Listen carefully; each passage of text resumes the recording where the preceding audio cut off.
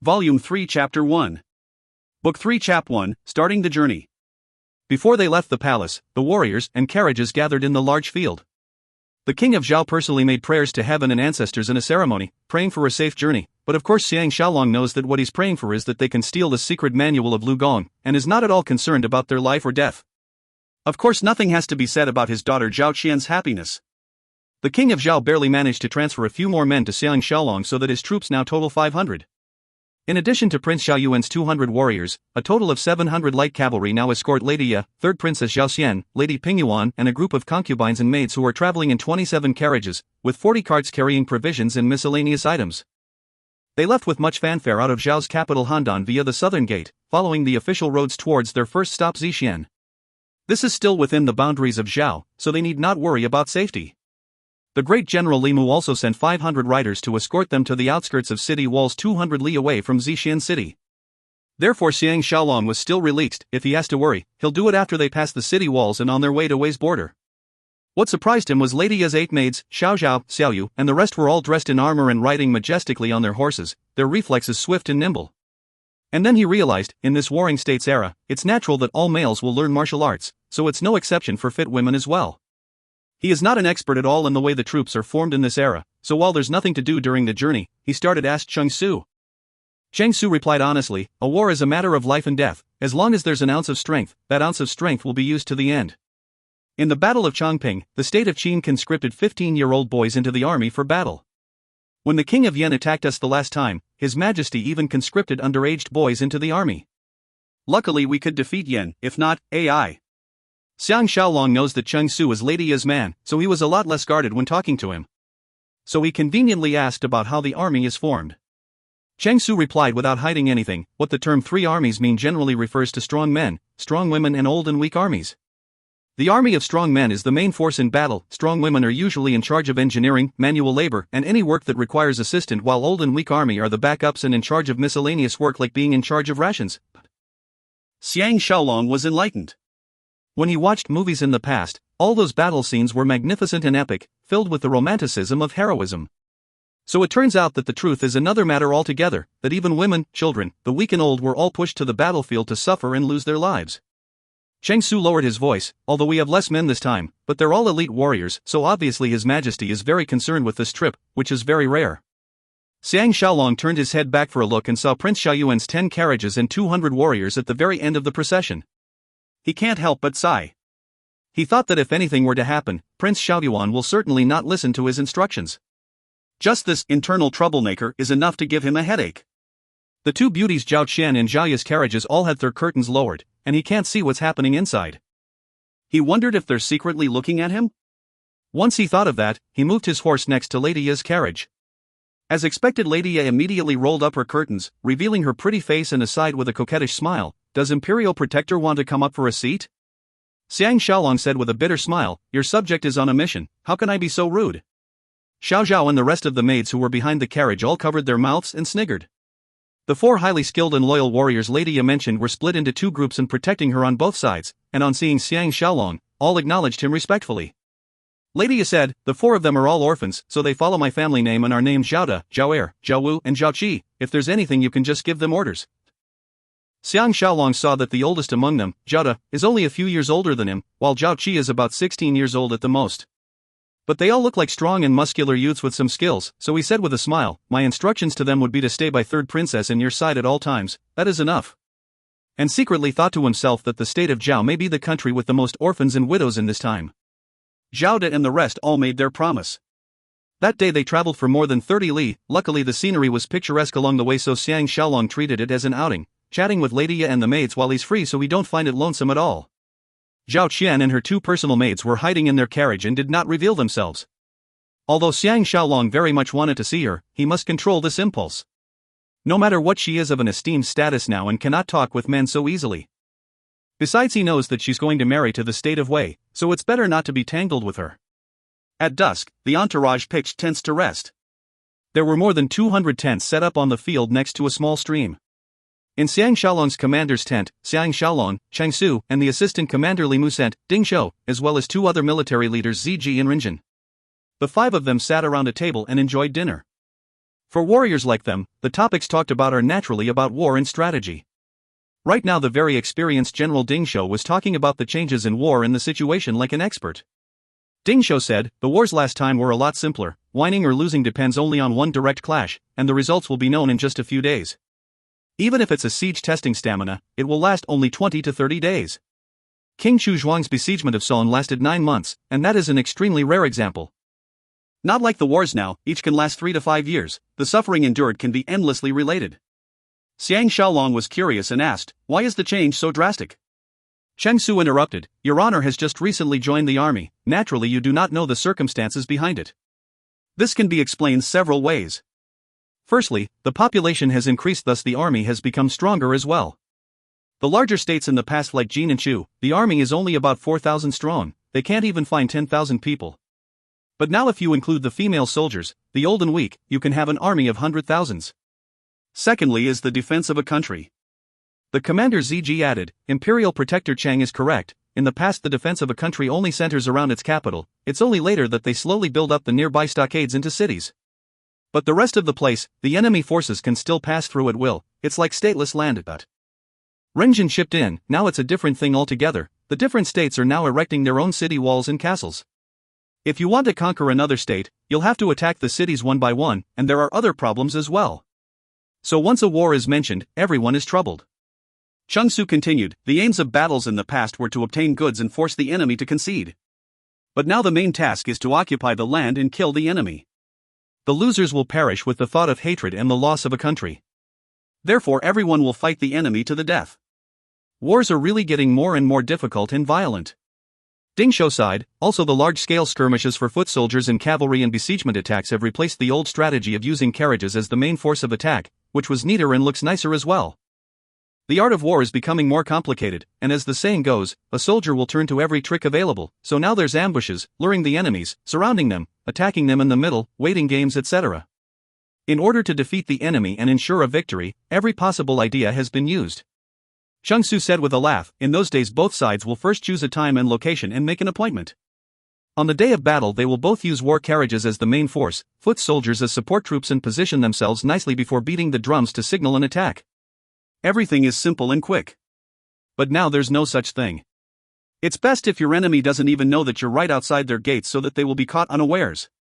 He continued with a big sigh, "Fighting for territory and killing people in the fields, fighting for cities and killing people in the cities, but..." Ding Shou sighed as well, "In the past we just temporarily conscripted the farmers to be soldiers, but now warfare is getting more and more professional, not only are there full-time soldiers, even the training is stricter as well." Xiang Shaolong could feel their fear and how fed up they are with wars. He thought to himself that if soldiers like them feel this way, all the more Lady Ye and Master Wu would feel as such too. Especially after the Battle of Changping, the state of Zhao was in a dangerous position and everyone only looked out for themselves. It seems that there really is not much time left for Zhao, so how can he escape with all the ladies to a safe place in time so that they will not end up casualties of the impending doom? Just as he was deep in thought, noises can be heard from outside the tent. Xiang Shaolong and the rest were surprised and they all rushed out. They saw Lady Ye's camp area were full of soldiers, and sounds of argument could be heard. A soldier rushed over at this time and huffed, "Something bad happened, Prince Xiaoyuan's man Su Hai killed someone." Xiang Shaolong and Chang Wei exchanged a glance, and they could all tell it's a way Prince Xiaoyuan is belittling them. The one killed is Lady Ye's family warrior Zhao Er. It turned out that while Xiang Shaolong and the rest were in the tent dining and chatting, Prince Xiaoyuan took the opportunity to lead the 3 of his most formidable family warriors Su Hai, Pu Bu, and Lu Chao as well as 10 odd fighters to barge their way into Lady Ye's private tent. Obviously he's trying to resume their old relationship and at the same time cause Xiang Shaolong a loss of face. The guards naturally dared not stop him, until they reached the restricted area of Lady Ye's private camp, separated by a curtain, and which is where Zhao De and the rest stopped them. Before they had a chance to inform Lady Ye of the new arrivals, Prince Xiaoyuan, who was deliberately looking for trouble, has already ordered his men to attack the 4 of them. They were caught unawares and were greatly outnumbered, the 4 of them were all injured. Zhao Er's throat was slashed by Su Hai and died on the spot. The guards behind the curtain felt that something was wrong and they all charged out and surrounded Prince Xiaoyuan and his men, thus blocking their way. Prince Xiaoyuan's family warriors heard about the news and were rushing to give aid, but the imperial soldiers under Xiang Shaolong's command stopped them. For a moment everyone was in a deadlock. By the time Xiang Shaolong, Cheng Su, Ding Shou, and the rest rushed over, Lady Ye was surrounded by Xiao Zhao and the rest of the maids, the blood-stained Zhao De, Zhao Wu, and Zhao Qi. Her pretty face was pale with fury and she was staring at Prince Xiaoyuan with hatred. But Prince Xiaoyuan and his men stood around with a look that said there's nothing anyone can do to them. When he saw Xiang Shaolong arriving, he ignored him and spoke to Ding Shou instead. What is all this? What's the big deal about me killing a rude person who offended someone of a higher rank than him? Assistant Commander Ding, you'd better chase all these people away. Ding Shou was furious, but he understood the way of the political world and he did not try to undertake the problem.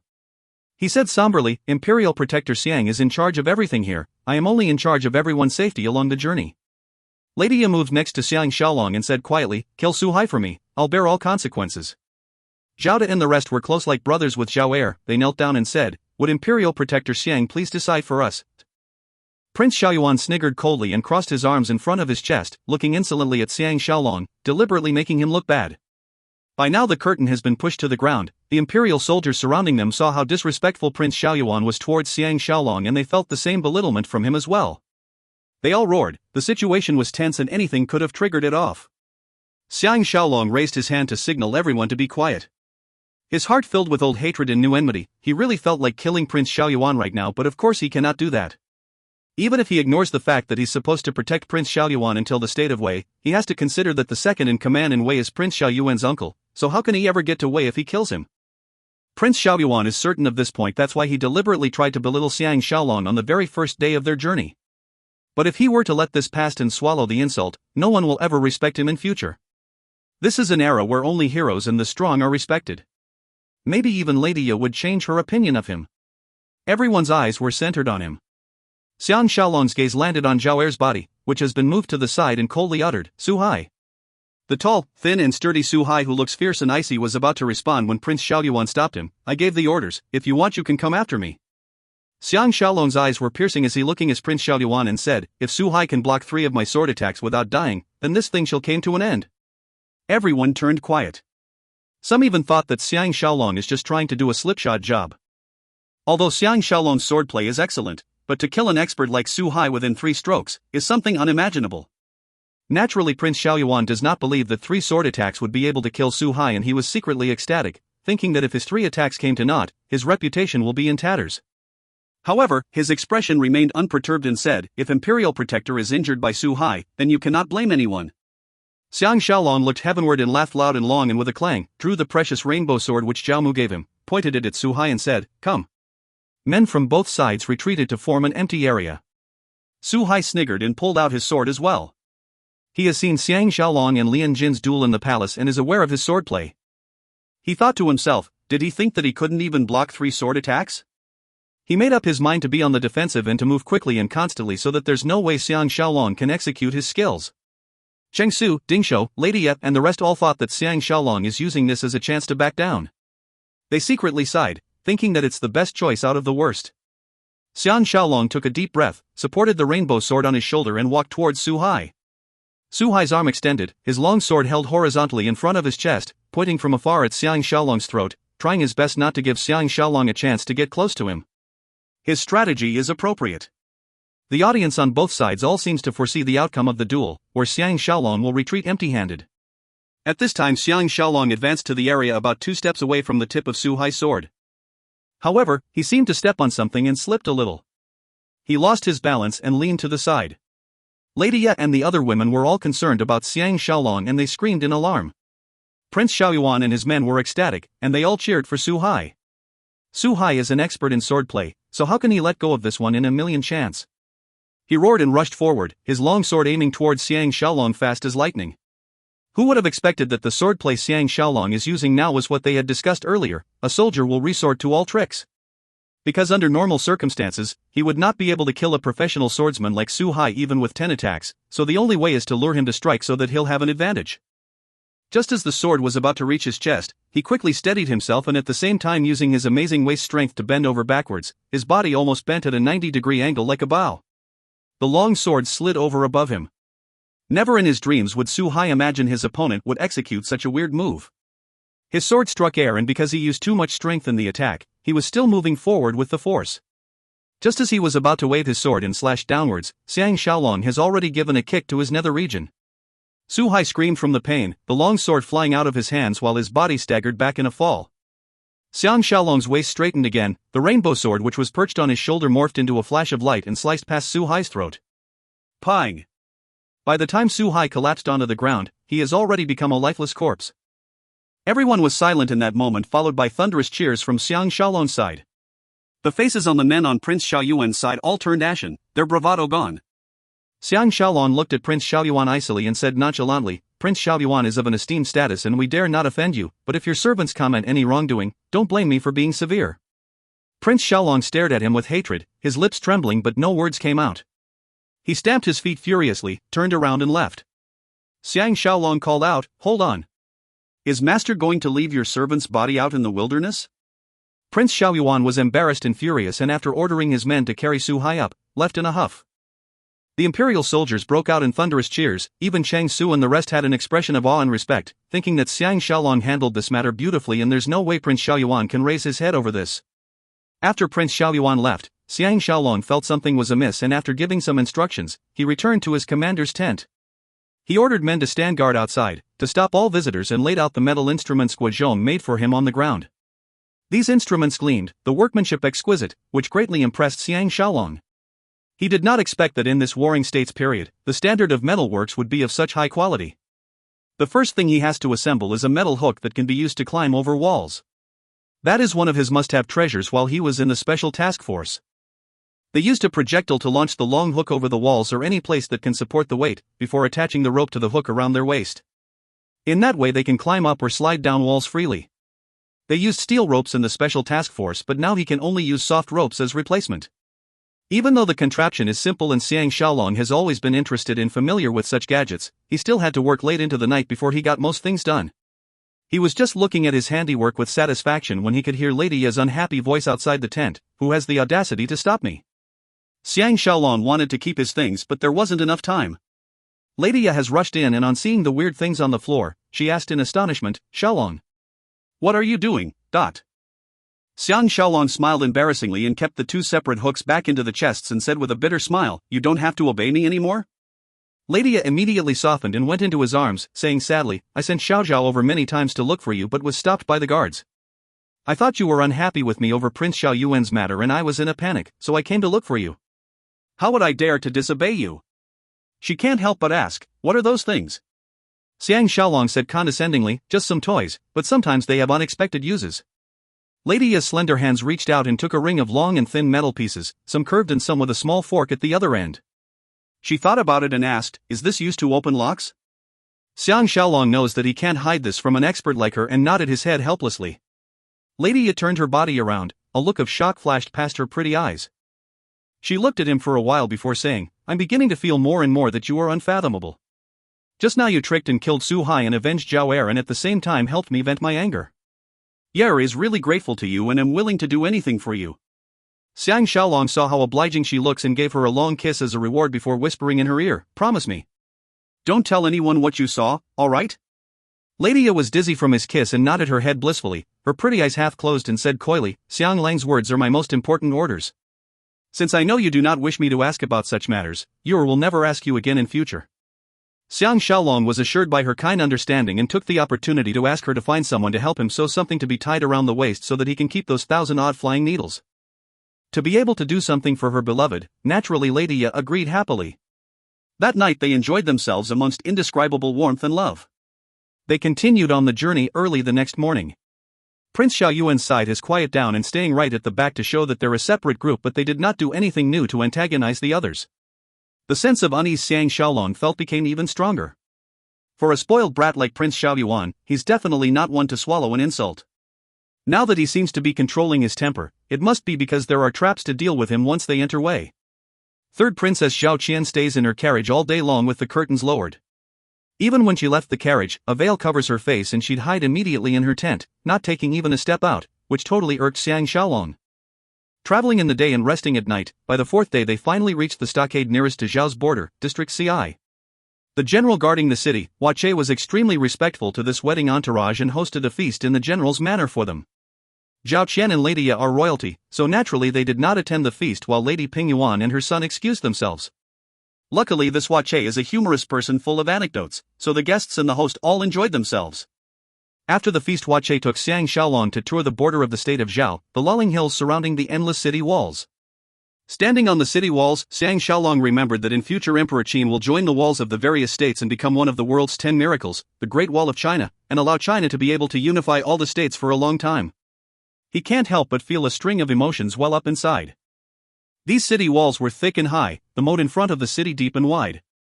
It's indeed the best way to defend against an enemy in those times. In the distance a huge river surrounds them, the rushing torrents extremely breathtaking. Huache pointed to an empty plains outside the city walls and said with a smile, "That would be Great Zhao's ugliest place, but it's man-made. Every once in a while, we'll have to chop down all the trees outside the city, not leaving even a stone.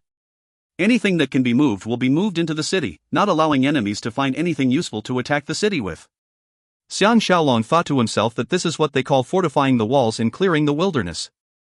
Looking at the watchtowers that was built after every 100 feet or so, he sighed with compliment, with such defenses, who'd be afraid of the enemy attacking, that?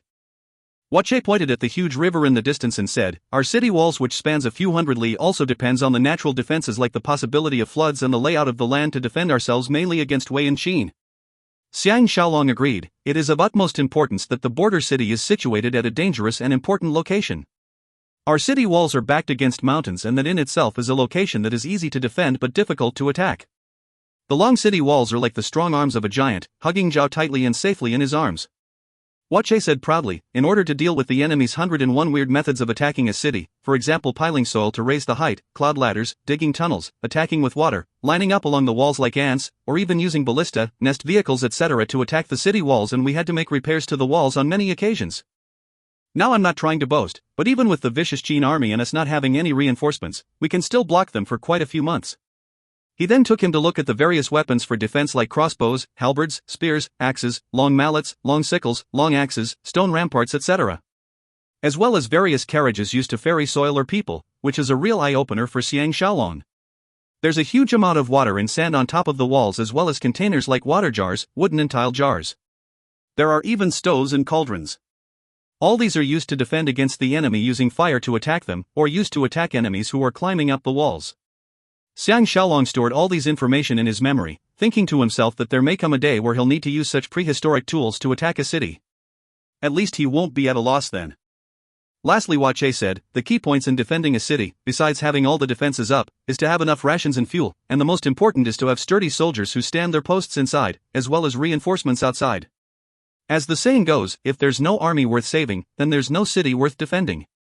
Xiang Shaolong lowered his head and listened to the lesson, but when he thought of how few men are left in Zhao, he can't help but feel anguished. He really feels like dragging the conniving Zhao Mu here and let him have a taste of facing the enemy with the possibility of perishing under the city walls so that he will never dare to hide safely. Han Dan plotting how to get rid of loyal officials all day long. Only at dusk did Xiang Shaolong return in high spirits. He returned to the huge military mansion where they are staying when Xiang Shaolong suddenly had an idea. He used the excuse of paying his respects to Lady Pingyuan and went to the East Wing to visit this lady whose power extends into the two states Wei and Zhao. Coincidentally, Prince Xiaoyuan is not around, and after the servants conveyed his presence, Lady Pingyuan received him in the main hall of the East Chamber. This is the first time Xiang Shaolong met Lady Pingyuan, and saw that she was graceful and beautiful. Because she took good care of herself, she looked a lot younger than she really is, and from afar, she looks like she is in her 30s. Only on a closer look can one see the fine wrinkles below her eyes, but these did not spoil her beauty. Her hair was combed into a high bun, slanted to the side, which seems to tremble falteringly, making her look even more womanly. She's wearing an embroidered silk skirt, silk shoes sewn with flower patterns, the hairpieces on her head inlaid with turtle shells, with pearl earrings. She looked very captivating and attractive. Xiang Shaolong did not expect that after having such a grown-up and wicked kid, she can still maintain such regality. He was secretly surprised, and after paying his respects, he took a seat below. Lady Pingyuan, with 4 maids standing erect behind her, was scrutinizing Xiang Shaolong closely, but her expression remained cold. There was not a trace of happiness at all, making the atmosphere extremely awkward. Xiang Shaolong started by saying, "Lady must have had a hard journey. If there's anything that I have not done well, please do not hesitate to reprimand me." Lady Pingyuan looked at him calmly and said, "Who'd dare to blame sir?" Xiang Shaolong knows that because he has offended her son, she is keeping herself aloof and was about to find an excuse to leave when Lady Pingyuan dismissed her maids and said seriously, "A good man is one who understands the time and situation, and I wonder if Imperial Protector Xiang is one who understands the time and situation." Xiang Shaolong thought to himself that the show is about to start, and said respectfully, "Would lady please enlighten Shaolong?" Lady Pingyuan said icily, if you can't even comprehend the situation you are in, I do not wish to waste my time talking to you. Xiang Shaolong secretly thought her formidable and said, a good bird will choose a tree to nest in, but if there are rotten trees everywhere, then won't it have no nest to rest itself even if it has lofty aspirations of flying high up into the sky? It must be known that what the two of them are discussing is akin to betraying Zhao, so Xiang Shaolong deliberately used metaphors so that Lady Pingyuan will not be able to use this to trap him. Firstly, he doesn't really think that it's a great deal to betray Zhao, and secondly, if he can get into the good books of this woman, maybe the trip to Wei will be a lot more easier. Or else if she were to say something about him to Prince Xinling, he'll be in big trouble. Lady Pingyuan seems very impressed with what he said and a trace of a smile could be seen from the corners of her mouth and she said nonchalantly, the strongest now is Qin. But the Qins are barbaric and extremely discriminatory against other races. Even with Shan Yang's many meritorious reforms in Qin, his entire family was still executed, so for a good bird to choose a tree, there are many other factors to consider as well. Xiang Shaolong was secretly surprised at her opinions, and for a moment couldn't decide if she is trying to acquire him, so he tested her, is lady aware of the situation between me and your son? Lady Pingyuan's pretty face turned frosty and said, useless young thing, looking for his own humiliation, Shaolong can ignore him. Since when is it his turn to make decisions? She continued with a smile, if not for the fact that you're excellent in both martial arts and scholarly pursuits, and you were able to lure Su Hai to his death under such circumstances, I won't even be bothered to say all these to you. Xiang Shaolong felt his heart run cold, the people in this era really treat a human life as nothing. Seeing that she's so astute and formidable, he knows that he cannot offend her, so he said respectfully, would lady please guide me? Lady Pingyuan's attitude warmed up and said gently, Shaolong should be very familiar with the situation in Zhao. The king of Zhao favors Zhao Mu and this person hates you, but do you know the reason why? Xiang Shaolong sighed, it seems that it's because I took his lady away from him. Lady Pingyuan's sharp eyes shot an icy look at him and said with a cold humph, you think too lowly of Zhao Mu, why would he give up a rare capable talent like you over a lot that everyone can have? On hearing the way she described Zhaya, Xiang Shaolong naturally felt very uncomfortable. But he has to admit that what she's saying is true, or at least that was what Zhaya was like in the past. At the same time he was curious and asked, what could be the reason then? Lady Pingyuan smiled mysteriously and said, because His Majesty has taken a liking to you. Xiang Shaolong immediately felt himself go numb and he exclaimed hoarsely, what? On seeing his expression, Lady Pingyuan giggled, you're really muddle-headed, if not because Xiaocheng is looking at you differently, why would he give you such a good task? She continued after staring at him intently, covered her mouth and smiled, anyone who likes men will not let you off, Shaolong you'd better be careful. Xiang Shaolong saw that her eyes seems to be speaking volumes now and she looked coy. His gaze can't help but drop down to her perky chest and felt an itch in his heart. However, he quickly thought of the great enmity between him and her son over Su Nu's death and had to stop himself from uttering the flirtatious words that was about to come out from his mouth. He sighed and said, I understand, that's why Zhao Mu will use all methods to kill me, but I'm also worried that Prince Xiaoyuan might be secretly plotting against me. Lady Pingyuan smiled mysteriously and regained her icy expression and said, let's not talk about this first. Shaolong, tell me honestly, in the whole wide world now, who has the capability of stopping the thieving Qins from attacking eastwards? Xiang Shaolong was stunned, as he's still not that familiar with the situation in the Warring States period now and cannot think of such a person. But he has to reply her or Lady Pingyuan will surely be offended. As he was thinking, Lady Pingyuan hinted gently, don't tell me Shaolong doesn't even know the person who helped Handan during its difficult period 6 years ago, Xiang Shaolong exclaimed, it's Prince Xinling. 258 BC, the king of Qin sent his generals to attack Zhao and heavily surrounded Handan while Wei sent Jin Bai to help, but the king of Qin threatened them. The king of Wei was frightened and actually ordered Jin Bai not to move his troops. Later Prince Xinling used Ho Ying's trick to obtain the military token and told his man Zhu Hai to kill Jin Bai and to usurp his troops. That year Prince Xinling defeated the Qin army greatly right under the walls of Handan, and even Qin's main general Zheng Anping surrendered to the Zhaos. This battle caused the reputation of Qin to fall greatly while Prince Xinling became a respected man by everyone. But because of this, Prince Xinling offended the Wei king and was unable to return home. After staying in Zhao for many years, he only returned to Wei last year after the death of Prince Pingyuan. Now it's Lady Pingyuan's turn to return to Wei, and of course it's because once again Prince Xinling has solidified his power and is inviting Lady Pingyuan back. Lady Pingyuan gladly commented, now Prince Xinling is the only one who can gather the world to fight against the Qin, so unless Shaolong wants to throw in your lot with the Qins, or else the only place that you can stay on will be this choice. If I am willing to recommend, I guarantee that you will be highly regarded. Xiang Shaolong knows that the only way is to try to delay. Luckily, no matter how smart or formidable she is, she will never guess that he has Emperor Qin as one of his moves, so he got up and thanked her, thank you, lady, for your recommendation. The two were about to continue their conversation when Prince Xiaoyuan rushed in excitedly and shouted, "Mother!" Lady Pingyuan said angrily, "Shut up." She turned towards Xiang Shaolong and said, "Imperial Protector, will you please go back first? I'll discuss with you in details what we've talked about at a later time." Xiang Shaolong was secretly thinking that Prince Xiaoyuan has come at the right time, so he hurriedly bid his farewell and left. If you find any errors, ads pop-up, ads redirect, broken links, non-standard content, etc., please let us know. Report chapter so we can fix it as soon as possible. Volume 3 Chapter 2.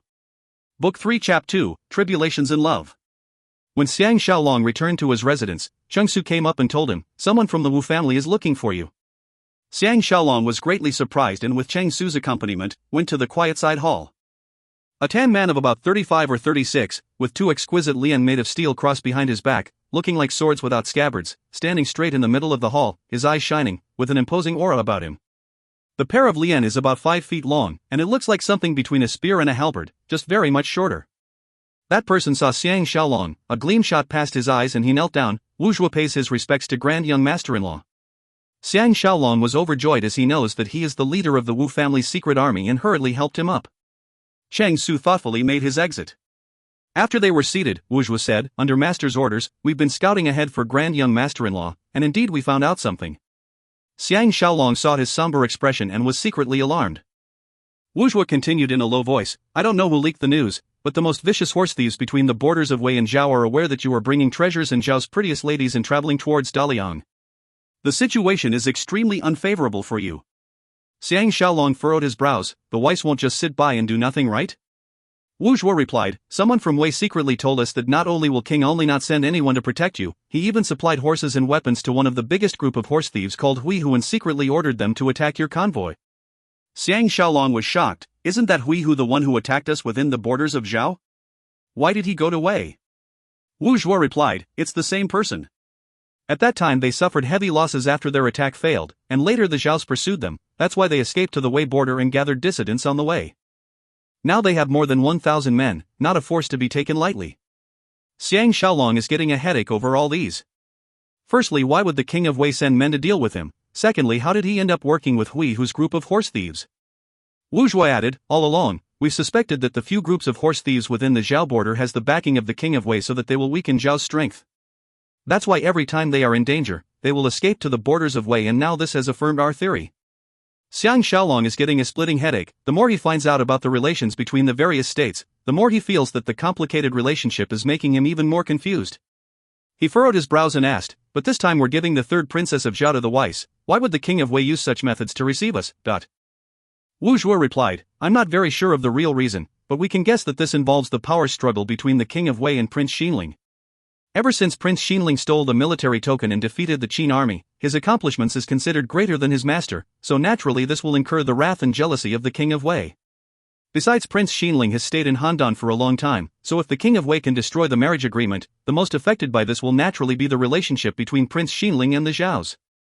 He continued, "And the marriage agreement is brought about by Prince Xinling single-handedly." Xiang Shaolong thought to himself, "Heavens! Why are the relationships between the people in the warring states period so complicated and incomprehensible?" Lady Pingyuan was trying to recruit him on behalf of Prince Xinling earlier, and the Zhaos have a more sinister plot to steal Prince Xinling's Lugong secret manual. What kind of a relationship is all these? Wu Zhuo whispered, "We have spies in Hu Hui's camp, and apparently Hu Hui hates you to the core and is determined to capture you and all the ladies alive and rape all of them right in front of your eyes in order to give vent to his anger." Xiang Shaolong gave a cold snort. That's only wishful thinking on his part. He sighed and continued, "Are there any news of that person who does not wish to be a human but wants to be a beast instead, Xiao Weimo?"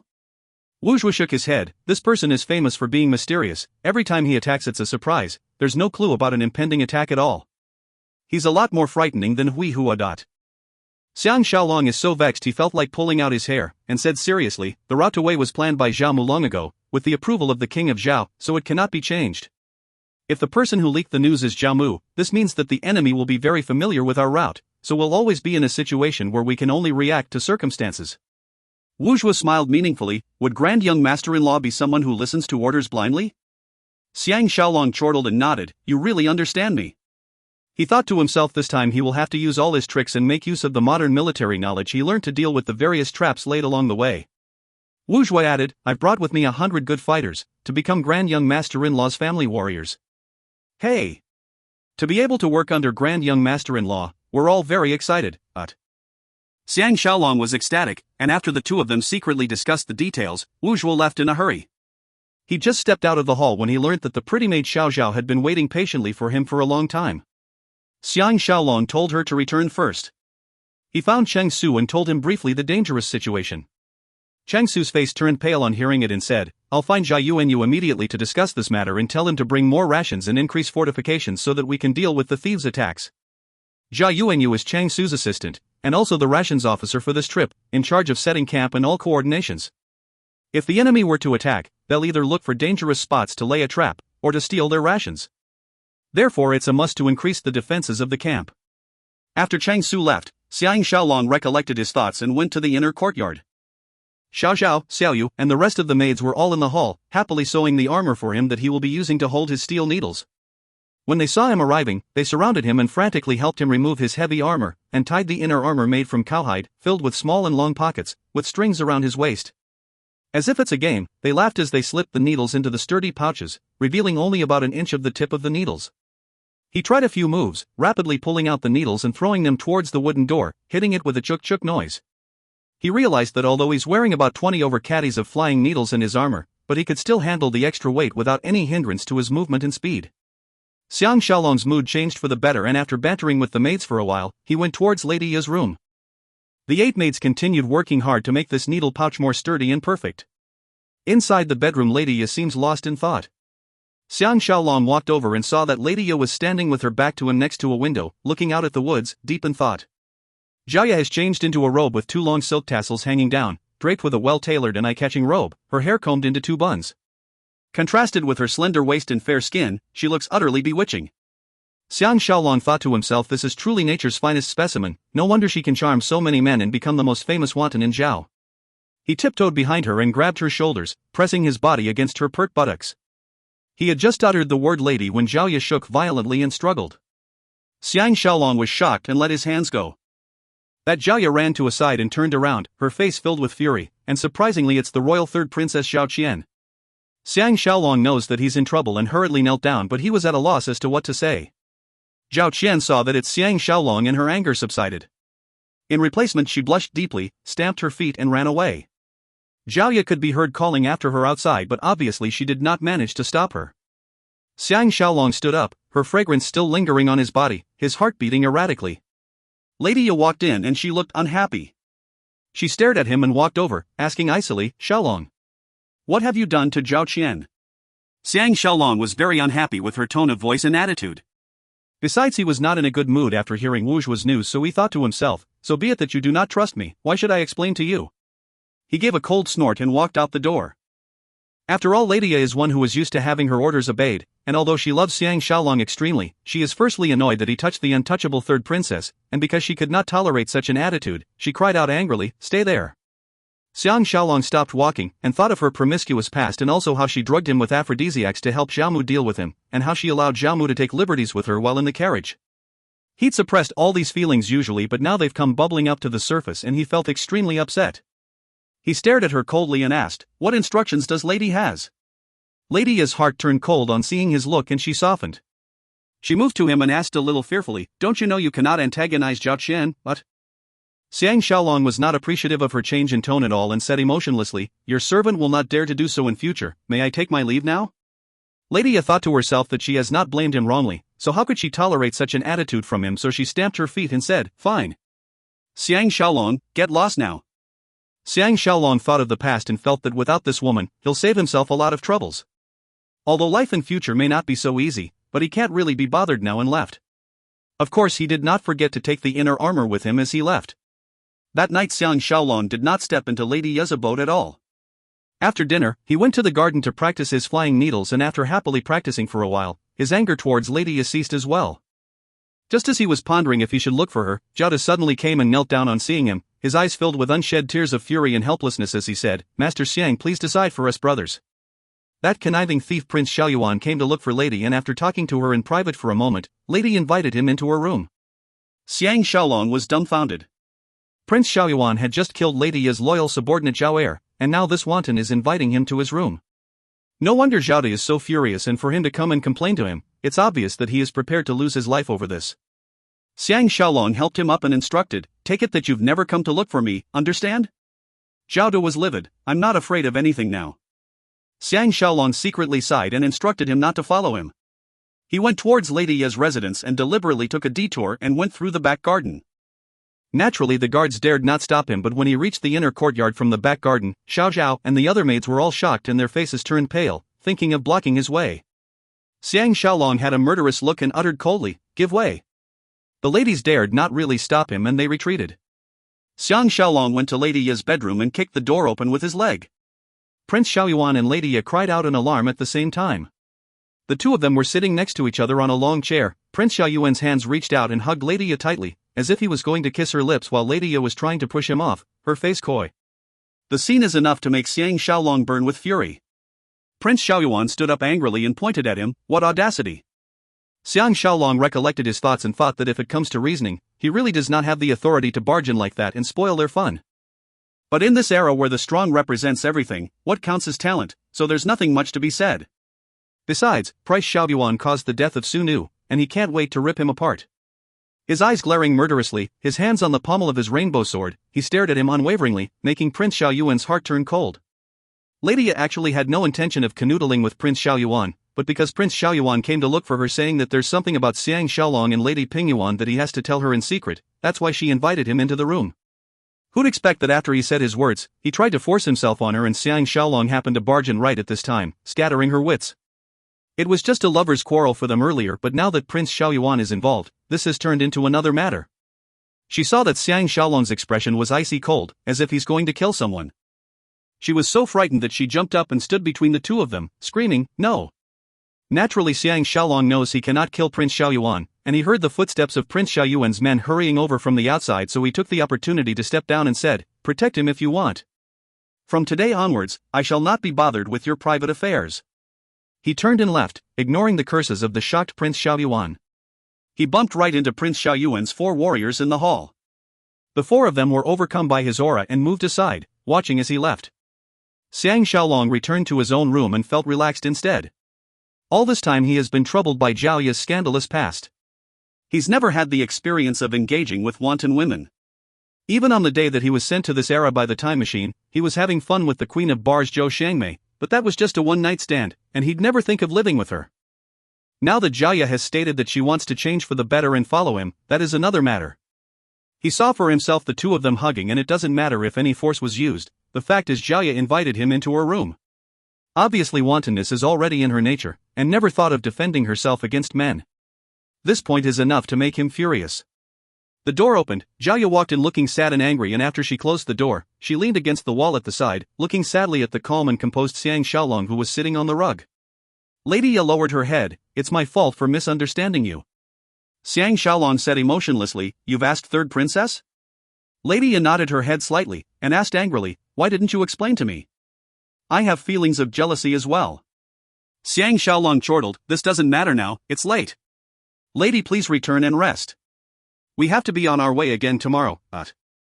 Lady Ye looked at him in shock, and on seeing his cold expression, she threw herself into his arms, her arms going around his solid neck, and cried in alarm, "Shaolong, please listen to my explanation. He tried to force a kiss on me, Xiang Shaolong remained unmoving as a rock, not even twitching the muscles on his face.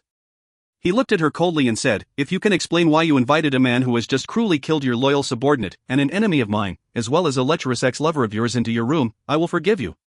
Lady Ye was at a loss for words. For someone like her who grew up in a rich and powerful family, she wouldn't be overly bothered about the life and death of a subordinate. As for letting Prince Xiaoyuan into her room, although it was Prince Xiaoyuan who initiated it, but at that time she really harbored the thought of having her revenge against Xiang Shaolong. Of course she did not expect Xiang Shaolong to barge in. Hot tears rushed out. Xiang Shaolong smiled, "Lady, I am not bothered about how you and Zhao Mu joined forces to harm me, because I thought that you will concede to me with all your herd from now on. Only today did I realize it's just wishful thinking on my part. Even if you want to copulate, you don't have to do it with Prince Xiaoyuan. There are a few hundred strong young men around here, choosing any one of them will make me feel better." Pack.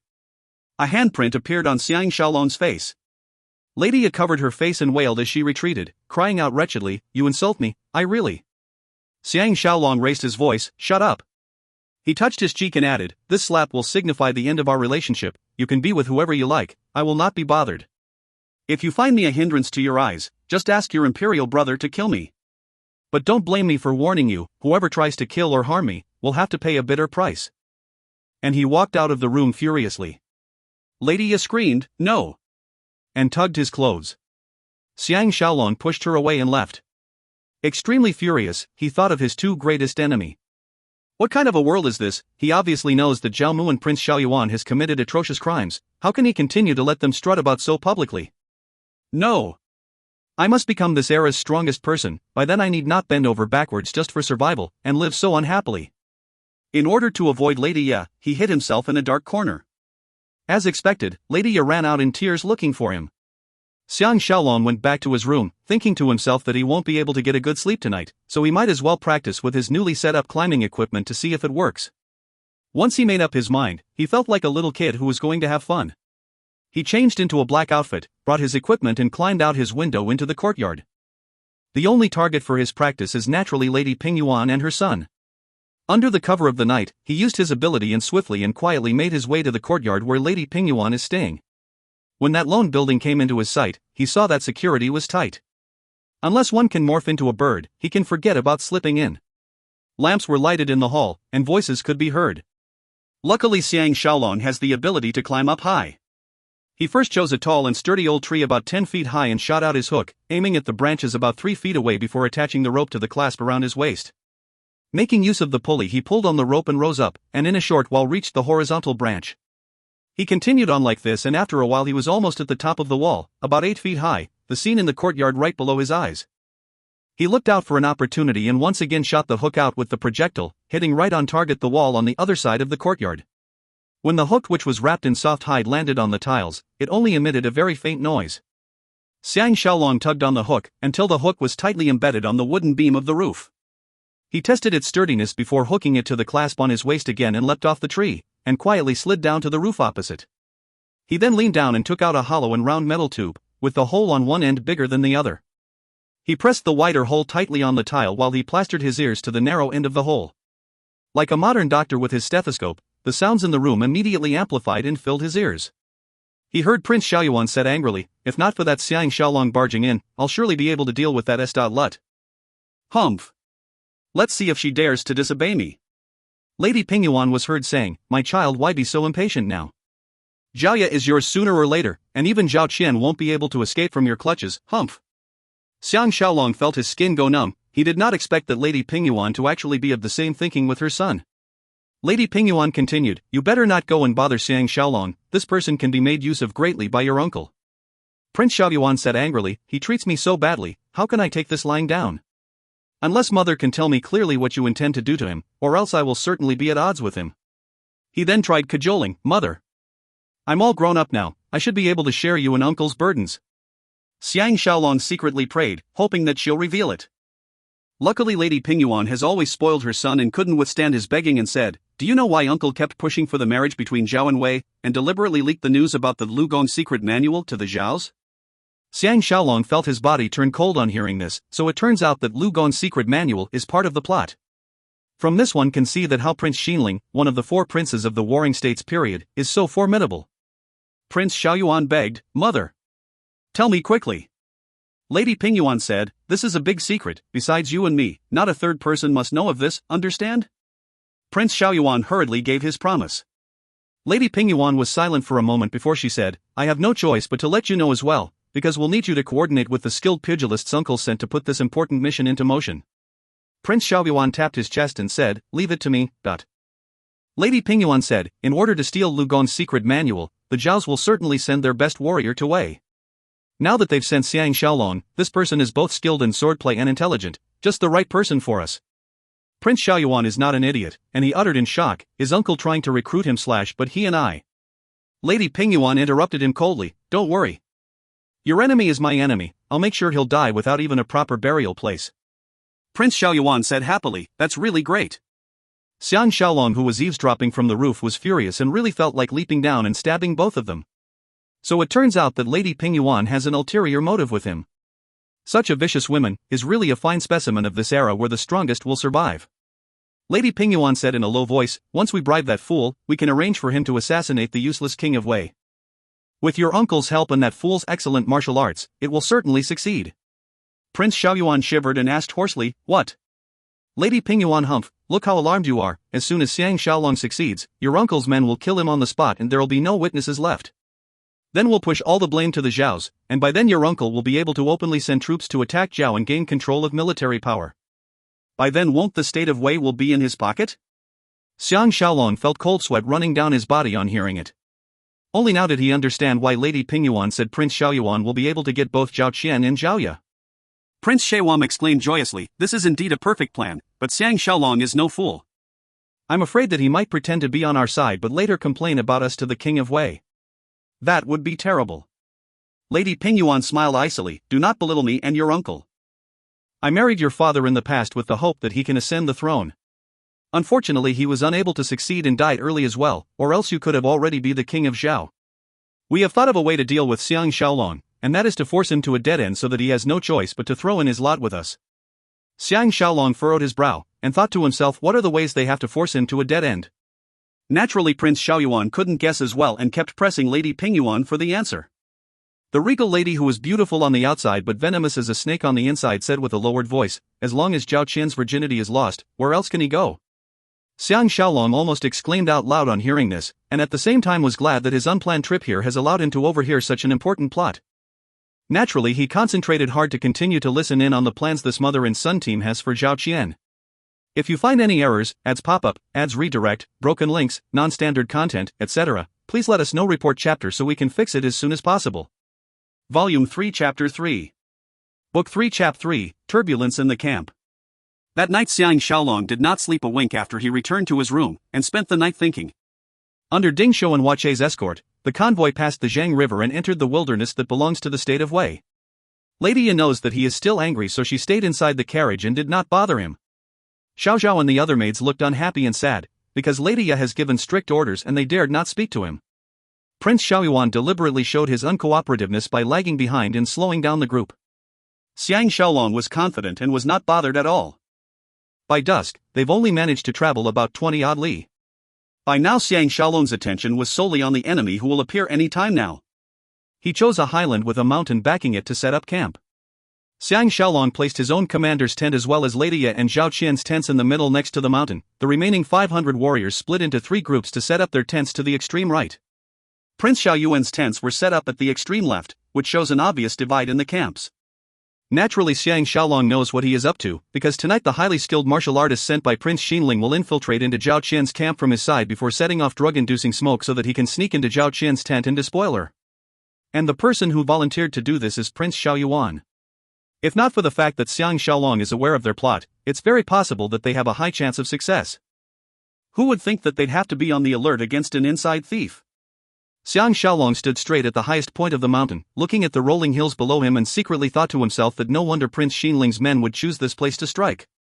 That's because even when one is near the area, they will be difficult to spot and Prince Xiaoyuan knows this secret, that's why he deliberately delayed the journey. By now Chang Su has come up to him and commented, I did not know that Imperial Protector is so well versed in setting camp. Even Jia Yuanyu who thinks of himself as an expert was complimenting your layout for being convenient and flexible and he's extremely impressed. Xiang Shaolong thought to himself that he's had 2,000 more years of experience since their time, naturally he's good at it but when he replied, he was very humble instead. Chang Su lowered his voice, I've sent my trusted aide to make contact with your man Wu Zhuo and told him not to come to the camp for the time being. Hey! I think Sir feels that something is happening. Xiang Shaolong thought to himself that this is not a feeling, but a fact. He is dealing with Prince Xiaoyuan tonight so he does not want Wu Zhuo's men to be embroiled in all this so that things will not be even more complicated. Right at this time Jia Yuanyu who was in charge of setting up camp came to them to report that his task is accomplished. Although Xiang Shaolong knows that no matter if it's Hu Hui who has an old enmity with him, or Xiao Weimo and his team of assassins from Qi, they will only strike when he's deep into the state of Wei so that he won't be able to run back to Zhao. Therefore he instructed Jia Yuanyu to remove the 40 carts from the mules and line them along the circumference of the camp so that they can be the first line of barriers against enemy attacks. This move made Jia Yuanyu even more confident about him and he went gladly on his way to work. Chang Su saw that he is so insightful and was even more in awe of him. Xiang Shaolong was silent for a moment before he said in a lowered voice, I have something really important for you to do, but you must not ask the reason why. Find me a group of soldiers with good arm strength and prepare tools for digging ditches and await my orders. But you must hide it from others, especially Prince Xiaoyuan, understand? Chang Su thought that he was going to lay traps around the camp and left to follow his orders. Xiang Shaolong prepared himself for quite some time, sighed deeply and forced himself to look for Lady Ya. In order to deal with Prince Xiaoyuan, he can only make peace with her. The soldiers were setting the fire to prepare dinner, and when they saw Xiang Shaolong, they greeted this commander respectfully from the bottom of their hearts. Xiang Shaolong was secretly happy and knows that the incident where he killed Su Hai has been imprinted in their minds. When he give them commands in future, it'll be a lot easier. The cloth that separated the camp from the tents came slowly into view. Zhao De and the other two were chatting with a few of Zhao Qian's personal guards, and they stood at attention when they saw Xiang Shaolong. After Xiang Shaolong smiled and greeted them, he went into the restricted area of the camp. There are 4 tents in there. Lady Ye and Zhao Qian stays in the bigger tents. Xiao Zhao and the other maids were preparing dinner at the empty space and was ecstatic when they saw Xiang Shaolong. Xiao Zhao and Xiao Mei even lowered their head and cried. Xiang Shaolong replied them with a smile and went into Lady Ye's private tent. Zhao Ye was sitting numbly at a corner, her eyes swollen, obviously she has been crying. Xiang Shaolong secretly sighed again, and began to understand that he is growing to love her more and more. That's why he could not tolerate her outrageous past or her being close with other men from now on. Zhao Ye saw him coming in and she stood up in alarm and joy, unable to believe her eyes, and cried out, Shaolong. Xiang Shaolong smiled, You're not allowed to cry, I'll leave if you cry. Zhao Ye forced her tears back and shouted, throwing herself into his arms, her shoulders shaking, but she dared not cry out loud. Naturally, Xiang Shaolong's shoulder was soon wet. Xiang Shaolong caressed her back and said gently, Do you still dare to be disobedient in future? Zhao Ye shook her head furiously, meek as a lamb. Xiang Shaolong hugged her and sat down, wiped away her tears and said with a smile, Now let me test how obedient you are. Now go and look for Zhao Qian and tell her that tonight, I want all the women in here to hide in my tent. This must be kept a secret. Zhao Ye looked at him in shock, but is afraid that she'll offend him again, so she kept nodding her head, looking so obedient yet pitiful. How enchanting. Xiang Shaolong can't bear to see her like that, so he whispered in her ear, I'm afraid that someone will sneak in tonight and do something bad to her. Zhao Ye heard his gentle tone and she became bolder and kissed him cautiously, saying, You really will forgive me? Xiang Shaolong smiled and nodded. Zhao Ye stole a peek at him and asked, You really won't put it to heart at all? Xiang Shaolong sighed, What can I do? Who told me to love you so much that I can't stay away? Zhao Ye gave a shout of cheer and kissed him. After a long while, Zhao Ye said with much sufferance, You almost scared me to death. If you do that to me again, I can only die. Her pretty eyes reddened again. Xiang Shaolong felt bad for her and after consoling her, slapped her hard on her buttocks and commanded, Aren't you setting off to work for me? Zhao Ye stood up and holding his hand, asked, If Zhao Qian were to ask me, How did Xiang Shaolong know that someone is going to attack her camp, how should I answer her? Xiang Shaolong knows that she has been assured and his alertness has returned. He knows that she's using Zhao Qian as an excuse to ask him, so he laughed and said, Don't worry. She will trust me absolutely, just do as I say. Zhao Ye was frightened and exclaimed, Shaolong. It's not that I don't trust you. I'm just curious. And you still want to treat me like that? Xiang Shaolong saw how expressive she looked and felt his desire rising, but he knows that tonight is not the time to have such fun, so he kept his urge down and pushed her out of the tent. He then went to look for Chang Su. I want you to dig a few holes that can hide some people around Third Princess's main tent, and at the same time find 20 expert archers to hide with us in the holes and enjoy the grand event that's about to happen. Chang Su was dumbfounded on hearing that. After giving instructions about the details, Xiang Shaolong chortled and returned to his tent for his meal. The cold wind swept through the land. The crescent moon hung high up on the sky, illuminating the camp that was in total darkness. Besides the soldiers patrolling the circumference of the camp, everyone else was sound asleep after a tiring day of travel. Xiang Shaolong, Chang Su, Zhao De, Zhao Wu, Zhao Qi, and the 20 archers were the exception. They were hidden separately in the hidden holes at the 4 corners surrounding Zhao Qian's tent, waiting for the grand event that Xiang Shaolong said will happen.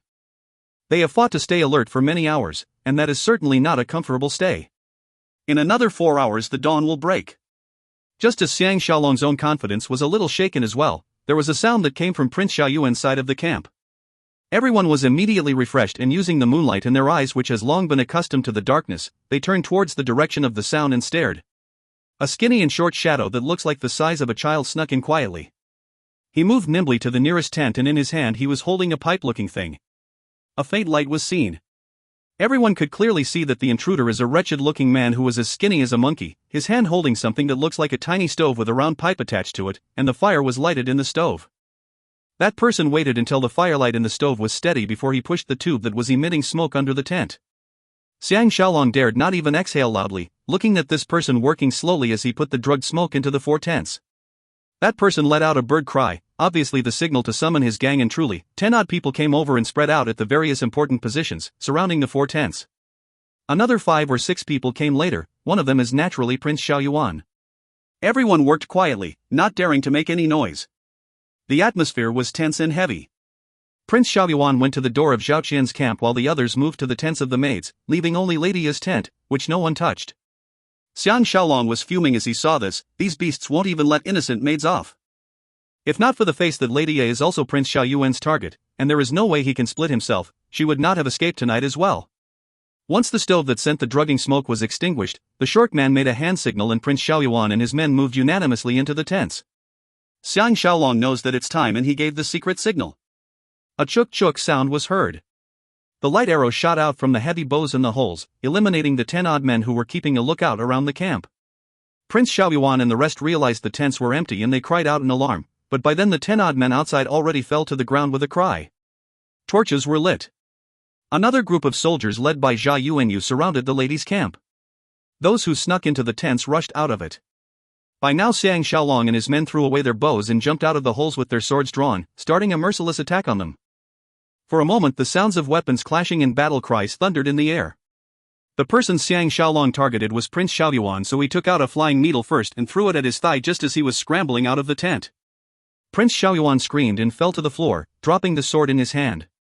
Xiang Shaolong dashed forward and kicked him hard on the groin. Prince Xiaoyuan screamed like a pig being slaughtered, his cries echoing in the night sky, and he collapsed onto the ground, the heart-wrenching pain making him squirm violently on the floor. He does not even have the strength to strike now.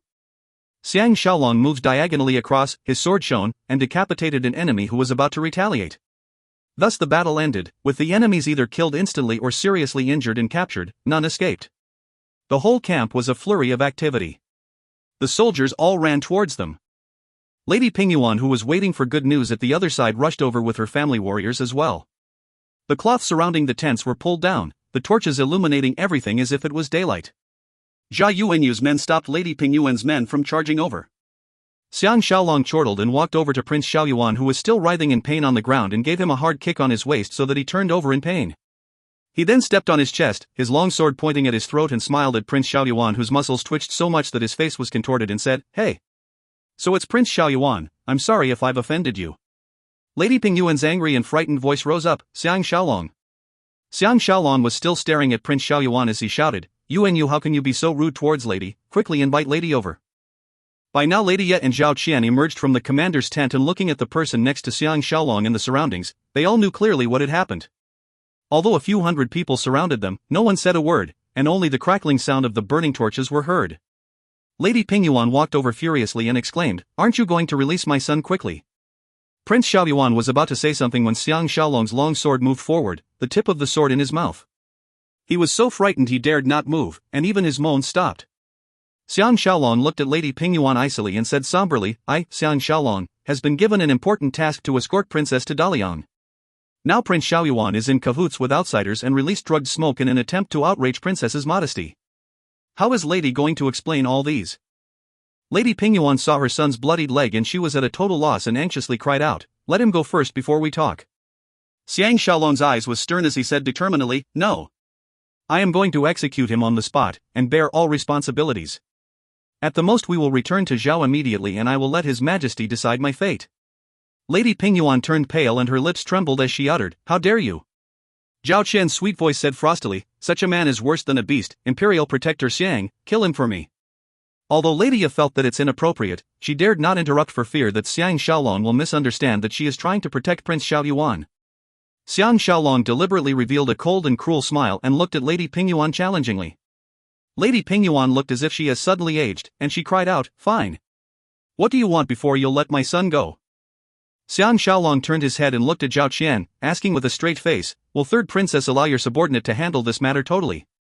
Zhao Qian's pretty face blushed and dared not look at him, but she lowered her head and nodded slightly. Xiang Shaolong saw how gentle this beauty is and other ideas rose in his head, but he remembered that she is going to marry away and thought it such a pity. He turned his head back towards Lady Pingyuan and said, I can stop pursuing this matter, but lady must write a letter of guarantee that Prince Xiaoyuan must never again harbor such beastly thoughts towards princess. What does lady think?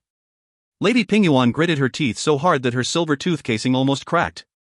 This move of Xiang Shaolong is really formidable, such that she is forced into never bringing this up in front of the king of Zhao to complain against him. Xiang Shaolong is extremely confident, because he knows that she still need to make use of him to assassinate the king of Wei, so he's not worried that she will not concede. Lady Pingyuan was silent for a moment before she finally admitted defeat. Fine. You're good. Xiang Shaolong smiled and said, the one who is good is lady, I am just a little lucky. If you find any errors, ads pop up, ads redirect, broken links, non-standard content, etc., please let us know. Report chapter so we can fix it as soon as possible. Volume 3 Chapter 4. Book 3 Chap 4, The War Between a Male and Female. The next day when the envoy was getting ready to leave, Lady Pingyuan remained unmoved and refused to leave with the team. Xiang Shaolong laughed secretly to himself and bring with him Zhao De and the other tree as well as 10 odd specially trained elite soldiers, went to pay a visit to Lady Pingyuan personally.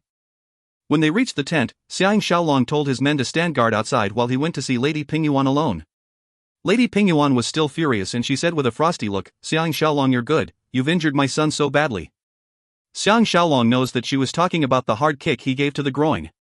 He secretly laughed to himself, but when he spoke, he sighed instead, I didn't know he is Prince Xiaoyuan at all in the darkness. Luckily I realized in time or I would have killed him. Lady Pingyuan was at a loss for words, but her anger was still unappeased, so she stared at him and said, my son is still weak and is not suited for long travels, you can go to Daliang on your own. I will only leave when he has recovered. Xiang Shaolong looked at her fiery eyes filled with hatred inside, I am in a difficult position and have no choice but to put on an act in front of Zhao Qian. Actually I've considered what lady told me the other day and have come to a decision long ago. Lady Pingyuan was stunned for a moment, and this ignited Xiang Shaolong's hope. She eyed him for a moment before she nodded and said, if you really have such a thought, Xiang Shaolong interrupted her, but what Prince Xiaoyuan did last night was obviously done with your approval, and this has aroused my doubts about lady's sincerity. Lady Pingyuan immediately lost the upper hand. In actual fact, ever since Xiang Shaolong seemed to foretell her plan, which she was so confident of and spoil it, she has started fearing him and has no idea how she should deal with this man.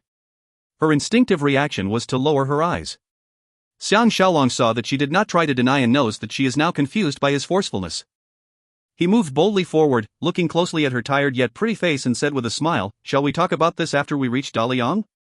At least you should let me see Prince Xinling first. Lady Pingyuan saw her standing so close to her and she lifted her head, her face frosty as she said, are you trying to be rude to me? How dare you insult your superior? Xiang Shaolong said calmly, I just have a secret to tell lady, but I do not know if lady is interested in hearing it. Lady Pingyuan was thrown off guard and she asked, what is it? Xiang Shaolong moved his lips closer, so close that it was only inches away from her, and deliberately pretended to be mysterious as he said, I don't know if it was Jiaomu who leaked out news, but a few groups of horse thieves including Hui who are waiting within Wei's border for us, and I heard that lady is one of their targets. Lady Pingyuan's face turned pale and she exclaimed hoarsely, what?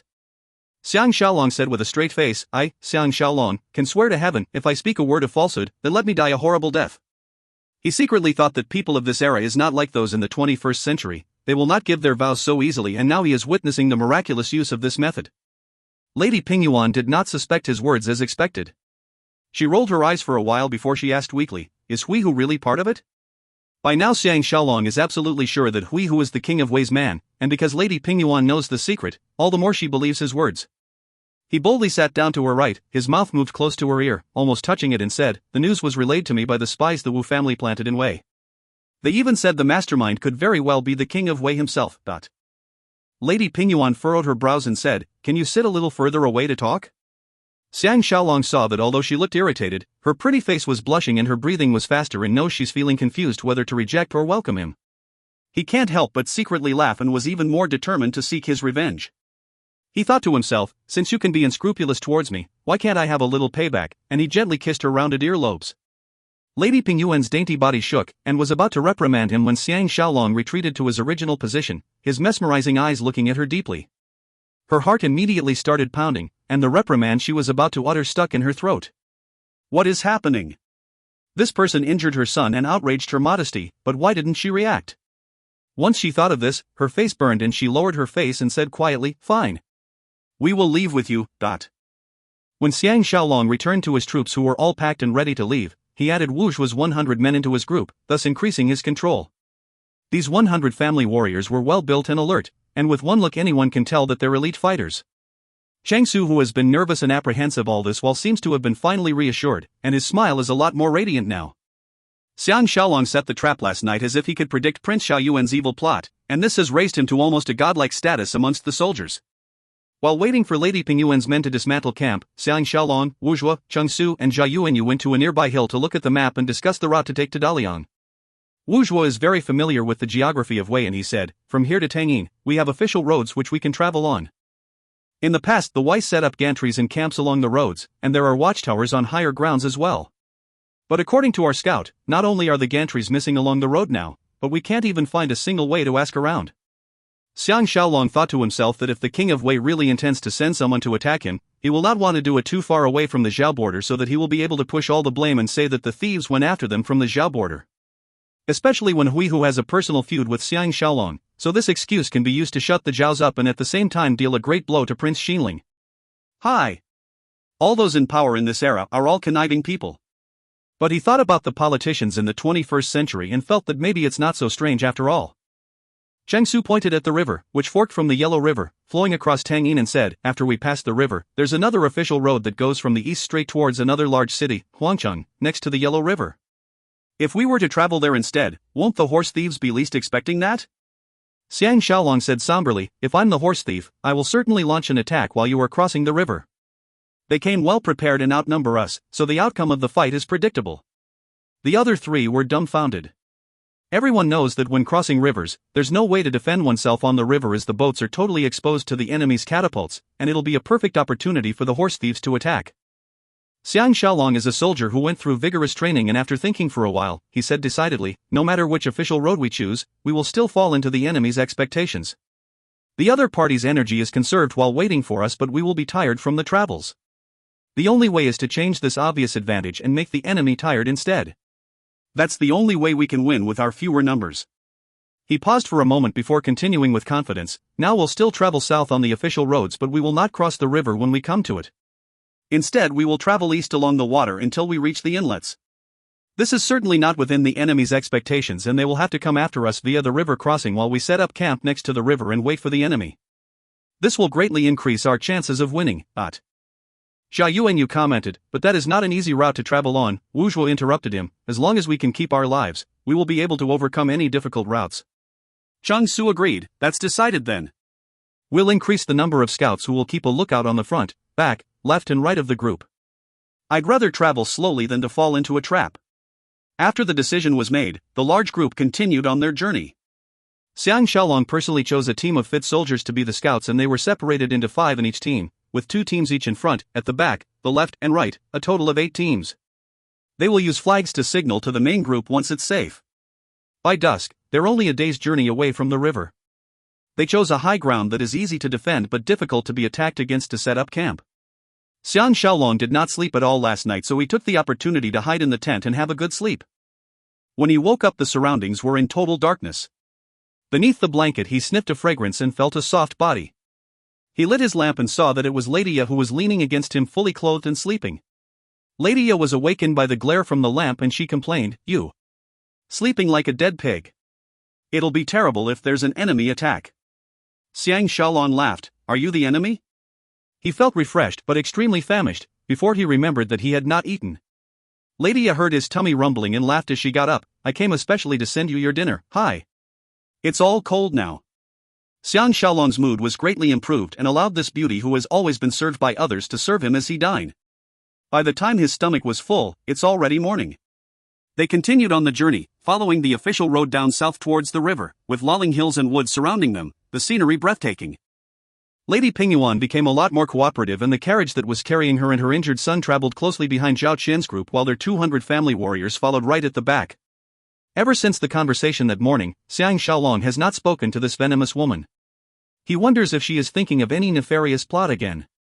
When he went past Zhao Qian's carriage, the pretty Zhao princess lifted up the curtain and called out daintily, "Xiang Shaolong." Ever since they left Handan, this is the first time she initiated a talk with him. Xiang Shaolong was surprised. He slowed his horse down and traveled alongside the carriage. He looked at her bright and pretty eyes and asked, "Princess, what instructions do you have?" Zhao Qian boldly looked at him in the eyes for a moment before lowering her head. "Xiang Shaolong, I'm very grateful to you, but I hate you as well." She lowered the curtain as soon as she said this, cutting off his direct and greedy gaze. Xiang Shaolong has mixed feelings. As a Casanova, of course he understood the hidden meaning in her words. By calling his name directly, it's obvious that she is treating him as a man who can be a match to her royalty. She's grateful to him because he protected her chastity, but she hates him because he's giving her away to the Weiss. Although it's an imperial decree that cannot be disobeyed, she can't help but feel upset with him. Feeling dejected, Xiang Shaolong can only try to concentrate on the passing scenery. In this world 2,000 years ago, the world outside the city still preserved an alluring primitive look. It not for the fact that winter is approaching, they'll certainly see herds of animals strolling along the grasslands.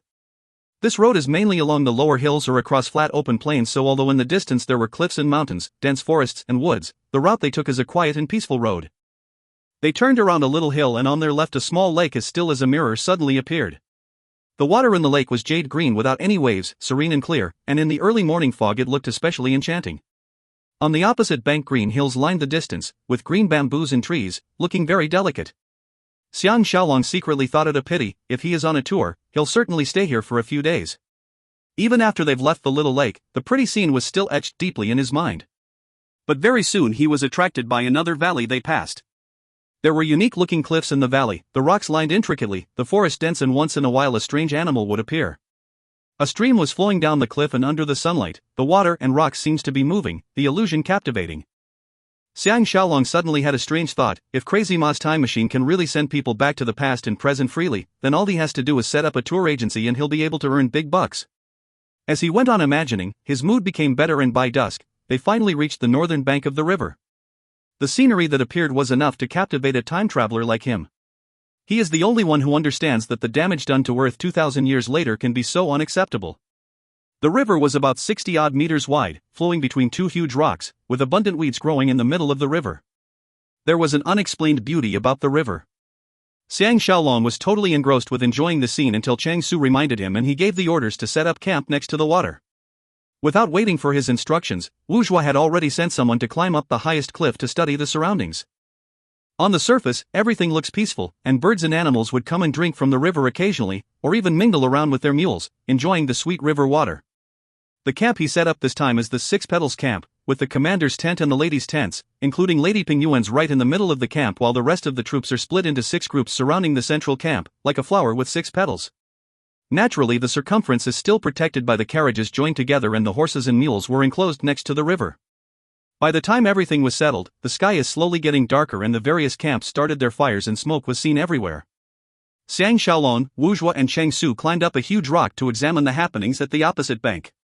They could hear the sounds of animals and birds fleeing in alarm from the woods on the opposite shore. The three of them exchanged glances and smiled, secretly thinking that they'd had a close shave. Chang Su said, "You and you will find some men and pretend to build rafts and let the thieves think that we will cross the river tomorrow morning." He continued with a bitter smile, "Tonight may be the last night of peace." Wu Zhuo said, "The thieves will surely have men hidden on this side as well. When we change our route tomorrow and herd east along the river, will they give chase in a moment of anxiousness?" Xiang Shaolong smiled. "Wu Zhuo, make a guess who could it be that's keeping an eye out for us at the bank opposite?" Without a thought, Wu Zhuo replied, "Of course it's Hu Hui. They're the strongest amongst the horse thieves and has the capability of attacking us during the day. If it's Xiao Weimo, he would not dare to openly launch an attack with 1,000 troops within the borders of Wei. At the most he will use the strategy of attacking at night or with fire." Xiang Shaolong laughed. "Knowing yourself and your enemy is the way of winning battles. This is the famous words of the great militarist Old Sun, so how can we let this opportunity to make him fall badly pass?" Wu Zhuo and Chang Su's eyes immediately shone. Xiang Shaolong continued, "Besides, we have an added advantage. Hu Hui does not know that we have an extra 100 elite soldiers. Just based on that we can make Hu Hui fall on his nose, and when he breaths out, his beard would all be gray. We equals gray." He lowered his voice and revealed his plan. Wu Zhuo and Chang Wei were exclaiming how brilliant the plan was after they heard it. Xiang Shaolong asked offhandedly, "Why is it that we've traveled for a few days but we don't even see a single Wei village? It's as if we're in no man's land now." Cheng Su replied, "This is the king of Wei's orders. The areas 50 li around official roads are not to be inhabited, for fear that when enemies travel past the official roads, they can plunder the villages for food, women and men. Xiang Shaolong was enlightened, and after going through the details of their mission a few more times, they returned to camp. That night he had dinner at Lady Ya's tent, and Xiao Zhao and the rest of the maids served them happily.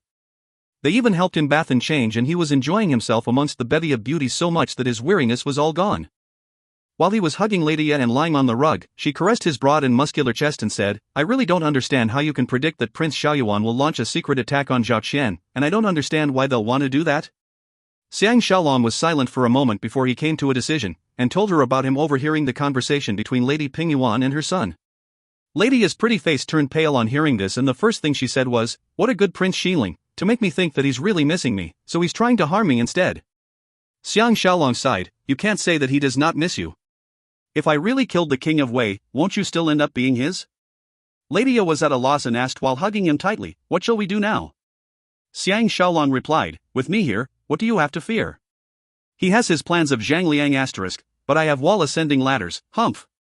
*http://en. Wikipedia.org/wiki/Zhang_Liang. Lady Ya furrowed her brows as she asked, "What is plans of Zhangliang and wall ascending ladders?"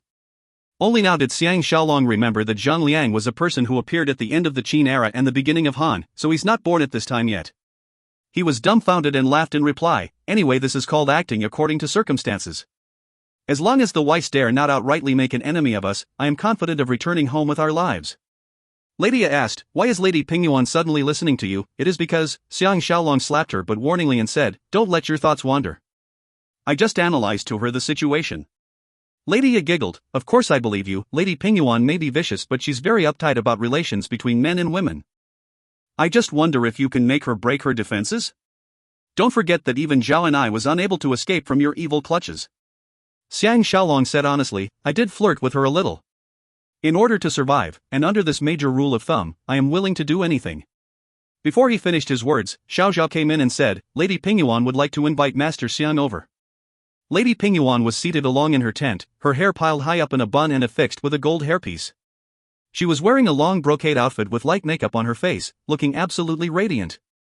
Xiang Shaolong can't help but secretly compliment this woman for knowing how to dress up, mainly because she is a born clothes rack, and looks good in anything she wears. She must have been an alluring thing when she was young, a pity that she is so vicious. When she saw Xiang Shaolong arriving, she said nonchalantly, "Imperial Protector, please take a seat."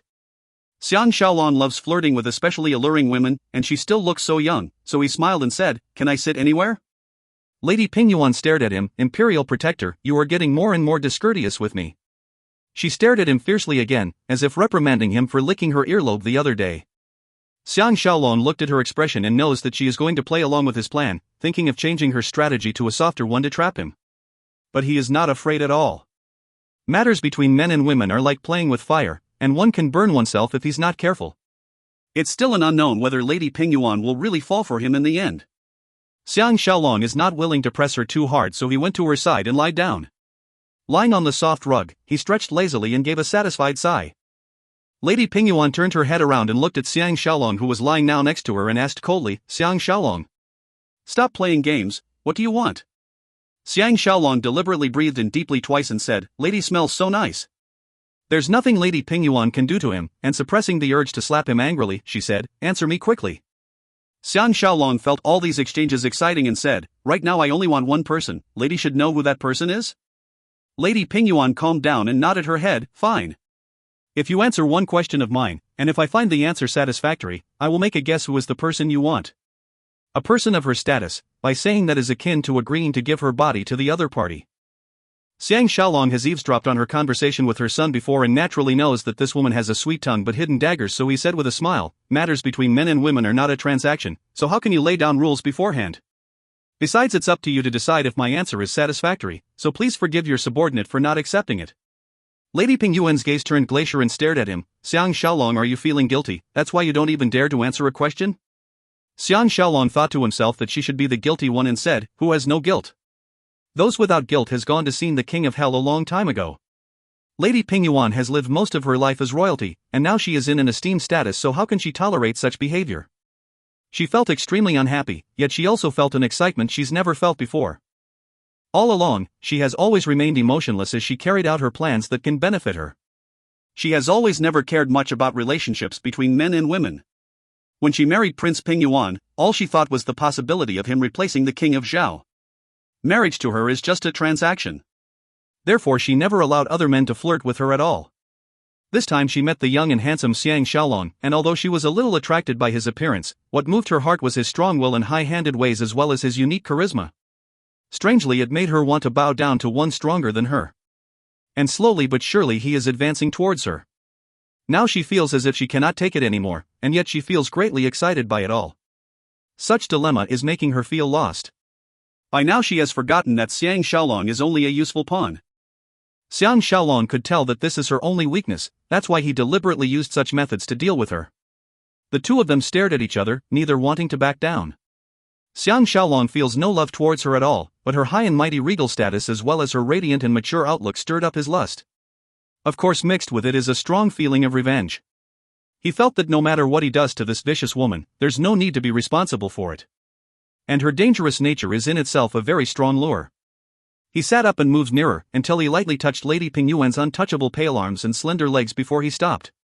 With less than 2 to 3 inches between them, he looked at her challengingly, looking at her eyes, which showed the conflict in her emotions. Lady Pingyuan furrowed her brows tightly and said quietly, "Xiang Shaolong. Aren't you going too far?" secretly hating that touch that made her lose all her senses. Although Xiang Shaolong has the intention to flirt with her, he understands that for women like her who think so highly of themselves, the most important thing is to know when to stop, and he must strip her of her defenses bit by bit. He stood up and said with a laugh, "It seems that lady has not gathered the courage to accept real happiness." And he left the tent. Lady Pingyuan jumped up and cried out daintily, "Xiang Shaolong." Xiang Shaolong stopped in his steps and turned around, his heated eyes roaming about her body a few times before asking respectfully, "Does lady has any instructions?" Lady Pingyuan stamped her feet and said, "You have not answered my question. I won't allow you to leave, or else just you wait and see what will happen when we reach Daliang." Xiang Shaolong walked towards her, his gaze and smile filled with conquering her. Lady Pingyuan was at a loss and actually took 3 steps back and for the first time revealed the weakness of a lady. Xiang Shaolong almost touched her bosom before he stopped, and reaching out his steady and strong hand, caught hold of her chin and forced her to look up at him. The skin under his fingers felt extremely tender. The light wrinkles around her eyes became a strange lure instead. Lady Pingyuan's hands was clasped tightly around her sleeves, her breathing quickening, the fragrance blowing directly on the other party's face. She very much wanted to close her eyes, but she knows that once she do that, the other party will take a further step forward in her molestation. At this point in time she still finds it difficult to accept the idea, although her physical reactions tell of a different thing altogether. She deliberately thought of how he injured her son, but still she can't find the heart to hate this man. In fact, she felt the strong pressure exerted by the other party. Xiang Shaolong said gently, "Lady, just ask. If I answer you honestly, lady must allow me a kiss and you must not try to deny me that." Lady Pingyuan's heart thumped wildly and she felt at a loss as well as extremely furious. However, her body seemed to be leaning forward, so she lifted her slender hand and pushed against his muscular chest, but the other party did not move at all. Xiang Shaolong felt the excitement of taking advantage of a superior and released his hold on her chin, changing to grab her tender hands, which besides the dead Prince Pingyuan, no one else has touched before. He first forced her hands down and pushed it behind her before hugging her, sticking close to her thighs. Lady Pingyuan moaned quietly, her voluptuous body immediately leaned into him, pressing against him totally. Xiang Shaolong was afraid that she might not be able to take the excitement, so he distracted her by saying, "Speak." Xiang Shaolong, am all ears. Lady Pingyuan's body trembled and like a frightened bird struggled for a moment, but of course this did nothing to change the situation. She lifted her head and looked at Xiang Shaolong, stammering, "What are you doing?" Xiang Shaolong suppressed the urge to squeeze her and said, "If lady is not going to ask the question, I am going to leave." Lady Pingyuan could not withstand it any longer and with a groan, collapsed limply against him and uttered, "Xiang Shaolong, I want you to tell me, why were you able to set up a trap to harm my son?" Xiang Shaolong had long guessed that she is going to ask the same question as Lady Ya, and with Lady Pingyuan's intellect she will certainly suspect that he has overheard their conversation. Then that would mean their other plans to deal with Xiang Shaolong has been revealed as well. If she does not clarify this point, how can she lure him? He was secretly cursing that this woman is ultimately still trying to cause him his death. He thought that no matter how interested she is in him, it would never be greater than her thirst for power. He smiled and said, "The person I wanted to deal with is not your son at all, it's just that the man I placed in a secret location realized there are outsiders nearby and their numbers are not large, so I guess they might be planning something against Princess. I just did not expect young master to be involved in this as well." This is a very good reply, and very reasonable as well. Because Wu Zhua's men are elite soldiers that Lady Pingyuan did not expect. Lady Pingyuan was relieved and her fake composure returned. She lifted her pretty face and was about to say something when Xiang Shaolong's mouth pressed down, sealing her sweet lips. If Xiang Shaolong does not know about her evil plots, he will never touch even a hair on the mother of his enemy. Because he's afraid he'll be entangled in a messy relationship. But now it's a game of plotting against each other, each using their own tricks, so there's no emotional barrier at all. Instead, he felt the joy and excitement of taking advantage of his enemy's mother as revenge. Her body is still filled with life and suppleness, and doesn't feel old at all. Under the flirting of his lips and tongue, Lady Pingyuan's reactions started to heat up.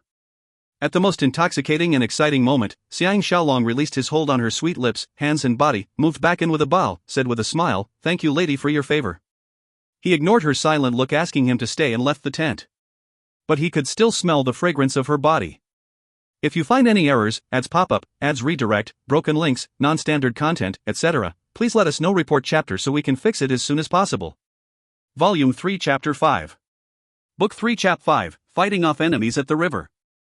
Xiang Shaolong and Wu's 100 men, with strong bows in their hands, lied low in a dense forest about 100 steps away from the camp, looking at the slowly leaving troops in the gradually brightening sky. When the sky was bright, Chang Su's men has already disappeared around the bend at the lower stream. After a moment, sounds of hooves and men talking were heard on both sides of the river. A group of almost 400 horse thieves rode out from a dense forest at the upper stream, while on the opposite bank a large group of surprise thieves ran out. One of them was sitting high atop a horse, with a wave of long and coarse grey beard, and he is indeed the most famous horse thief roaming the Zhao borders, Hui. He was so furious his eyeballs were almost bulging out and kept hurrying his men to move the rafts for crossing the river out from the hiding place so that they can go after their enemies. Obviously they have lost their footing. Sounds of hooves were heard. The horse thieves on this side of the river are already riding hard along the river. The horse thieves on the other side are starting to cross the river. Xiang Shaolong took a peek at Wu Zhuo and saw that in this dangerous and tense situation, he still maintained his cool and was secretly impressed. 20-odd wooden rafts, with war horses and other equipment on it, came crossing the river. When Hui's men ferried 2 batches of close to 400 war horses and rations, they began to ferry the men across the river. Hui was on one of the wooden rafts.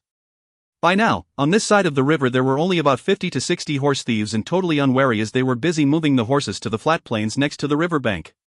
Xiang Shaolong gave a hand signal and 100-odd men released a wave of arrows from the dense forest, causing chaos amongst the enemy and the horses, and more than half their men were taken down. Hui and the rest were panicking as they hurriedly cocked their arrows to return fire. The small group of soldiers left on the bank screamed and scattered in all directions. Xiang Shaolong and his men have by now moved behind the rocks next to the bank, and the sound of bows clanging were heard as the light arrows flew like locusts towards the horse thieves on the rafts who had nothing to cover them at all. There was no way the horse thieves could avoid the arrows, and fresh blood stained the rafts and river red. Hui hurriedly gave orders to retreat to the opposite bank. Everyone aimed at him and a flurry of arrows flew towards this obvious target. Although the horse thieves held the wooden oars high up, they were unable to block the hundreds of arrows and fell one by one. Hui saw that the situation was amiss and with an angry roar, jumped into the water and hid under the wooden raft. The other thieves copied his move and all jumped into the water. There were about 200 horse thieves still on the opposite bank, but besides jumping and shouting, there's nothing they can do as well.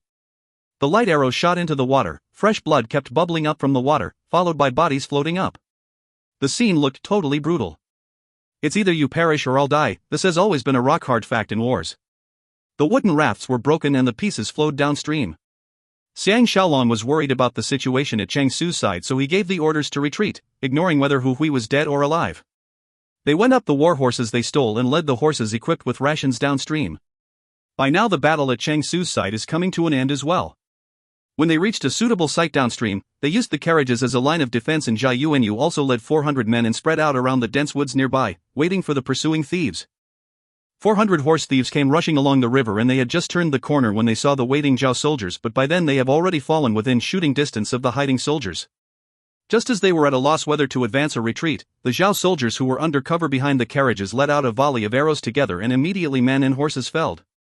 The remaining men were unable to retreat in time, and when they were thinking of going around the carriages via the side stream, Jia Yuanyu and his 400 hidden soldiers shot at them, causing total chaos among them. As they hurriedly retreated, they bumped into Xiang Shaolong's reinforcements and was caught totally unawares. Less than 50 managed to escape by abandoning their horses and gear, running into the woods next to the bank. Under this great victory, all the soldiers cheered, even those from the Pingyuan family shared this victorious atmosphere. On Xiang Shaolong's side only 40-odd men were injured, but none of the injuries serious. The outcome was something to be proud of, and once again it proved that Xiang Shaolong has an excellent military mind and flexible and effective ways of warring.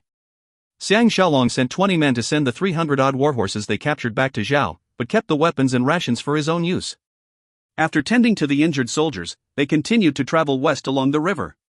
By the time they pitched tents at dusk, they're only about 2.5 days away from the inner river. Because the road along the journey was uneven and they've just had a short skirmish, the men and horses were all tired. Everyone was trying to get as much rest as possible and no one was talking throughout the night. Early the next morning they continued on their journey. The scenery changed again, the mountains rose and fell in the distance, the trees and grass grew lushly and everything looked like a painting.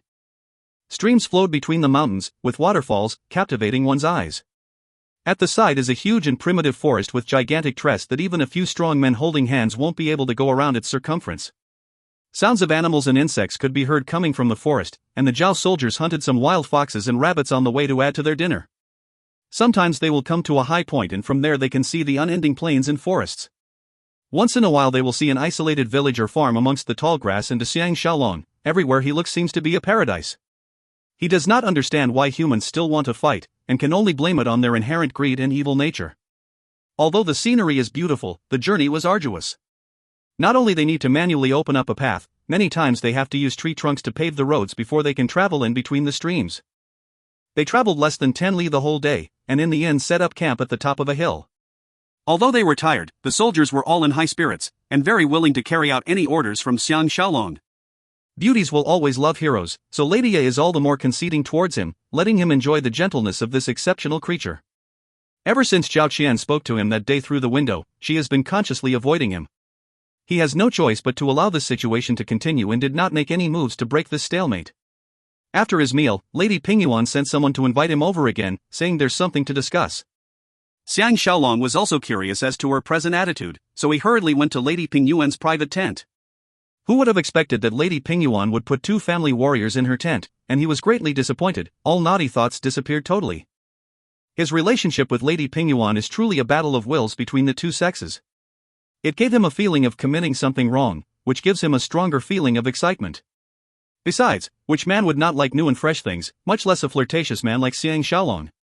Lady Pingyuan was sitting on the floor rug with her guards up, and after inviting him for a seat, she stared at him angrily and said, "This time we should be able to have a proper conversation." Naturally Xiang Shaolong understood her meaning. He was secretly feeling irritated, but on the surface he had no choice but to say respectfully, "Lady, please give your instructions." Lady Pingyuan stared at him again, a look filled with hate and love, but she said icily, "Now that we're far away from the main road, where are we going actually?" Xiang Shaolong replied, "The journey has been difficult, Lady must have suffered. We are going to the river's inlets first, before following the river towards Daliang." Lady Pingyuan suddenly sighed and leaned a little closer, saying quietly, I can make them leave." Xiang Shaolong was ecstatic and hurriedly nodded his head in agreement. Lady Pingyuan dismissed the 2 guards, and after staring at him for a moment, she said after some thought, "You really are an exceptionally rare talent. Now no one will disbelieve that you once fought off Hu Hui's 800 horse thieves with 50 men." Xiang Shaolong smiled, "The horse thieves are just a motley crew of men, and it's easy to win them." Lady Pingyuan shook her head. "Some people are born leaders. Not only can they make warriors work for them, they can also emerge victorious with their soldiers, never losing. You are one such person." Xiang Shaolong has no idea what she is up to again, so he can only humbly accept the compliments. Lady Pingyuan's pretty face suddenly blushed and she lowered her head and said, "After passing the river inlets, and about 20 days' journey towards the southeast, you will reach Pushui, and if continue south down the river, you will reach Fengqiu in 10 days. That city's general Guan Pai is my man, we'll be out of danger once we reach that place." Xiang Shaolong replied, "Your subordinate will definitely follow Lady's instructions." He added curiously, "Why is Lady's tender and smooth face suddenly blushing?" Lady Pingyuan blushed all the way to her neck and said, "Are you back to your old ways again? Now scram." Xiang Shaolong saw that she was embarrassed and he felt pleased. He got up with a grin and with a bow, said, "Your subordinate takes his leave." But his feet seems to have taken root and did not move at all. Of course Lady Pingyuan doesn't really mean to chase him away, and seeing that his legs are not moving at all, she asked happily, "Why aren't you leaving yet?" But Xiang Shaolong smiled evilly, "Isn't Lady going to give your subordinate a little reward?" Lady Pingyuan was feeling utterly confused, and after looking at him for a moment, lowered her pretty face. Xiang Shaolong walked over and knelt down behind her. His hands reached out and with a little pull, this regal lady fell into his arms weakly and once again he managed to enjoy her sweet lips. This time Xiang Shaolong took it a step further, his two hands caressed her bosom. Lady Pingyuan's body shook violently as she held his evil-doing hands in a death grip and moaned daintily, "Xiang Shaolong." Xiang Shaolong understands very well that the most precious thing is something that cannot be obtained. By luring her bit by bit, is the best way to ensure that she won't be able to harden her heart to harm him after they reach Daliang. So he stopped moving his hands and after having his fill of kissing her, he left, leaving this beautiful woman to spend the lonely night alone. For the next 20-odd days, they continued traveling east and past the Inner River and the West River. They passed one of the big cities in Wei, Puyang, but did not enter it, choosing to travel south on the official road from Puyang directly to Pushui. After passing these few days in peace, their scouts once again found traces of their enemy's scout, making them aware that danger is once again looming. They have lots of carriages and horses, and have to repair those faulty carriages often so their pace is as slow as a snail. There's no way they can throw the enemies off their back, so they can only pray that these nameless enemies will not be as formidable as we. By now they are close to Daliang, and there are many official stops along the official road in every 10 li or so they will see the Weiss military barracks. The attitude of the Wei soldiers was strange. After looking at their documents, although they did not try to make things difficult, but they refused to send troops to escort them, so when they reach the end of the official road, they have no choice but to travel east towards Pushui. 3 days later they left the mountain track and reached a large grassy plains on the western bank of Pushui, but they need to travel another 2 days before they can reach Pushui. The huge group stopped at the side of the grass plains. Xiang Shaolong, Wu Zhuo, Cheng Su and Jia Yuanyu walked to a side for some discussion, their expressions all somber. Wu Zhuo said, "The enemies are now aware of our route and military strength, but we have no information at all on the enemies that may attack us, which is the biggest fault in military, with the enemy in the dark and us in the open." Cheng Su continued, "If the enemies were to attack, they'll surely do it within these 2 days, because on such flat plains, it's easier to attack than to defend. The enemies will definitely not miss such a good opportunity." He continued with a bitter smile, "What I'm most afraid is the King of Wei will order his soldiers to disguise themselves as horse thieves and attack us, then we'll be in very big trouble." Xiang Shaolong furrowed his brows and after thinking hard for a moment, said, "This possibility that Cheng Su has raised, could very well become a fact. Since that is the case, we cannot just sit and wait for death." The three of them were all ears as they waited to hear what miraculous plan this brilliant strategist has to save their lives. Xiang Shaolong said quietly, "We might as well find a sturdy highland around here with a mountain backing us and start setting up tents and ditches, store up on wild meat and spring water and stay here for half a month or so. On the other hand, we'll send out light cavalry to make their way towards Fingqiu, and beg the defending General Guan Pai to send reinforcements. So even if the King of Wei has other nefarious plans, there's nothing he can do." After much hard thinking, everyone decided this is the best plan they can come up with for a desperate situation. Immediately after that, Xiang Shaolong went to look for Lady Pingyuan to discuss the plan, and through the bamboo curtains, he told her of the plan and the reason. Lady Pingyuan said quietly, "You're more experienced than me in this area, you shall decide on everything." Xiang Shaolong has never heard her speak so gently and so obediently towards him before, and he felt lust arising, so he asked, "Would Lady like me to visit you tonight?" Lady Pingyuan sighed, "Shall we talk about this after we've reached Daliang? My son is already very unhappy that I was alone with you on a few occasions, and now that he is slowly recovering, I don't want him to get upset over us." Xiang Shaolong thought of Prince Xiaoyuan and his mood disappeared. He left her carriage and went to inform Lady Ya of the plan and told her to convey the message to Zhao Qian. After scouting for half a day, they finally find a flat piece of highland with a mountain backing at a stream next to the plains and started setting up camp.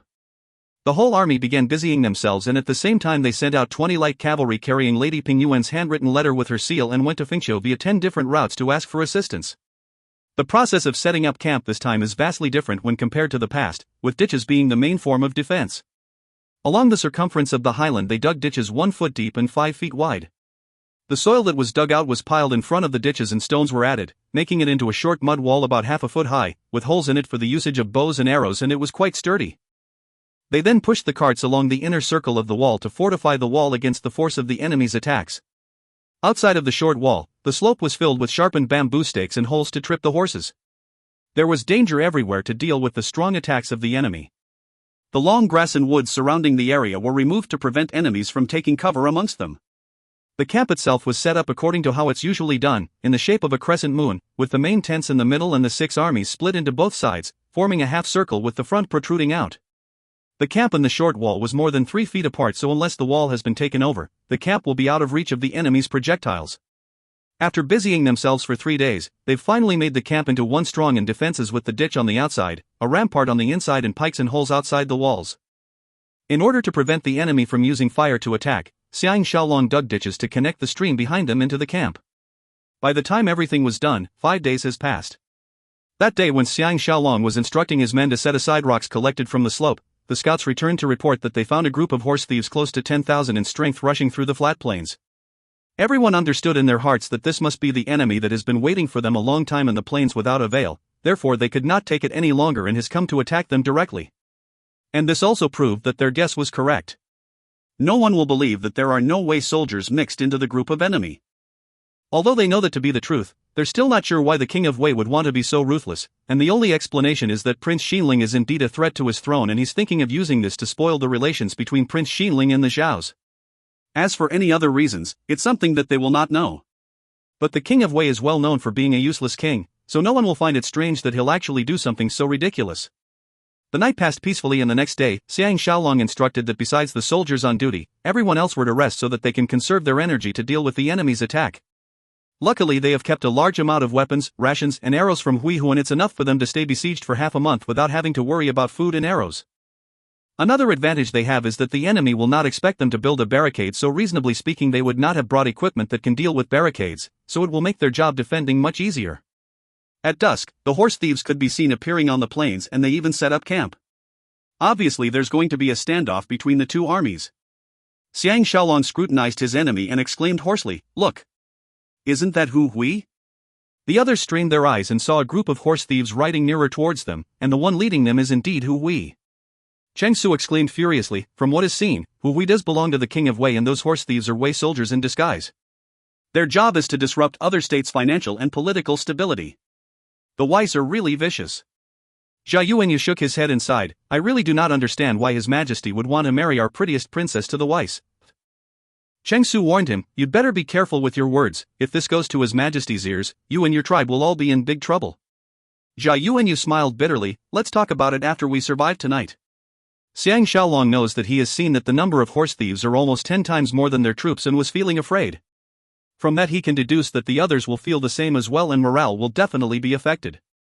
He furrowed his brow and came up with a plan. He told Cheng Su, "Prepare a round of fire arrows for me, I might be using them tonight." After he spoke, he returned to his tent, ignoring their querying looks. He collected his tools and walked towards the back of the camp. At the area between the camp and the back of the mountain, the mules and horses were separated into 2 huge wooden enclosures, leisurely drinking the clear water redirected from the stream and nibbling on the green grass. Luckily this is only the beginning of winter, or those animals would be in big trouble if there's a huge snowstorm. He lifted his head and studied closely the layout and shape of the cliffs and the nearby mountains and with the metal hooks, easily climbed up. He used a hammer to install the climbing rings that Guozhong made for him at the appropriate spots, moving towards the next mountain and attached a rough rope before climbing back to camp. As long as he can climb over the neighboring mountain, he can easily use this secret route that drop down to the plains dozen of feet below and proceed with his secret mission. By the time he returned to the commander's tent, Cheng Su came running towards him anxiously and said, "Come and take a look quickly." When he returned to the front line, he saw that the horse thieves at the bottom were all at work, cutting down trees and putting a pile of sharpened stakes about a foot long on the ground in a row. Wu Zhuo furrowed his brows and asked, "What are they trying to do?" Xiang Shaolong has an idea on what it could be and exclaimed, "Those are the tools for attacking our mud city. They just have to line those trunks in a row on the slope, then they need not fear the attack from our arrows and rocks." Jia Yuanyu exclaimed, "This is a very effective move, they just need to have 3 rows of these together front and back, they need not fear even rolling rocks. Also, this would block our view of them and we won't be able to see what they're planning." Wu Zhuo laughed icily, "If they want to defeat this thing, they would first have to pay a horrible price." He continued with a sigh, "If only their strength was halved." What he meant was that, even if they sacrificed a lot of men, the remaining strength would still be enough to overrun and enter their barricades. Xiang Shaolong laughed, "Don't worry. The enemy made a biggest mistake, and that is to belittle their opponent. Look at their camp, there's no defenses at all. The rations and horses are just abandoned behind there. If we can give them a good fire, their expressions will be very interesting to watch." Wu Zhuo and the rest furrowed their brows, looking at the pack thieves on the small hill below and secretly thought that it's not them who belittle their opponent, but even a rat will find it difficult to slip out and set a fire to their camp. Xiang Shaolong just smiled and did not explain any further. He returned to his tent for a rest. After sleeping for 4 hours, it was dusk by the time he woke up. Lady Ye was waiting there quietly to have dinner with him. Xiang Shaolong sat up feeling refreshed and after freshening up, he ate 3 big bowls of rice. Lydia looked at him curiously. It seems that you're very confident, or else you won't be so excited and in high spirits? But I cannot think of why you would still be so confident of defeating the enemy this time, Xiang Shaolong hugged her and laughed. Is you're afraid? Lydia happily kissed him before saying with a smile, I really am a little afraid without you around, but after seeing you, I'm suddenly fearless. That's right. Go over to Zhao Qian's place. She said there's something she would like to beg of you. Xiang Shaolong thought to himself that Zhao Qian is a bigger headache to him compared to the horse thieves. After this pretty third princess dismissed her maids, she came to his side and said shyly, Xiang Shaolong, can Zhao Qian borrow something from you? Xiang Shaolong was asked curiously, what do you want to borrow? Zhao Qian suddenly opened her fair and tender palm and said quietly, I want your personal dagger which you carry at all times. Xiang Shaolong was perplexed, do you have so little confidence in me? I will definitely send you to Daliang. Zhao Qian's pretty eyes reddened and she stared at him with sadness and hatred before saying, Zhao Qian does not want you to bring her to Daliang. Everywhere else is fine, but not to Daliang. No words other than these can so clearly express the love she felt for Xiang Shaolong. Hot blood rushed up Xiang Shaolong's veins and he blurted, fine. I promise you, even if I bring you to Daliang, I'll have a way to bring you back to Zhao whole and unblemished. Zhao Qian was shocked, really? Xiang Shaolong can feel her pretty face light up, filled with hope, and he gritted his teeth and replied, this is a promise. After saying this sentence, he felt himself lightening up. In truth, ever since he found out the complicated situation in the Wei royal family, and knowing that the king of Zhao is going to steal the Lu Gong's secret manual, he felt that he cannot be the accomplice that helps to sacrifice Zhao Qian's lifelong happiness. Now that he has expressed his stand, that feeling is so great. Zhao Qian was ecstatic. Shaolong, Qianer is really very grateful to you. Xiang Shaolong saw that her confidence in him is so much greater than his confidence in himself and felt happy about it. He took out his dagger and shoved it into her tiny hand, taking the chance to hold her soft hands and said, unless it's the last choice available, you must not kill yourself with this dagger. Zhao Qian blushed to her neck and held this love token tightly against her chest. She lowered her head and said with love, Qianer will listen to Shaolong's instructions. Xiang Shaolong was captivated and was thinking of taking the opportunity to go a little further when the sounds of drums were heard coming from the foot of the mountain. Looking at the situation at the foot of the mountain, the expression on Chang Su and the rest were ashen. Only Wu Zhuo maintained a calm composure. The thieves had successfully lined the ground with rows of wooden stakes about 2 feet wide and surrounded all routes of escape at the foot of the mountain. There's only a small gap in between the tied wooden stakes, only wide enough to allow a single person to pass, and he won't be able to go through if he's on a horse. Lanterns were hung on the top of the stakes, illuminating the slope clearly. Beyond the wooden stakes about 2,000 horse thieves gathered, the 200 men at the forefront carrying a huge wooden shield as tall as a man, its ends pointed so that it can be driven into the ground to help block the attacks from falling rocks. Another 200-odd men carried tools like shovels and hoes, and it seems that they are first going to remove the obstructions along the slope and fill up the ditches filled with sharp stakes. Following behind them are 500 archers holding strong bows, and after them came the troops holding long halberds, spears, etc. The formation looked majestic and sends a chill down their spines.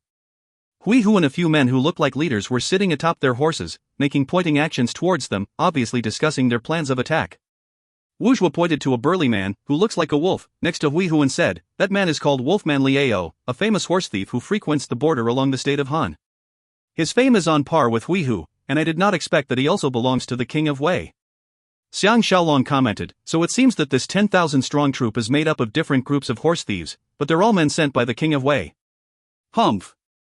I think I understand now, the king of Wei is dealing with us so as to give Prince Xinling a hard blow, but also because there's a personal grudge involved. Because I once killed a large group of Hui Hu's men. He suddenly realized, no wonder at that time Dou Liang would secretly leak news to Hui Hu, and ask Hui Hu to come and steal the horses and women. It's because they are all spies sent by the king of Wei to stir up trouble at the Zhao border. Cheng Su said, it seems that they will take turns and attack us relentlessly day and night. This will be a long battle which will see who weakens first. Jia Yuanyu heaved a cold sigh and said, even if reinforcements were to come immediately upon hearing the news, it'll still take at least 15 days. I'm afraid we can't even hold them off for 3 days, who would have expected them to be so strong? The sounds of drums were heard. A string of men carrying shields came out from the tiny gaps between the rows of wooden stakes and lined up neatly in front, followed by the soldiers with tools and the archers. Xiang Shaolong saw that the sky is getting dark and after asking Cheng Su for the bag of fire arrows that has been wrapped in oiled cloth, instructed them, all of you will be in charge of defenses here. I'll go behind enemy lines to burn their rations and chase their horses away, let's see what great they can still do after that. Everyone looked at him in shock, not comprehending how he is going to make his way to the enemy camp. If you find any errors, ads pop up, ads redirect, broken links, non-standard content, etc., please let us know. Report chapter so we can fix it as soon as possible. Volume 3 Chapter 6. Book 3 Chap 6, Defeating the Enemy's Army. Xiang Shaolong returned to camp and changed into his black outfit, strapped on the belt containing his needles and the equipment used for mountain climbing, carried the bows and arrows on his back, and after kissing Lady Ya and bidding his farewell to the maids, he left towards the back of the camp. He passed by Zhao Qian's tent and he can't help but stand outside the entrance of the tent and called out, "Princess!" The tempo of the drums became more and more frantic, which means that the enemy is going to launch an attack soon. Boom, boom, boom. Beat by beat, it sounds like the calls of the Grim Reaper, the sounds going straight into the deepest corner of the souls of everyone on the battlefield. Zhao Qian could have been thinking about Xiang Shaolong at that time, and upon hearing his voice, she lifted the flap of her tent in surprise and cried out, "Shaolong! What are you doing here? Hey!" Her pretty eyes noticed his black outfit.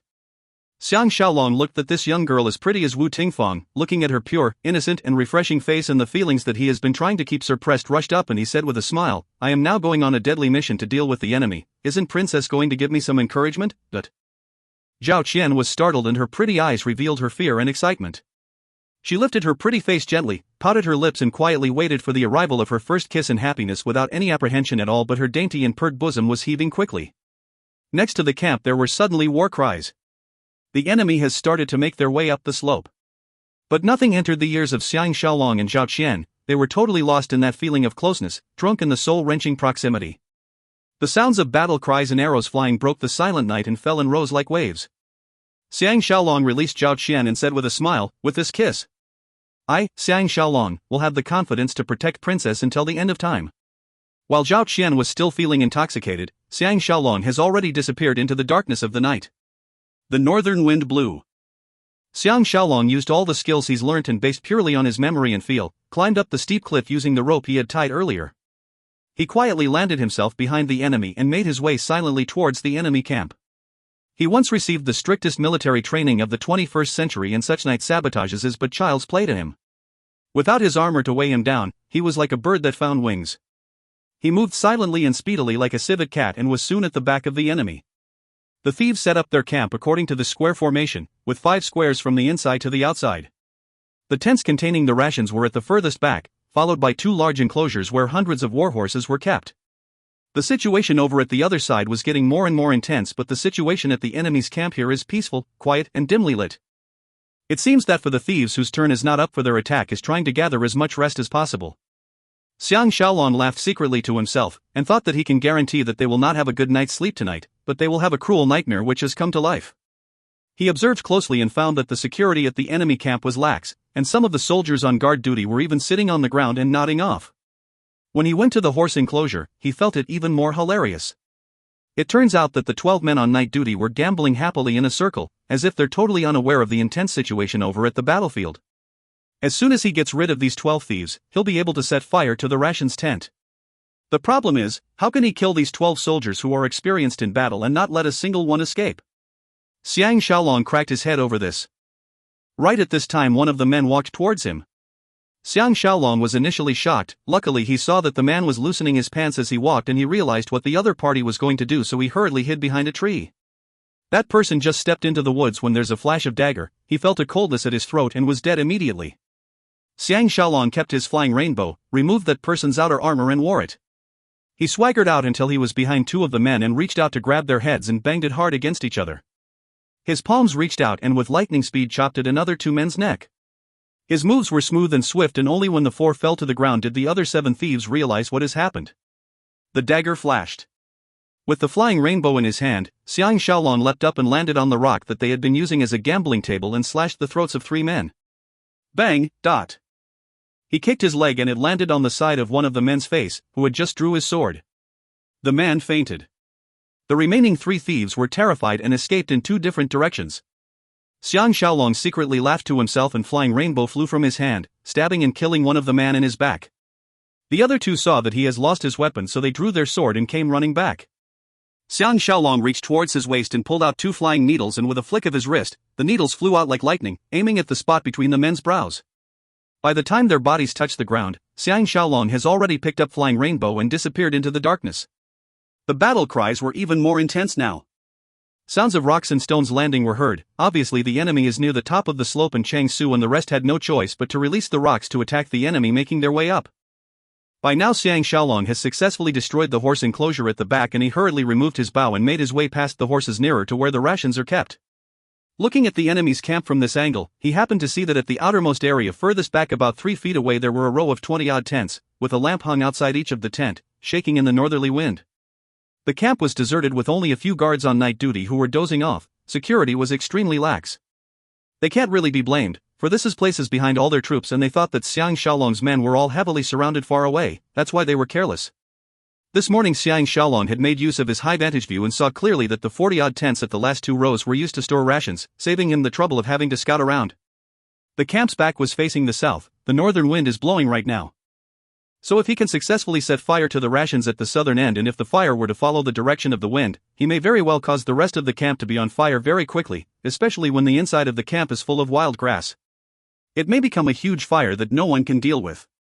After he made up his mind, Xiang Shaolong knelt down with one knee on the ground and lit the arrows first before shooting it towards the ration tent nearest to him. He chose the tent right at the back of the camp, so unless the smoke was very thick, the enemy will not find out about the fire so soon.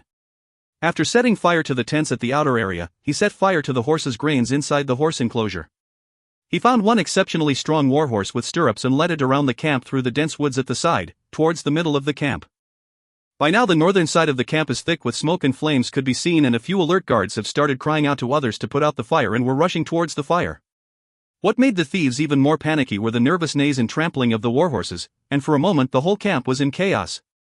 Xiang Shaolong rode the horse and at the same time continued shooting fire arrows along the perimeter of the camp. As long as the perimeter of the camp is on fire, those in deep sleep inside the tents can forget about escaping the fire. While everyone's attention was focused on the intense fire at the northern end, he wore the thief's armor again and walked boldly across the camp towards the perimeter on the other side. The thieves' camp is in a mess. The troops were trying to get as much rest as possible before they start the next shift of attack, but they are now scurrying out of the tent sleepy-eyed and still in a daze about their surroundings. Some even thought enemies have attacked them and came running out with their weapons and armor in disarray. Everywhere else there were scurrying and panicky soldiers. Sound of hooves were heard from the northern end. Obviously the warhorses are in shock and running towards the plains. Xiang Shaolong rode past but no one suspected him at all. Some even called out to him as he's the only person to have a horse to run after the escaped horses. Xiang Shaolong called out a reply and turned a circle, still running towards the perimeter on the other side. By now the tents at the side along the back were embroiled in the fire and the fire engulfed the surrounding trees and grass, adding fuel to the rapidly spreading fire. He had used up his arrows so he might as well throw away his bow and pulled out his flying rainbow instead. He toppled every lantern that he saw and when the oil lamps dropped to the ground, the flames started immediately and it's even more effective than the arrows. He heard something behind him.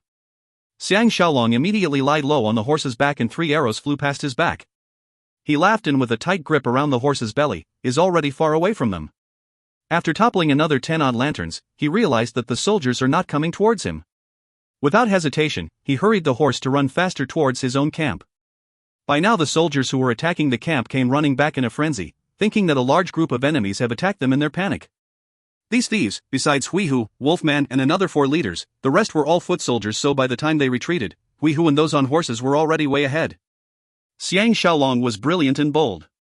He kept his flying rainbow and pulled out 2 flying needles instead and hid it in his hands.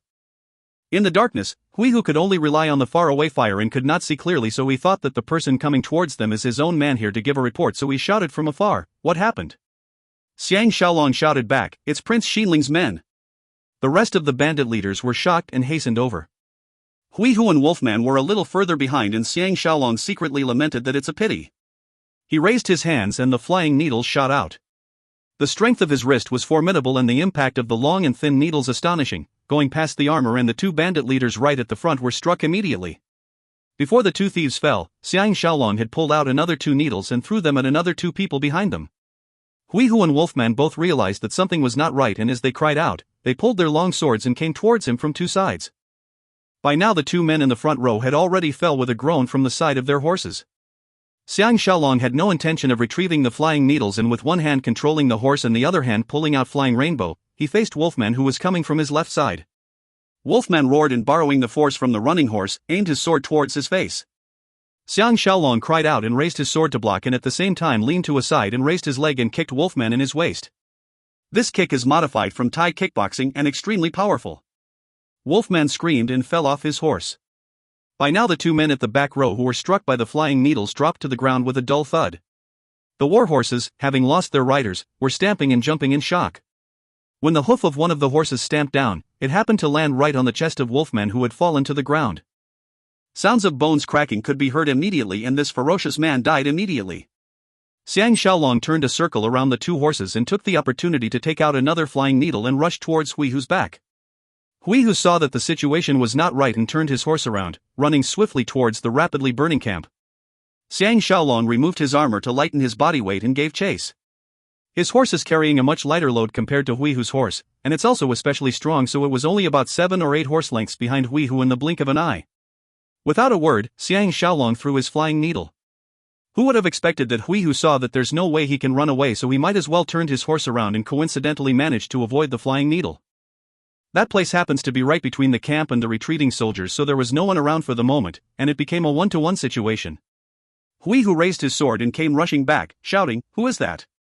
Xiang Shaolong laughed loudly, "It's your old friend Xiang Shaolong." Amidst the sound of metal clanking, the two of them went past each other on horseback and exchanged 3 sword strokes, but no one gained the upper hand. Xiang Shaolong did not expect him to have such excellent arm strength and swordsmanship. When he turned his horse around, he used his thighs to control the horse while his right hand held flying rainbow and his left hand drew out a flying needle. He has been spending most of his time on horseback recently, and this made his horsemanship improve greatly, so he's no longer the greenhorn he used to be.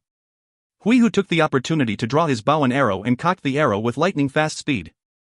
With a clang he released a strong arrow, his long sword held across by his teeth. Xiang Shaolong's training has always been avoiding bullets, so he's not afraid of his arrow at all. He leaned to the side and avoided the arrow, and his thigh tightened against the horse's belly and it surged forward. Huihu did not expect him to avoid this fatal strike, and in shock he threw the bow at him while taking his long sword, which was clasped in his mouth. Xiang Shaolong raised his feet and kicked the flying bow away. Flying rainbow swept past, towards Huihu's chest. There was a loud clang. Although Huihu managed to narrowly block the sword, but his defense was raised chaotically while his opponent's attack is planned. On top of that, he used the momentum from the running horse to increase the power of the strike, so Huihu collapsed onto his horse's back. Xiang Shaolong roared and with a backhand let loose the flying needle. There was a clink, and although the flying needle struck Huihu, it landed on his hard helmet and ricocheted off. Xiang Shaolong knows that the situation is dire. If he allows the two horses to run in the wrong direction like this, there'll be no way he can catch up with this fiend within the short distance to the camp, so he dismounted his horse with a backflip, turned a somersault in the air, and flying rainbow flew out of his hand. By now Huihu had just managed to seat himself upright, his thighs clasping his horse's belly, when Xiang Shaolong's extremely sharp flying rainbow, which was made by the finest craftsman in the state of Yu, pierced him in his back and he died on the spot. The horse ran wildly, and after a distance away, Huihu's body fell from the horse. Xiang Shaolong landed on the ground safely and ran up to retrieve his flying rainbow. Thunderous war cries were heard from his side of the camp. Apparently Chang Su and the rest saw how chaotic the thieves were and took the opportunity to kill their way out. Xiang Shaolong felt his valor rising and he cut off Huihu's head, ignoring the flowing fresh blood, and with the head held aloft, leapt up the horse towards the 2,000 horse thieves who were retreating and shouted, "Huihu is dead! Huihu is dead! Run away quickly! Escape!"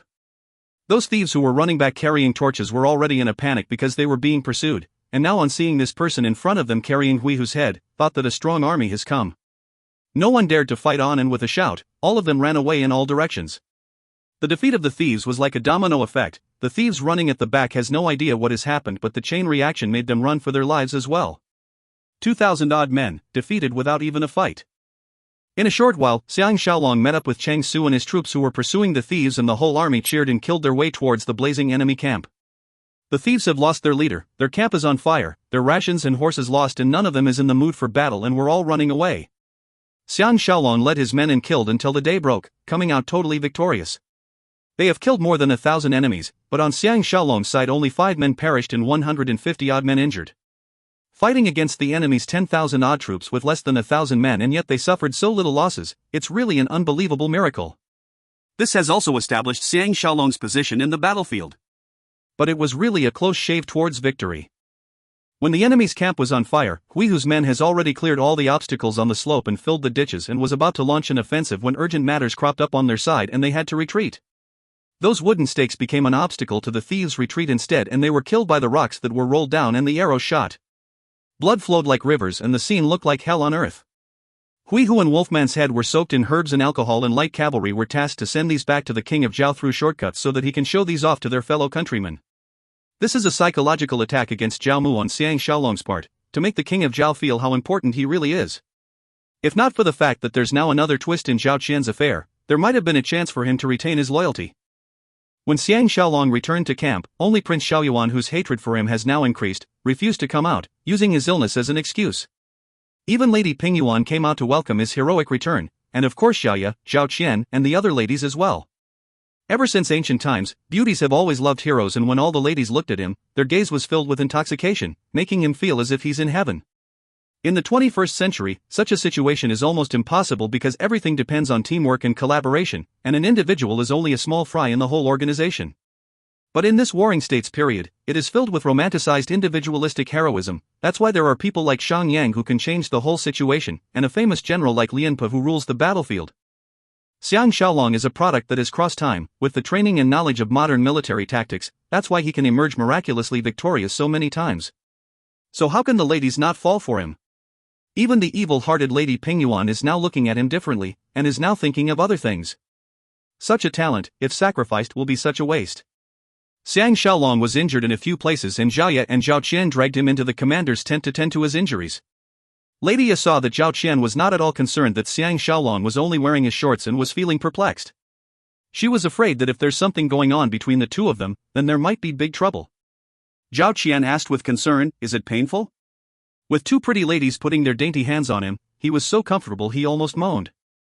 Xiang Shaolong replied with a smile and lied down and fell into a deep sleep with the fragrances of the two ladies. If you find any errors, ads pop up, ads redirect, broken links, non-standard content, etc., please let us know. Report chapter so we can fix it as soon as possible. Volume 3 Chapter 7.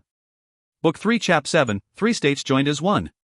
After winning Hui, Xiang Shaolong still remained there for the next 10 days. During this time the injured were recovering very well, and after a discussion, everyone agreed that they should no longer wait for the border guard reinforcements for fear that the Weiss will have some tricks up their sleeves again. They will continue the journey on their own and hopefully be able to meet the reinforcements on the way. With this decision made, Xiang Shaolong went to see Lady Pingyuan. Her family warrior's attitude towards him has changed greatly, being extremely respectful as if he is a deity. Xiang Shaolong had found out from Lady Ya long ago that ever since Prince Pingyuan passed away, the 3,000-odd family warriors he left behind all did not think highly of Prince Xiaoyuan. So many of them left, and now there's less than 500 of them left. If not for their connection with Prince Xinling, the king of Zhao would not have tolerated Prince Xiaoyuan and allowed him to become such a bully in Handan. Most of these family warriors are from Zhao and has no feelings towards the state of Wei. Now that they are slowly realizing that after Lady Pingyuan goes to Wei, she may never return to Zhao again, they are beginning to have second thoughts. And Xiang Shaolong has become the most ideal person for them to throw their lot with, firstly because of his background as the grandson-in-law of the Wu family, and most importantly they saw how righteous he is in his astounding swordsmanship, bravery, and tactics. In this era, a powerful man will naturally have men willing to follow him. And Xiang Shaolong's potential to become powerful is like the rising sun. Mercenaries and family warriors represent a person's ability.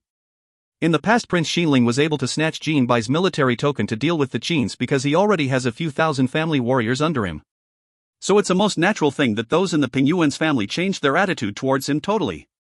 Outside Lady Pingyuan's tent, he bumped into the almost recovered Prince Xiaoyuan, but the latter did not even bother to take a look at him and went in on his own.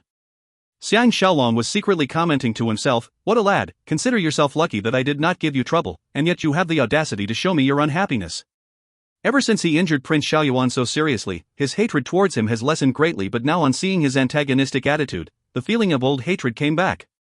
Inside the tent, Lady Pingyuan was leaning on her couch, her wrist resting on the soft cushion, looking especially alluring, which made Xiang Shaolong's heart beat faster. When she gave birth to Prince Xiaoyuan, Zhao, she was not any older than 15, so although she now has a grown-up son, she's only in her 30s. This is the time a woman is most feminine, sultry, and in need of the opposite sex. Having a relationship with such a mature lady is certainly only to pursue the gratification of the body, unlike the illusions surrounding young couples which are quickly broken by reality. That's why when he saw how inviting Lady Pingyuan looked, thoughts of copulation immediately entered his head. But instead he behaved properly and sat down at the side of her feet.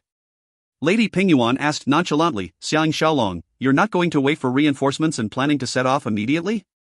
Xiang Shaolong was surprised. You guessed, gut. Lady Pingyuan rolled her eyes at him coquettishly and said, not a guess, but a deduction based on your character. Because you're not the kind who will let others have the chance to move first.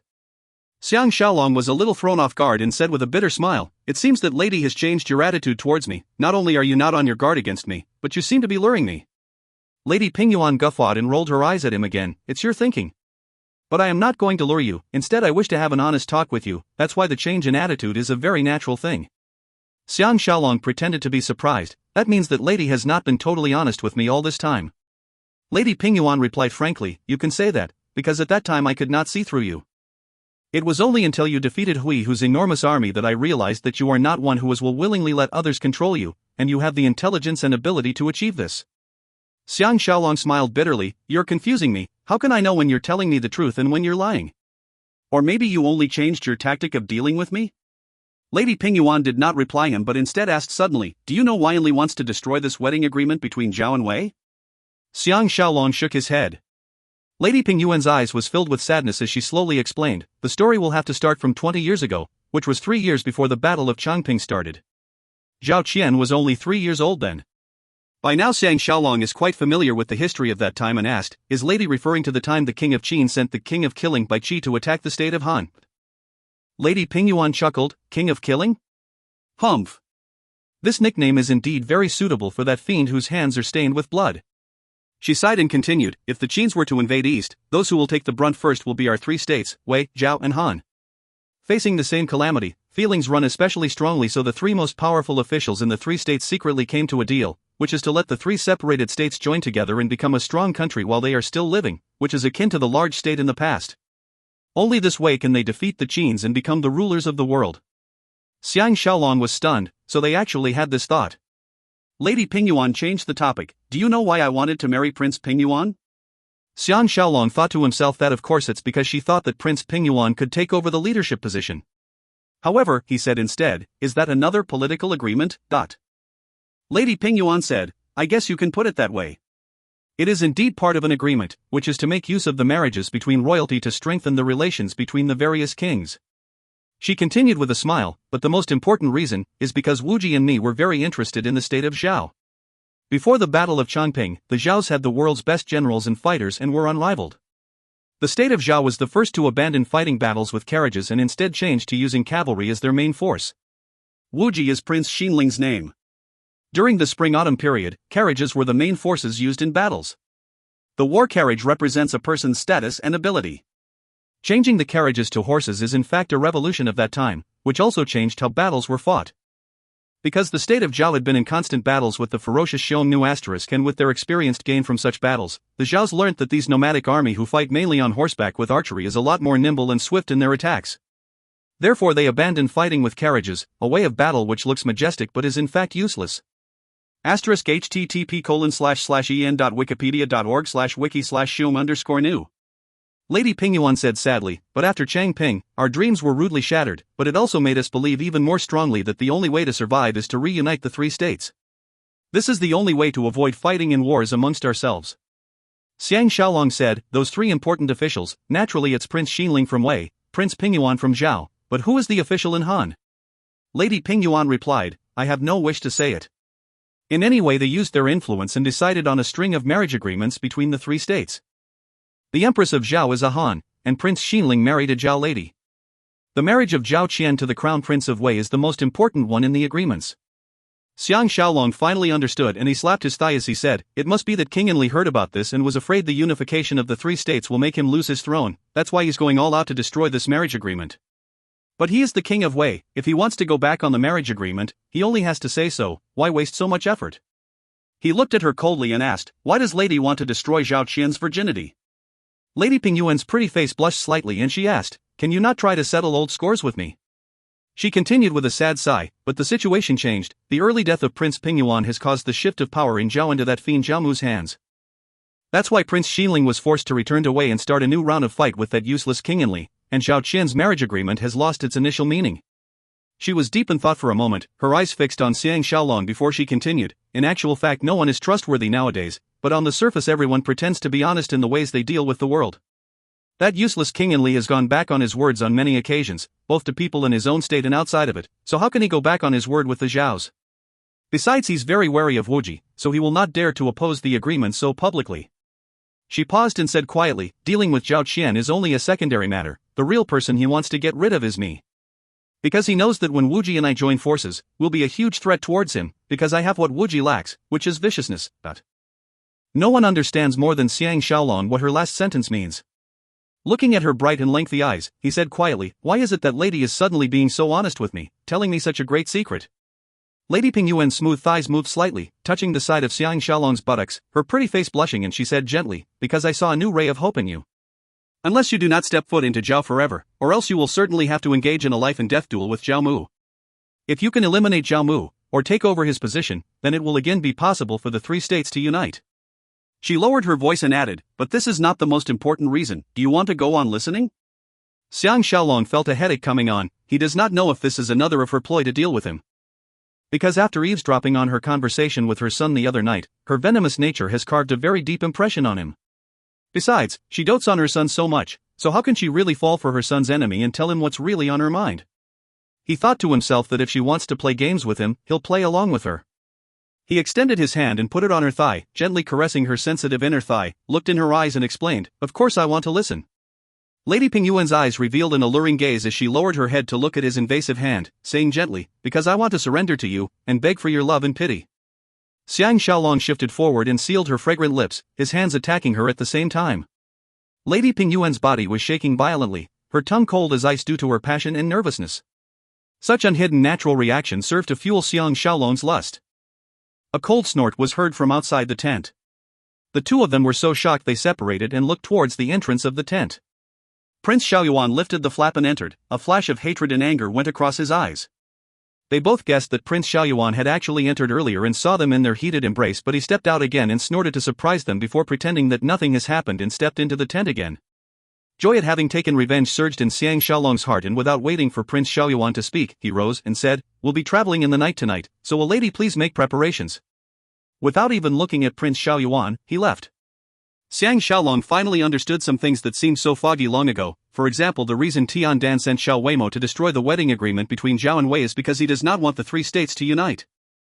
Not only will that be disadvantageous for Qin, it will also become a threat to the state of Qi and the other states. Although the three states all had different family names, but they had once served the same master, so naturally they are a lot closer to one another compared to other states. In the past, Prince Xinling risked himself to steal the military token and wrestle over the military power because he wants to preserve the state of Zhao, with the hope that one day the three states can unite into one and become the strongest state. But Tao Fong once said that the Weiss are most untrustworthy. Lady Pingyuan may have some true feelings for him, but for Prince Xinling, he's just a useful pawn. And the thing that influenced his decision the most is that he knows that the three states will never unify. This has already been written in history books. Can he change history? Commander. Xiang Shaolong turned towards the direction of the voice. It turns out to be one of Tu Zhao Qian's personal maid, Cui Tong. These two maids were extremely pretty and outstanding, about 1 or 2 years older than Zhao Qian, which makes them about 17 or 18 years old. Cui Tong stopped him and with a lowered head, said, Third Princess would like to request the audience of Sir. Xiang Shaolong's lust, which was stirred up by Lady Pingyuan, was not appeased, and on seeing how alluring and shy she looked, he felt a strong desire. But he thought that if he allow himself to do that, it will only serve to make Zhao Qian look down on him, so he suppressed his urge and followed her to Zhao Qian's tent. Cui Tong dared not walk alongside him, and walked half a step behind him instead. Xiang Shaolong turned his head around and threw a glance at her. When he saw her blushing, he asked quizzically, why is Sister Xiaotong so shy? Cui Tong was showered and kept her head so low that her forehead was almost touching her chest and dared not look at him. By now the two of them have passed the guards and entered the compound, and there's no one else around the ladies' camps. Xiang Shaolong is after all a flirt, and he grabbed her hand and asked gently, is there anyone in your tent? Cui Tong's petite body trembled as she exclaimed in a mixture of shock and joy, Commander. Please, others will find out. The flap of the tent where Xiao Zhao and the rest stayed in flipped open, startling Xiang Shaolong, and he hurriedly released his hold on Cui Tong's hand and hurriedly walked into Zhao Qian's tent. For the past 10 days, Xiang Shaolong and Zhao Qian has been behaving intimately. Other than the last hurdle, they have tried every other physical things possible and also suffering from trying to hold themselves back. That's why for these 2 days, they are restricting themselves instead and dare not overstep the border, afraid that they will do something that they might regret and let others catch him deflowering the beautiful third princess. Zhao Qian saw him arriving and happily gave him a long pouch which she sewed personally and said, "I made this especially for your wooden sword." Qian'er has never liked swords or weapons, but Xiang Lang's wooden sword is an exception. And she stared with irritation at Flying Rainbow, which was hung at his waist. Xiang Shaolong liked to carry Flying Rainbow with him because it's light and swift, and on seeing the beauty's gift, he hugged her slender waist and kissed her tender cheeks before saying with a laugh, "You don't even like the famous sword from you?" Zhao Qian glared at him and said, "The Yu sword is well made and pretty, but it's still a gift from Zhao Mu, and seeing it reminds me of him. Therefore I have no wish to see it." Xiang Shaolong exclaimed in surprise, "So you don't like Zhao Mu?" Zhao Qian's eyes reddened as she replied, "Not only do I hate him, but I hate Imperial Father even more." Xiang Shaolong hugged her and moved to a side and sat down with her. Lying on the soft cushion, his hands roaming about her bosom, he asked, "Did Zhao Mu try to do anything overboard with you?" Zhao Qian was weak from his fondles and burrowed herself into his chest, saying sadly, "I have a marriage agreement with the Weiss, so he dare not be so bold. However, Qian'er's mother died because of him." Xiang Shaolong was so shocked that he stopped his hand activity and asked hoarsely, "What?" Hot tears rushed out as Zhao Qian hugged Xiang Shaolong tightly. "Xiang Lang must decide for Qian'er, and kill that fiend for me." Xiang Shaolong wiped away her tears and asked gently, "Tell me first how he caused your mother's death." He has never asked Zhao Qian about matters involving the imperial court, and thought that the Zhao Empress now is her birth mother. Zhao Qian related sadly with tears in her eyes. At that time Qian'er's mother was still Imperial Father's most beloved concubine. One night Zhao Mu and Imperial Father summoned Mother into the bedroom, and the next day Mother hanged herself. Qian'er was only 10 years old, but I will never forget that scene. Mother died horribly. And she cried bitterly again. Xiang Shaolong did not imagine that such a flawless and pretty princess would have such a horrible childhood and allowed her to cry and vent her anger.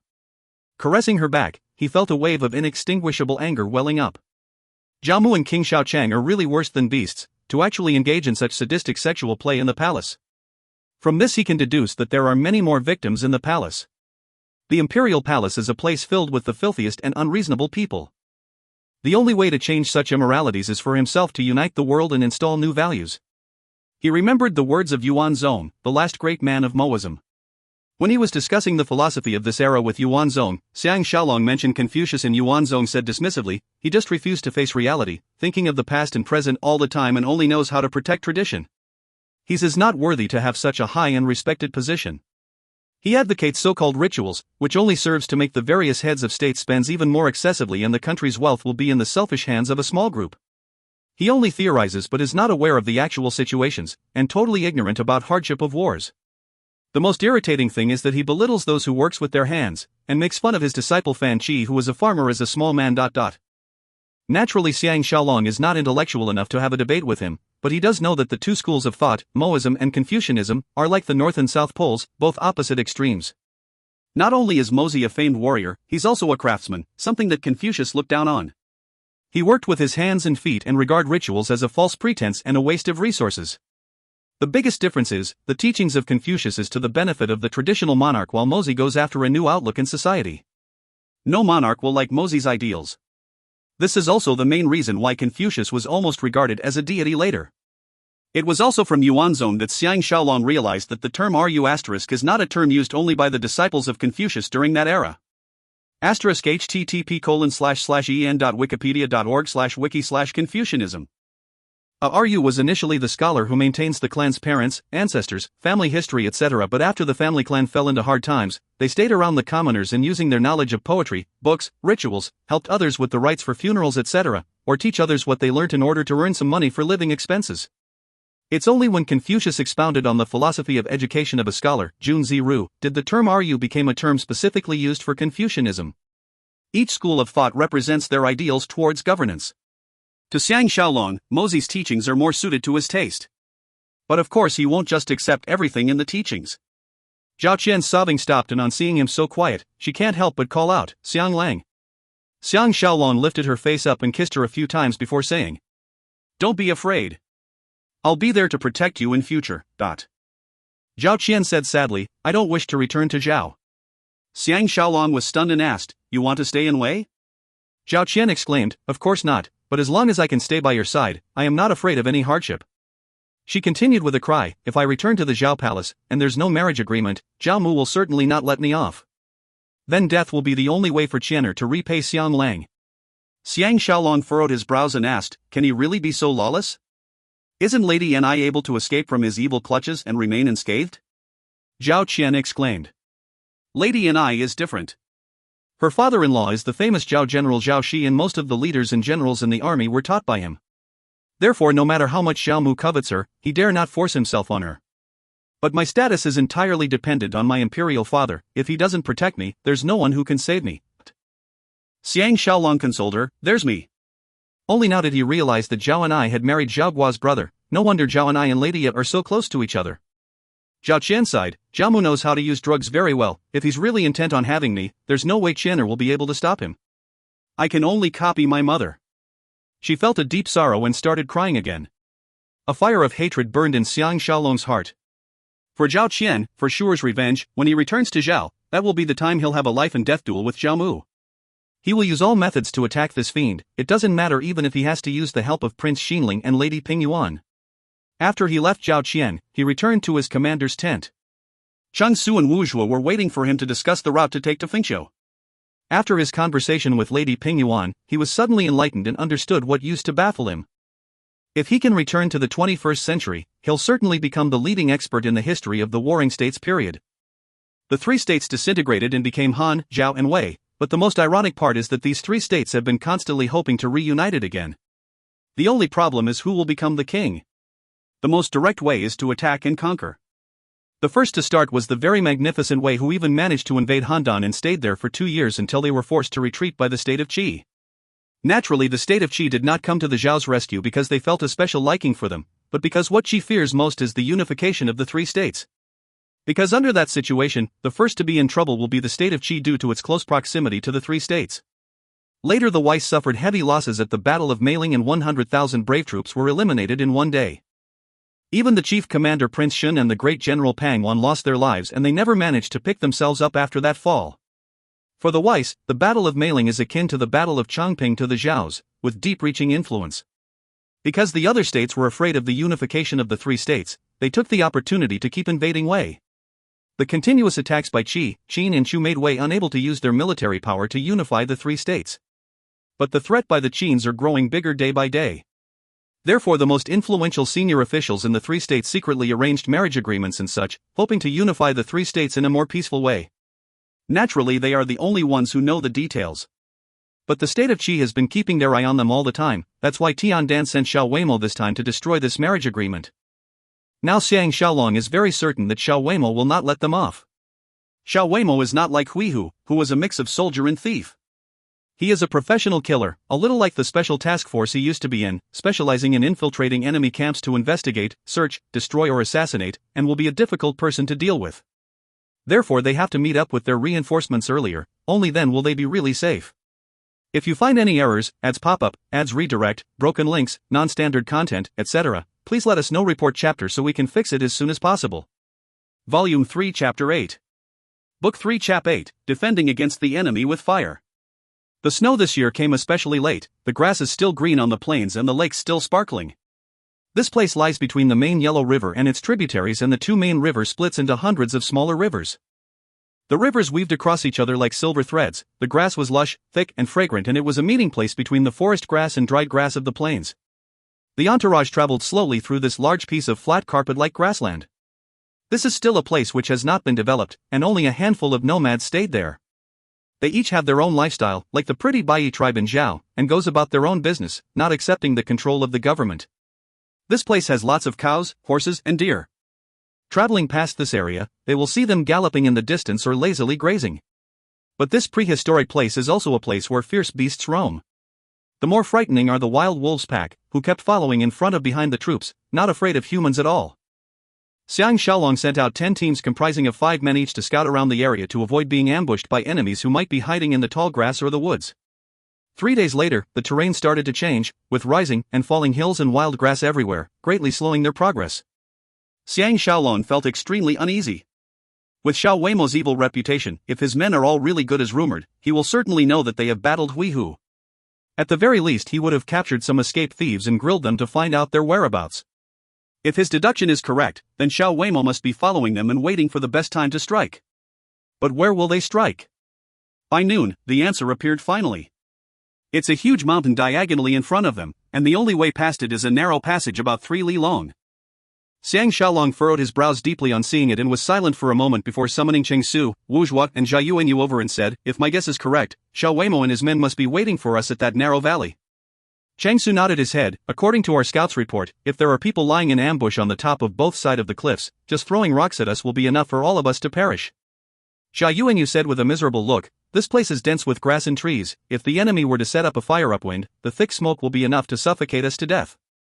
Xiang Shaolong laughed. "Thick smoke can only be used to deal with those who are unprepared. Yuanyu, you will immediately organize all the men to remove all the grass and trees on this side of the mountain and slopes and dig a deep ditch at the bottom of the valley to lure the nearby streams into the ditch to surround the camp. We will join the carriages to face the mountain to protect the camp. At the same time prepare a large amount of clear water in the camp. Each camp is to have at least 2 barrels and everyone is to carry with them cloths or handkerchiefs. When there's thick smoke, soak it in the water and cover the face with it, then they need not fear the choking smoke." Jia Yuanyu was about to get to work when Xiang Shaolong called him back again and said, "Tell everyone to remove their armors or it might affect the tasks." Zhao Yuanyu left with that order.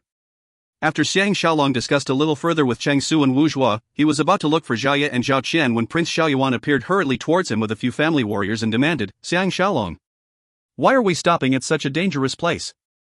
How are we going to fend against the enemy if they use fire to attack us?" Xiang Shaolong replied coldly, "You can cross the narrow valley alone if you like. But I won't be accompanying." Prince Xiaoyuan's eyes were burning and after staying silent for a moment, naturally he dared not take the risk so he changed his tune, "Since we can't enter, then we should retreat to a safer place." Wu Zhuo can't help but interrupt, "The sun will set in 6 hours, and the mountain terrain is difficult to maneuver. If we retreat to a place where we get stuck, we might as well." Prince Xiaoyuan shouted angrily, "Shut up! A servant like you has no right to interrupt." Wu Zhuo's expression changed and his hand moved to his sword. Xiang Shaolong put his hand around Wu Zhuo's shoulder and said with a smile, "Young master is mistaken. Wu Zhuo is my battlemate, his words are my words." Cheng Su said with a cold smile, "Whoever sounds more reasonable, we will obey that person." Prince Xiaoyuan was so furious that the color on his face alternated between pale and red, and he left in a huff. Wu Zhuo said gratefully, "To be able to fight side by side with young Grand Master-in-law is the happiest thing in my life." Xiang Shaolong patted him warmly before letting go of his hold on his shoulder and looking at the narrow valley, said, "If we can survive tonight, I'm confident that I can deal with Xiao Weimo's soldiers hiding in ambush above the narrow valley." Cheng Su replied, "According to my calculation, Xiao Weimo's men are certainly not as many as ours, or else they would have attacked us head on long ago when we were traveling." They talked a little further before Xiang Shaolong went to see Lady Ye. Xiao Zhao and the rest had just set up camp and on seeing his arrival, hurriedly paid their respects. Looking at these pretty young girls, Xiang Shaolong's spirits lifted and after flirting with them for a moment, he went in to see Lady Ye. Lady Ye received him warmly and after letting him have his way with her for a while, they sat on the rug and she said, "Shaolong, there are some words that Yura must say, please don't be offended." Xiang Shaolong laughed, "You must be wanting to ask me about my relationship with Zhao Qian. Don't worry. She's still a virgin." Lady Ye replied, "But you have aroused her desires, how can she be willing to marry to Wei, and if so why do we still need to go to Dalian?" Xiang Shaolong replied nonchalantly, "Naturally it's to steal Lu Gong's secret manual." Lady Ye exclaimed seriously, "Shaolong." Xiang Shaolong stopped smiling and said, "I know you want to say, if Prince Xinling knows that we are going there to steal the manual, he definitely won't allow us to succeed, right?" Lady Ye bit his shoulder in anger, so upset that she could not say a word. Xiang Shaolong caressed her shoulder and consoled her, "Trust your husband. In this era where everyone is trying to trick everyone else, we can only act according to circumstances. For all you know we can have our cake and eat it too. Hey! It seems like a long time since I was intimate, xin fan equals doing intimate things in a room, with you." Lady Ye replied coquettishly, "It's not been intimate in camp, we don't have a room here." Before Xiang Shaolong has a chance to reply, Xiaozi's voice was heard calling from the outside, "Vice Commander Cheng invites Master Xiang to come out immediately." Xiang Shaolong sighed and told Lady Ye, "It must be that fellow Prince Xiaoyuan who has gotten into trouble again."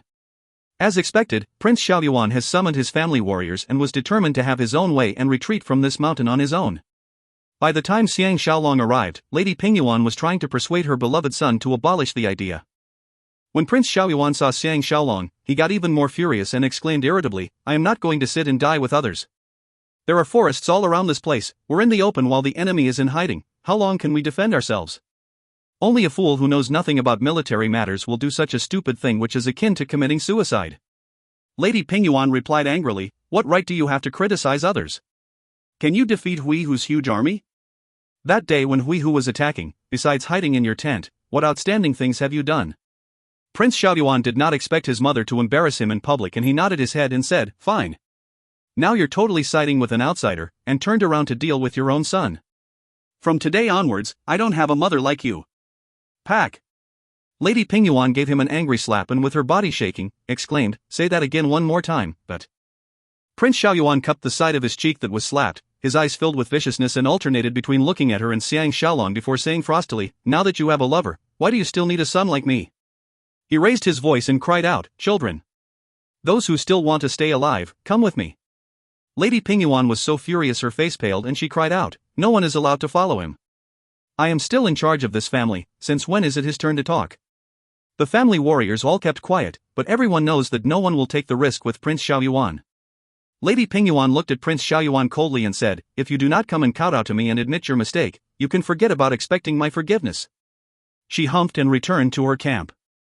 Xiang Shaolong did not even bother to take a look at the stoned Prince Xiaoyuan, but just gave the orders, "Those who really want to live, get to work immediately." But all the family warriors uttered their reply and, ignoring Prince Xiaoyuan, went about chopping trees and cutting grass. The others all dispersed, leaving only Prince Xiaoyuan standing all alone there, helpless. The sun was setting, the earth getting dark, the freezing wind blowing from the northwestern direction. Xiang Shaolong's army was all on the alert, waiting with their weapons. Only a few lamps were lighted in the camp and the scene was miserable and cold. Xiang Shaolong, Chang Su and Wu Zhuo were sitting on a carriage, which surrounded the camp, looking at the movements around them. The sound of something hard dropping was heard from the other side of the mountain. The three of them immediately perked up. They finally confirmed the presence of the enemy, confirmed Xiang Shaolong's analysis. The sound of something falling came because the enemy ran into the horse-tripping ropes they put up. It must be known that before this moment, whether there really is an enemy out there is still an unknown, with no facts to support that point. They only deduced that if there is an enemy out there, then they must be hiding in the narrow valley. This place still belongs to the Weiss after all, so Xiao Weimo will have to work speedily and attack the camp in the cover of the night. If they have to attack at night, this kind of place is most advantageous to attack with fire, and to attack with fire they must first position themselves upwind. Therefore their enemy will certainly have to leave the narrow valley and go to another mountain, which faces them at the other side of the camp. So based on this point, they laid down horse-tripping ropes in the wilderness on both sides of the camp. If the enemy were to trip and fall and make some noise, they would be able to know the position of the enemy even in the darkness. Sounds of things dropping and quiet groans were heard. Xiang Shaolong laughed loudly and shouted, "Xiao Weimo, you've been tricked. Release the arrows." Lamps were lighted in the camp, hundreds of fire arrows were shot high into the air, aiming towards the side and the entrance of the narrow valley, leaving only a clear spot upwind. The flames burned all around as the dry woods caught fire rapidly, and the wind blew the flames and smoke towards the narrow valley, surrounding the enemies who came under the cover of the night with flames. It turns out that Xiang Shaolong has already ordered his men to splash oil on the wood so that it will burn once it catches fire. Thick smoke rose up, most of them blown towards the narrow valley, with only a little smoke floating towards their camp. Everyone hurriedly dampened their cloths and covered their noses and mouths with it.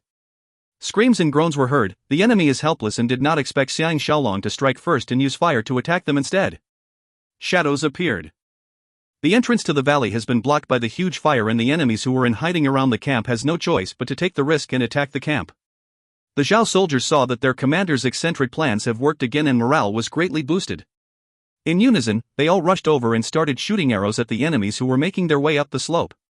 Without any cover for protection and hindered by the dark smoke, the enemies fell one by one and only 10 odd enemies managed to pass the flooded ditch that surrounded the camp, but all of them perished at the slope.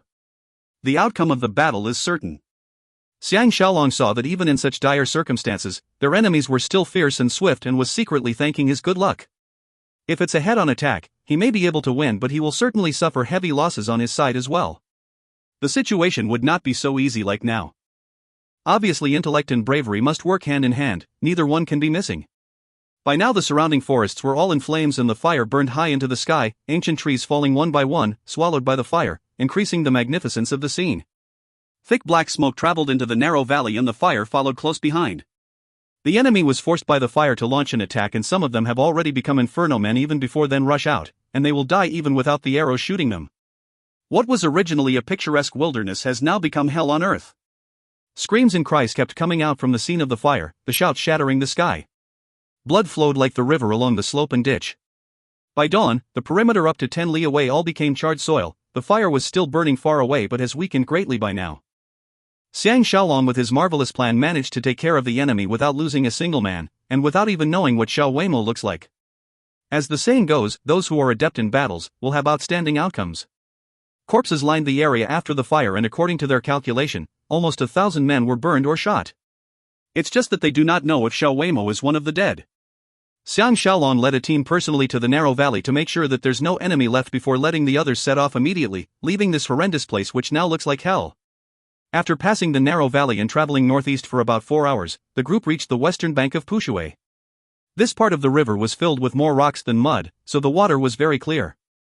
After few li down north, a clear and sparkling huge lake appeared in front of them, with lush plants growing around it and huge eagles, wild ducks, and kingfishers flying about.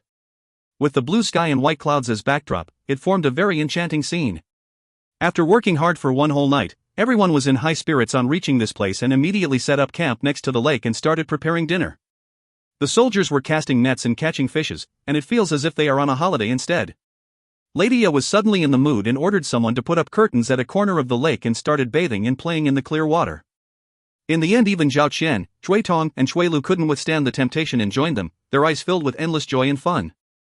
Xiang Shaolong sat lazily on a huge rock next to the lake, admiring the view of the lake and mountains, looking at the endless green grass, with the lake's water clear and green with the reflection of the trees, feeling extremely intoxicated. The soldiers were enjoying themselves too, stripping themselves naked and jumping into the lake and swimming languidly. After going through so much shocking events, no one can blame them for letting loose now. As Xiang Shaolong was sharing their joy, Lady Pingyuan's voice rang out gently behind him. "Shaolong, why aren't you swimming as well?" Xiang Shaolong turned his head around and smiled. "If Lady is willing to frolic with me in the water, your subordinate will gladly oblige."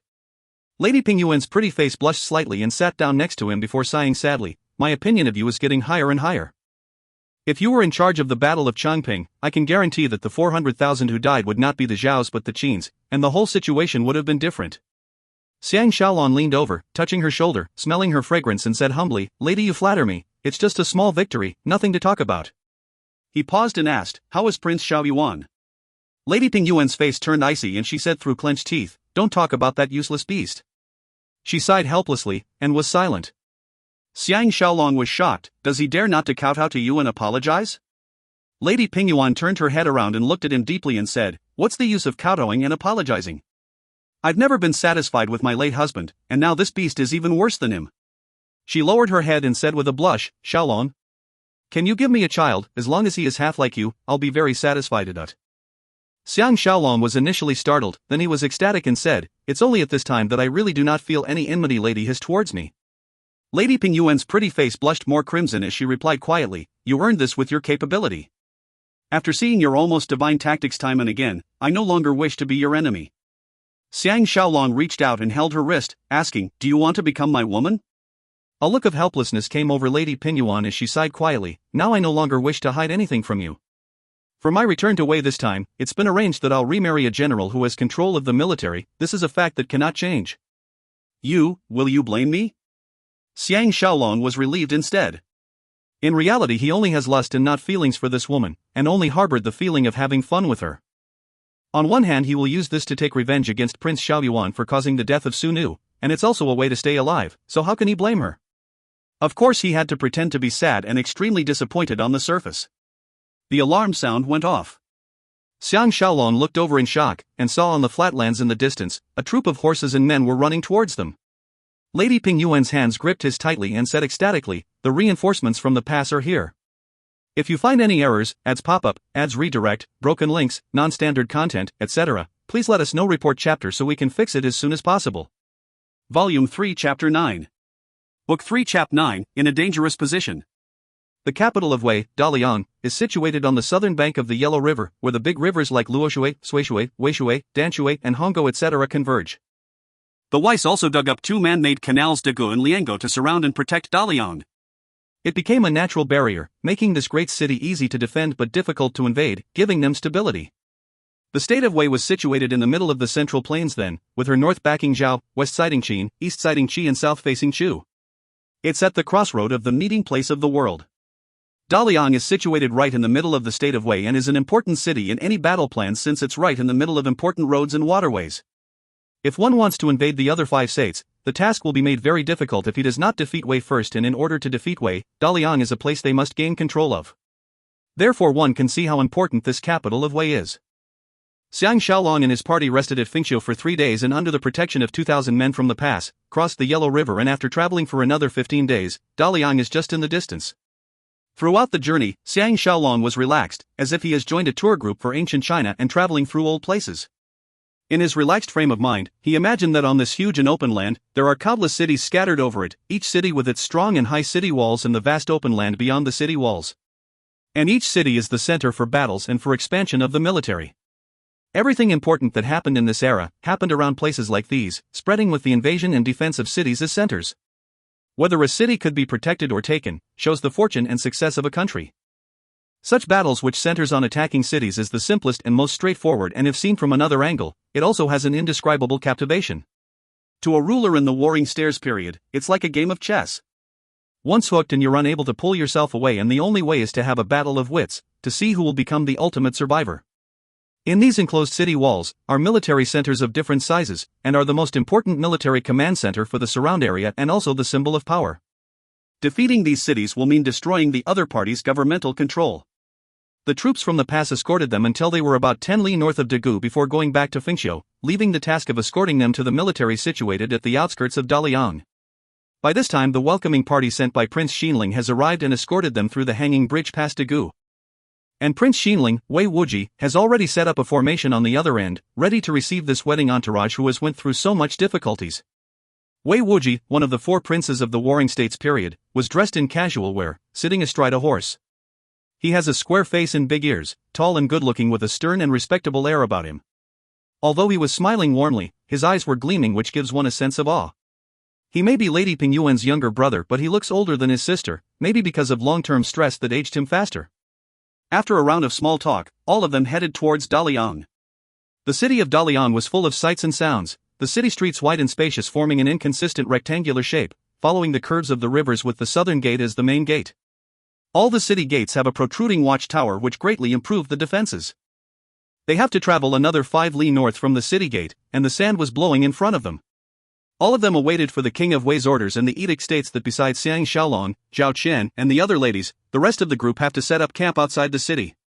Naturally, Lady Ping Yuan, her son, and their family warriors are not under such restrictions. Xiang Shaolong felt extremely surprised and indignant. And a look of unhappiness appeared on Prince Xinling's face, but as it's an imperial order, and unless he has made up his mind to rebel immediately, he can only accept this humiliating arrangement. After Xiang Shaolong gave some instructions to Cheng Su and Wu Zhua, he followed Prince Xinling into Daliang. Compared to Handan, Daliang looks different. It did not have the ancient magnificence of Zhao, but has its own exquisite intricacies. Its decorations were more colorful. The streets in the city were split into 8 large streets from north to south and 4 main streets from east to west, crisscrossing one another. These 12 large streets are wide enough to accommodate more than 10 horses moving side by side, so one can imagine how huge it is. With the imperial soldiers opening the path for them, the entourage passed by the decorated streets outside the palace, went around the high walls of the palace, and came to a place at the northeastern corner where the nobility and senior officials reside. Along the way the streets were full of activities, and there were twice as many people on the streets as compared to Handan. When they saw Prince Xinling's flag, they all looked respectful, and some even knelt down to pay their respects, which goes to show how esteemed Prince Xinling is in the hearts of the Weiss. Prince Xinling's residence, Wei Yichu, is situated right at the end of the street. Behind the high walls, tall trees reached into the sky, which showed off Prince Xinling's extraordinary status. Xiang Shaolong was separated from Zhao Qian and the rest and were assigned different courtyards to reside in.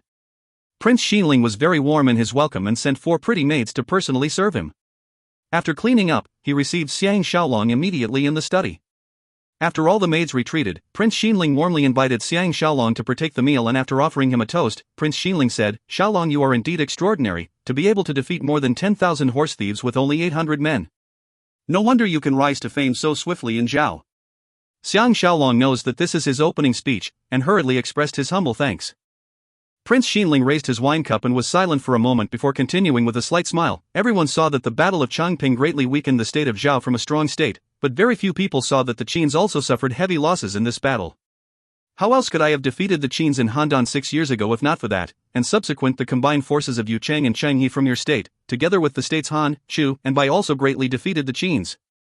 Xiang Shaolong has no idea why he would bring up this matter, so he just bulldozed his way through to try and flatter him, saying, "It's all due to your intelligence and decisiveness that gave the Qins their most terrible defeat ever since Xiangyang changed the policies." Prince Xinling smiled proudly. The king of Qin is narrow-minded. He has such a good general in Bai Qi, but because of a fit of anger, forced him to his death. Fan Sui also gave up his premier post 4 years ago, which greatly weakened Qin further, which gave us the opportunity to conquer Taojun. If my estimation is correct, the Qins can forget about regaining their strength within the next 20 years. Xiang Shaolong was secretly impressed and thought to himself that this Prince Xinling is indeed a talent of his times. Because from what he knows from the history books, it is indeed 20-odd years later that Qin managed to destroy the other 6 states. Prince Xinling personally poured the wine and after drinking a toast, said solemnly, "Now that Lu Buwei caused the death of King Xiaowen, and allowed Iran to ascend the throne, and the world was in fear because they know how formidable Lu Buwei is. But I see it from another point of view. With the Qins being so suspicious of any outsiders, how can they allow Lu Buwei to control the politics? Therefore there must be internal strife which will again weaken their plans to invade East." Xiang Shaolong complimented him sincerely. "No wonder you are so well respected by the people, you can really analyze and understand the situations well." Of course he knew that in the end Emperor Qin exterminated Lu Buwei's entire clan, that's why he is especially amazed by Prince Xinling's farsightedness. Among the 4 princes in the Warring States period, he and Prince Mengchang emerged tops, and obviously he does live up to his name. He thought of how frightened the Zhaos were once they heard that Lu Buwei is now in power, and the contrast against Prince Xinling shows how bold and farsighted he is. Prince Xinling's eyes gleamed and he sighed meaningfully. "Shaolong. If the 3 states were to unify, now is the time." In truth, Xiang Shaolong is very much interested in this idea because who can guarantee that history will not change? At least the Emperor of Qin now is a useless person, totally different from the smart and brave emperor described in history books. Since he wants to deal with Zhao Mu, naturally he will need the help of Prince Xinling, and once he thought of this, his heart started pounding. Prince Xinling is indeed astute. Just by studying his looks and behavior, he already knows what he is thinking and nodded his head with satisfaction. "My elder sister is indeed right about you. Shaolong is indeed a bold and intelligent man." He continued in a lowered voice, "Does Shaolong know that you are in a dangerous position where you will find it difficult to advance or retreat?" Xiang Shaolong nodded his head to indicate his understanding. However, Prince Xinling shook his head and smiled. "You don't really know yet. Tell me. Do you know Hui, who is which person's trusted aide?" Xiang Shaolong was stunned and asked, "Doesn't Hui who take orders from your king?" Prince Xinling replied, "That coward would not dare to touch anything that might incite public fury. Only's most beloved Lord Longyang * handled all these secretive evil plans. According to secret reports, Lord Longyang hates you to the core, that's why he forced Only to give the orders not to allow your men to enter the city so that you'll be alone and helpless. If not for my strong support of you, Shaolong would have perished long ago." Xiang Shaolong felt numb but also found the situation hilarious at the same time. It was really unexpected that he would actually meet the famous Lord Longyang, whose name has long become synonymous with gays. Without a question, Li and Lord Longyang's relationship is similar to King Xiaocheng's relationship with Zhao Mu. Apparently the royalty in this era, due to the 2 extremes in their lifestyle of extravagance and constant fear of losing their lives, have all turned a little abnormal. Prince Xinling said, "Lord Longyang is one of the 3 most famous swordsmen in the state of Wei. He is intelligent and cunning, and certainly not easy to deal with." Xiang Shaolong sighed and said, "We can consider this to pose difficulty in me advancing, but why can't I retreat then?" Prince Xinling stared at him for a moment before saying calmly, "Because if you return to Zhao Mu will certainly try to take your life." Xiang Shaolong remembered that Lady Pingyuan once told him that the king of Zhao has taken a liking to him, and if that's really the case, what Prince Xinling just told him is not just to scare him. He sighed and said, "To tell you the truth, I was ordered to come to Wei this time with another secret mission, which is to steal the Lugong's secret manual. He obviously knows that Prince Xinling is already aware of this, so he set it out first to gain his trust." As expected, Prince Xinling chortled, reached out and patted his shoulder and exclaimed, "Great! It's only now that I believe you really have the intention of allying yourself with us. If you can work for me well, I can guarantee you endless wealth and riches." He continued in a quiet voice, "That fellow Li, under Lord Longyang's persuasion, is not busy preparing to eliminate Zhao, so even though Hui, who is totally unrelated to him, he will never let a talent like you return. As for Zhao Qian, not only will she not be able to become the crown princess, her fate will be extremely terrible as well." Xiang Shaolong sighed helplessly and asked, "What should we do now?" Prince Xinling smiled slightly. "The one who strikes first will gain the upper hand, the one who strikes later will be at the mercy of others." Does Shaolong understand these words? Xiang Shaolong suddenly felt himself sweating, finally understanding that Prince Xinling said so much to him because he is still intent on the initial plan he made with Lady Pingyuan and Prince Xiaoyuan, which is to assassinate King Li, so he is just a pawn now. He was so furious that he felt like giving himself 2 tight slaps. How stupid and naive he was, to actually believe that the vicious Lady Pingyuan would really fall in love with him. Lady Pingyuan is indeed formidable, deliberately pretending to be unhappy with Prince Xiaoyuan, and flattering him at the same time, saying that she wants a child with him so that he'll be taken in. If not for the fact that he overheard the talk she had with her son that night, he won't even know how he died. That vicious woman actually slowly made her progress, sacrificing her body to lure him in, kept on flattering him with the only aim of using his bravery, intelligence, martial arts skill and status to help them kill the King of Wei. After that they will push the blame to him and the Zhaos, so that they can retreat safely from this matter. Such a venomous ploy is indeed enough to make one's blood run cold. In order not to arouse the other party's suspicions, he pretended to be full of vigor as he replied, "If there is anything I can do, please let me know. I am willing to go through fire and water." Prince Xinling exclaimed happily, "With these words from you, why should I worry that the plan will not work?" He continued in a straight face, "I already have a plan in mind, but it's not the time to let you know yet. You can enjoy yourselves for these few days. I have a lot of beauties in my residence and you can choose anyone to serve you." Xiang Shaolong had an idea and deliberately tested the waters by saying, "With Lady Ya around, I am already satisfied." A look of anger and jealousy flashed past Prince Xinling's eyes, but he immediately changed it into a warm smile. "You really know how to choose. Xiaoya is extremely captivating, truly a fine specimen in a man's private room. Go ahead and enjoy yourself." He added, "You'll have a good rest tonight. I'll arrange some activities for you tomorrow and I can guarantee that your trip will not be in vain." After Xiang Shaolong left the hall, he walked towards where Xiaoya and the rest were residing at, knowing very well that in order to gain his trust, Prince Xinling will not restrict his activities in the manner nor send anyone to spy on him. Once he stepped into the garden, he immediately thought of Mate Sanyan's quiet little mountain valley. If he can spend the rest of his life in that place where there's no fights, then won't all his troubles be gone? Pride and ambition is really the downfall of many. Xiang Shaolong suddenly felt dejection and an extreme weariness about the things that has been happening around him. Especially when he thought of Lady Pingyuan, he felt that pain of being cheated and hurt. After walking past a row of old, luxuriant swaying trees, the flying clouds chambers which Xiaoya and the rest are residing in came into view. Lanterns were lighted on the pillars and the eaves of the corridors, and under the illumination of the lanterns, it can be seen that the corridors have double eaves. The roof was decorated with tiles and statues of beasts, extremely colorful and majestic. The paint and carvings on the main door was exquisite, the curtains on the windows were thick, with a soft and hazy light going through it. Xiang Shaolong suddenly felt lost. That feeling of a strange dream filled him again. Hi! If only it really is a dream. Even when he was facing the worst situation in Zhao, he has never felt so dejected.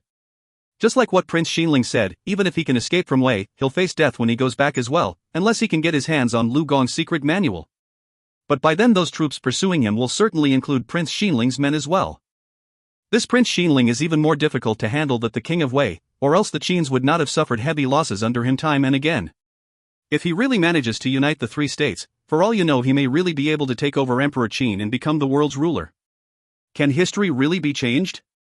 Xiang Shaolong lied down on Lady Ya's couch dejectedly. Xiaoya sat down and reached out to caress his face, asking in alarm, "Shaolong, what happened to you? Why do you look so bad?" Xiang Shaolong carried her up the bed and buried his head in her chest and sighed, "If I have Lu Gong's secret manual with me now, I will steal all of you out of Daliang immediately and run far, far away." Xiaoya's delicate body shook a little as she cried out, "Shaolong, can you brace yourself? Seeing you like this pains me." She went to his ear and whispered, "And Lia's got nothing to do with the order not to allow Chang Su and the rest into the city." Xiang Shaolong raised his head up in surprise and looked at her, "How did you know?" Lady Ya covered her mouth and smiled, "Don't ever think that we are totally helpless to defend, us Zhaos have spies all over the place. I even have my own people in Prince Xinling's residence." The look in her eyes turned icy as she continued, "This matter must be related to Prince Xinling, to deliberately isolate you and give you the feeling that there's danger everywhere so that he and his sister can control you." Xiang Shaolong perked up immediately and he sat up, his eyes gleaming. "Have you found out where Lu Gong's secret manual is hidden?" Lady Ya stared at him unbelievably and said, "If you obviously know that someone is coming to steal your things, will you let others find out so easily?" She then stood up and took out a scrolled painting from a cloth sack and unrolled it on the bed. It turns out to be the floor plan of Prince Xinling's residence. Xiang Shaolong was ecstatic. "Where did you get such a good thing from?" Lady Ya smiled at him coquettishly, "Don't forget what I'm an expert in. If I can't even get this, how can I steal more important things?" Xiang Shaolong thought of something and asked, "If there really is a Lu Gong's secret manual, why isn't Prince Xinling starting to manufacture the equipment according to the diagrams instead? Why would he be keeping it in his residence?" Lady Ya replied, "This involves the fight between Prince Xinling and the King of Wei. As long as Prince Xinling has not gotten his hands on the imperial throne, he will not take the secret manual out, therefore the manual must be kept in a secret location in his residence. Xiang Shaolong sighed, I'm afraid that even before I can find the secret manual, that conniving Prince Xinling would already have killed me. Lady A suddenly extended her fair arms and covered his mouth, the soft and tender feeling shooting like electricity straight into Xiang Shaolong's heart. She pouted, don't say anything inauspicious, all right? Xiang Shaolong sniffed in her fragrance and felt a little better.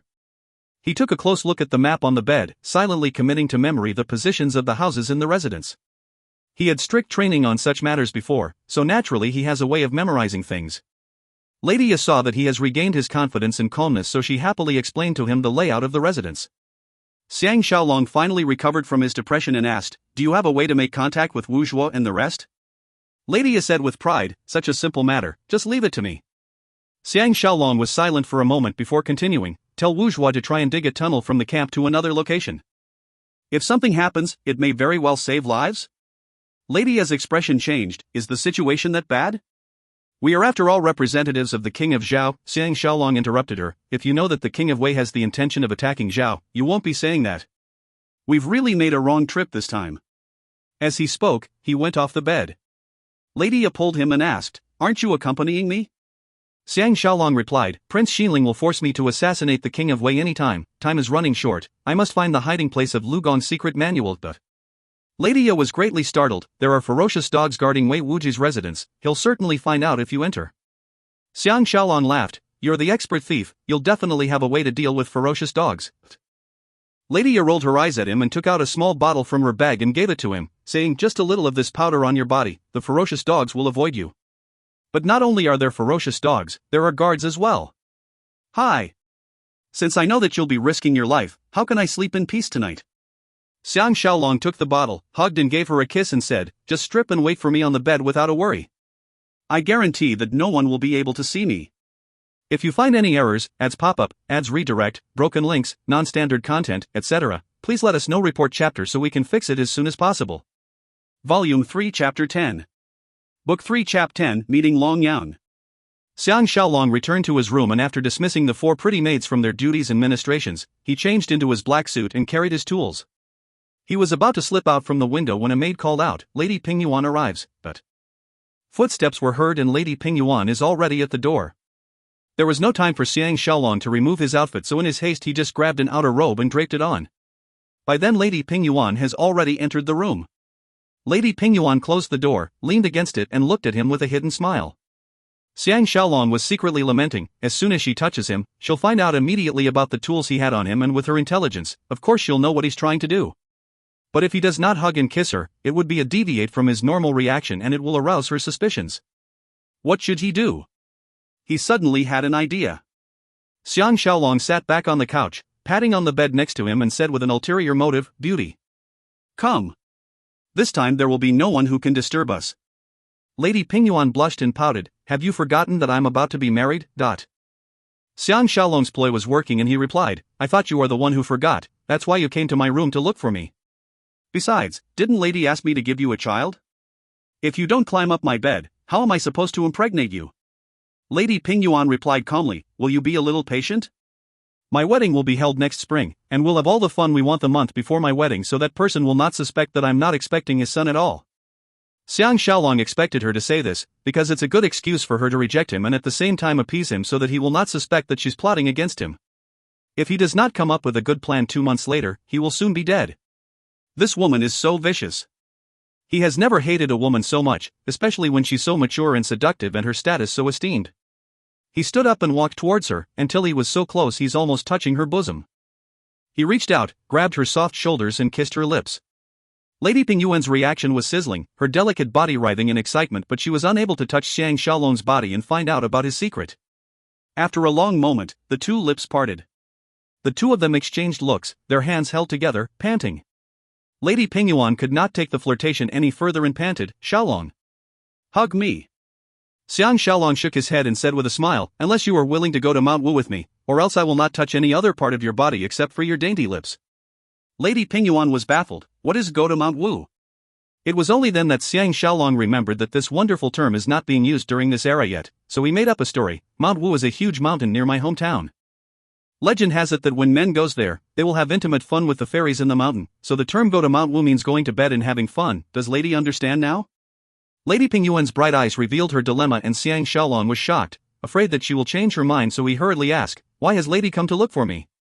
Lady Pingyuan regained her senses and pouted, "Do I need to have a reason to look for you?" Xiang Shaolong had an idea and took the risk. "Lady, better remind Prince Xinling that lady seems very confident of stealing Lu Gong's secret manual. I think she already knows where the manual is hidden." Lady Pingyuan's pretty face turned icy as she said, "That Lut doesn't even know she's at death's door. No matter how capable she is, she can forget about even touching the secret manual." Xiang Shaolong queried, "Are you planning to kill her?" Lady Pingyuan knew that she has made a slip of the tongue, and with her expression remained unchanged, she explained, "That was just said in a fit of anger. Shaolong, you can't possibly have fallen in love with that Lutty woman." Xiang Shaolong replied, "I don't know if I have fallen for her, but she is truly infatuated with me, so I do not wish to see any untoward befall her." Lady Pingyuan tried to struggle out of his grasp angrily, "Let me go." Xiang Shaolong smiled, "Lady is jealous." He still held on to her shoulder tightly and kissed her lips again. Under his flirtatious and hot kisses, Lady Pingyuan softened. Their mouths parted. Lady Pingyuan sighed helplessly again. Xiang Shaolong knows that she is in a dilemma. On one hand she wants to cause harm to him, but on the other hand she can't help but to look for him to alleviate her loneliness of so many years. Of course he will not uncover her plot, so he changed the topic. "What is lady's future husband like?" Lady Pingyuan turned silent before replying, "He is the great General Baigui, have you heard of him?" Xiang Shaolong thought to himself that this must be another political agreement. Why would he be interested to know? So he leaned forward and kissed her neck. Lady Pingyuan has gone without physical intimacy for so long, so how can she tolerate such excitement? So she struggled and cried out, "No." Xiang Shaolong left her and looked at her with a smile. Lady Pingyuan struggled out of his grasp and pushed the door open, saying, "I am leaving." Xiang Shaolong sent her out the door and said, "Since you're not accompanying me, I'll have to look for Lady Ya." Lady Pingyuan saw that the 4 guards waiting outside the door seems to be listening on the conversation, so she left after giving him a stare. Xiang Shaolong pretended to be going towards Flying Cloud's chambers, but once he turned the corner and saw no one around, he removed his outer clothes and hid them. Using the hook and ropes, he climbed up the roof and followed Lady Pingyuan from afar, walking either on the roof or corridors or using the big trees as camouflage. For a person as careful as Lady Pingyuan, once she hears what he told her, she will certainly warn Prince Xinling. There are countless rooms in the vast residence, and the nearer they got to the inner courtyards, the tighter the security with high walls and watchtowers. If not for the fact that Xiang Shaolong had once undergone strict training, and has seen the floor plan of the residence and has the appropriate equipment, there's no way he will be able to infiltrate the place. There are alarm drums atop the watchtowers, so one can imagine that in an emergency, once the signal is sounded, action will be swift. At this time Lady Pingyuan, under the escort of the 4 guards, walked into a corridor.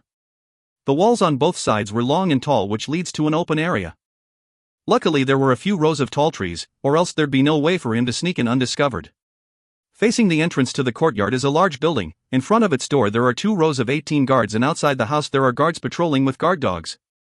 Very carefully, Xiang Shaolong used the hook and ropes and jumped onto the roof from the tall tree nearest to the building. Lady Pingyuan went into the building alone and after passing a broad well, went to the main hall to meet Prince Xinling. Wei Wuji was lying on the rug, his right and left arms each holding a beauty, and was drinking and enjoying himself. Even when he saw his elder sister, he continued with his flirtations. The decorations in the hall was exquisite and the colors matching, the glow from the lantern soothing, giving one a very comfortable feeling. Lady Pingyuan sat down opposite Prince Xinling. Prince Xinling suddenly grabbed one of the women by her hair and pulled her head back. The woman tilted her head back, and under the luminance of the lantern, the beauty's alluring face was revealed to Xiang Shaolong, who was hanging upside down outside the window. Looking at her fair neck, he can't help but gulp and at the same time felt pity for her. Prince Xinling then went towards her fair neck and started kissing and biting her violently, causing that beauty's body to shake and squirm, and she was moaning as well. Obviously she is in pain and not pleasure. By the time Prince Xinling's mouth left her, the tender and fair skin on her neck is full of teeth marks, and there was a faint trace of blood as well. The other lady seems to be unperturbed, still smiling and not revealing any look of surprise at all. Prince Xinling chortled madly and still pulling that woman's hair, asked Lady Pingyuan, "Do you think this woman is comparable to that Lut Jiaoya?" Lady Pingyuan sighed and said, "Wuji, you're jealous." Prince Xinling pushed that beauty away and shouted, "Scram!" The 2 women hurriedly ran to the back hall to hide. Prince Xinling took a gulp from the wine bottle and wiped his mouth with his sleeve and said furiously, "That be it's Xiaoya, when I defeated the Qin army, she was all condescending towards me in Handan. But look at how she is treating me now, I will make her sorry." Lady Pingyuan furrowed her brows. "Where's your patience gone? Can't you even wait for a few days? Have you seen Xiaoya?" Prince Xinling waved his hands. "Don't talk about her. Only now do I believe your words. Xiaoya sacrificed her body because of her adoration for Zhao Mu. When I destroy Zhao in future, I will certainly make Zhao Mu have a taste of all the forms of torture in the world." Lady Pingyuan said through gritted teeth, "I can't wait to eat his flesh and drink his blood as well. If not for him, how could Prince Pingyuan, Zhao Shang die so early for naught?" She then told him what she heard from Xiang Shaolong about Lady Ya's confidence in stealing the secret manual. Prince Xinling seems unbothered and said, "Even if that Lut knows that the secret manual is in the secret underground room here, security here is so tight she can forget about sneaking in. Don't worry." Xiang Shaolong, who was outside the window, was ecstatic. Firstly, he has confirmed that there indeed is a secret manual and it's in one of the secret rooms in this building. With a special task force agent like him, it is a big possibility that he can steal the secret manual. Lady Pingyuan commented, "It's still better to be careful." Prince Xinling replied, "I have already increased security. Even if she can get the manual, she can forget about taking it out of the residence." Lady Pingyuan was silent for a moment before asking, "How are relations between you and Li now?" A flash of anger went past Prince Xinling's eyes as he said coldly, "That old idiot is belittling me more and more. He only knows how to place his trust on petty people like Lord Longyang, Lu Wu, Su Song, Guan Pai, etc.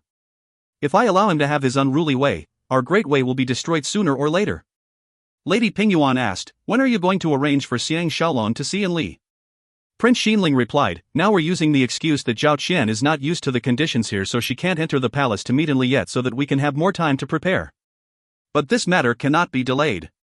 I've decided that on the 1st of the next month, which is 3 days later, we'll let Xiang Shaolong officially send Zhao Qian into the palace.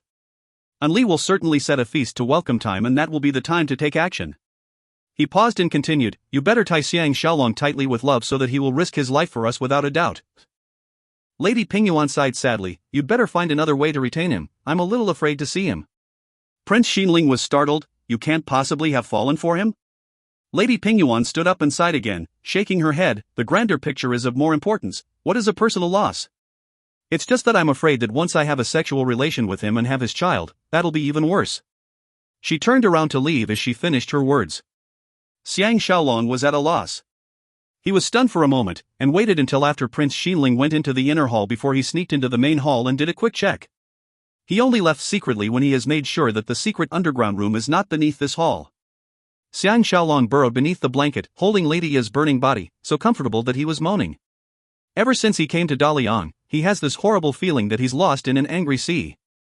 It's only when he's hugging this beauty can he feel a short moment of relaxation and safety. It doesn't matter if this feeling is so feeble or fake, it's still enough to make one intoxicated enough to treasure it. It's the first time he felt no barriers or distance between him and Xiaoya. The two of them used all their might to hug each other, enjoying the brief pleasure during this difficult time. Lady Ya kissed his ears as she asked, "Why don't you go and take a look at Third Princess?" Xiang Shaolong sighed, "I'm afraid I won't be able to hold myself back with her, and when I return to Zhao later, Zhao Mu will surely use this to trap me."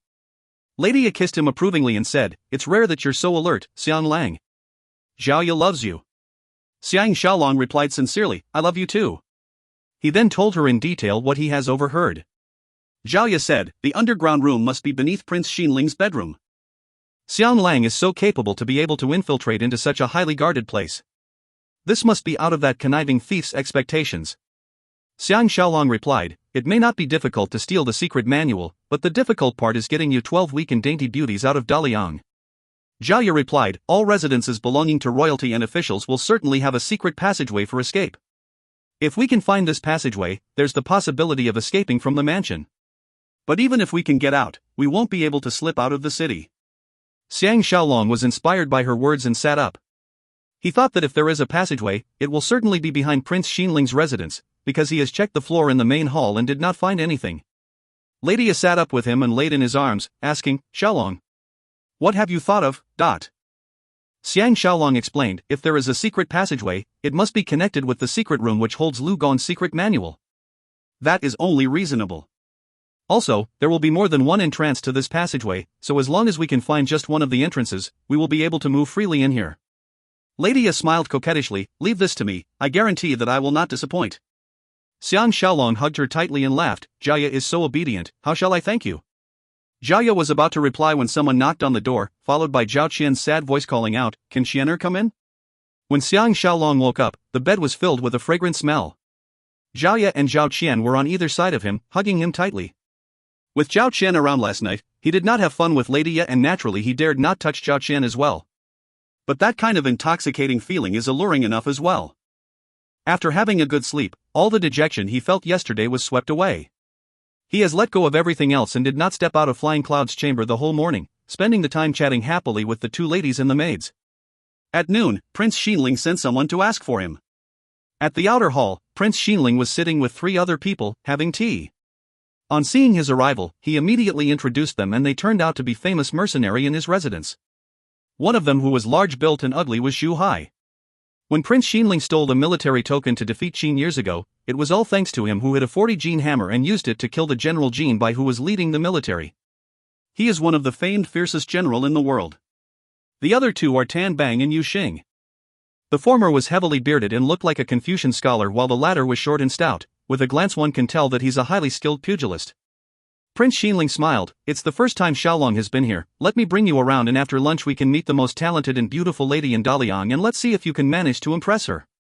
Xiang Shaolong immediately thought of the Shi Shayanu whom Lady Ya once mentioned and he was immediately invigorated and followed them out of the house.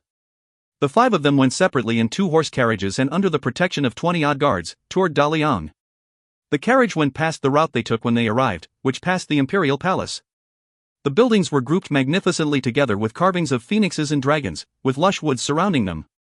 But when Xiang Shaolong thought of when these pretty buildings will soon become unrecognizable ruins, he felt a great pity. Along the walls of the palace, there were riverways intercrossed with roads and bridge, looking extremely picturesque. After leaving the palace area, they turned into a bustling street linking the north and south. Strangely, there's a path right in the middle of the large street, which is extremely flat with locust tress planted thickly on both sides, and next to them were wide drains. The pedestrian walkway is on the outer area of the drains. Prince Xinling explained, this is an official pathway reserved only for the use of His Majesty and officials with the ranks of dukes and above, commoners are not allowed to step on it. As he spoke, the carriages already turned into the official pathway. At the southern end of the official path was tightly knitted residential and commercial areas, the layout was organized although chaotic in a way as well. Ladies, gentlemen and merchants were moving around the crowd with people talking and bumping into one another, making the place look extremely exciting and prosperous. They had lunch at the largest restaurant in this area, Dan Yan Lu. This restaurant has its front facing the main street and its back against a small river and was very exquisite. They took up a large private room near the river on the 2nd level and when they'd had some drinks, that Tan Bang became very chatty, revealing his scholarly nature. No wonder Prince Xinling would invite him along to accompany them. Although Zhu Hai and Yu Xing were more into martial arts, they too listened intently. It's the first time Xiang Shaolong has heard such an in-depth and witty analysis of current affairs and was very much intrigued. Right then Prince Xinling asked, amongst the many schools of thought, which school and which person is the best? Tan Bang smiled and took his time to reply, although it said that rivers all flow in different ways, but in today's time they have all merged. From what I see, amongst the modern people now, Zhou Yan and Sun Qing * from Qi and Master Fei * from Han have all the accomplishments of learned men before our time, and can also do more than what has been done by our forefathers. Their teachings will certainly be the way to go for future ideals on managing a state. Naturally Xiang Shaolong knows who Sun Zi and Han Fei is, but he does not know the background of Zhou Yan at all and asked, who is Zhou Yan? Everyone looked at him in surprise. Prince Xinling commented, I did not know that Shaolong don't even know who this famous and rare person is. He continued with a mysterious smile, let me introduce you later. Xiang Shaolong was stunned, could it be that this Zhou Yan is living in that Shirkainu's house, or else how could he see him so easily? Tan Bang lowered his voice, Mr. Zhou may be one of the rare talents in the world now, but he is famous now because the situation made him so. Everyone hurriedly asked him for the reason. Tan Bang sighed and revealed a sad expression, ever since the weakening of the Zhous, the world has been without a leader and the various states fighting amongst themselves. All the suffering commoners were praying for the appearance of the true ruler so that all these wars can be stopped. Mr. Zhou's teachings of the 5 morals said, listen to the words and obey the orders. Everyone hopes that he can give some hints so that they will know who will be the master of the new era. A gleam flashed in Prince Xinling's eyes, because he has long regarded himself as the savior in these difficult times, and he is working hard towards this goal. Xiang Shaolong used to be so sure that the ruler of the new era would be Emperor Qin, but after knowing the true situation here, he was confused again. Tan Bang lowered his voice, "From what I see, the new ruler will certainly be Prince." Prince Xinling coughed dryly to cover the excitement he felt and said, "That Zhou Yen whom Mr. Tan was referring to may be famous, but he came from Jixia asterisk that comes out with wild theories. From what I see he's just someone who speaks empty." Tan Bang replied with a straight face, "No, this person is very different from those madmen at Jixia. He is a defender of Confucius's teachings and does not look highly upon the words of Moism. If Prince has some free time, you should read his works in detail." Prince Xinling pretended to appear very magnanimous and replied, "Thank you for your pointers." Tan Bang was about to talk about Han Fei when footsteps could be heard outside the door and the soldier who was guarding outside the door came in and reported, "Lord Longyang requests for an audience," but Prince Xinling and Xiang Shaolong were extremely surprised. They did not expect Lord Longyang would be so bold to actually come looking for them. Those who come are without good intentions. Prince Xinling sat proudly, having no intention of rising to greet him at all and said loudly, "If Lord Longyang has no intention to drink, then it's best that you do not come in." He is obviously not giving Lord Longyang any face with these words. Obviously their relation is so strained that they are openly at war. Shu Hai's gaze turned icy as he asked, "Does Prince wants me to guard the door for you?" Prince Xinling shook his head with a smile. Xiang Shaolong was secretly impressed. Prince Xinling's expression can remain totally unchanged even if Mount Tai was collapsing in front of him, and this is precisely the secret to his success.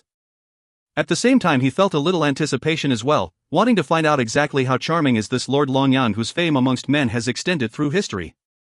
A gentle and melodious voice that could have belonged to either a man or a woman answered from outside the door, "Why is Prince Xinling so upset? Have I offended you in any way? Then all the more Longyang has to come in and offer my apologies." Xiang Shaolong felt his hair stand on hearing the voice. He did not expect that just Lord Longyang's voice is already so intolerable. Prince Xinling chortled, "No need for apologies." He added with a shout, "Aren't you letting our esteemed guest in?" The door opened. 5 men came in. Xiang Shaolong stared at Lord Longyang who was at the head of the line, stunned for a moment. His pretty looks is unparalleled, his skin fairer and softer than a woman, his long eyes full of life and he walked daintily, like a little grass bending from the gentle breeze. If he were to dress up as a woman, he will definitely be an unrivaled beauty. He was at least half a head shorter than Xiang Shaolong, but his build was proportionate, his arms and limbs slender. The warrior outfit he wore was exquisite, with a dark green as the base embroidered with pretty silk flowers, very eye-catching. The hat he wore was even better, made in the shape of a romantic and exaggerated tiger's face, and behind the hat there's even a tiger's tail. Although Xiang Shaolong has no interest in men, he has to admit that Lord Longyang is indeed very pretty.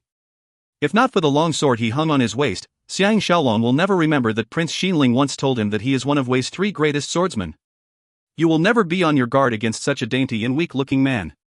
If one were to only compare beauty, Lian Jin would not be able to catch up with him even if he's on a horse. As for the other 4, with one look it's obvious that they are top swordsmen, especially the short and stout man behind Lord Longyang on the right. His eyes were gleaming and he has an aura of death. He looks like one who loves a fight, and others will not dare to belittle him. Lord Longyang walked daintily to the table and sat down gently.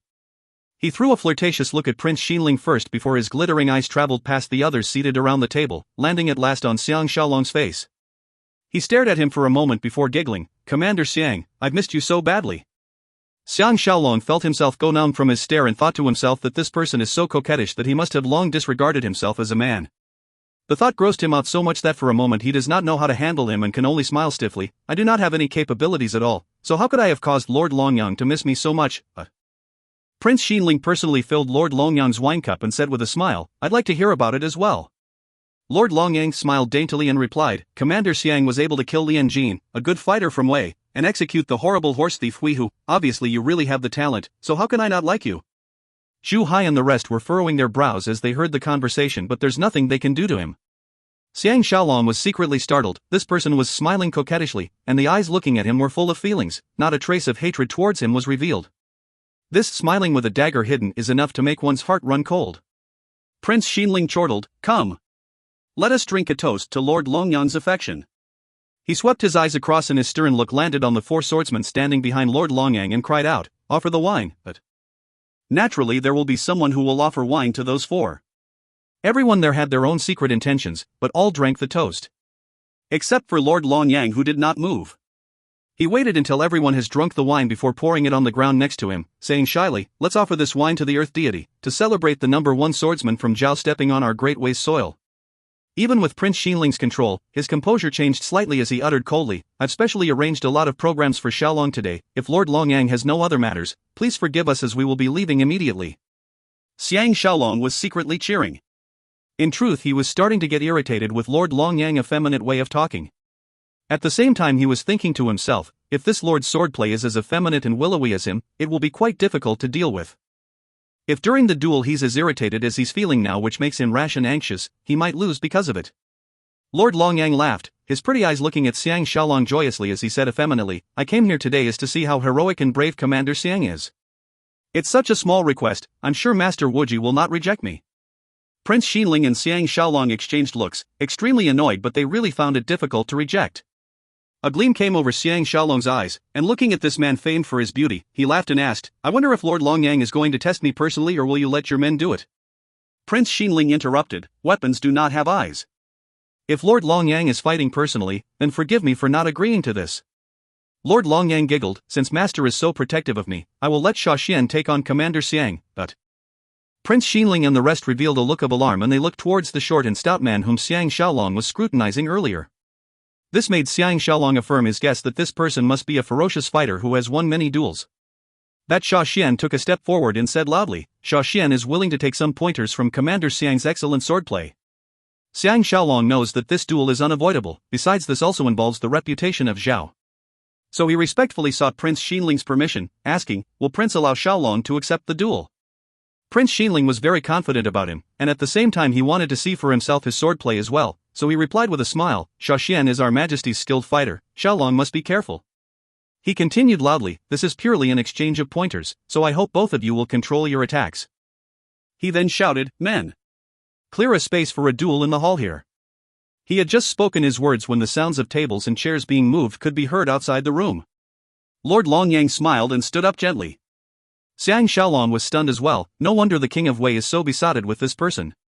All his movements are fluid, beautiful, his expressions alluring. Once you are with him for some time, it's difficult not to treat him as a woman. Lord Longyang bowed slightly towards Xiang Shaolong and laughed daintily, "I will wait outside for Commander Xiang." And he walked out of the room with his men, his hips swaying. Prince Xinling looked at his disappearing back view, his eyes shone, and he lowered his voice and said icily, "Kill Xiaoxian for me." Volume 3 Chapter 11. Book 3 Chap 11, Little House by the Lake. After the tables and things were moved to the corners, there was a large empty space. All the guests were asked to leave the upper level, leaving only men from both sides. Xiaoxian and Xiang Shaolong stood facing each other in the middle of the hall. The sunlight streamed in from a large window at the side, illuminating the ground near the window in a golden glow. Lord Longyang was very confident in his man, and was looking at Xiang Shaolong with a coquettish smile. However, his subordinates were looking at Xiang Shaolong as if they did not think highly of him. Xiaoxian's swordplay is very famous in Daliang, and he is the leader of the 8 senior imperial guards belonging to King Enli, one of the most feared characters in Daliang. Prince Xinling may look calm and composed on the surface, but he is secretly feeling nervous. If Xiang Shaolong were to unfortunately perish in the duel, then his plan to assassinate King Enli would have gone down the drain. But if he can kill the other party, there will be one less obstacle when assassinating the King of Wei. Clang, dot. Xiaoxian removed his sword from the scabbard, and for a moment a cold ray was emitted. He seemed to have changed into another person, holding on to his sword heroically, and retreated 3 steps. His retreat reverberated through the wooden floor, the sound of his steps loud. Although he retreated, his impressive aura was increasing instead of decreasing, and the spectators at the side all felt stifled and was shocked. Xiang Shaolong could feel his opponent's fierce and vicious aura, so he recollected his thoughts and entered into Mozi Swordplay's world of quiet defense, and did not look into his opponent's sharp and piercing eyes.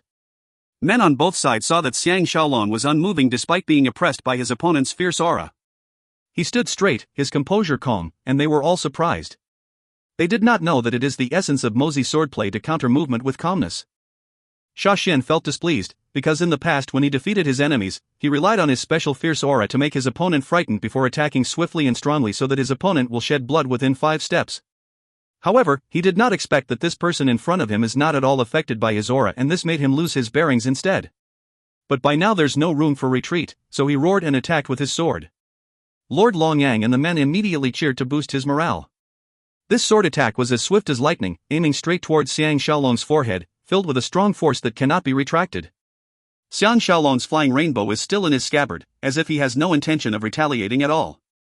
It was only until the sword was almost upon his head and Prince Xiangling and the rest were beginning to worry for him that his body moved suddenly and diagonally across and came in front of the large window which sunlight streamed in.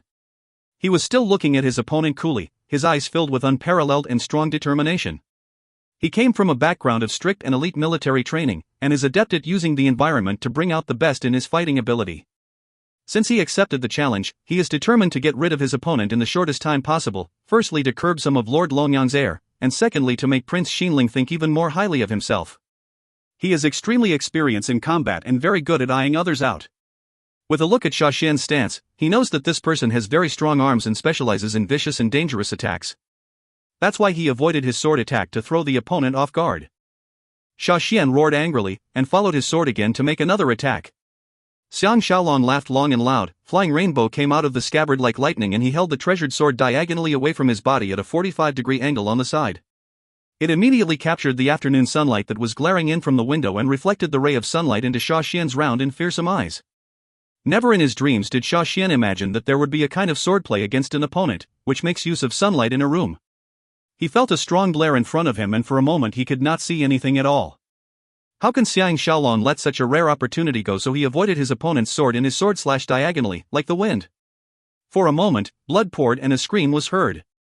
The fresh blood pouring from the side of Xia Xian's neck gradually ebbed as he fell to the ground. His sword had sliced his opponent's throat, and everyone knows that there's no way Xia Xian will survive. Men on both sides could feel cold sweat coming out from their pores as they witnessed the scene. Who would have imagined that with Xia Xian's swordplay, he could not even fend against his opponent's one stroke? Xiang Shaolong returned his sword into the scabbard and smiled calmly at Lord Longyang. Brother Xia's swordplay is too good. I would have liked to hold my attacks back but was unable to, please forgive me. Inside the horse carriage, Prince Xiangling said happily, Xiang Shaolong has helped me vent my frustration, it feels so good. Xiang Shaolong remembered Lord Longyang's pretense of calm as he was leaving and asked with a smile, I wonder if King Enli will be displeased that I killed his guard. Prince Xiangling gave a cold snort, that Xia Xian, on the pretext of exchanging pointers, killed 5 of my very good swordsmen. Now that you've killed him today, what else can Enli say about that? By then the carriage has turned into a small road with trees growing densely around it and in front there's a tranquil and exquisite-looking house and courtyard. Prince Xiangling is in extremely high spirits, maybe because there's now a chance of assassinating the King of Wei. He told him warmly, we're now going to this place that all men in Dalian wishes to go, little house by the lake. The scenery here is breathtaking but the main reason is its mistress Miss Ji Yanran not only has the beauty to make a country fall, but her talents astound the world as well.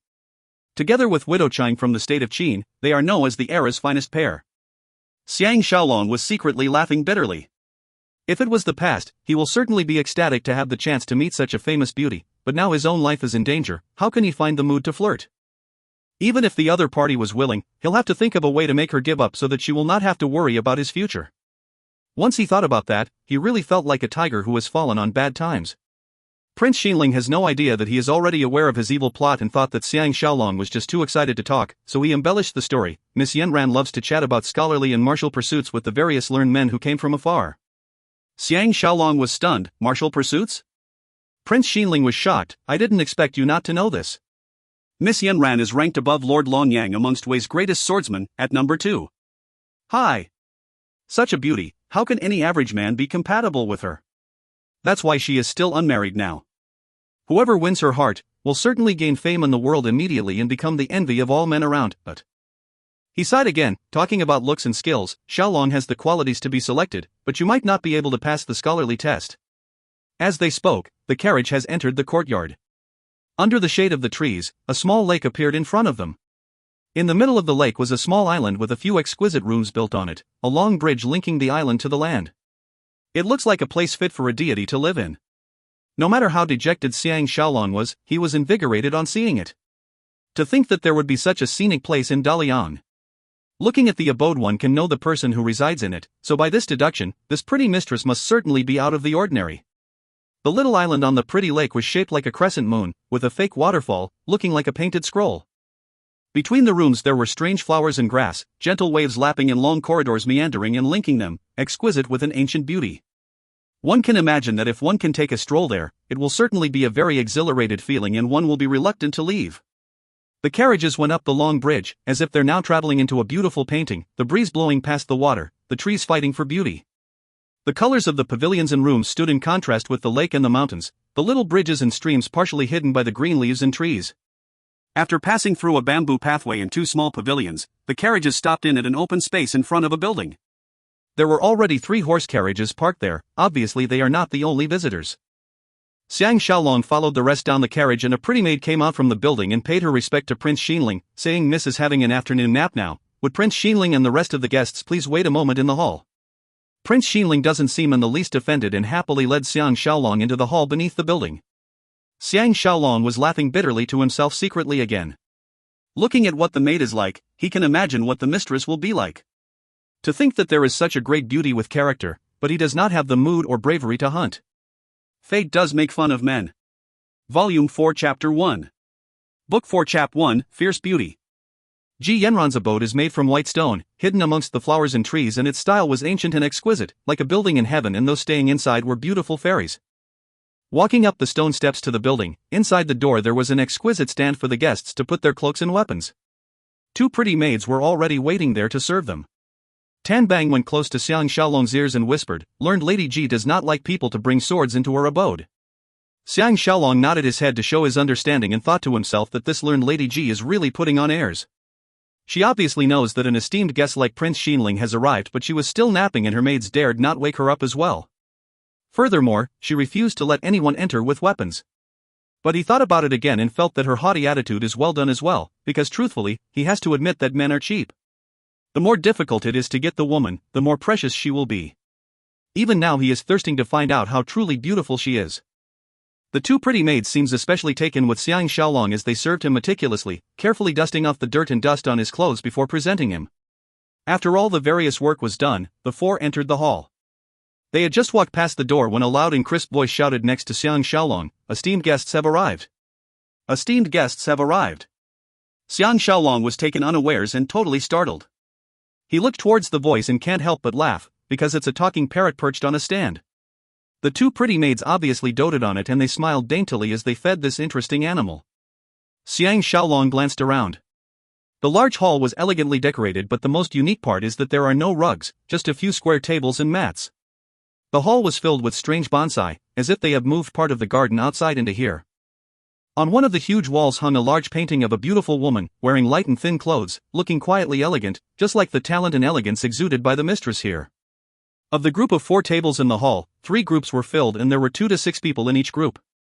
All of them talked softly, as if afraid to awaken the mistress from her nap. Prince Xinling led them and walked into the hall, and immediately more than half the people stood up and paid their respects to this second in command in Wei. Obviously it was the first time the rest of the people had seen him, and only when they realized who he is, they hurriedly stood up and paid their respects as well. With one look Xiang Shaolong took notice of a few of the people. Especially the group of 4 near the window on the left side. 3 of them were dressed in warriors' clothes and have an outstanding aura, but what stirred his notice was the ferocity they exuded. Especially one of the large-sized men who was built like a mountain and a little taller than Xiang Shaolong. His limbs were extremely thick, his long hair touching his shoulder, wearing a silver decorative piece on his forehead. His face was wide, his back broad, his eyes large like copper bells with a look of viciousness and slyness. He looks majestic and his whole body exuded an evil and shocking charisma. The 2 warriors beside him were both fierce and vicious looking, but next to him, they immediately paled in comparison.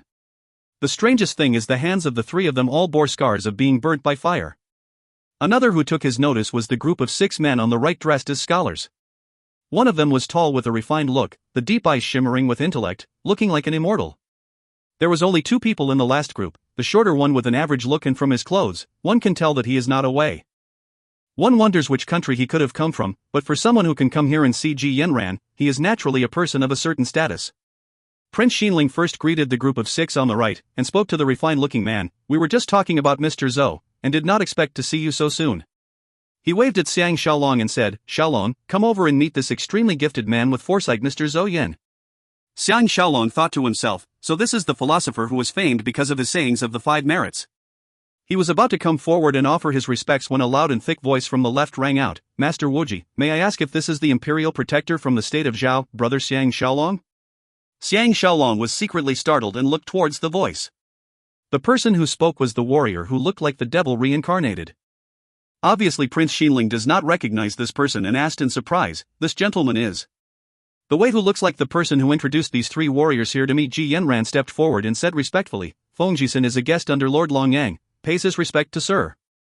This person whose intellect and bravery is known throughout the state of Qi is Mr. Xiao Weimo. The warrior on the right is called Ning Chong, the one on the left is Shun Lei. They are all famous warriors in Qi and Mr. Wei's personal fighters. Prince Xinling and Xiang Shaolong were both equally shocked. They did not expect this ferocious man would chase him so closely. Since he is now openly going after him in Daliang, he must be up to something nefarious. Obviously he is under the protection of Lord Longyang and has the backing of the King of Wei, no wonder he dares to be so rude here. Just as Xiang Shaolong feels a huge headache coming on, Xiao Weimo took a huge step forward and after paying his respects to Prince Xinling, turned towards Xiang Shaolong, extended his hand and said, "I've long heard that Brother Xiang's swordsmanship is outstanding. If there's a chance I must exchange pointers with you." Xiang Shaolong knows that he wants to compete with him on strength and has no choice but to extend his own hand as well. The corners of Xiao Weimo's mouth curved up into a cold smile as he used his strength to shake his hand. For a moment Xiang Shaolong felt as if his hands has been clasped with an iron manacle that is still being tightened. Xiang Shaolong was secretly startled. Although he can still manage to fend him off, he still felt the pain in his hands as if the bones are cracking and he knows that his opponent's arm strength is definitely better than his. Luckily he has a higher tolerance than ordinary men and did not embarrass himself in public. He even managed to smile and said, "Has Mr. Wei just had an accident with fire? Why do your hands look as if they have been burnt?" A mad fury flashed past Xiao Weimo's eyes and he increased the pressure in his arms and said icily, "It's just some silly act by some low-down person. It's nothing much, besides, such childish pranks can only last for a moment. Sooner or later I will crush him to pieces." Such an explosive atmosphere, even Zhou Yan and the rest can clearly feel that something unpleasant had happened between the two of them. Xiang Shaolong bitterly withstood his startling arm strength. Xiao Weimo had wanted to crush his fingers to pieces immediately so that he will no longer be able to use the sword. But after testing Xiang Shaolong's strength, he knows that he would not be able to achieve his ideal effect, so with a cold laugh, he released his hand and went back. His two subordinates stared at Xiang Shaolong with deep hatred. Obviously that fire had burned them quite badly.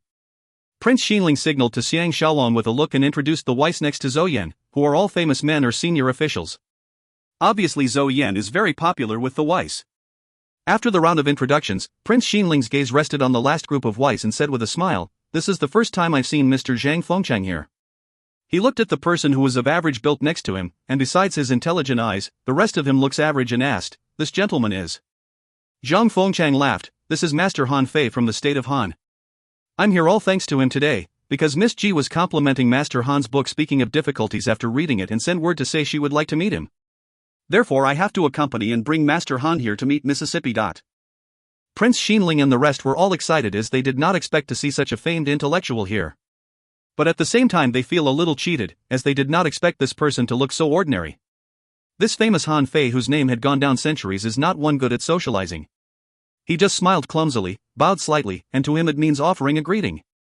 The two pretty maids hurriedly invited Prince Xinling and his men to be seated at a low table opposite Han Fei and his friend. By then only the table beneath the large painting of the beauty was empty, and this must be where learned Lady Ji will be seated. Like the others, Xiang Shaolong sat around the table, eating the snacks the maids brought out, but his heart is in a turmoil.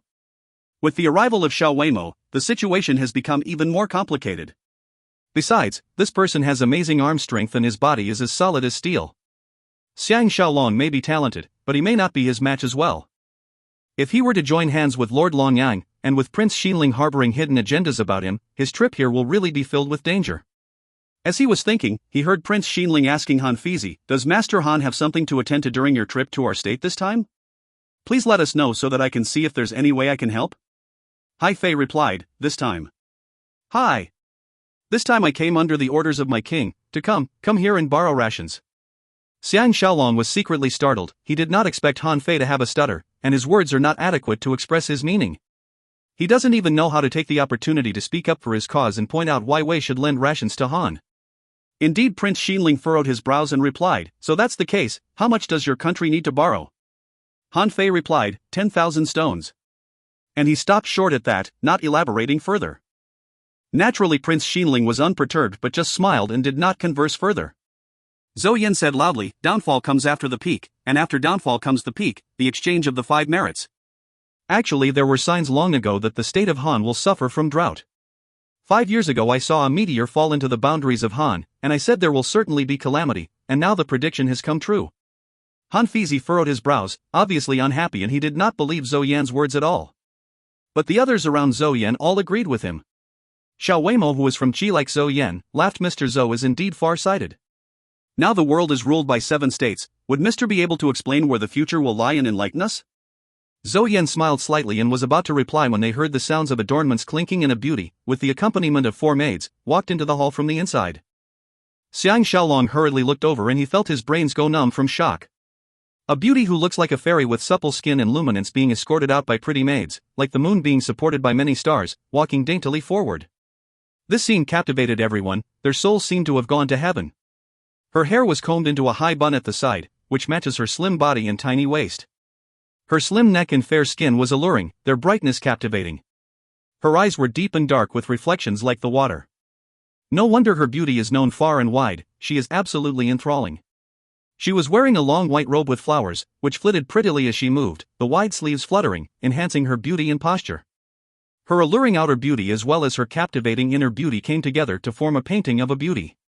Xiang Shaolong felt as if he's in heaven, and totally forgot about the things happening on earth. Even with Wu Tingfang's beauty, she pales a little even when compared to her, so apparently she is extremely enchanting. Ji Yanran walked over prettily and leaned languidly on the tall cushion behind the long table in the middle, looking even more charismatic than ever. The way she half sat and half leaned back is already alluring, but when she kept her legs up the rug, her skirt moved up to reveal her fair, flawless, and supple dainty feet, which makes Xiang Shaolong feel like crawling up the rug and pin her underneath so that he can explore her body and inhale her fragrance. After Ji Yanran seated herself properly, she tilted her pretty head and said with a smile, Yanran was too fond of sleeping and have made everyone wait so long. Xiang Shaolong regained his senses and took a look at the rest.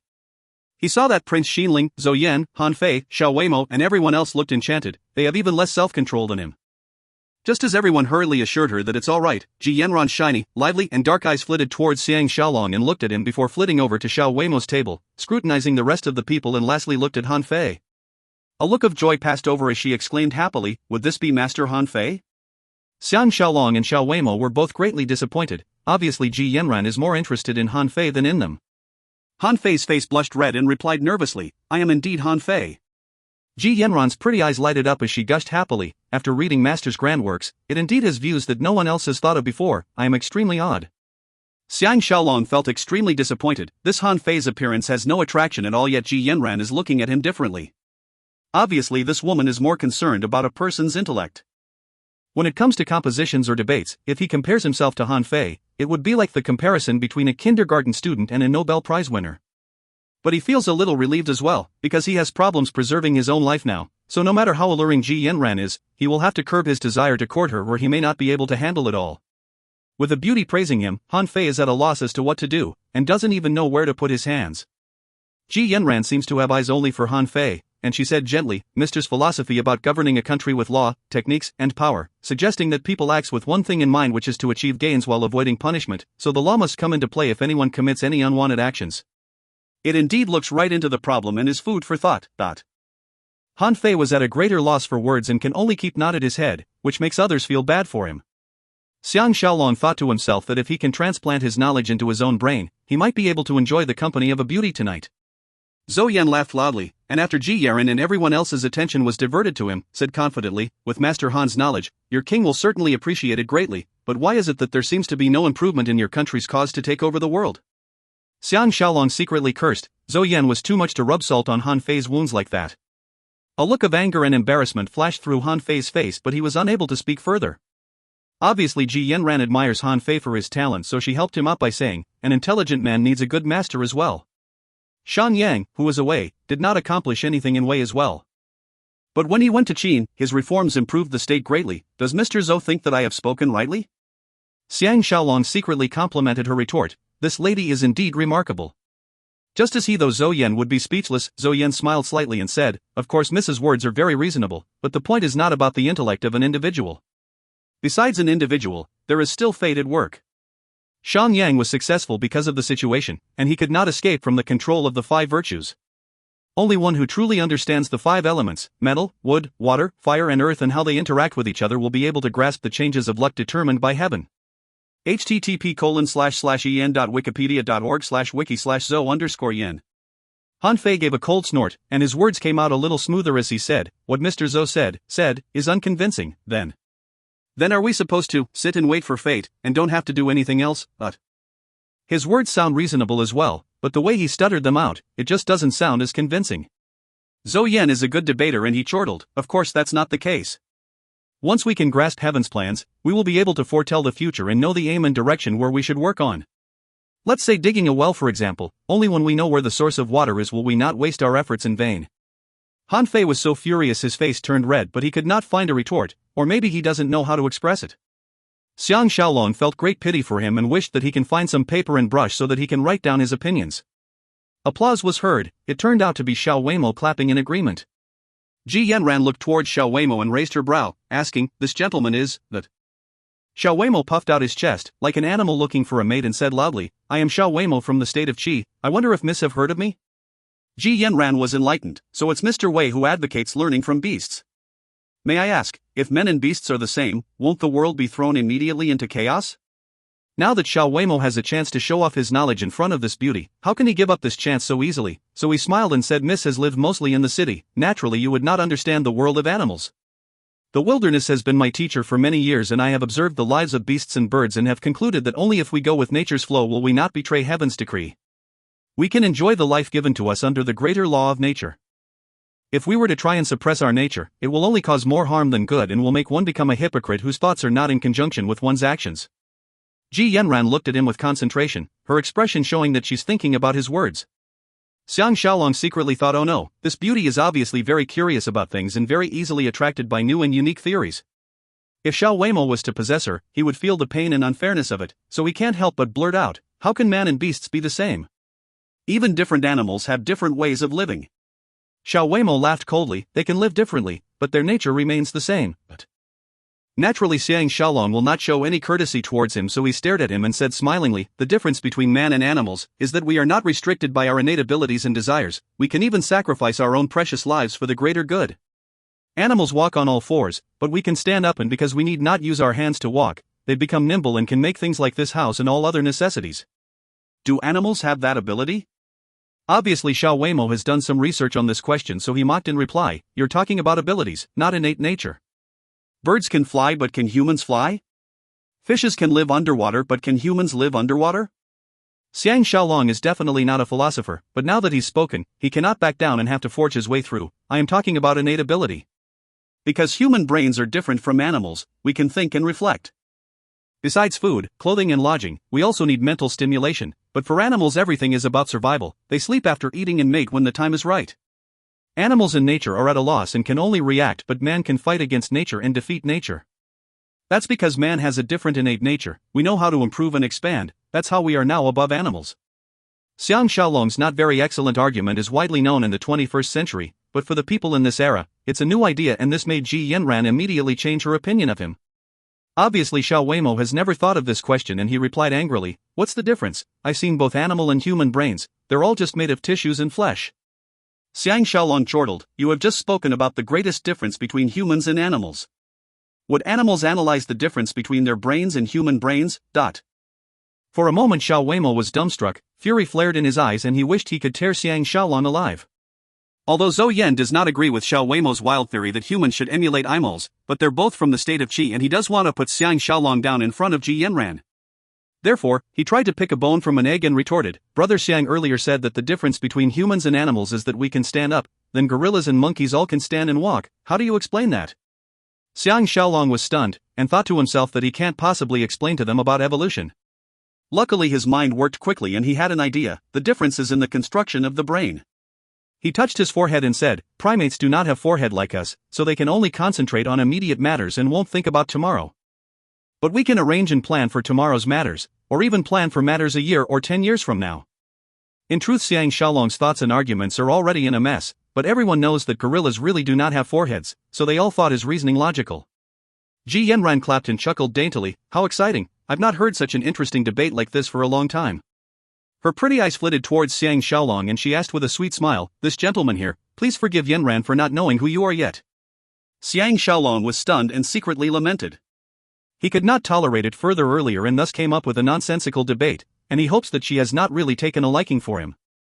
If you find any errors, ads pop up, ads redirect, broken links, non-standard content, etc., please let us know. Report chapter so we can fix it as soon as possible. Volume 4 Chapter 2.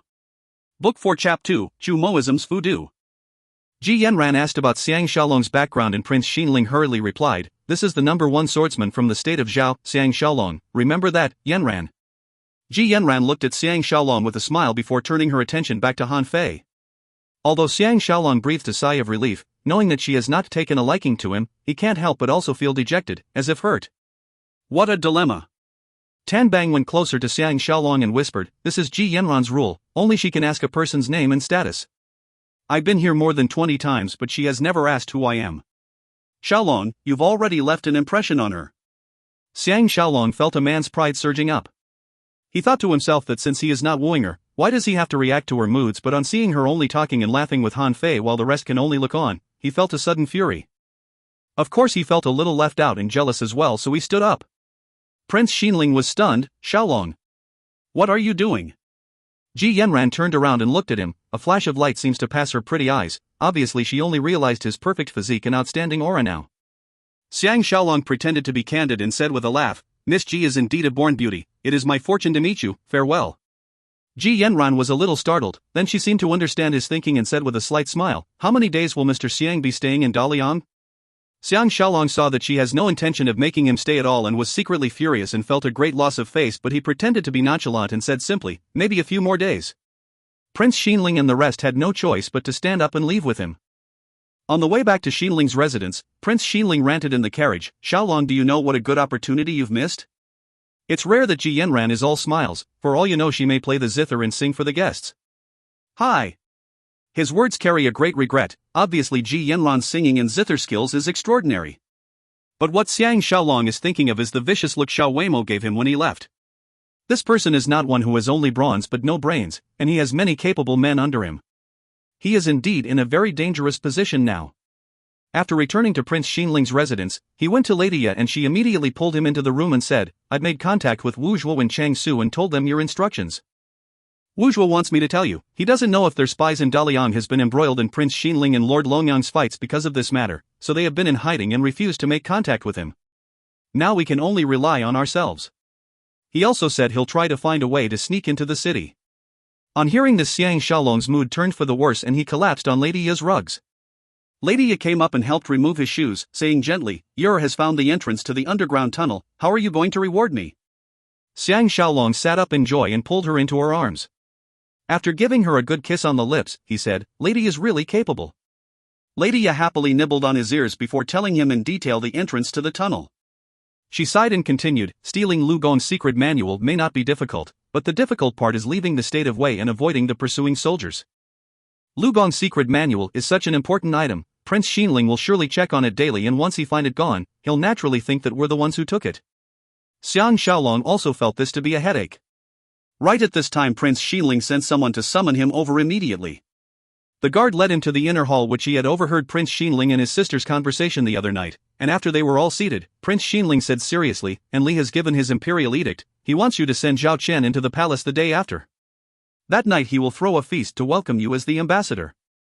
Xiang Shaolong felt a lurk in his heart, he knows the crucial time is about to come. Prince Xinling lowered his voice, "Lord Longyang will use the excuse to exchange pointers about swordplay to kill you. The person who will fight will certainly be that Xiao Weimo, in that way and Li and Lord Longyang need not be responsible because Xiao Weimo is a guest from the state of Qi." Xiang Shaolong secretly lamented, if it's a proper duel with Xiao Weimo, chances of him winning are really slim. Just based on arm strength alone, he's already on the losing end. Prince Xinling said quietly, "Lord Longyang hates you to the core right now, he's definitely not going to let you leave Dalian alive, and because he has the backing of the king, I'm afraid even I cannot protect you. Shaolong, do you have any plans?" Xiang Shaolong was secretly cursing Prince Xinling, but he sighed and said, "What can I do? I can only take one step at a time." Prince Xinling sized him up for a moment before taking a deep breath and said, "If Shaolong wants to avoid the calamity and at the same time enjoy endless riches, there is only one way. Do you want to know? Xiang Shaolong thought to himself, "It's coming." But he pretended to be attracted and said, "Please advice." Prince Xinling said, "It is to kill and Li that useless king and Lord Longyang." Xiang Shaolong pretended to be shocked and exclaimed, "What?" Prince Xinling said coldly, "A man must be vicious at times, since he's merciless, I need not show any kindness. I have men around in Li as well and we can hide the weapons in the palace. As soon as you kill Li, my men can immediately take out the weapons and kill Lord Longyang and the rest. When I ascend the throne, and with your great help, we'll take the opportunity when Qin is powerless to invade East to unify the three states. By then won't the world be ours? You can kill Zhao Mu for revenge as well, or else it'll be a dead end for you when you return to Zhao anyway. The future he painted is indeed very attractive, but Xiang Shaolong knows they're all lies. He nodded his head. This truly is the only way, but King Enli will certainly have personal bodyguards and I cannot carry my weapon openly. How can I kill him? Prince Xinling saw that he did not object at all. His eyes gleamed with excitement as he said, I had planned to hide a dagger under your table, but it's not that appropriate. Now that I guess that Xiao Weimo will challenge you during the feast, then after you defeat Xiao Weimo, while accepting Enli's congratulations, you can surprise and kill him. You can also create some chaos with your swordplay and we'll have the chance to strike. At the same time my men will attack the palace and we need not worry the plan will fail. Xiang Shaolong thought, what if I'm killed by Xiao Weimo instead?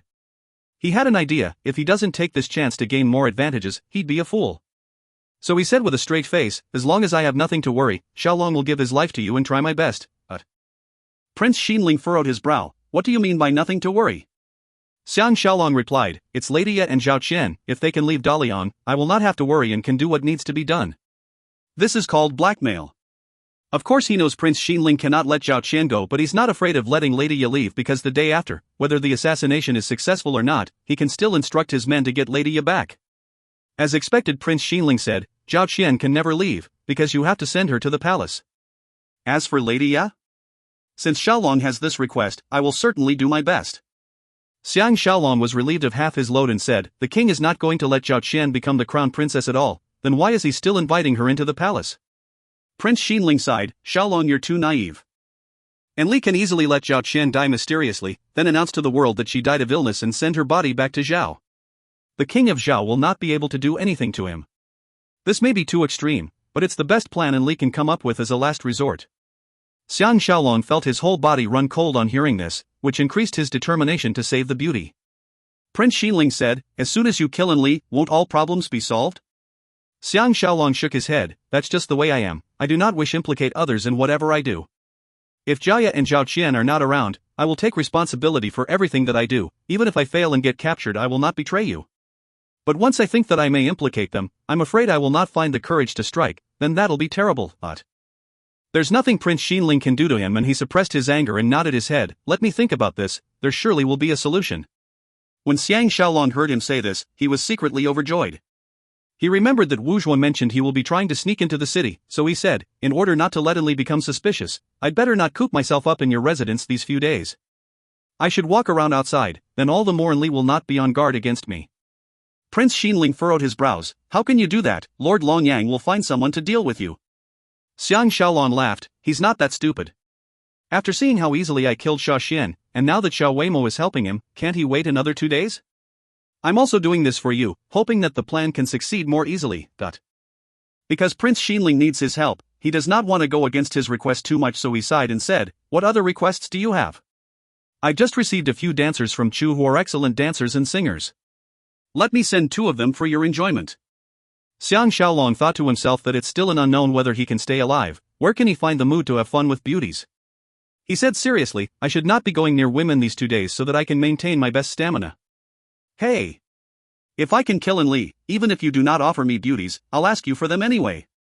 A teasing look flashed past Prince Xinling's eyes as he chortled, if the plan succeeds, there's no problem even if you want the empress or princesses of Wei to accompany you. The 2 of them exchanged looks, and both laughed, each harboring their own motives. Xiang Shaolong left Prince Xinling's inner residence and walked towards Lady Ye's flying cloud's chamber, and as he was passing by the woods, a maid hurriedly brushed past him and stuffed something into his hands. Xiang Shaolong was still in a state of surprise as he took the thing when the maid increased her speed and darted into the woods. Because she kept her head lowered, he didn't even manage to catch a good look at her. Xiang Shaolong opened his hand, it turns out to be a nicely folded little handkerchief, and when he opened it, a delicate map was drawn on it with a few tiny words at the side which read, waiting for gentlemen at the Windy Bridge, meeting from Shenmao hour. Ji Yen Ran. Shenmao, time between 3 p.m. to 7 p.m. Xiang Shaolong was feeling perplexed and taking a closer look at the map, it shows the direction to that Windy Bridge from Prince Xinling's residence. Ha! This woman really spared a lot of thought into this, to actually use such a method to date him, obviously because she does not want others to know. He didn't expect her to put up such a haughty and proud front, but in fact she is also thirsting for men. His heart immediately started burning, but he remembered his dangerous situation now and sighed. He sat down in a small pavilion in the garden, contemplating whether to go for the appointment.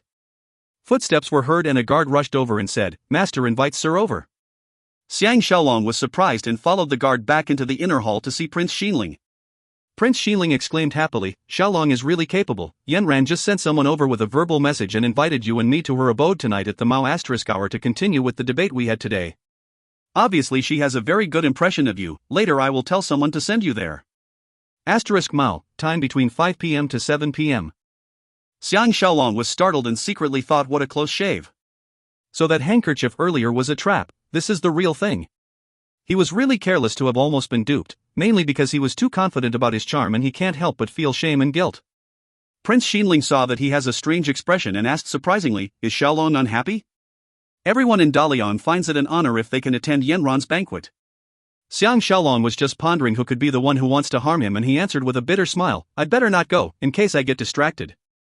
Prince Xinling laughed, "Don't be so nervous, and don't think that Yanran will fall for you so easily.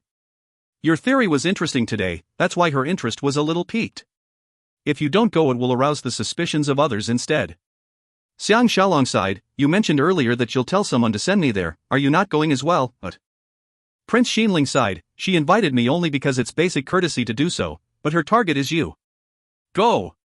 If you miss Yanran's banquet, even I will think it's a great loss to you." Actually, Xiang Shaolong really wants to meet this unique beauty again, and his departure today was due to a man's ego. Since now Prince Xinling is encouraging him, he made up his mind and said, "I can go on my own, and at the same time I can take a walk around as well." Prince Xinling agreed with a smile. When Xiang Shaolong returned to Flying Cloud's chamber, Zhao Qian and Zhao Yu were chatting, and when they saw him return, naturally they were full of smiles and overjoyed. He saw that Zhao Qian was around and dared not reveal the conversation he had with Prince Xinling earlier, afraid that he would scare this weak princess. Lady seems to understand and said with a smile, "Come, Princess. Let us serve Xian Lang while he bathe." Although Zhao Qian doesn't mind being cozy with Xiang Shaolong, or even let him paw her, but she has never tried being naked with him. She blushed immediately and ran away. Lady Ya then pulled him towards the bath. While Xiang Shaolong was frolicking with the beauty in the water, he told her about Prince Xinling's plan for him to assassinate the King of Wei. Lady Ya felt her body turn cold. Even though Xiao Zhao and the rest of the maids kept pouring in hot water, it did not help. She exclaimed in alarm, "The day after is so soon. What shall we do?" Xiang Shaolong replied, "We definitely cannot proceed with the plan to assassinate the King of Wei. No matter if it succeeds or not, I will not be able to live, so the only way out now is to find out how to steal Lu Gong's secret manual and then run away from this place safely with the whole group." Lady Ya looked dejected. "That's easy for you to say, this place is where the Weiss are at their strongest. Both the King of Wei and Prince Xinling has the city heavily guarded, so how can we escape when each step of the way is fraught with difficulties?" Xiang Shaolong held her tightly and sniffed her face before replying, "Don't worry." Prince Xinling made a show of pretense and said he will let you and Chang Su leave, because if not I will refuse to execute his assassination plot. The question is, how can you avoid his pursuit, and we must also consider that he might hide things from me and secretly escort all of you to somewhere else. Lady Ya burrowed her head into his arms and said, "He'll definitely do that. Besides, how can I bear to leave you? We'll die together if need be." Xiang Shaolong replied, "This time it's my turn to disallow you to utter the word die, trust me." He paused and continued, "You're an expert at stealing information, and this time you're here especially to steal Lu Gong's secret manual. I'm sure you had something planned out, but..."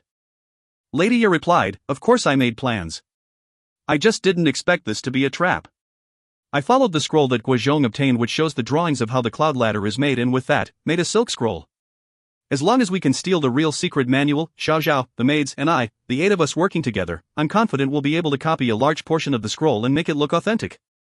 If Prince Xinling were to flip only a section of the scroll when he's checking it, he'll definitely not find out that we've done something to it. But we need at least 10 days. Xiang Shaolong had a bright idea. "Since that is the case, why don't you use just one night, make a rough copy of one section of the scroll and cut the rest of it out and replace it with blank copies, then it'll be even better to trick Prince Xinling with." Lady Ya hugged him happily and kissed him. She complimented him with a sigh, "You're so silly, I didn't even think of such a good idea." But her mood immediately turned sullen. "But how can we leave Wei? If Prince Xinling keeps you and Xian behind, there's no use even if we manage to escape successfully." Xiang Shaolong replied, "Heaven will always leave a way out for man, we will certainly find a good plan to achieve both ends."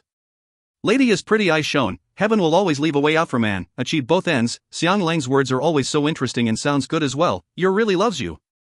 Xiang Shaolong said, now let me see if I can bump into Wuzhua. This person is smart and brave and familiar with the situation in Wei as well, he'll certainly think of an appropriate plan.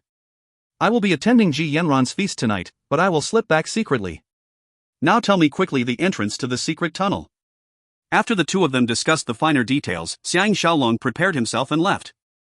He had just stepped out of Prince Xinling's residence into the street when a person rushed over and asked, does Commander remember me? Xiang Shaolong looked over in surprise and felt that this person looks familiar. He took a while to remember he is Pubu, one of the famed family warriors under Prince Xiaoyuan, who was on the same status as Su Hai, the one he killed. He cried out happily, so it's brother Pubu. Pubu pulled him into a restaurant and after sitting down, said quietly, most of us have given up on Prince Xiaoyuan, and we do not wish to live amongst the conniving and unreliable Weiss. We hope to follow Commander and do great things. Xiang Shaolong furrowed his brows, but I'm having problems preserving my own life now.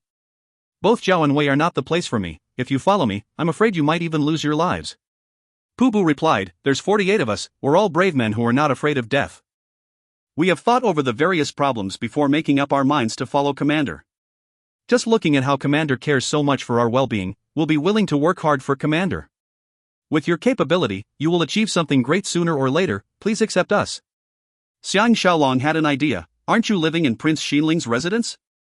Pubu replied, a group of us is staying in the residence with Prince Xiaoyuan, while the rest is staying in a mercenary house nearby for the time being. We're just waiting for Commander's instructions now. Xiang Shaolong has learnt his lesson and thought to himself that he cannot be so trusting of this person for now. After they agreed on how they could contact each other, he asked, are all of you from Zhao?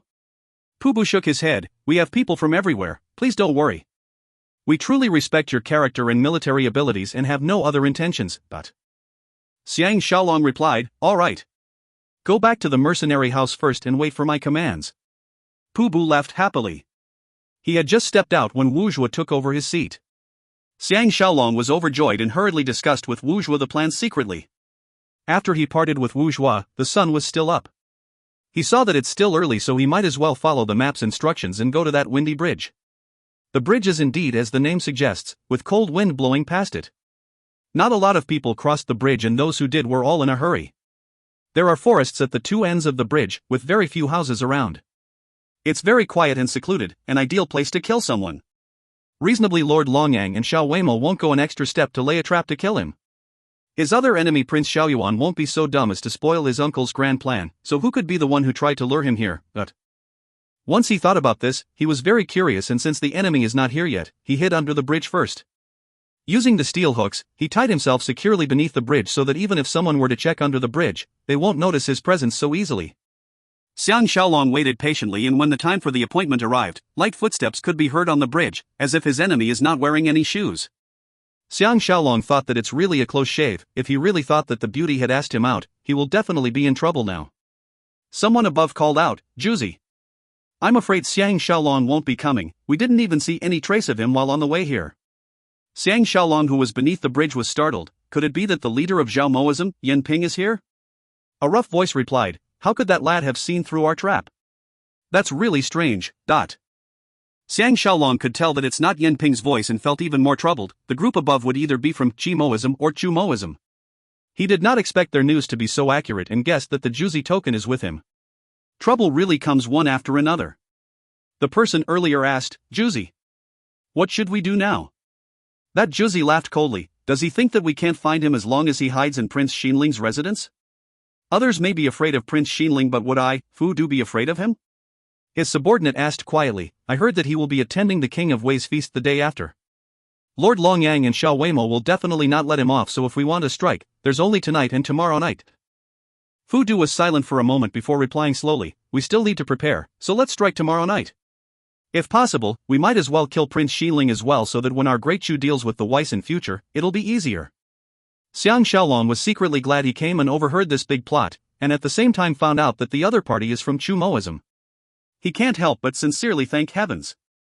The other party must have a spy, so they would know the situation in Prince Xinling's residence and the defense strength. Even so, they actually have the audacity to enter the residence to kill and plunder, so obviously they are quite strong. But since he is aware of the other party's plot now, this would turn out entirely differently. If you find any errors, ads pop-up, ads redirect, broken links, non-standard content, etc., please let us know. Report chapter so we can fix it as soon as possible. Volume 4 Chapter 3. Book 4 Chap 3, Debating Heroes. When Xiang Shaolong arrived at Ji Yanran's little house by the lake, there were already 10 odd elaborate horse carriages outside the door, the attendants a lot larger than this afternoon's. After he gave his name to the guard, he saw one of the maids he met this morning coming out to welcome him and led him past the building which he met Ji Yanran this afternoon. She was carrying a lantern as she led the way and went through a small path in the woods. His eyes suddenly brightened. A large building with a lot of colorful lanterns hanging on it appeared in front, and he seems to hear people talking in it. Xiang Shaolong can't help but ask the pretty maid, "Which other guests are here tonight?" The pretty maid replied nonchalantly, "The guests tonight are all specially invited by Miss. Besides Master Han Fei, Zhou Yan, and Xiao Weimo whom Mr. Xiang has seen today, there's also Lord Long Yang, philosopher Su Jia and General Bai Gui." Xiang Shaolong sucked in his breath. This Ji Yanran is really something. Bai Gui is the person that Lady Ping Yuan is remarrying, so naturally he's someone great, while Lord Long Yang is a favorite of the King of Wei, and yet they all came for the event. Obviously her position in Wei is extremely elevated as well. Although he doesn't know who that Su Jia is, he must be someone famous as well. He was perplexed as well. Lord Long Yang should not be interested in women, so if he's not here because of Ji Yanran's beauty, what else can he be here for? Could it be to humiliate him to appease his anger?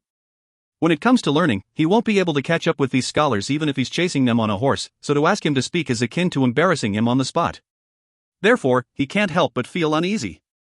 When he stepped into the hall, he saw the table laid out and all the others the maid talked about were already here, all sitting back on the soft rugs and sitting comfortably around the table. Another 2 pretty maids came forward and helped him remove his outer cloak and shoes. Luckily it is winter now and he's wearing a thick cotton outfit, so unless one reaches out to touch him, they won't realize his equipment hidden in his clothes. Stoves were lit in the room, making it as warm as spring. Lord Long Yang is still behaving languidly and even proactively introduced him to the others. That Bai Gui is the oldest, at least 50 years old, but very robust with gleaming eyes, giving others an impression that he is very smart. And he behaved haughtily towards Xiang Shaolong, only giving him a cold acknowledgement before turning towards philosopher Su Jia, who looks like a typical scholar, and spoke quietly to each other privately. Xiang Shaolong was seated between Han Fei and Zhou Yan. The seat beside Han Fei is still empty, obviously it's Ji Yanran's main seat, followed by Lord Long Yang, Bai Gui, Su Jia, and Xiao Weimo. Xiang Shaolong saw that he need not sit opposite Xiao Weimo and face him, so he felt a little more comfortable. Zhou Yan behaved quite coldly towards Xiang Shaolong and only gave a brief greeting before talking to Xiao Weimo, who was from Qi like him, totally ignoring Xiang Shaolong. Instead it was Han Fei who took a liking to Xiang Shaolong because of his help this afternoon, and although he is not a very good talker, it still gave Xiang Shaolong a little warmth in this icy atmosphere. Ji Yanran only appeared now, wearing a white brocade robe and absolutely glowing, immediately capturing the attention of everyone. Even that Lord Long Yang was no exception. He looked dumbfounded and Xiao Weimo was almost drooling while Han Fei blushed. Although their reactions were all different, they were all attracted by her. Ji Yanran looked at everyone with a smile, her clear and languid eyes flitted around, and even Xiang Shaolong felt as if his soul had been enchanted. Her body emitted a fragrance after her bath, giving rise to other thoughts. She had just sat down when she said with a smile, "Mr. Xiang will have to be punished with a drink first. How can you leave before the end of the meeting this afternoon?" Everyone immediately followed her wishes and agreed. Naturally at this point in time there'll be pretty maids pouring wine and serving delicious food. After Xiang Shaolong gladly exchanged a toast with her, Ji Yanran's enchanting eyes flitted around the dining table and chatted cleverly, making everyone at the feast feel at home. However, she seems to be more interested in Han Fei, Zhou Yan, and philosopher Su Jia, talking and smiling to them more, and not paying much attention to the rivals Xiang Shaolong and Xiao Weimo. The truth is Xiang Shaolong has absolutely no clue about their conversation regarding poetries and song, and there's no way he can interrupt to show off even if he wanted to.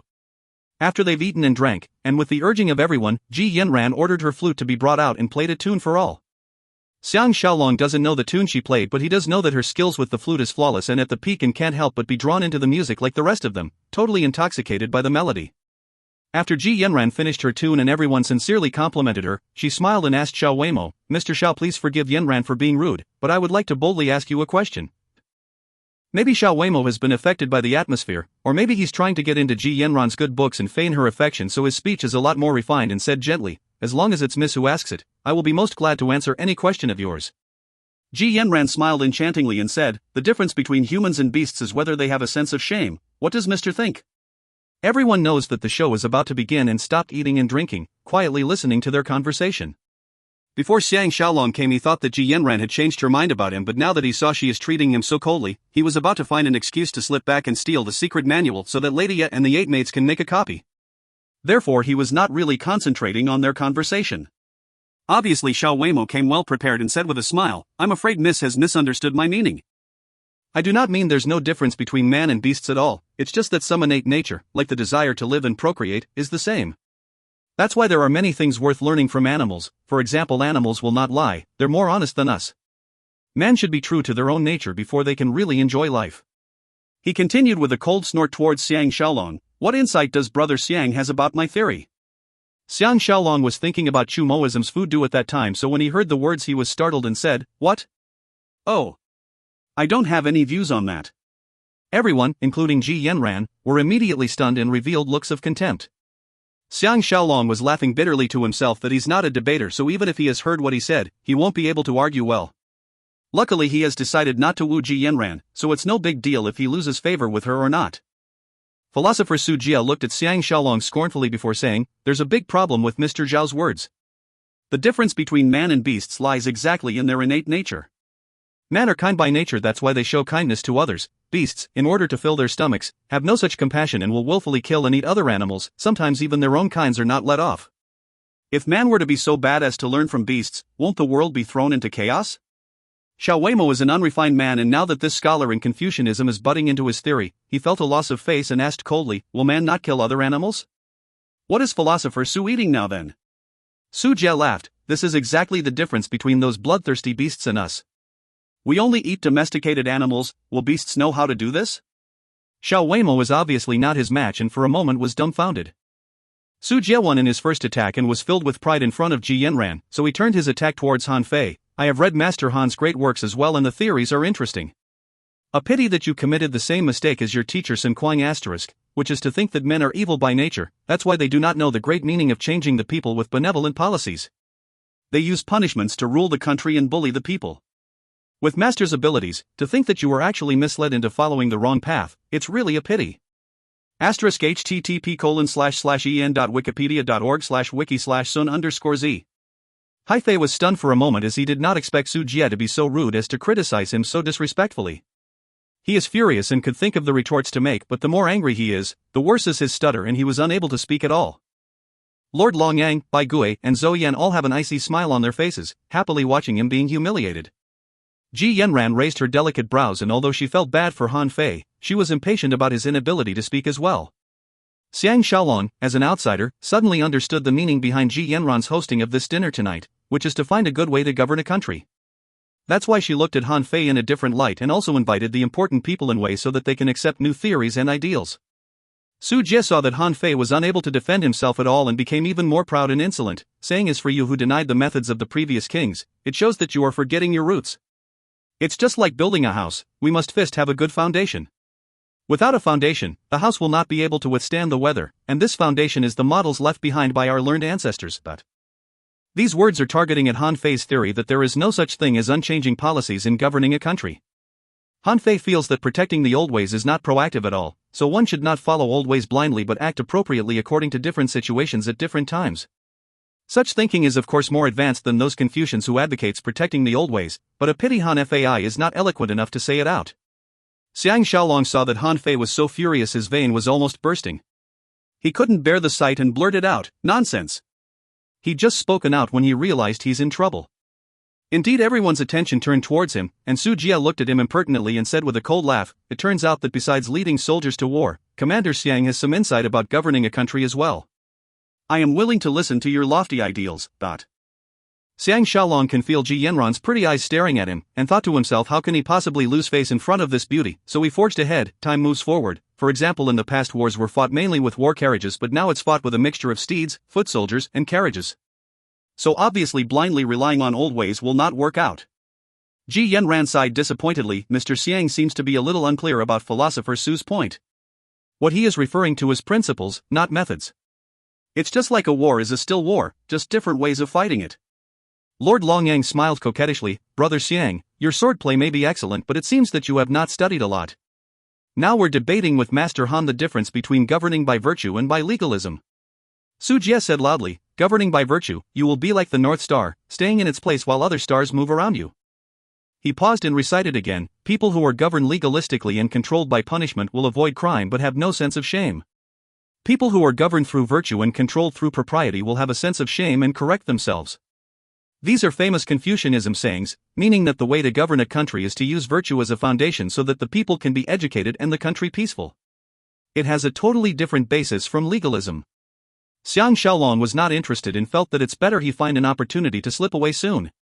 All this talk about governing with virtues, he's not even clear about the theories behind it.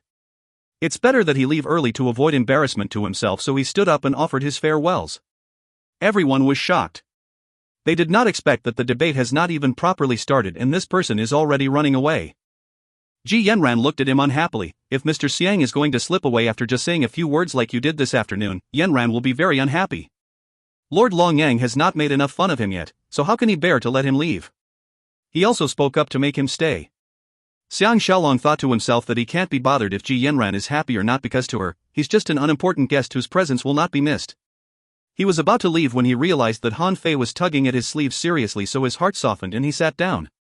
Ji Yanran exclaimed happily, now that is how a man should be. Mr. Xiang seems to be deliberately holding back your opinions. Yanran really wants to hear your theories. Xiang Shaolong laughed bitterly to himself, thinking that Miss Ji really thought too highly of him. Compared to the rest, he's just a bumpkin, or can he find theories to expound? Su Jia has been on the upper hand the whole night and secretly thought that he may be able to gain the liking of the beauty, so he will not let go of the chance to show off. He forced an attack and said, in Mr. Xiang's opinion, which is better, governing by virtues or legalism? Xiang Shaolong saw the look of contempt in his eyes and was furious. He decided to forge ahead and said, it's not a question of better or worse, but a question of whether it works or not. Governing by virtue is purely idealism. If everyone in the world is a saint and there are no evil men, then everyone will obey the law without the use of any methods. But the truth is, the situation is obviously not like that, and it will never become a fact. That's why we need a set of laws and guidelines that everyone is aware of to restrict everyone and make them obey. Only after this is achieved can we talk about virtues and respect. That's all I have to say. Everyone was shocked. To someone from the 21st century, this is a logic that everyone understands, but for people in that era, this is even more in-depth and refreshing than Han Fei's theory of legalism. Ji Yanran's pretty eyes lighted up and she scrutinized Xiang Shaolong afresh, chewing on his words. Han Fei looked deep in thought, unconsciously nodding his head. Zhou Yan was silent, as if he's thinking of some questions. Naturally Su Jia would not admit defeat so easily, but he no longer belittles his opponent and he said with a straight face, if a country is governed only by law, won't the person in power be able to suppress and bully the weaker ones with punishment? Bai Gue commented, if the government loves propriety, the people will not dare to be disrespectful. If the government loves righteousness, the people will not dare not to follow them. If the government loves trust, the people will respond with their emotions. This is the way a ruler should govern. If one were to prefer punishment, what would the people become? Mr. Xiang, please enlighten us. Xiang Shaolong chortled and after taking a long look at Ji Yanran, turned towards Bai Gue and Su Jia and said, that's just because legalism is not thorough enough to put the power solely in the hands of the ruler. If everyone is equal in front of the law, the Son of Heaven, the ruler who commits a mistake will face the same punishment as commoners. For example, if anyone who kills someone without a reason will be punished, who would dare to kill randomly? I did not say we should discard propriety and righteousness, these should be the basic principle behind any law. The true way to govern a country is to combine governing by virtue and legalism. Absolute power will only result in absolute disintegration. When he talked about the ruler will face the same punishment as commoners, Ji Yanran went while Han Fei's eyes immediately brightened. The others, including Xiao Weimo, all revealed looks of shock and alarm. Especially the last few words, is like a morning bell sounding, resonating deeply in everyone's heart. For the people living in this era where the rulers are supreme, this is indeed a mind-shattering theory. Xiang Shaolong thought to himself that that's all the argument he can muster out. If he says some more there's bound to be mistakes, so he stood up and said, I have already revealed all my worthless thoughts. Hey! I still have something important to do, farewell. Ji Yanran furrowed her brows and said angrily, Mr. has just told us the most interesting part and you are leaving? Do you dislike Ji Yanran? Zhou Yan forcefully dragged him back to his seat and laughed, Commander Xiang has piqued my interest in talking. I would like to ask how such legalism which includes the ruler as well should work. Lord Longyang said, Brother Xiang's theory on governing a country is even more ideal than the governing by virtues which we talked about. Xiao Weimo laughed icily, and more impractical as well. Xiang Shaolong smiled bitterly, yes. It will not work now, but if we work towards this direction, one day there will be a situation where power is divided into three, the legal system, law enforcers, and government. The ruler will be chosen by the people and only then will there be, French, AI. No, real live, equality and freedom. He almost wanted to blurt out about the French Revolution, but luckily he caught himself in time and swallowed his words. These words were even more earth-shattering, and everyone could not digest the information at once. For people who have been living such a long time under the absolute rule of the kings, this is such an unacceptable thought, yet at the same time extremely exciting and refreshing. Xiang Shaolong saw that everyone was furrowing their brows and thought, what a better time to leave than this. He stood up and immediately walked far away from the table before bowing and saying, "I was speaking nonsense, please don't take it to heart." He turned around and left, ignoring Ji Yanran's calls. If you find any errors, ads pop up, ads redirect, broken links, non-standard content, etc., please let us know. Report chapter so we can fix it as soon as possible. Volume 4 Chapter 4. Book 4 Chap 4, Stealing the Sky and Exchanging the Sun. When Xiang Shaolong returned to Prince Xinling's residence, Ji Yanran's call seems to be still ringing in his ears. When every guest of hers is trying all means hoping to stay, he is the complete opposite, running away as if afraid that she will entwine him. But this woman is indeed unique. When he first heard of her talent and beauty, he thought that she would be the melancholy type like Lin Dayu *, or those haughty beauties who keeps an arm's length away from everyone else. Only after he's seen her did he realize she's filled with a passion for life, always seeking facts, thirsting for a learned person to find out a good way to govern a country, or maybe to seek the perfect husband in her heart. Lin Dayu, character from Dream of Red Chambers, http://en.wikipedia.org/wiki/lin_Dayu. But that person will certainly not be Xiang Shaolong. For him now, he has no time, and neither is it appropriate for him to start any relationship with any woman. He has to conserve all his energy to protect and save Lady Ya, Zhao Qian, the maids, and the others. That is his responsibility. If he becomes distracted because of another beauty and made a mistake, he'll certainly regret it for the rest of his life. He may be a flirt by nature, but he has a strong sense of responsibility as well. Besides, he's deeply in love with them. Making use of the light that was streaming out from the building, he made a big round and, using his equipment, climbed up the dangerously sloping back mountain which was behind Prince Xinling's residence. He then easily slipped into the residence and, from the description he got, came to the top of a tree next to a building. This courtyard belongs to Prince Xinling's inner quarters, so security is very tight. Occasionally fierce-looking guard dogs can be seen patrolling with groups of men. Luckily he has sprinkled on him the powder that Lady Ya brought with her, or else he would not be able to escape from these animals' sensitive noses. Now it's almost 11 p.m. at night, lights can still be seen in the building, and he wondered who was not yet asleep. According to Lady Ya, this should be where Prince Xinling's family reside in, so if there's someone down there, it'll be difficult for him to sneak into the secret tunnel quietly. After waiting impatiently for more than half an hour, he could not take it anymore and decided to take the risk, because he does not have the time to continue waiting any longer. He lifted up the treasure in his hand and activated the switch. The hook flew out 3 feet across and landed lightly on the roof, hooking it tightly. He then slid over like a flying bird and landed quietly on the roof. He found a sure footing and flipped over the roof down to the balcony on the second level, which was covered by bamboo, moved to the window and looked into the room. It was an elaborately decorated room. Besides the curtains hanging lowly on the low bed, there was a dressing table and copper mirror and things usually found in a lady's room. The lamp was brightly lit, and from the bed the moans and pants of a man and woman coupling could be heard. Xiang Shaolong thought to himself that since this is the entrance to the secret tunnel, the person staying here must be someone Prince Xinling trusts, maybe his beloved wife or concubines. If Prince Xinling wants accompaniment during the night, he can always summon the woman here, and there's no need for him to travel here. Could it be that his wife or concubine is having an affair? But there is no need to think further. Just as he was about to flip one level down, he heard voices from down below. A group of patrol guards were downstairs, and they actually stopped and were quietly talking. Xiang Shaolong was secretly lamenting, and after waiting for a while, those people downstairs still have no intention of leaving. He gritted his teeth, drew out a flying needle and poked it through the gap in the window, lightly flipping up the latch on the window. He pushed open the window and flipped into the room. A gust of wind followed him into the room. Xiang Shaolong was secretly alarmed, and before he had a chance to close the window, a man's voice was heard from inside the curtained bed. "Jichuan, you must have forgotten to close the window properly. Look. That window is opened." The voice sounds familiar. It's actually Prince Xiaoyuan. The woman called Jichuan replied in surprise, "That's impossible, let me go and close it, the weather is really cold." Xiang Shaolong was startled. This room may be big, but there's no place to hide. The low bed is not higher than a foot, and he can't squeeze under it even if he wanted to.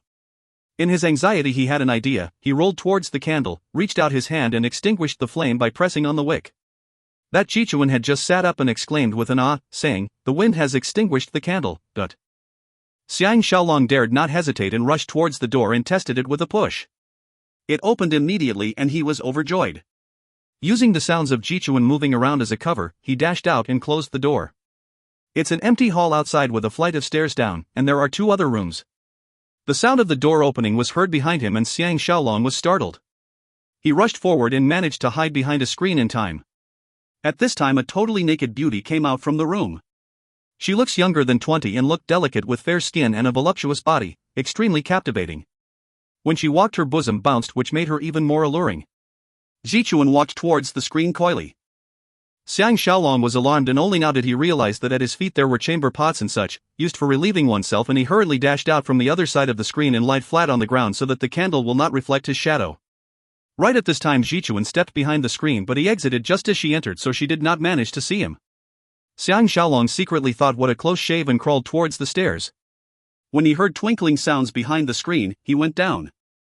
Just as he reached the corner of the stairs, voices were heard from below. There were at least 4 men talking. Xiang Shaolong stood at the corner stunned and lamented his luck. If he can't manage to steal the secret manual tonight, it'll be even worse. He turned around the corner and stuck his head out to look down towards the hall and saw 4 warriors sitting around a table chatting. If he were to walk down, no matter how careful he is, there's no way he can avoid them. He was so nervous his heart almost stopped. In his anxiety, he heard Jichuan's crisp voice call out, "Is there anyone still around?" Someone replied and walked towards the stairs. Xiang Shaolong secretly groaned. He's really stuck in the middle now with no way to advance or retreat, so he hardened his heart and pulled out a flying needle, his concentration wholly on the warrior who was walking towards the stairs, and at the same time squeezed himself into the corner of the wall so that the other party won't be able to see him from afar. The person replied as he walked, "What instructions does lady has?" Xiang Shaolong realized that Jichuan is actually one of the 2 concubines he brought with him from Zhao. That warrior came to the stairs and came face to face with Xiang Shaolong, and he cried out, "Ah!" It turned out to be the other expert family warrior who was of the same status as Pubu, Lu Chao. Xiang Shaolong was about to throw out his flying needle but hurriedly stopped when he saw it was him. Jichuan's voice called out, "Lu Chao! What's the matter?" Lu Chao collected his thoughts and after exchanging a look with Xiang Shaolong, replied, "Nothing. I just happened to see a rat scurry past and was surprised." Women are most afraid of small animals like these, and Jichuan is no exception, so she called out, "Prince is hungry and Xiaoying and the rest are already asleep. Can I trouble you to go to the kitchen and get them to prepare some food?" After saying this she ran back into the room as if she's running for her life. Lu Chao came up and whispered, "We were just talking about Commander. Why is Commander here? Is there any way we can help?" Xiang Shaolong made up his mind and told him about stealing the secret manual. Lu Chao saw that Xiang Shaolong put so much trust in him and replied happily, "Commander, please wait for a moment." He went back and after informing the other 3 warriors, he asked Xiang Shaolong to come out. Xiang Shaolong instructed one of them to go to the kitchen and order some food, then he searched the hall carefully first, followed by the rooms. He found the secret entrance to the tunnel under a rug. Lu Chao said, "Commander, put your mind at ease and go down. We'll keep a lookout for you." Xiang Shaolong had an idea, "It's best that you go down with me, if there's a need you can put it back in its original position." Lu Chao gladly agreed and together they grabbed the copper rings and lifted up the stone slab, and after walking down 10 odd flights of stone steps, came to the secret tunnel. One side of the tunnel leads towards Prince Xinling's inner hall while the other end leads to the back of the mountain. Obviously it's a secret tunnel that can give safe passage to escape from Prince Xinling's residence because no one will expect that there will be an escape route at that dangerous mountain. Lu Chao took a lantern and after illuminating the tunnel, the 2 of them walked towards the direction of Prince Xinling's bedroom. When they came to another set of stone stairs which led up, Xiang Shaolong stopped and carefully scrutinized and knocked on the walls of the tunnel and realized that there's something different about one of the walls. The 2 of them tried pushing but the wall did not move at all. Xiang Shaolong had an idea, and started inspecting each brick and realized that one of them is slightly protruding. He tried pulling it with his strength and the brick came out immediately, revealing the keyhole inside. The 2 of them were overjoyed and Xiang Shaolong took out his tools for picking locks and following Lady Ya's instructions, opened the lock in no time at all. When they pushed open the door and under the illumination from the lantern, the both of them were stunned. It turned out to be a treasure trove. In the large underground stone room there were more than 10 chests of jewelry and money. They opened 2 of the chests and under the reflection of the lamp, the jade pieces, gold, and silver all glittered and blinded. Xiang Shaolong said quietly, "Don't let the other 3 know about this until we have a plan to leave Daliang, then we'll take a few pieces for our traveling expenses. Remember, you must not have thoughts of greed. Men have died for wealth and we could even lose our lives." Lu Chao is indeed a heroic man and after this reminder, he replied sincerely, "Well spoken, Commander. I understand." At the same time he felt growing respect for Xiang Shaolong as a person who was not easily moved by money. Xiang Shaolong searched quickly and after some time he managed to find an even more secluded secret compartment at the corner of the wall and took out a rectangular metal box. He opened it, and indeed it is the Lu Gong secret manual which was tightly wrapped in cloth that will prevent it from rot or moisture. He unrolled the scroll for a look and was relieved, because the silk on the drawings were so old it's turned yellow and it's more than 30 meters long. It's so thick and heavy that even if he's Prince Xinling, he won't be bothered to check the scroll from start to end every time. Therefore his plan is sure to work. He took a closer look and saw that it was full of drawings of various tools for attack and defense, with detailed instructions on materials used, the quantity needed and the process of making it. It's indeed breathtaking. There's not much time left so the two of them left hurriedly. When Xiang Shaolong woke up, Lady Ye and the 8 maids were still hard at work. The sun is not yet up. Lady Ye has already bounded the fake scroll with a section of the real scroll, and used some minerals and colorings to stare the sides of the scroll yellow. It looked so authentic, no wonder she's an expert in duplication. Xiang Shaolong only had to work under the cover of night and take the secret manual which only has the authentic front section, and easily slip it back into the secret room. This should be a very difficult task but because of Lu Chao's help, it became an easy job. When he returned to Lady Ye's place, the sky is slowly brightening. Lady Ye and the rest were exhausted and were resting on the bed. Xiang Shaolong hugged her and slept for a while until Prince Xinling sent someone to look for him. He hurriedly washed up and left. Prince Xinling seems like he had not slept the whole night. Maybe he's trying to pretend to be on close terms because he received him in the side hall of the inner chambers. After they were seated he laughed and said, "Because of your matter, I did not sleep the whole of last night and I finally found an appropriate arrangement." Right at this time a pretty maid came in to serve tea and Prince Xinling ordered, "I have things to discuss with Commander, no one is allowed to step in here." The pretty maid acknowledged the order and left. Prince Xinling asked in passing, "Did you manage to stir the interest of Yanran last night? I heard Lord Longyang and Xiao Weimo went to the feast as well." Xiang Shaolong sighed, "Don't talk about it. There's no way I can but in a word at such a gathering." Prince Xinling disagreed, "That's not true, your ideas is very creative, even Tan Bang admires you." Xiang Shaolong thought to himself, "What's the use of admiring me when you're still sacrificing me as a stepping stone towards your success?" Prince Xinling saw that he was quiet and asked, "Has Shaolong taken breakfast?" Xiang Shaolong rubbed his stomach and shook his head. Prince Xinling cried out, "Attendance!" Then he slapped his own forehead and sighed, "I'm really muddle-headed, I just chased everyone away.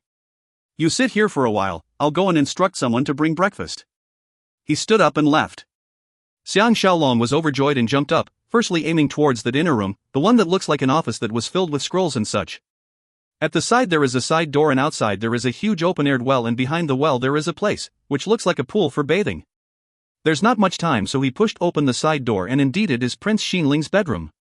He took a hurried look so naturally he cannot find the entrance to the underground tunnel. He walked forward hurriedly and lifted up the rug on the bed for a look. The entrance to the secret tunnel appeared before him. The strange thing is that there is a copper pipe poking out from the ground towards the bed, and the other end is a dragon's head made of copper, looking like his exquisite design on the head of the bed. Xiang Shaolong immediately felt cold sweat and hurriedly returned to the hall. Prince Xinling came back right at this time and was smiling, "Breakfast will be served shortly, come. Let me tell you my plan." But what Xiang Shaolong was thinking about was that copper pipe, it's obviously a listening device for the tunnel and the secret chamber. Noises from in there will travel through the pipe to Prince Xinling's bed and the design was intricate. Luckily he did not sleep last night, that's why he did not hear him moving around. Prince Xinling said, "I will order someone to fake a document and will send it to His Majesty today to let Zhao Ye and the rest of the entourage return to Zhao, leaving only you and Zhao Qian. Zhao Ye is my invited guest, so Lord Longyang has no right to object." Xiang Shaolong thought to himself, "You can say all you want now, with your power, letting them go is an easy task." At the same time he knows that the fact is he will not let a single person leave, but he's just putting on a show. He pretended to be ecstatic, "That's really great, but can we let them leave earlier?" Prince Xinling first revealed a look of difficulty before saying, "If I can't even do such a small thing, Shaolong will surely belittle me." "All right. I will arrange for Lady Ye and the rest to leave the city this afternoon and meet up with your troops before departing immediately. Shaolong need not worry." Xiang Shaolong was secretly laughing to himself as he asked, "How do we solve Zhao Qian's problem then?" Prince Xinling replied, "I will send someone to impersonate as her so that you can send her to the palace, then I'll find a secret place to hide her. Prince Xinling, vow to heaven that regardless if the plan fails or succeeds, I will send her safely back to Zhao unharmed." Xiang Shaolong secretly thought him formidable, as this would mean he has a hostage in his hands and need not fear Xiang Shaolong not following his instructions. Even if he fails and is captured, he would not dare to reveal the mastermind. He has indeed thought of everything. Breakfast arrived. As Prince Xinling watched him eat, he asked with a smile, "Is Shaolong pleased with these arrangements?" Xiang Shaolong pretended to be extremely grateful, "Very pleased, I will certainly not let you down." Prince Xinling looked as if he's already succeeded and laughed heartily. He saw that Xiang Shaolong has no objections to him holding Zhao Qian and thought that he trusts him implicitly, so his suspicions towards Xiang Shaolong totally disseminated. Just as the both of them are thinking their own thoughts, a servant came to report that Ji Yanran has come to look for Xiang Shaolong. The two of them were equally stunned. That Ji Yanran would come personally to a man's place to look for him, this is indeed the strangest thing that can happen in the world. A strong look of jealousy radiated from Prince Xinling's eyes and he tried to cover it up with a dry cough and said, "Shaolong, you better go and see her. For all you know, she's taken a liking to you." However, Xiang Shaolong was furrowing his brows instead. He has a lot of things to be done today and they are all important matters regarding life and death. No matter how attractive Ji Yanran is, he cannot waste time on her. As he was thinking, he followed the servant to the hall in the outer chambers. Ji Yanran was wearing a white fur cape, standing quietly and delicately in front of a large window looking at the beautiful scenery of the woods outside. She did not even have a maid with her. There was no one else in the hall, but all the back doors and side doors were filled with guards and maids who were squeezing there to steal a look at her. Obviously her attraction is akin to a superstar in the entertainment industry in the 21st century. Luckily there's no such thing as autographs in this era, or else her pretty hands will have to be kept busy. Xiang Shaolong came up behind her and said quietly, "Miss Ji." Ji Yanran turned around prettily and smiled sweetly at him, "Can you spare some time?" Looking at her smiling face, Xiang Shaolong does not have the heart to reject her, so he nodded, "If it's just a while, there's no problem." When Ji Yanran heard that it's only a while, she stared at him with sadness and anger before saying quietly, "Then follow me," and walked towards the main door. Xiang Shaolong was feeling perplexed, where is this beauty going to take him? The horse carriage left Prince Xinling's residence by the main door and rode towards the east. Xiang Shaolong stole a look at her pretty side view, devoid of all cosmetics, radiating with the glow of youth. Her dainty body was fragrant, extremely captivating. Ji Yanran suddenly said, "Absolute power will only result in absolute disintegration." This is the first time Yanran has heard such intelligent words that go straight to the point. Mr. is really brave. After you left last night, everyone, including Yanran, lost the mood to talk. Yanran has not slept the whole night, and kept on thinking about every word that Mr. has said, and thinking of how confident you look when you said these words. Xiang Shaolong secretly lamented that he didn't mean for things to turn out like this. There is no time to talk to her about love and relationships. Ji Yanran's face turned cold and she asked, "Why did Mr. Xiang come with Prince Xinling to see Yanran?" Xiang Shaolong very much wanted to say this is Prince Xinling's arrangement and he's got nothing to do with it. But how can he bear to hurt this great beauty, so he sighed, "Does Miss Ji ask this question to all your guests who come due to your fame?"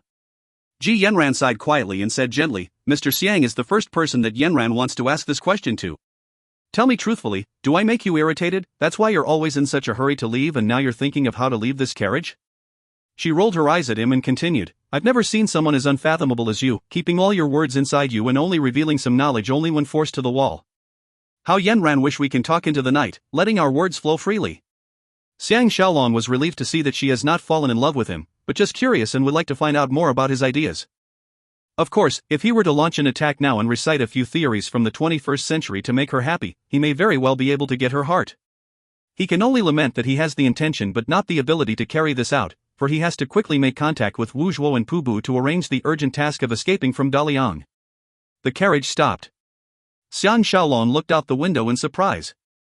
They have come to an empty space in the woods and there was no one around at all. Ji Yanran extended her fair hands and lightly pushed his shoulder, a look of excitement in her eyes as she said, "If you don't find Yanran too irritating, then please get off the carriage." Xiang Shaolong was all the more perplexed. What has finding her an irritant got to do with leaving the carriage? Due to her urging, he went down the carriage in a daze.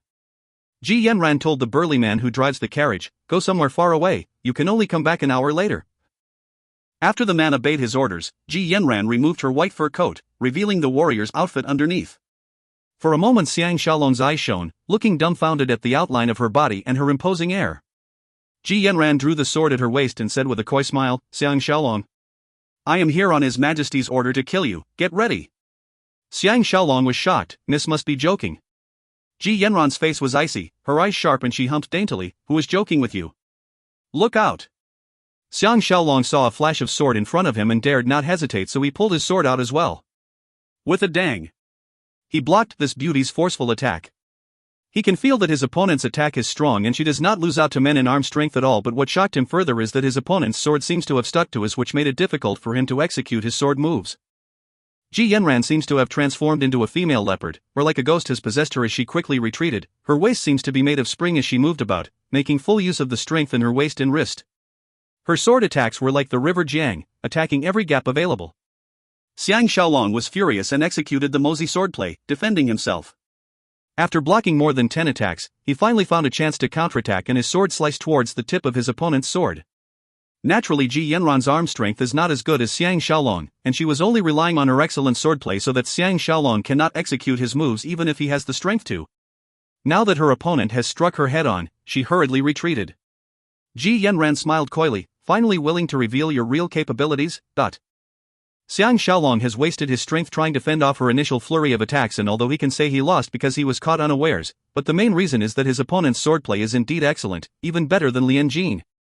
At this point in time he dared not give way to her as he blocked his chest with his sword. The angle, strength used in timing made it difficult for her to attack. Ji Yanran's eyes shone and in an instant she moved her body diagonally and her long sword pierced up from the bottom, coming in contact with flying rainbow. Xiang Shaolong almost lost his grasp on his precious sword and in his shock he moves diagonally away. Ji Yanran easily moved back into the offensive and launched another flurry of lightning-fast attacks so that her opponent does not even have time to catch a breath. Only now does Xiang Shaolong truly experience why she can be number 2 in swordplay and Wei. She is indeed better than him, but this is only in terms of swordplay. His advantage is that every part of his body is a formidable weapon, so if he wants to stay alive this time, he will have no choice but to use unorthodox moves. As he blocked off the attacks using Mozi swordplay's defensive ability, he was secretly scrutinizing his surroundings as well, looking to see if there's any way he can change defeat into victory. The more Ji Yanran fought, the stronger she became, every move full of energy, frightening yet so alluring and a delight to see. At this time Xiang Shaolong kept retreating, he felt his back knock against a large tree. Ji Yanran laughed as her long sword struck towards him. Xiang Shaolong moved his sword up diagonally to block it. Dang! And Xiang Shaolong's flying rainbow flew out of his hand. Ji Yanran was momentarily stunned because it was obvious Xiang Shaolong loosened his grip deliberately and allowed her to strike the sword aside. Because she was using all her strength, her body fell forward from the momentum. Bang! Ji Yanran's shoulder was struck by Xiang Shaolong's flying kick and she fell forward due to the intense pain, collapsing onto the soft grass. Ji Yanran was about to turn over and use the strength in her waist to rebound when Xiang Shaolong leapt over and pressed down on her alluring body, his two hands grabbing her wrists like metal manacles, and she was immediately immobilized. Xiang Shaolong grinned as he lowered his head, looking into her eyes with only a 3-inch distance between them. "You do not concede?" Ji Yanran's body totally relaxed and she loosened her grip on her sword, her pretty face blushing and pouted prettily as she replied gently, "Why would Yanran not concede?" Xiang Shaolong's face turned serious. "Then how are you going to account to your king?" Their limbs intertwined, the intoxicating feeling coming so strong towards them, but instead they have their opposing situation. Xiang Shaolong found it really difficult to describe such feelings. Ji Yanran totally gave up trying to fight back as she laid on the ground limply. She blinked her huge and pretty eyes. "What account? Yanran does not understand what Mr. Xiang is talking about." Xiang Shaolong saw the look of sincere joy in her face and slowly understood.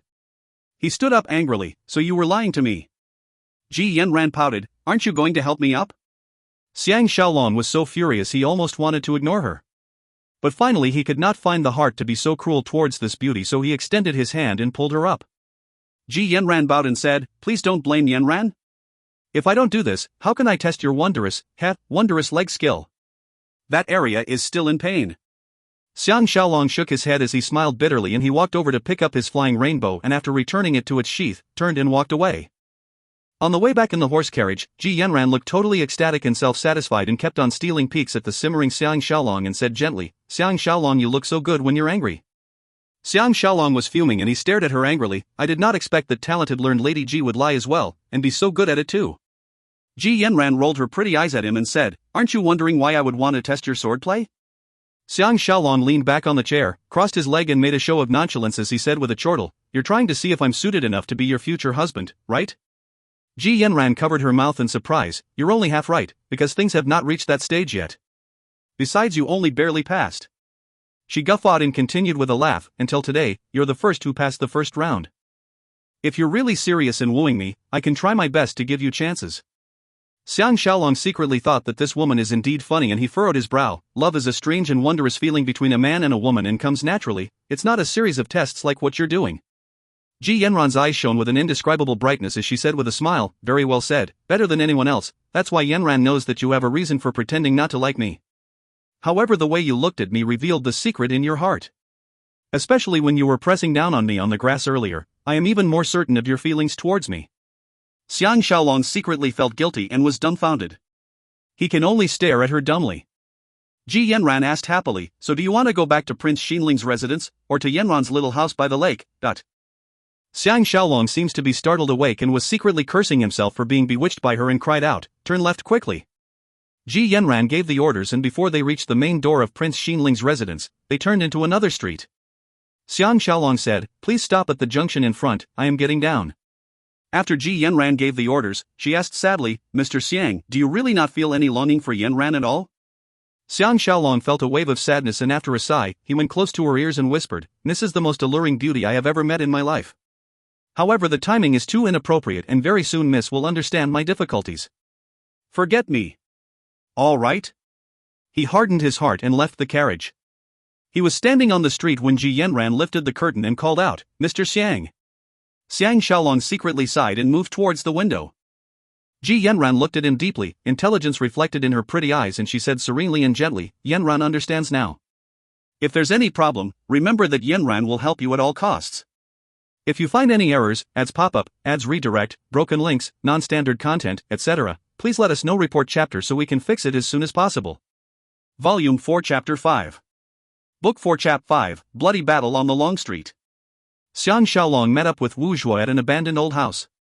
This extremely reliable battle friend who went through life and death with him said, we've already followed your instructions and dug a tunnel from beneath our camp to lead to a forest behind the camp. We've also sent men to use the tunnel and make more than 10 wooden rafts in the forest and kept them hidden next to a small river that leads to the main canal. If we follow the flow of the water, we will be able to reach the southern border of the state of Qi in 2 days. Xiang Shaolong replied happily, Lady Yet and the rest will return to camp this evening. Tell Chang Su to put on an act and insist on traveling only tomorrow. In that way Prince Xinling won't be on his guard against us. Wu Zhuo furrowed his brows, then how are you going to get out of the city? Prince Xinling will certainly send men to keep an eye on you. Xiang Shaolong said, I definitely cannot leave, or else no one will be able to escape. To use that tunnel to let everyone leave, we'll need at least 2 hours. You will start immediately after the sun sets and make some fake men as cover-ups. All armors, horses, and heavy items will have to be left behind. Try to purchase some horses from the traders after we reach Qi, and if you travel by night, you'll definitely be able to return to Zhao safely. In summary, success will depend on being secretive, just pretend that you're horse thieves. Wu Zhuo's expression changed. What about grand young master-in-law? If I abandon you, master will certainly take my life. At least I want to stay behind and accompany you. Xiang Shaolong replied sternly, this is an order, you must follow my instructions. Without you, Chang Su will definitely not be able to accomplish anything. He continued gently and consoled him. I will definitely treasure my own life and I have a detailed plan as well. I'll be able to save myself and take Zhao Qian away as well. Wu Zhuo still shook his head. Xiang Shaolong sighed and revealed to him the whole plan. Wu Zhuo was silent after listening to it before saying, if grand young master-in-law does not return to Zhao within 3 months, I will kill myself to repay your kindness. Xiang Shaolong was both touched and helpless, and after discussing further some details, they parted. He managed to find Fubu through a series of intricate communication methods, and after some secret discussion, he went back to Prince Xinling's residence. Prince Xinling dragged him to lunch, and after the meal Xiang Shaolong returned to Flying Cloud's chamber to see Lady Ya. Lady Ya has already received notification from Prince Xinling and has already packed. When she saw him return, she ran into his arms and cried bitterly, without you, Yura will not leave. Xiang Shaolong thought this to be a headache, and after trying to cajole and scare her, he was finally forced to reveal his whole plan to her. Lady Ya knows that this is the only way they can survive, so she had no choice but to tearfully agree. It's time to depart. On Zhao Qian's side, she and her 3 maids were hugging each other and crying bitterly, as if they are about to be parted by death, making all who witness it feel sad as well. It was only under Xiang Shaolong's constant urging that the 2 maids Chui Tong and Chui Lu went on their way tearfully. Prince Xinling escorted them out of the city personally, and when they reached the camp, Chang Su followed Xiang Shaolong's instructions and insisted on traveling only the next day. Xiang Shaolong pretended to be helpless and exchanged a look with Prince Xinling, finally accepting Chang Su's suggestion. Prince Xinling smiled, "Don't worry. I've specially transferred a team of light cavalry to escort them on their way tomorrow morning." Xiang Shaolong had long noticed the Wei army camp nearby and looking at the scale knows that there is at least 2,000 men there. He was laughing secretly to himself as he returned to the city with Prince Xinling. They were riding next to each other as Prince Xinling commented, "From now on, it's best that Xiaolong stays in the residence, firstly to conserve your energy and also to prevent any other accidents from happening that can spoil the grand plan. I've already sent men to send Zhao Qian to hide at a secret location so that Xiaolong need not have any worries when you attend the feast tomorrow." On hearing that, Xiang Shaolong felt as if his heart has dropped into a bottomless pit. If Zhao Qian has really been kept by him, won't he be totally under the control of this fiend? But he still pretended to be grateful on the surface. Heavens! What should he do next? Prince Xinling asked nonchalantly, "Why did Yanran look for you this morning?" Xiang Shaolong was thinking at this point that if Prince Xinling finds out tomorrow morning that Lady Ye and the rest have all slipped away, he will certainly suspect his sincerity, then how would he deal with him and Zhao Qian? He forced out a smile and said, "I don't know why she's looking for me too, she was talking to me about everything and left after a while." Prince Xinling thought to himself that as long as she has not taken a liking to him, it's alright, and he stopped talking further. Xiang Shaolong was in an extremely bad mood and returned listlessly to Prince Xinling's residence. When he returned to his room, he got rid of the 4 pretty maids. Just as he was feeling edgy and nervous, there was a plunk, and a piece of cloth wrapped around a stone was thrown in. Xiang Shaolong removed the cloth and it turned out to be a message from Lu Chao, generally informing him that Prince Xinling has increased the number of men to keep an eye on Xiang Shaolong, so he dared not come and meet with him. Zhao Qian has been brought to Lady Pingyuan's residence and was being held there and they will keep a close eye on her. At the bottom of the cloth he drew a simple map, pointing out the buildings where Lady Pingyuan resides in. Xiang Shaolong immediately heaved a sigh of relief. As long as he knows that Zhao Qian is still within the residence, there is still hope. At the same time he guessed that Prince Xinling is up to no good and will still get Lady Pingyuan to send Zhao Qian into the palace instead of him, thus treating him as an idiot. By now the sky is slowly getting dark. Xiang Shaolong decided to relax himself and allowed the 4 pretty maids to return and help him bath and change. He went out and joined Prince Xinling for dinner, keeping up pretenses all this while. During dinner Xiang Shaolong said, "I'd like to practice my swordplay alone tonight, it's best that no one is sent over to serve me." "Hey! Without Lady Ye, and with such alluring maids, it'll be terrible if I cannot refrain myself." Prince Xinling did not suspect anything at all and agreed with a laugh. He was secretly thinking to himself, as long as I send more people to keep an eye on you, and with Zhao Qian in my hands, need I worry that you'll fly away? Xiang Shaolong returned to his building and immediately made a small hole in the roof and ejected his rope out, grabbing onto a large tree nearby before going into his room. He was about to carry his wooden sword when a knocking was heard on his door. Xiang Shaolong had no choice but to hurriedly remove his equipment and walk out of the room to open the door. He saw Lady Pingyuan standing alone outside the door with a glow, looking at him deeply with very confused eyes. He thought that something must be wrong and had no choice but to welcome her in.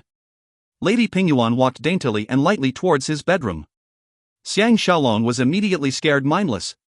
Right now his bed is full of stuff that should not be seen, so how can he allow her to go in? His mind worked quickly and he dashed forward, hugging her waist from the back. Lady Pingyuan moaned daintily and collapsed softly into his arms, tears flowing down her cheeks. In his entire life, Xiang Shaolong has never experienced so many women crying over him before and he felt a headache coming on seeing this. He turned her around, tilted up her pretty tear-stained face and pretended to be helpless as he asked, "What's the matter?" Lady Pingyuan closed her eyes, gritted her teeth, trying to control her sobs as she shook her head, looking utterly dejected. No one other than Xiang Shaolong can understand her dilemma right now, wanting to harm him and send him to his death but yet can't help but come and see him. This is the reason for her torture. Lady Pingyuan collapsed into Xiang Shaolong's arms, using all her strength to hug him, her pretty face buried in his wide chest as she continued sobbing. Xiang Shaolong was secretly lamenting that with her around like this, how is he going to save Zhao Qian, and if those assassins from Chu Moism were to arrive, he might not be able to preserve his own life as well.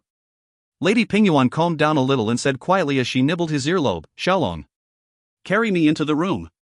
Xiang Shaolong almost wanted to cry for help, how can his room be seen? He hurriedly said, "Lady, wasn't it supposed to be later before we can do it?" Lady Pingyuan stamped her feet and pouted, "I want it now." "Aren't you going to carry me in?" Xiang Shaolong carried her up by her waist. Suddenly there was a knock on the door again. Both of them were equally startled. A servant's voice was heard from outside, "Lady, the prince has something urgent and wants you to see him immediately." Xiang Shaolong put Lady Pingyuan down and pretended to be helpless inside. However, he knows that once Prince Xinling received news that Lady Pingyuan has come to look for him, he's worried that his sister will let her emotions overrule her and spoil the plan. That's why he sent someone here to lead her away. Lady Pingyuan first looked furious, then her expression darkened as she replied, "Coming." She rushed forward and hugged Xiang Shaolong tightly, giving him a hot kiss filled with complicated feelings of joy, pain, and farewell. After that, she lowered her head and left, not turning back for another look. At this point in time, Xiang Shaolong doesn't know whether to hate her or love her, because that kiss earlier is really eternally unforgettable, getting right into his bones, with an inseparable mixture of love and hate. When Xiang Shaolong arrived at the huge courtyard that Lady Pingyuan resides in, Zhao Qian's lonely heart was pining away for Xiang Shaolong. He has become this beautiful princess's only hope. On one hand, she has almost blind confidence towards Xiang Shaolong, but she's terrified that he will not know that she's being held captive here. When the two extremely conflicting thoughts were torturing her mind, the two ladies who were assigned to guard after her every move suddenly shuddered and fainted onto the ground consecutively. And the awe-inspiring and handsome Xiang Shaolong appeared proudly in her room. Zhao Qian was ecstatic and ran into Xiang Shaolong's warm and safe embrace, her dainty body trembling violently. Xiang Shaolong carried her to a corner that is not easily visible from the door or windows, reached out and loosened her robes. Although Zhao Qian has always been very obliging towards Xiang Shaolong, she was still shocked and secretly furious that this person still has the mood for such things during such a dangerous time. Just as she was about to object, Xiang Shaolong kissed her lips lovingly while continuing the removal of her robes. Zhao Qian was feeling all soft and ticklish from his nimble fingers working on her overly sensitive skin, and just as she was losing her senses, she realized Xiang Shaolong has removed the small bag on his back and is already attiring her alluring body, which now only has a slip covering it, with a thick robe that can withstand the cold, covered with a black armored vest. Xiang Shaolong squatted down and helped her change into shoes suited for long-distance travel. Zhao Qian was so moved that hot tears ran down her cheeks, her heart filled with happiness and gratitude. Even if she has to die for Xiang Shaolong now, she'll do it willingly. Everything was done and Xiang Shaolong stood up, holding her tightly as if he's carrying the most precious treasure in the world, and asked quietly, "Will my little treasure be obedient?" Zhao Qian nodded her head vigorously. Xiang Shaolong took out a cloth binding and tied the beautiful princess to his back, crossed her slender legs around his waist and tightened it with the cloth. The two of them merged as one, with no space between them. Lady Yi made these cloth bindings in a hurry upon his request. Xiang Shaolong had undergone training before and is well aware of the importance of being well equipped, so he was extremely well prepared before the mission. Zhao Qian leaned on his strong back, her previous worries all swept away, and she almost moaned in satisfaction and comfort. Xiang Shaolong went to the window and looked out. He pushed open the window lightly and listened. A patrol troop just walked past outside the building. When they were far away, Xiang Shaolong went out the window with Zhao Qian on his back and landed lightly on the grass outside. When he was training in the military, he often had to carry 10 kilograms of things and climbed hills and valleys to train his stamina, so a light beauty like her will definitely not hinder his movement. In the woods, he'll suddenly stop moving, or he'll suddenly run madly like the wind, moving swiftly and nimbly forward. His destination is of course the 2-level building which Prince Xiaoyuan was staying in. At the southeast corner, gongs and drums were sounded, followed by the voices of people mixed with the barking of ferocious dogs. Xiang Shaolong was shocked and looked towards the direction of the noises, only to see fire blazing into the sky at that side. In this starless night, the scene looked especially frightening. He secretly commented that Fu Du really came at the right time, and while everyone's attention were on the fire, he rapidly went towards Prince Xiaoyuan's residence. Shouts of fighting and weapons clanging were heard from the direction of the house Xiang Shaolong stayed in. By now Xiang Shaolong has reached the flower beds behind Prince Xiaoyuan's residence and saw that Prince Xiaoyuan, together with Lu Chao and his men, were running out of the house with weapons towards the sound of the fight. He was secretly laughing to himself, because Lu Chao had already opened the window and he climbed into the house and went into the tunnel with familiarity. After he closed the entrance, he ran down the tunnel towards the back of the mountain. His shoes were covered with soft cloth, so even if he was running rapidly, no sound was emitted, so he need not fear Prince Xinling will hear him. Besides, by now there's no way Prince Xinling will remain on his bed. After running a distance, the tunnel made a 90 degrees turn towards the south, and in a short while, he was at the exit on the other end of the tunnel. He took out his lock-picking tools and unlocked the metal door. After closing it properly again, he followed the stone steps outside the door and reached the last door that leads to the ground level outside. Outside is a dense forest, situated outside the southern wall of Prince Xinling's residence. After Xiang Shaolong sealed the tunnel properly, he checked out the directions and ran towards the nearest city wall of Daliang. As long as he can leave this city, chances of them escaping will be very much greater. No one was on the dark streets. It's like a ghost city, but hatefully, every household has a lantern hung outside their doors. Although the light was dim and the wind was blowing on the lanterns making them rock, but it makes hiding for him all the more difficult. Xiang Shaolong tried his best to avoid the larger streets, sticking to the darker alleys. Sounds of hooves were heard and Xiang Shaolong had just passed a main street, but before he can dodge into an alley, the enemy noticed him and rode over shouting. Xiang Shaolong was extremely perplexed. He cannot figure out how did Prince Xinling manage to find men so quickly to come after him. But there's no use thinking about it now, he can only run for his life. Zhao Qian, who was lying down on his back, was lightly trembling. Obviously she's very nervous, which made him love and pity her more. Such an elegant beauty, to think she has to go through such difficulties. After he ran out of the alley and had just turned into a main street, he heard hoofbeats coming rapidly from the left. 10 odd riders were coming after them like the wind. Xiang Shaolong knows that there's no way he can avoid them, so he made up his mind and moved to a side, with his back against the houses and his front facing the enemies. The riders all dismounted and one of them chortled, "Xiang Shaolong, let's see where you can escape to today?" It turns out to be the one who treats animals as his teacher, Xiao Weimo, and of course his left and right hand men Ning Chong and Zhang Lei were with him. Xiang Shaolong quietly counted, there's altogether 19 of them and all of them looked strong and stout.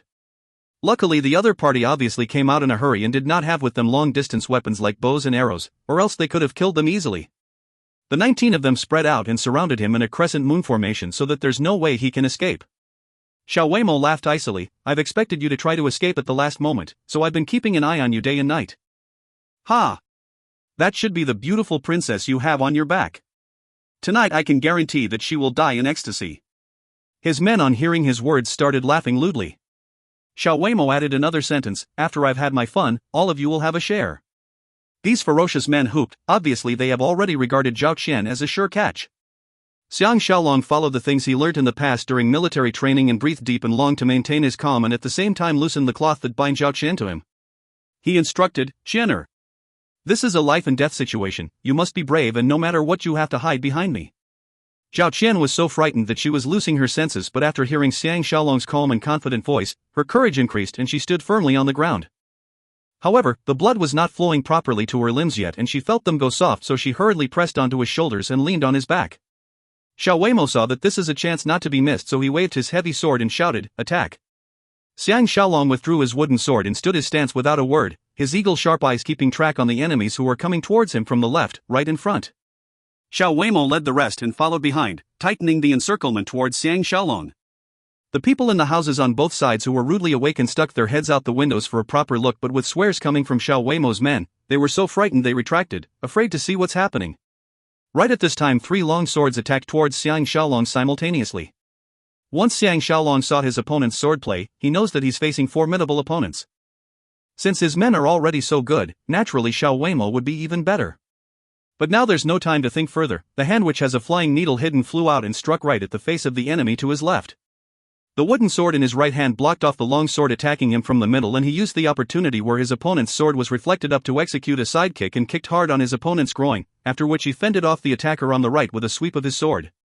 The one who got struck by the needle fell facing up, and died on the spot. The one who got struck by the leg fell backwards, unable to get up. Xiao Weimo did not expect him to be so formidable and was immediately furious as he shouted, "Attack!" He raised his sword and attacked first, not giving him a chance to take out another flying needle. Xiang Shaolong's left hand drew out flying rainbow from his waist. For a warrior like him who has undergone rigorous training, both his left and right hands are equally nimble and strong, not like the average person who favors only the use of one hand. Xiang Shaolong cried out, "Qianer, follow me!" And he moved diagonally to avoid Xiao Weimo. Zhao Qian followed behind him. The murderous air from the flash of the swords came from 3 directions. Xiang Shaolong knows that this is a matter of life and death and he cannot retreat. He felt valor rising up in him and vowed to protect the beauty behind him with his life. His right hand holding the wooden sword and left hand holding flying rainbow, he attacked fiercely. His magnificent and forceful aura is even stronger than the enemy's. The sound of metal and wood clanging against each other was heard and blood was seen at the same time on Xiang Shaolong and his opponent. His chest was struck by the enemy's sword, but luckily he has his armor, and although his enemy's sword was sharp, it could only pierce through the armor a little and cause an injury about half an inch deep. The other sword slashed towards his waist, but it struck the belt that held his steel needles, so he was not injured.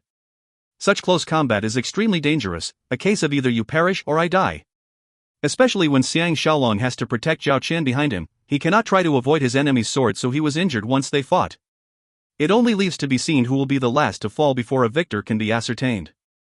Amongst the 5 who attacked, one has his throat cut by flying rainbow and died on the spot. His wooden sword struck another's arm and the long sword immediately fell to the ground as he hurriedly retreated while the other 3 were forced back by his attack.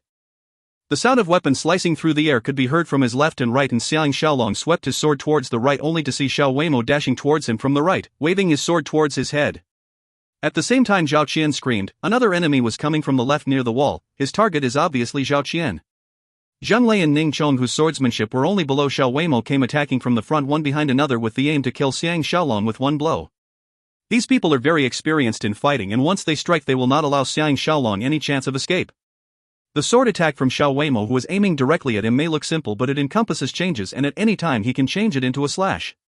Just that attack alone is enough to keep Xiang Shaolong busy, to the point that he dare not become distracted. As for the other attacks, he can only rely on his hearing to decide on the course of action. Xiang Shaolong used all his strength in his left hand, which was holding on to Flying Rainbow, to heavily block against Zhang Lei's oncoming sword attack, and the impact forced his opponent to retreat 3 steps back. He swept his left hand and Flying Rainbow flew out of his hand, transformed into a flash of light as it flew straight towards the chest of the man who was going towards Zhao Qian. At the same time the wooden sword went up diagonally, blocking Xiao Weimo's deadly blow before going into Mozi sword play's mysterious defensive mode, but the wooden sword looks as if it's on the offensive rather than defensive, such that even with Xiao Weimo's ferocity, he was stunned as well and retreated for the moment.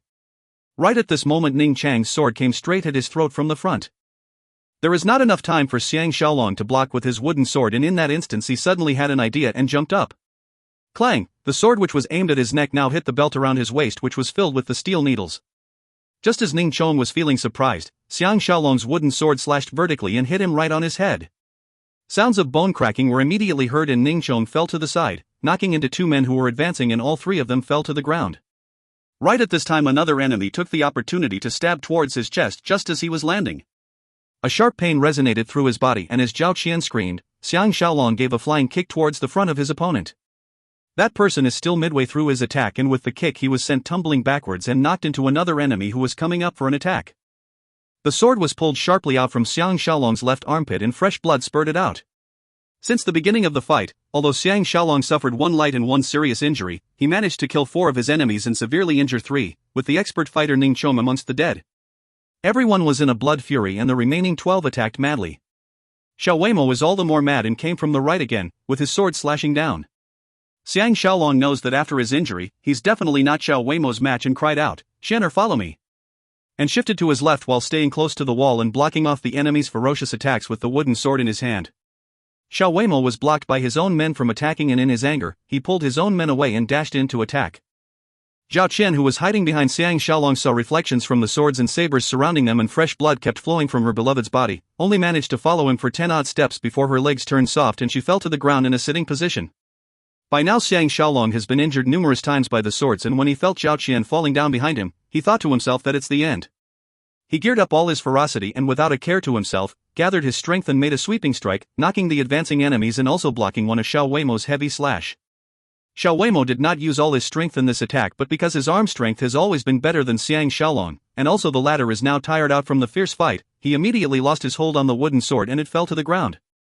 The 10 over wounds all over Xiang Shaolong's body was pouring blood, and in that dangerous moment he gave a flying kick which landed right on Xiao Weimo's belly, making this ferocious man retreat quickly, but it was obviously not enough to injure him. 2 swords came attacking.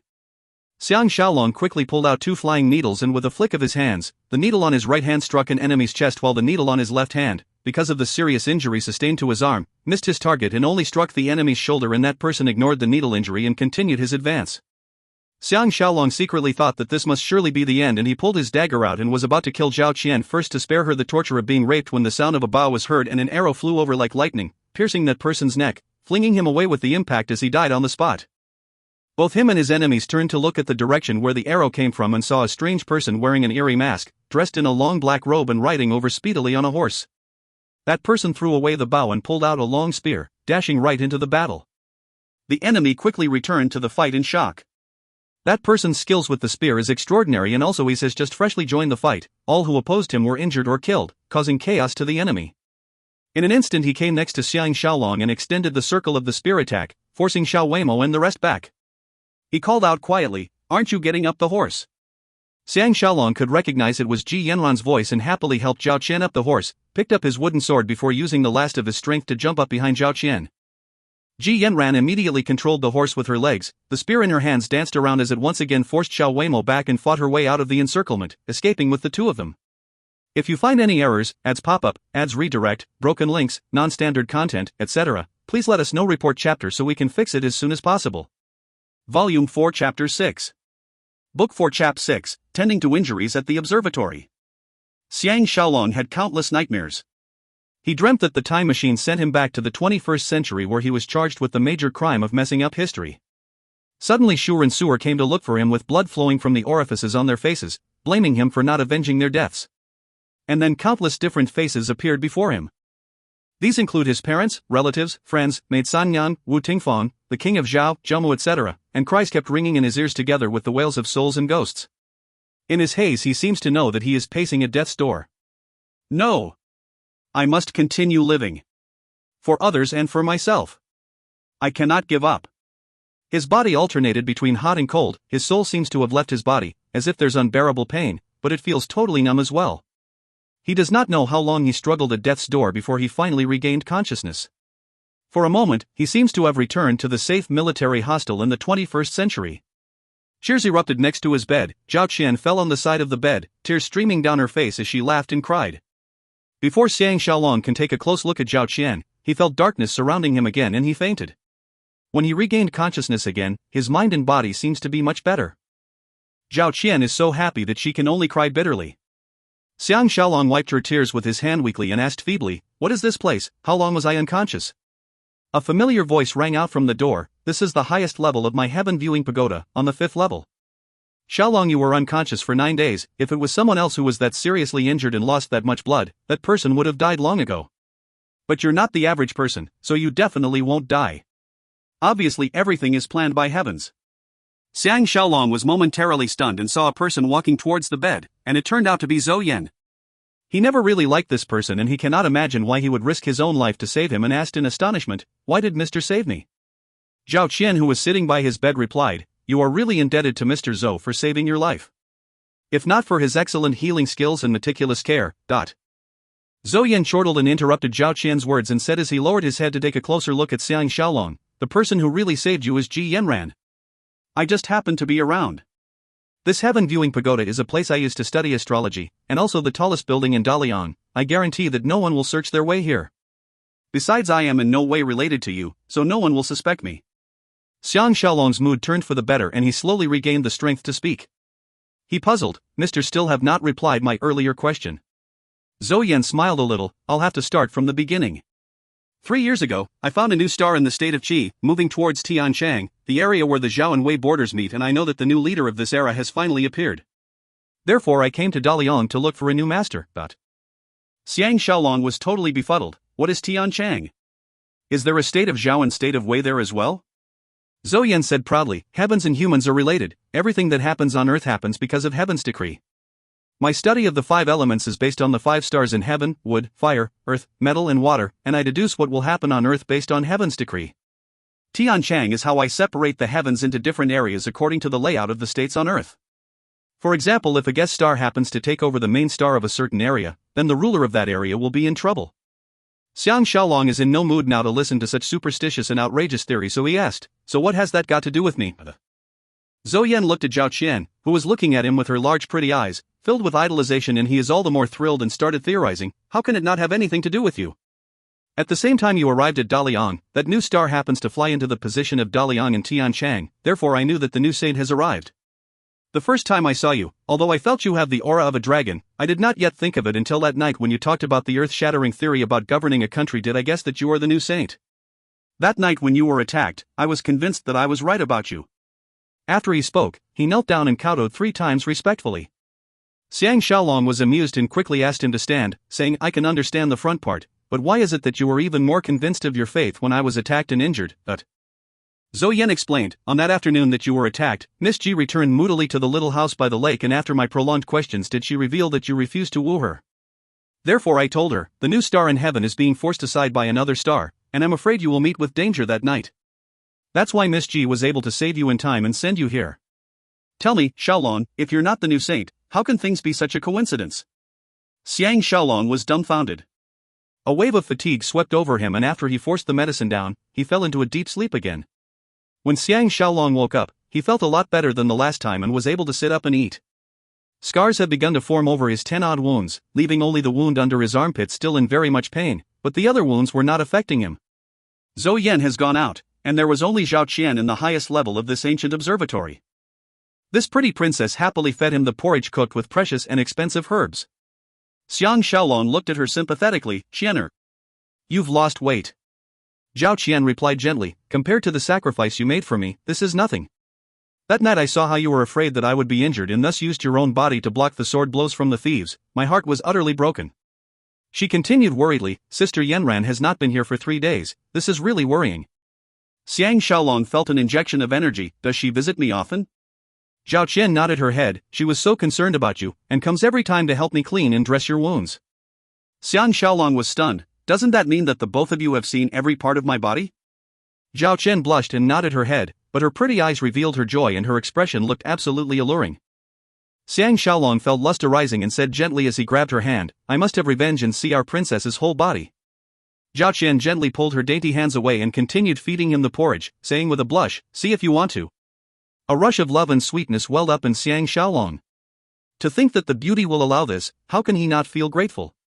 He said with a smile, "Not only will I see, but I want to investigate with my hands as well. Will Princess object?" Zhao Qian blushed to her ears and stared at him, not daring to answer him, but her expression shows her utter willingness. Xiang Shaolong sighed happily. Footsteps were heard from the stairs. Both of them started getting nervous. Ji Yanran's sweet voice rung out, "No need to be afraid. It's Yanran." Zhao Qian was overjoyed and went to welcome her. In a short while the two ladies appeared shoulder to shoulder in front of Xiang Shaolong. Ji Yanran lost weight as well, but when she saw him her bright eyes shone immediately and her gaze intertwined with his. Xiang Shaolong said, "Xiang Shaolong will never forget how Miss saved me." Ji Yanran sat on his bed without any embarrassment and first looked at his wounds before saying with a relieved sigh, "No need for such polite words. The rate of your recovery is astonishing. You don't know how frightening you looked the other night with fresh blood all over your body, and you almost made me cry because of you."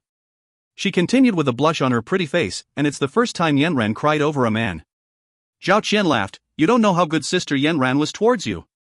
Xiang Shaolong felt a boldness overcome him and daringly grabbed Ji Yanran's delicate hands and said gently, "It seems that not only have I passed, but I have taken a step further into your heart, right?" Ji Yanran stared at him and said nonchalantly, "Sorry. You're still at the passing stage." Although she said that, she did not try to retract her hands at all. Xiang Shaolong was filled with love as he replied with a smile, "I have a chance as long as I've passed. Didn't Miss Ji said that you will try your best to make it easier for me?" Zhao Qian listened to their interesting exchange and can't help but steal a laugh at the side. After Ji Yanran stared at Zhao Qian, she told Xiang Shaolong, "I came all the way here with so much difficulty and am even sitting next to you, isn't it making it easier for you already?" Xiang Shaolong was awakened by her words and returned to the cold and cruel reality, asking, "How is the situation outside?" Ji Yanran said calmly, "Prince Xinling, Lord Longyan and Xiao Weimo are all trying their best to look for you and the defenses in the city has been increased numerous times.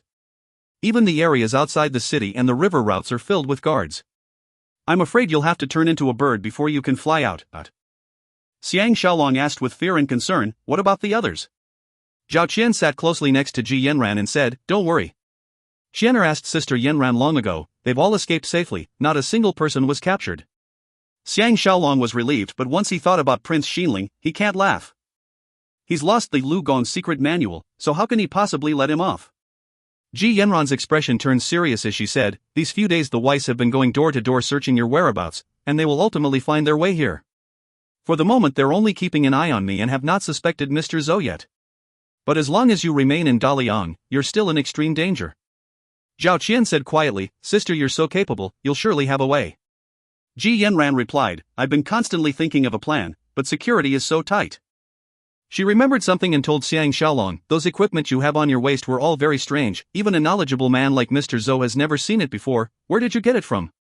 Xiang Shaolong knows she's referring to the hooks and clasps used for climbing and replied, "It's my own design, made by the craftsmen of Zhao. As long as we can reach the city walls, I will have a way to climb over the walls with Qianer."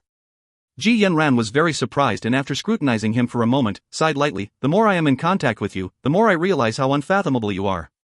But with the current situation, it's impossible for you to reach the city walls without being detected by those at the watchtowers. Even if you can leave the city, you cannot avoid the thousands of soldiers outside the city, so we still need to think of another way. Zhao Qian went close to her ear and whispered, his sister starting to like him more and more. Ji Yanran's pretty face blushed. Sounds of bells ringing was suddenly heard in the room. Before Xiang Shaolong can figure out what is happening, the expressions on the two ladies changed. Enemies are approaching. Ji Yanran helped Xiang Shaolong up while Zhao Qian hurriedly gathered all the blankets that has traces of blood and everything else that is associated with Xiang Shaolong. Xiang Shaolong asked in shock, where can we hide? Ji Yanran helped him to a huge wardrobe and opened the door, only to see it filled with clothes inside with no space to hide a person at all. She then extended her hand and pushed, the clothes rose up miraculously and revealed a secret compartment inside. By now Zhao Qian has packed everything and even let the bed curtains loose before hurrying over to help Xiang Shaolong hide in the secret compartment. Ji Yanran pulled down the outer compartment holding the clothes and the wardrobe door closed automatically. How intricately done. That space that was meant for hiding one person now has 3 people squeezed inside, so one can imagine how cramped it is. The 3 of them stuck to each other front to back, with Zhao Qian's alluring body pressing tightly against his back while Ji Yanran was squeezed face to face with him. He can clearly feel the marvelous curves of Ji Yanran's body, especially when he's only wearing a pair of shorts, and the exciting fragrance almost made him forget about the danger they're now in.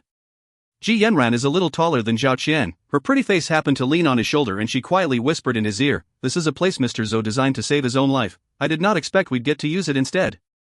Although the place is cramped, it's not stuffy at all. Obviously it has marvelously designed ventilation. Xiang Shaolong suddenly had a thought, no matter how respected people in this area is, but they all have a fear of not living past another day. That's why Zhou Yan has the secret compartment for hiding while Prince Xinling has his secret tunnel for escape. Suddenly there were strange noises in the secret compartment. Xiang Shaolong concentrated and realized it's the rapid breathing of the 2 ladies. With the heaving of their bosoms, he can feel even more strongly the rubbing of their bodies against him. Luckily Xiang Shaolong's body is still feeling weak so he did not have any natural male reaction, or else the situation would be even more embarrassing.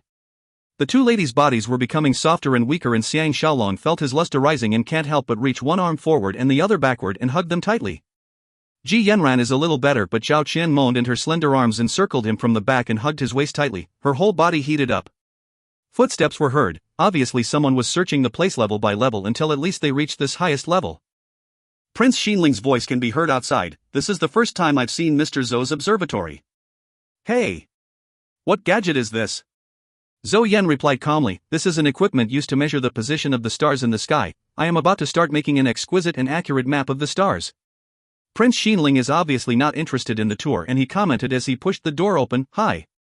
I thought there'll be something interesting in this room, it turns out only to be your bedroom. Zhou Yan laughed, my work can only be done at night, how can I not have a place to sleep? Prince Xinling said, why don't I go to your star observatory first to explore? Footsteps traveled up towards the balcony at the top. The 3 of them just heaved a sigh of relief. There were footsteps coming in again and that person searched thoroughly, even pulling the wardrobe door open, not leaving anything unchecked at all. Their hearts were almost at their throats and were secretly cursing Prince Xinling for being cunning to lure Zhou Yan away so that his men can do a thorough search. After some disturbances, Prince Xinling and Zhou Yan came down. The 3 of them were a little relieved and once again felt the excitement of their bodies and limbs intertwined together. Zhao Qian and Ji Yanran are both unmarried ladies and although they are very much interested in Xiang Shaolong, they still felt utterly embarrassed. Zhao Qian is a little better as she's used to being intimate with Xiang Shaolong. Ji Yanran has never had the experience of being squeezed in a man's arm and her heart kept beating madly. In this quiet place how can this sound escape Xiang Shaolong's ears and just based on this point is enough to thoroughly make her feel ashamed. Whether deliberately or not, the 3 of them almost felt as if they have no wish to leave this safe space. Xiang Shaolong's lips leaned towards Ji Yanran's ears as he said quietly, hey. Ji Yanran raised her pretty face in a daze and in the darkness she can feel Xiang Shaolong's breath on her face. She felt utterly lost and forgot to speak. Xiang Shaolong had wanted to ask her if they can go out now, but he suddenly felt her lips so close to his and thought to himself that what a better time to take advantage of her than this. So he kissed heavily on her soft and wet lips. Ji Yanran's dainty body trembled and she finally followed Zhao Qian's example and extended her arms to hug him tightly while tilting her pretty face up, allowing this man to continue with his ungentlemanly bullying. Footsteps were heard again. Although she obviously knows that those on the outside cannot see what is inside, Ji Yanran still removed her lips away from Xiang Shaolong's enticing mouth in fear. Zhou Yan's low voice was heard from outside the wardrobe, you can come out, but... Xiang Shaolong felt that something was not right. With Prince Xinling's status, there's no reason that Zhou Yan will not send him off personally and if that is the case, he will not be back so soon. Besides, if everyone else is gone, with Zhou Yan's candid character, there's no reason for him to lower his voice so much that he sounded a little hoarse. Zhao Qian at this time is totally intoxicated under Xiang Shaolong's strong manly embrace and will not be bothered with what is happening outside at all. Although Ji Yanran's senses is a little lost, but in her cloudy mind she seems to believe that it is Zhou Yan who was calling from the outside and was about to reply when Xiang Shaolong's lips sealed over hers again.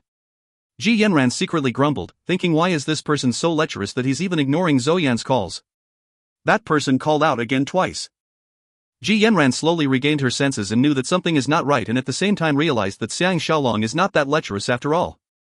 The person outside cursed quietly, Prince is really doing extra work. There's obviously no one, but he still wants me to go to every level and pretend to be Zhou Yan can call out 3 times, hey. That person left after cursing. The 3 of them all felt cold sweat down their bodies. Prince Xinling is really careful, and obviously he has many capable men under him. This person sounded really authentic in impersonating Zhou Yan's voice, just that his voice is a little lower and hoarse. Ji Yanran has always prided herself on her intelligence, and although her senses were dulled by Xiang Shaolong's kisses, she still feels ashamed. At the same time she's totally in awe of Xiang Shaolong's intelligence and felt a love for him welling up from deep within her heart. She proactively kissed Xiang Shaolong back fiercely. Xiang Shaolong's hands explored the 2 women's back and buttocks greedily, and for a moment lust filled the secret compartment. The earlier danger served only to fuel and excite their passion. Just as it was about to get almost out of hand, footsteps were heard again, followed by the opening of the wardrobe door and the lifting of the front panel. The 2 ladies were so embarrassed that they buried their heads in Xiang Shaolong's neck. Xiang Shaolong looked at Zhou Yan with embarrassment as he said with a bitter smile, it seems that I'm not some new saint at all, because I do not have the resistance of a saint at all. Zhou Yan was almost at a loss for words as he chuckled, I think your recovery is even faster than what I imagined a saint would take. If you find any errors, ads pop up, ads redirect, broken links, non-standard content, etc., please let us know. Report chapter so we can fix it as soon as possible. Volume 4 Chapter 7. Book 4 Chapter 7, Escape from Daliang. 5 days later, Xiang Shaolong was able to get off the bed and walk. Besides the wound under his armpit, which still gave him some pain, he has regained all his strength. The relationship between him and Zhao Qian has grown to a point that they cannot bear to be apart from each other. Although they are in hiding in the room all day long, they don't find the confinement difficult at all. Ever since that day, Ji Yanran had not returned, and according to Zhou Yan, Prince Xinling has always been suspecting her, so he's keeping a very close eye on her. Xiang Shaolong believes that Daliang's security will ultimately loosen up, because that is human nature, there's no way they can carry on with this forever. Besides, even after such a thorough search revealed nothing about their whereabouts, anyone would have thought that they have escaped. That night, just as they were embroiled intimately, Ji Yanran arrived, and upon seeing the blushing Zhao Qian, her own face reddened as well, which made her look even more alluring and beautiful. Xiang Shaolong's body was all heated up, but he dare not get into the real act with Zhao Qian, and on seeing this lady whose beauty is more than Zhao Qian arriving, he was secretly overjoyed. Just as he was about to start flirting with her, Zhou Yan came up. Xiang Shaolong had no choice but to let go of Ji Yanran, whom he was half forcing into a hug, and let her sit on the rug. Ji Yanran stared at him daintily for a moment, blaming him for behaving more and more rudely with her before she said, 10 days ago I sent some people out of the city and ordered them to dress up as both of you, even carrying a fake wooden sword with the purpose of letting others discover them. Now the plan is indeed working. Yesterday Prince Xinling personally led the troops and went towards the border of Chu in pursuit. The security at the gates of Daliang is more relaxed now, so it's time for you to leave. Xiang Shaolong and Zhou Yan both cheered. They did not expect Ji Yanran to have such a splendid plan. What is even more rare is that she only talked about it after the plan is a success, which shows how much self-control she has. Ji Yanran looked at Xiang Shaolong with sadness and unhappiness, her pretty face revealing how she cannot bear to part with him. Xiang Shaolong was stunned and he asked, "You're not leaving with us?" Ji Yanran shook her head, "I really wish to, but if I leave, everyone will know that I am connected with you and I will put many others in jeopardy, maybe even Mr. Zhou included." That day Prince Xinling came to search this observatory precisely because Yanran kept finding excuses to come here and look at the stars, and that aroused his suspicions. Xiang Shaolong knows this to be the truth, so he sighed and asked, "Then when can we meet again?" But Ji Yanran smiled prettily, "Don't worry. Yanran's greatest wish in life is to be able to assist the new saint in unifying the world so that the people need not have to suffer wars anymore, so I will not let you off from now on." Xiang Shaolong shook his head with a bitter smile, "I don't believe that I'm really the new saint. Even if I can return to Zhao, the way will be fraught with dangers. If you want to find the true new saint, you'd better be more patient in your search in case you find the wrong person and regret it in future." His words were filled with jealousy, naturally, because the reason Ji Yanran fell for him is all because he is that new saint. A strange look flashed past Ji Yanran's face and she lowered her head, not speaking. Zhou Yan said seriously, what you've said further affirmed that you're the new saint, because the especially bright star that represents you is now being chased by other stars. According to the heavens, you'll need at least 20 years before you can unify the world, and before that you'll naturally face countless dangers. Xiang Shaolong's body trembled as he heard all this and looked at Zhou Yan dumbfounded, and for the first time he dare not belittle this ancient astrologer, because it is indeed about 20 years later that Emperor Qin unified the warring states and became the first emperor in history. Ji Yanran suddenly said, Mr. Zhou, Princess Chen, Yanran would like to ask you to wait outside the hall for a while. There's something I have to speak with Xiang Shaolong about. Zhou Yan and Zhao Qian understood her meaning, so they went out the room and even closed the door. Ji Yanran's head was still lowered as she said quietly, Xiang Shaolong, I want you to know clearly that Ji Yanran likes you as a person, and it has got nothing to do with whether you're going to be the new saint or not. Xiang Shaolong knows that his words earlier have hurt her and was feeling extremely apologetic, so he reached out to hug her. Ji Yanran exclaimed angrily, don't touch me. Xiang Shaolong is an expert in the field of love and knows that she finds it a loss of face if she exceeds, so he ignored her warning and jumped over, pressing her down on the rug and kissed her hard on her lips. Ji Yanran gave a token struggle before her stronger reaction took over, and she can't help but want to join with him immediately. After their lips parted, Ji Yanran said sadly, tomorrow morning, Mr. Han Fei will escort the grains he borrowed back to Han. Yanran has made arrangements with him. One of the carriages carrying the grains will have a secret compartment in it, and it will certainly be able to bring you out of Daliang safely. Xiang Lang. Alive, Yanran will belong to your Xiang family, and no matter what I will look for you. Don't forget about me. Xiang Shaolong and Zhao Qian hugged each other as they lay in the secret compartment under the carriage and left Dalian without much trouble towards the canal. When they reach that place, they will change into traveling by boat and follow the river up west to the Han border. Late snow was falling outside and the carriages moved slowly. With thick blankets lining the bottom of the secret compartment, the two of them don't feel too uncomfortable at all. In fact, they felt as if this is a warm and sweet little heaven. The two of them behaved intimately for a while before they suppressed their desires so that they will not lose self-control and engage in the real act. Zhao Qian looked at the top of the secret compartment and said sincerely, I've never seen a girl more beautiful and intelligent than Sister Yanran. Just a little trick from her and she can escort us out of Dalian comfortably. Xiang Shaolong looked at her beautiful profile, but his mind was on another matter as he asked with a smile, would you mind not being a princess? Zhao Qian turned around, leaned her face in her hands, her pretty eyes shining as she looked at him with love and said, Qianer will only mind one thing, and that is not becoming Xiang Shaolong's woman. I don't care about anything else. Xiang Shaolong kissed her lips lovingly and said with a low sigh, that will make things easier. I'll find a way to hide you, then report that you've been killed by Xiao Weimo so you need not return to the palace and become a pitiful princess. Zhao Qian was ecstatic, will you really do that for Qianer?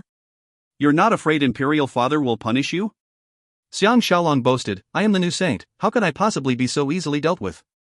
He continued with a chuckle, actually I'm doing this for myself, it's been too torturous suppressing myself. Zhao Qian blushed brightly as she buried her head in his arms, saying quietly with a mixture of shyness and happiness, whenever Xiang Lang wants Qianer, I'll give myself to you.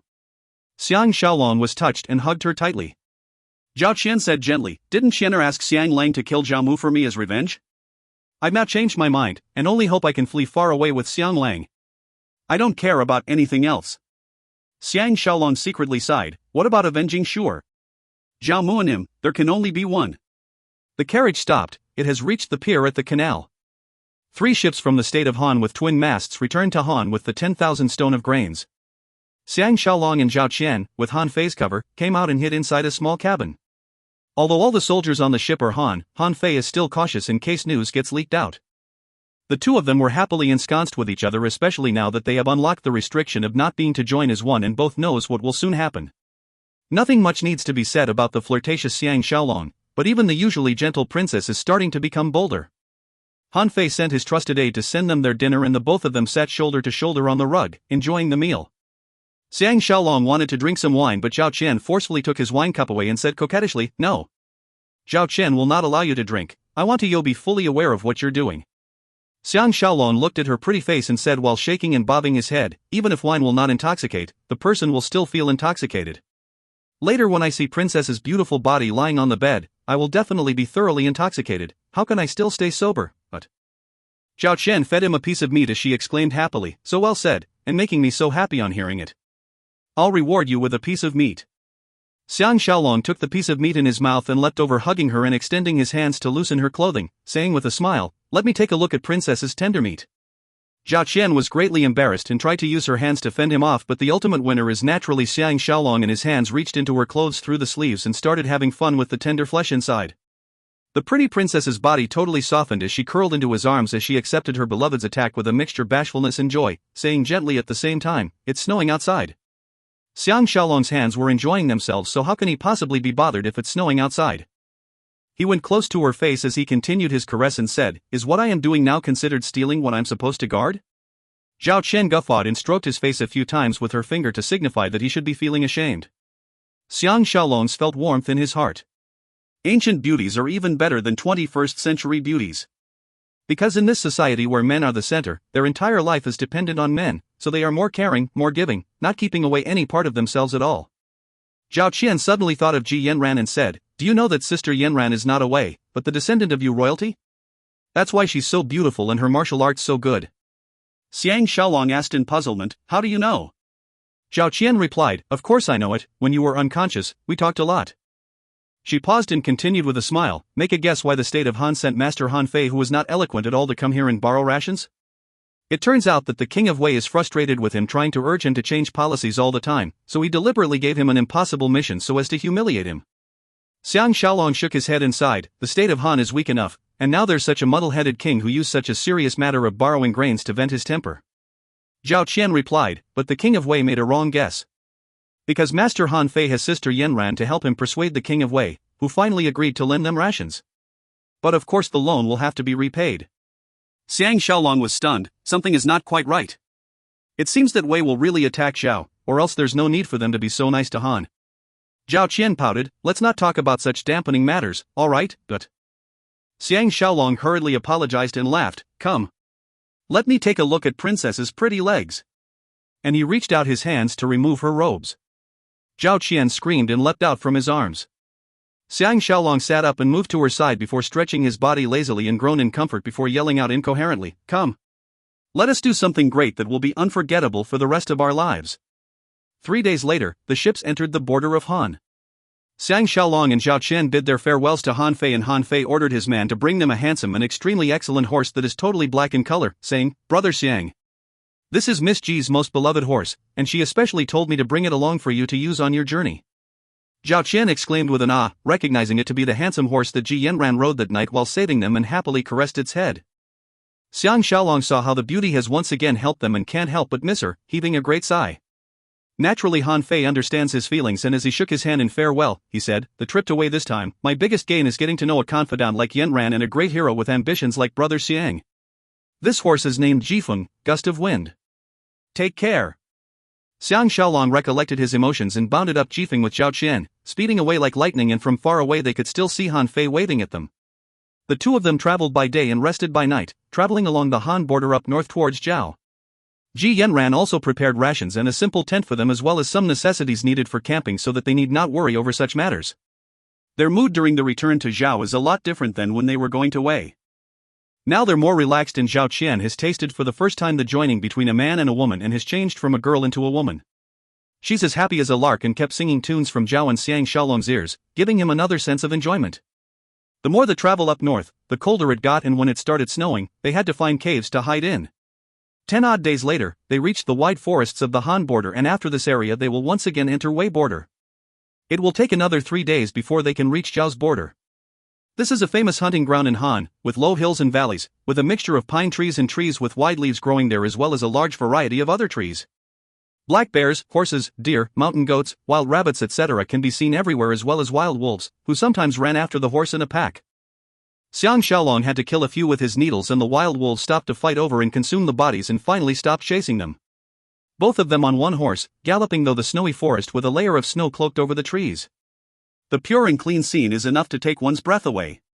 This day they came to the western bank of a long river. The heart of the river has not yet turned to ice, and the water reflected the snow and sun, flowing towards the northeast. The weather turned harsher. The both of them were heavily wrapped up to their heads in thick cotton robes, and on top of that wore cloaks to keep out the wind, and all these could barely keep them warm from the snow. The snow on the ground was up to knee level, and even Jifeng had difficulty walking through it, so they had no choice but to dismount and walk, hoping to find a family where they can spend the night with and hide from the snow. Although it was bitterly cold, the scene of the endless snowy forest, the ever-changing snowflakes are enough to take this pair of lovers' breaths away. Silence surrounded them, with only the sounds of their feet stepping on the soft snow can be heard. Once in a while the roars of a ferocious tiger or howls of a wild wolf could be heard from the distance, making their hair stand. At noon, the wind suddenly blew madly and the snowflakes flew haphazardly around like thousands of silver needles, shooting towards them, making them unable to keep their eyes open and their steps unsteady. After a while, Jifeng refused to move further. Xiang Shaolong secretly thought that no matter what they have to avoid this blizzard, but there's no one in front of them, neither did they pass by any houses. Suddenly he remembered how he learned to build an Eskimo's igloo while in military training, which is quick to make and appropriate. He suddenly felt like a kid again and went to the riverbank and using his sharp knife, dug out frozen blocks of ice from the river. Under Zhao Qian's doubtful stare, he made a large icehouse enough to house man and beast. He used the tent as a blanket and even chopped some wood and started setting up a fire inside, and soon the whole house was warm and cozy. The blizzard became a romantic and fun event instead. Even Jifeng regained his usual calm. Zhao Qian saw how capable her beloved is and all the more she idolizes him and sincerely wanted to make him feel good and enjoy her gentleness. The two of them slept naked under the blanket, their limbs intertwined, whispering never-ending sweet nothings to each other, and in the end fell into a sweet sleep in each other's arms. At dawn, they were suddenly startled awake by a strange noise. They listened carefully and it turned out to be the sounds of birds happily playing as they flew across the sky. They got up and looked out the small snow window cut out for ventilation and saw that the sky is now clear and the blizzard has stopped falling. They were ecstatic and hurriedly packed up, finally leaving that igloo filled with sweet memories with a tinge of sadness.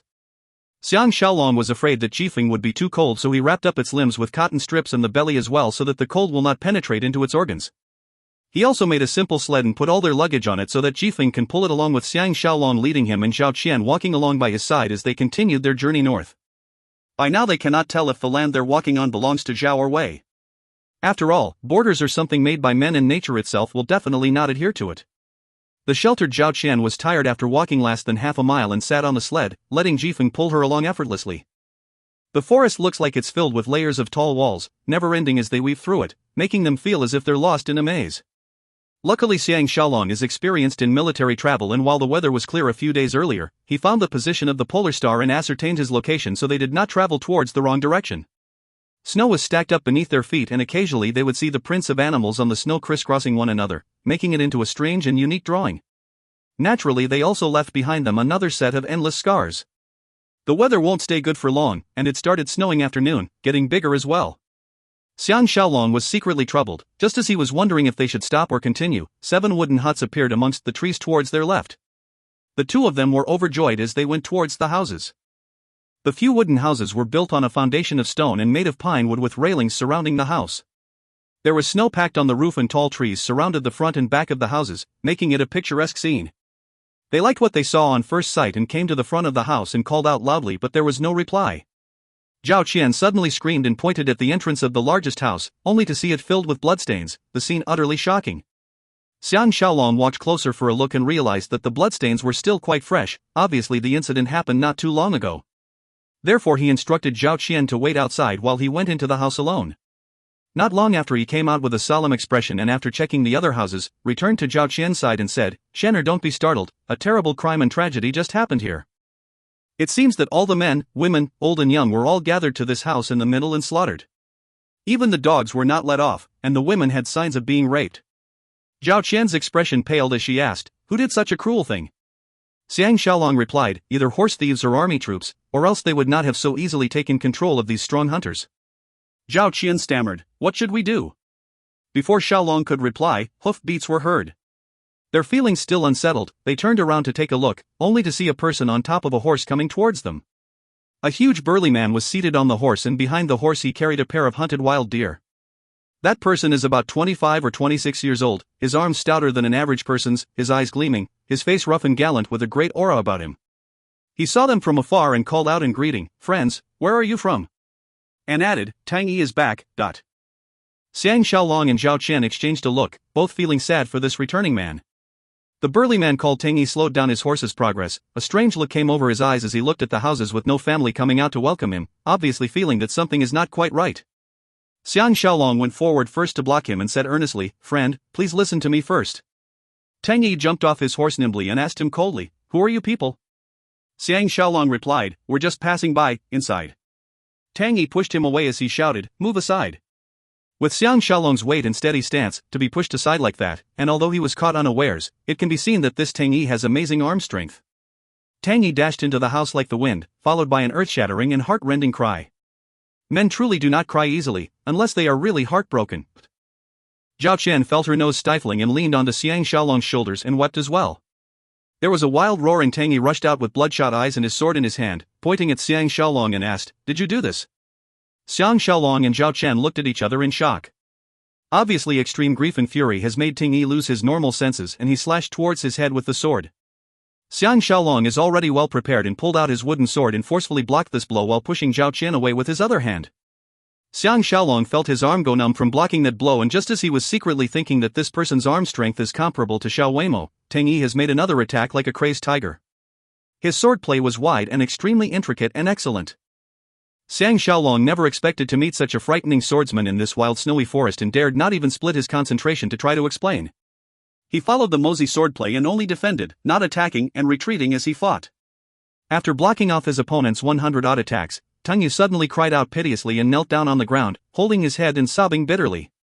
Zhao Qian ran over in fear and hid behind Xiang Shaolong as she called out, "Big man! We didn't kill those people inside." Tang Yi nodded his head as he cried, "I know.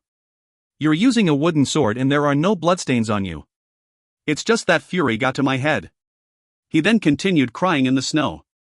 Tang Yi knelt in front of the newly erected tombstones, his expression wooden. Right below, buried were his parents, brothers, wife and children. A self-sufficing happy life is no longer something he has. He doesn't even know who his enemy is, so he can only use all his effort and life to find them. Hatred was gnawing at his bleeding heart. Zhao Qian cried along with him. Xiang Shaolong came up to Tang Yi's side and asked solemnly, "Does Brother Tang want to take revenge?" Tang Yi suddenly lifted his head, a look of resolution shot out from his eyes as he said, "If Brother Xiang can allow me to avenge this hatred, I will give you my life." Xiang Shaolong secretly thought that this person's sword skill is excellent and his martial arts outstanding as well. If he has his help, it'll be even better. He nodded his head. Did Brother Tang think why the thieves would gather everyone into one house? Tang Yi was stunned as he replied, "They're thinking of keeping the other 6 houses for use." Xiang Shaolong was extremely impressed with his quick thinking and said, "So they will definitely come back, and it will be before dusk." A strong look of hatred came over Tang Yi's eyes and he leaned forward to kiss the no before coming towards Xiang Shaolong and grabbing his shoulders, said with gratitude, "Thank you. You'd better be on your way. Or else it'll be even more dangerous if you bump into them." Xiang Shaolong smiled, "If you want to kill all your enemies, then you should not ask me to leave." Tang Yi looked at Zhao Qian and shook his head. "Your little wife is both pretty and kind-hearted, I do not wish harm to befall her. Although my 3 brothers are not as good as me, but they're not easily trifled with as well, so obviously the enemy is a big group and highly skilled. We might not be able to fight and win them." Xiang Shaolong said with confidence, "If it's a head-on attack, naturally we're not their match, but now that we're planning something against the unguarded, it's another story altogether. There's still some time left, we need to start preparing immediately. If you find any errors, ads pop-up, ads redirect, broken links, non-standard content, etc., please let us know. Report chapter so we can fix it as soon as possible." Volume 4 Chapter 8. Book 4 Chap 8, Revenge on the Snowy Grounds. Xiang Shaolong and Tang Yi sat on the 2 sides of the window inside the house, waiting quietly for the cruel enemy to arrive. Tang Yi's emotions have calmed down, revealing the collected and stable composure of a highly skilled fighter, but the pain and sadness in his eyes was intensified. Xiang Shaolong wanted to keep his mind away and asked, "Has Brother Tang been hunting here for a living since young?" Tang Yi was silent for a moment before saying quietly, "To tell you the truth, I once had the dream of doing a little something for Han, so I was in the military before and even raised to the position of commander. Later I saw that the people on top were too much, they only know how to belittle talents and pander to outsiders, so disheartened, I brought my family with me to live in seclusion here." "But who'd expect?" Sounds of hoof beats were heard. The 2 of them were immediately energized and stood up to look outside the window. Amongst the falling snowflakes, in the silvery white world outside, a group of men and horses rode towards them slowly. Xiang Shaolong was stunned on seeing the scene and exclaimed hoarsely, "There's at least 60 to 70 people." Tang Yi replied coldly, "It's 90 to 100. Xiang Shaolong took a closer look and looked back at him in surprise, saying with a nod, "Your observation is very accurate." Tang Yi said, "Brother Xiang, you better leave. Just with the 2 of us, even with the traps we won't be able to handle so many people." Xiang Shaolong was originally feeling numb and was toying with the idea of retreating, but now that he knows that Tang Yi has his mind made up to fight to the death, his valor was stirred instead and he said seriously, "Brother Tang, do not be pessimistic so quickly. As long as we can persevere a little longer, once the sky turns dark, it'll be beneficial to our movement. Humph. Xiang Shaolong, is not one to retreat at the last moment. Tang Yi looked at him in gratitude before focusing all his attention on the slowly approaching enemy. By now the sky is slowly darkening and Xiang Shaolong looked hard before he exclaimed in shock, "It's Xiao Weimo." And he felt a strong surge of apology. Tang Yi had already heard his story and was stunned. "It's Xiao Weimo from the state of Qi." He sighed and continued, "Brother Xiang need not blame yourself, this has got nothing to do with you. You're a victim as well." Xiang Shaolong saw how understanding he was and felt a little better and at the same time gained more admiration for this highly skilled swordsman who was willing to lead a peaceful and boring life. By now the large group came to the empty space in front of the houses and dismounted. The house that Xiang Shaolong and Tang Yi were hiding in was where the tragedy happened, so logically, Xiao Weimo's men won't step in here. Xiao Weimo looked gloomy and Jinlei stood next to him, his expression not any better either. Looking at his men move the saddles and luggage from the horses back and moving them into the other houses, Xiao Weimo cursed and fumed, "I'm definitely not wrong. Xiang Shaolong pretended to escape to Chu, but that is just a trick. If he wants to return to Zhao, there's only 3 ways. I bet he will not dare to travel through our great Qi in the state of Wei, so the only route left is this path in Han, but why is it that we still cannot find him?" Jinlei commented, "We came here by ships and traveled on the official paths, so it's not strange that we'll be about 10 days faster than him. Now we will stop and set a trap here, and once he passes by this place, he'll certainly not be able to escape unnoticed from the 10-odd sentry posts we set up." Xiao Weimo replied, "Remember not to hurt Zhao Qian." After he spoke he walked towards the house Xiang and Tang were hiding in. The both of them were overjoyed and moved separately to the 2 huge windows next to the door and raised their bows, getting ready to shoot as soon as he steps within shooting distance. Jinlei called out, "Head! That house!" Xiao Weimo grinned fiendishly, "Such an exciting sight, it's good to see it one more time. I love to see women who has been raped and killed by me." And then he walked forward with large strides. Xiang and Tang were ecstatic, as they got ready. Suddenly someone cried out from afar, "Head! Something's wrong. There are fresh graves here." Xiang and Tang instantly regretted their actions. They did not expect Xiao Weimo to be so cautious as to send his men to take a look around. They know that the chance is not to be missed, and the sound of the bows rang as 2 arrows shot out the window towards Xiao Weimo. At that point in time that fiend was about 300 steps away from them, and on hearing the swishing of the air he was startled and immediately dodged aside. He could have avoided both the arrows, but because Xiang Shaolong knows that he's very nimble, he deliberately shot a little to the side, so although he avoided Tang Yi's arrow, he could not avoid Xiang Shaolong's arrow, which shot through his shoulder. He cried out in pain as he fell backwards. A pity that it did not strike any of his vital points, but it's enough to make him suffer. At this point in time almost half of the 100 men were already in the 6 houses, while the rest of the 40-odd men outside all cried out in alarm and dashed towards the house they were hiding in. Xiang Shaolong and Tang Yi hurriedly retreated towards the back door, and once they reached the back of the house, they lighted the fire arrows and shot them towards the other houses. These roofs and pine wood walls have all been tampered by them, and a layer of inflammable pine oil has been poured on it, so once it made contact with fire the flames spread immediately through the whole house, and even the windows and doors were smeared with them. With the northern wind blowing, those who went into the houses seems to be in a space where they are cut off from the outside world, and after traveling for the whole day, they all lied down to rest, not knowing that something has happened outside. By the time they realized something was wrong, the whole house was engulfed in flames. For a moment screams were heard everywhere, as if it's hell on earth. The 10-odd men who were running towards the house saw that they were about to reach the steps to the house when they suddenly felt the ground give way, and they fell into the trap that Xiang and Tang made earlier, into a deep hole more than 10 feet deep and filled with pointed spikes, so there's no way they can stay alive even with luck. In that instant, more than half of the almost 100 enemies were either killed or injured, and even the leader Xiao Weimo was injured. With fire seemingly shooting out from his eyes, Tang Yi roared as he dashed out, killing everyone on sight. Xiang Shaolong dashed out from the other side, 2 flying needles flew out and killed 2 bewildered thieves before he drew out his wooden sword and killed his way towards the direction of Xiao Weimo. Xiang Weimo was being helped up by Jinlei and another man, and he felt the intense pain on his shoulder where the arrow injured him as he moved.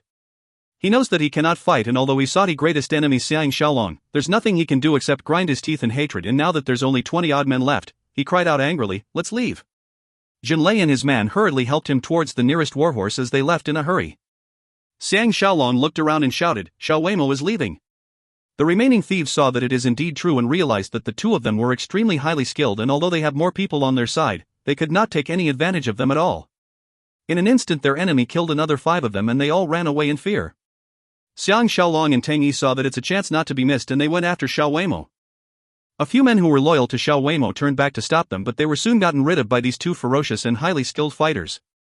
After Xiang Shaolong kicked a man flying away, he soon caught up with Xiao Weimo. Jinlei saw that they still have another 10 odd steps before reaching the horse, so he pulled out his sword and turned back to block Xiang Shaolong. Xiang Shaolong shouted, "Tang Yi, give chase!" as he slashed toward Jinlei. Jinlei is indeed a highly skilled fighter and blocked the blow with his own sword. He dashed forward without fear for himself, and for a moment the sounds of swords slashing in the air was heard and the fight was intense. The worst thing is that Jinlei is fighting with the thought of perishing together with the enemy, and for the time being there's nothing much Xiang Shaolong can do but to wait for the moment his attacks turn a little weaker. By now Xiao Weimo has jumped onto the horse. Tang Yi arrived just in time and slashed with his sword. One of the men was about to turn around to fight but was caught in the slash, and he was thrown 7 steps back away by the impact, his blood spurting. This shows how strong is the hatred in his heart. Xiao Weimo tolerated the intense pain as he clasped his legs around the horse's belly and rode out. Tang Yi roared and he leapt forward, his great hand extending out, and he actually managed to grab the horse's back leg. The horse lost its balance as with a terrified neigh, fell down on the snow, and Xiao Weimo was thrown off its back. Jinlei turned around for a look and was immediately terrified. Xiang Shaolong was not one to miss the opportunity, and he slashed thrice successively, and on the third slash, Jinlei's long sword was thrown off and a huge opening was revealed. When Tang Yi leapt over and was tumbling around with Xiao Weimo, Xiang Shaolong's wooden sword pierced forward like lightning, and Jinlei gave out a horrifying cry before he was thrown back by the impact and died on the spot. At this time Xiao Weimo was struggling, his hand pinching Tang Yi's throat, and just as he was about to gather his strength to shatter the throat, Tang Yi pressed down hard on the arrow wound on his shoulder, and the pain thoroughly numbed him for the moment, and he loosened his grip as well. Tang Yi sat on him and, using his left hand, pulled out the arrow together with a piece of flesh as blood spurted out from the wound. Even as Xiao Weimo was reeling from the pain, his right fist was plummeting on his chest like a hammer more than 10 times, and the sounds of bones breaking can be heard. Blood flowed out from the orifices of Xiao Weimo's face, and he died horribly on the spot. Tang Yi then fell off his body and crouched on the snow, crying bitterly. Unexpectedly, Xiang Shaolong found his lost flying rainbow on Xiao Weimo's body, and a wave of feelings rushed upon him. When Xiang Shaolong carried Zhao Qian up from the hidden hold underground, Zhao Qian was pale from worry and her delicate body was trembling. The heavy snow stopped, stars filled the sky, pretty and alluring. Xiang Shaolong kissed her fragrant lips lovingly and carried her up by her waist and walked towards the graves. Tang Yi cut off Xiao Weimo's head and put it in front of the graves with incense as an offering. Xiang Shaolong put Zhao Qian down and asked, "What does Brother Tang intend to do from now on?" Tang Yi said calmly, "I have nothing left, except for my life and my sword, and I have no other concerns. If Brother Xiang doesn't mind, I will follow you in future. I am not afraid of any hardship or danger, or even death, as it will end this pitiful fate of mine." Xiang Shaolong was overjoyed as he replied, "I'd really love it, but Brother Tang need not wallow in sadness. You should get back your fighting spirit and start a new life." Tang Yi shook his head. "Brother Xiang will not understand the feelings I have for my wife, children, and family. They are everything to me. Now that I have nothing left, besides the gratitude I feel for Brother Xiang, I will no longer have any feelings for anyone else. That is too painful." Zhao Qian felt her nose sniffling, and started weeping. Tang Yi sighed, "Ai. Weepy little princess." Xiang Shaolong hugged Zhao Qian as he said offhandedly, "Xiao Weimo's head will be worth a lot. Does Brother Tang have any way of preserving it?" Tang Yi replied, "That's easy, just leave it to me." With Tang Yi with them, who was familiar with the environment, their journey became a lot smoother. Not only is he an outstanding hunter, he's also an expert in barbecue and knows how to season the food with wild herbs and plants, gaining much compliments from Xiang and Zhao on the food. Tang Yi treated nature as if it is a religion, believing that there are various types of deities in nature, so whenever they came to a new place, he'll kiss the soil and pray for luck. 5 days later, they reached a large village near the border of Wei. There were a few hundred houses and a few animal enclosures scattered on the wide snowy plains, and the scene looked beautiful and peaceful. It's really a paradise that one can hide away from in this chaotic warring period. Not only is Tang Yi very familiar with the people here, he's also well respected. A few young shepherds saw him arriving and immediately flew back to the village to report, and some even came to welcome him with their gongs. Zhao Qian found all of these interesting and revealed a sweet smile, making Xiang Shaolong feel like carrying her into the room immediately and spend the night together. Along the way there are always men, women, old and young, who walked over to greet Tang Yi. The men can't help but stare at Zhao Qian while the women were stealing glances at Xiang Shaolong. 10 odd dogs came out from all over the place and ran after their horses, shaking their heads and tails at Tang Yi, showing their welcome. "Brother Tang!" The sound came from the top. Both Xiang and Zhao were startled and lifted their head to look, only to see a skinny youth about 16 or 17 years old with long limbs. He's not considered handsome, but he has a suave, happy-go-lucky air about him, with a happy and honest smile, his 2 legs swinging as he sat on the branch of a huge tree filled with snow about 3 feet off the ground, making one worry that if he were to lose his balance and fall, that'd be terrible. Zhao Qian exclaimed in alarm, "Be careful. Stop shaking." That youth went as if he only realized the danger now and fumbled, all the more causing him to lose his balance as he fell. Zhao Qian was so frightened she closed her pretty eyes but did not hear the sound of anything heavy falling. When she opened her eyes, she saw the youth with his legs hanging off the tree, his arms around his chest and grinning at her as he blinked. Zhao Qian stared at him angrily, upset with him for putting on such an act to scare her. Xiang Shaolong was extremely impressed and complimented sincerely, "Friend, what great moves." Tang Yi shouted, "Jing Jun, aren't you going to come down?" Jing Jun chortled and made 2 somersaults as if he's making a performance before landing lightly and nimbly on the snowy ground before asking Zhao Qian, "This regal and pretty-looking miss, may I ask if you already have a husband?" Zhao Qian stared at him with annoyance and thought that she is leaning so closely in Xiang Lang's arms and yet he had to ask this question. Tang Yi said unhappily, "Control your slick mouth. This is the royal third princess from the state of Zhao, how can you be so rude?" Jing Jun was stunned as he looked at Xiang Shaolong and shouted, "This must be Xiang Shaolong who defeated Hui Wu and Ren Lang." Tang Yi and Xiang Shaolong exchanged looks of puzzlement before the former asked, "How did you know?"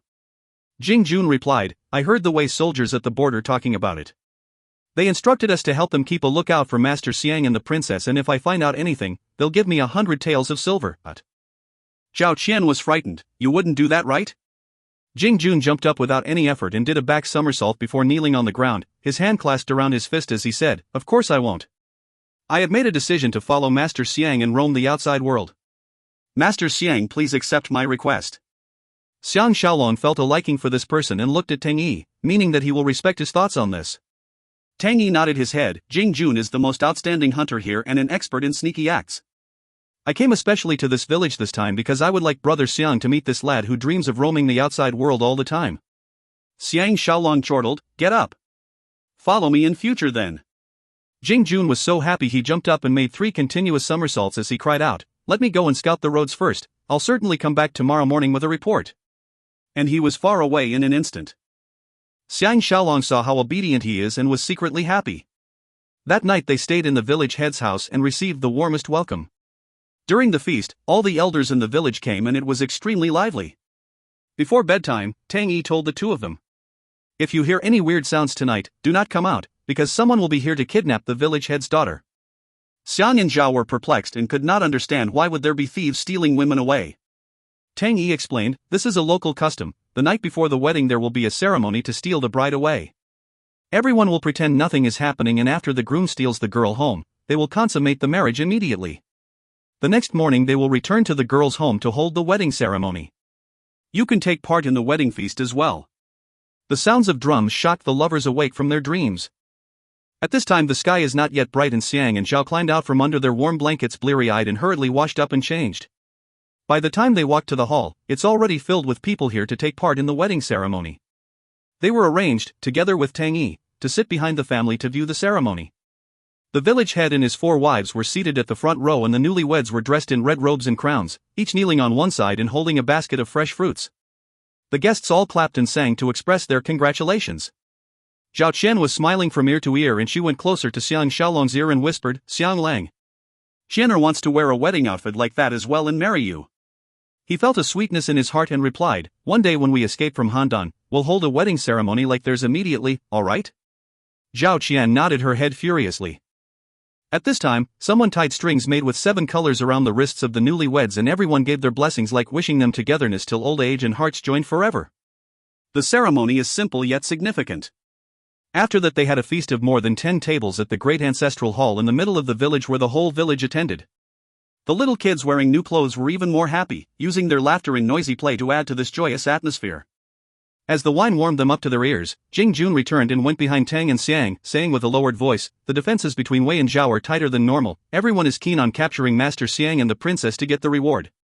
Luckily I know of a secret route via the water, so if we take advantage of the snow and the cover of the night, we'll definitely be able to sneak back into Zhao." Xiang Shaolong said happily, "If only it'd start snowing soon." Tang Yi looked up the sky and commented, "Don't worry. There will certainly be a heavy snowfall tonight." Tang Yi's prediction truly did not disappoint as balls of snowflakes started falling since dusk. By now the 4 of them have already passed the border between Han and Wei and made their wooden rafts, to be controlled by Tang and Jing. With the water and wind going in the right direction, they safely returned within Zhao's border the next morning. If you find any errors, ads pop-up, ads redirect, broken links, non-standard content, etc., please let us know. Report chapter so we can fix it as soon as possible. Volume 4 Chapter 9. Book 4 Chap 9, Shocking and Sad News. The next day at dusk, the four of them arrived at the sentry post just inside the Zhao border and outside the city of the Z district. By now Zhao Qian has dressed up as a man, masquerading as Jing Jun's younger brother, and because none of the generals outside has ever seen this beautiful third princess, so as long as they're out of Handan, no one will be able to reveal her real identity. The guard on top of the city walls called out to the four of them to stop, and when he saw it's Xiang Shaolong, the guard immediately opened the gate to let them in without even waiting for his superior's instruction. His attitude was extremely respectful, which shows how well respected and famous Xiang Shaolong is within the Zhao army now. The truth is, when Xiang Shaolong sent back the heads of the thieves he killed, the weapons and war horses back to Zhao after each victory, the first to know are usually these guards, so naturally they have a very high opinion of Xiang Shaolong. Under the escort of the Zhao army, Xiang Shaolong and the rest rode towards the city of Z. Zhao Qian's horse riding skills are quite good, and sitting high atop the horse, looks like a handsome young man. Before they reached Z, suddenly there was a team of Zhao soldiers riding towards them. The two groups slowly got closer to each other, and Xiang Shaolong recognized the two leaders. One of them is the general in charge of defending the city, General Hua Che, and the other is shockingly his great enemy Zhao Mu. Zhao Qian and Xiang Shaolong's expressions changed. But by now it's too late to avoid them, so they can only grit their teeth and move forward. Zhao Mu hastened his horse and came forward with Hua Che hurrying to keep up with him. The two groups met and all of them dismounted. Zhao Mu saw Zhao Qian dressed as a man and immediately recognized her. His eyes shone with greed as he knelt down and paid his respects. The Marquis of Julu pays his respect to third princess. This shocked Hua Che and the rest so much that they hurriedly fell to their knees in respect. Xiang Shaolong was secretly lamenting that Zhao Mu's sudden appearance has spoiled what he thought was a perfect arrangement, and now he has to deal with the outcome if Zhao Qian is found to have lost her virginity. Zhao Qian was surprisingly calm as she said, "Marquis of Julu, please rise." This time it's Xiang Shaolong, together with Tang Yi and Jing Jun's turn to pay their respects to Zhao Mu. The two of them already knows the relationship between Xiang Shaolong and Zhao Mu, so they pretended to be extremely respectful, but of course were cursing the ancestors of this conniving fiend in their hearts. Zhao Mu instructed Hua Che, the third princess must have endured a lot of shock and suffering along the journey, send her quickly back to the city to rest. Zhao Qian was quite obedient and without even taking a look at Xiang Shaolong, followed Hua Che back. Zhao Mu and Xiang Shaolong rode alongside each other and he complimented, Lady Ye and Chang Su has already told what happened in Daliang to His Majesty. His Majesty is extremely pleased with how Shaolong reacted to the situation and your intellect. The only problem is that muddle-headed king only sent an envoy to blame His Majesty that he has not even set eyes on third princess and you've already kidnapped her. This matter is quite troublesome and it seems that more will come. Xiang Shaolong pretended to fully trust him and loyal as he said, I hope that Marquis will say a few nice words in front of His Majesty for me. Zhao Mu replied insincerely, that is but of course. He also asked about Tang Yi and Jing Jun. Xiang Shaolong replied, they're Hans who have helped me and I have accepted them as my family servants. He did not mention anything about Xiao Weimo. Zhao Mu asked quietly, did Shaolong meet with any enemies on the way back? But Xiang Shaolong's intuition told him that Zhao Mu's words are not as simple as it seems. Besides, with Zhao Mu's status, why would he come here especially to wait for him? Or could it be that Zhao Mu and Xiao Weimo have some secret relationship? At the same time he remembered that Xiao Weimo once said that Zhao Qian must not be harmed. It could be because he promised Zhao Mu that he'll hand her to him. He replied, I met Xiao Weimo, and also chopped off his head. Zhao Mu was stunned and asked hoarsely, what? Xiang Shaolong is all the more certain of his guess. If Zhao Mu was not sure of Xiao Weimo's ability, why else would he be so shocked? After he heard Xiang Shaolong repeat his words again, Zhao Mu was silent for a moment before he turned his head and stared at him, saying, according to our spies in Daliang, that night when you escaped from Prince Xinling's residence you were surrounded by Xiao Weimo and his men, but someone later saved you and sent you out of Daliang. Who is that person? Xiang Shaolong is all the more certain that Zhao Mu is in cahoots with Xiao Weimo.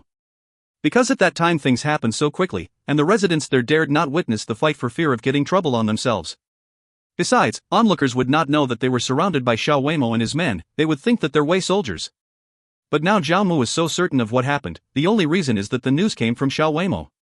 He was secretly cursing, but on the surface he pretended to be nonchalant as he sighed, I'd like to know who was that hero who saved me as well, but he left after taking me and the princess away from danger, not even leaving us his name. Zhao Mu furrowed his brow, weren't you seriously injured then? Xiang Shaolong was secretly chortling, thinking that evil fiend has finally let the cat out of the bag.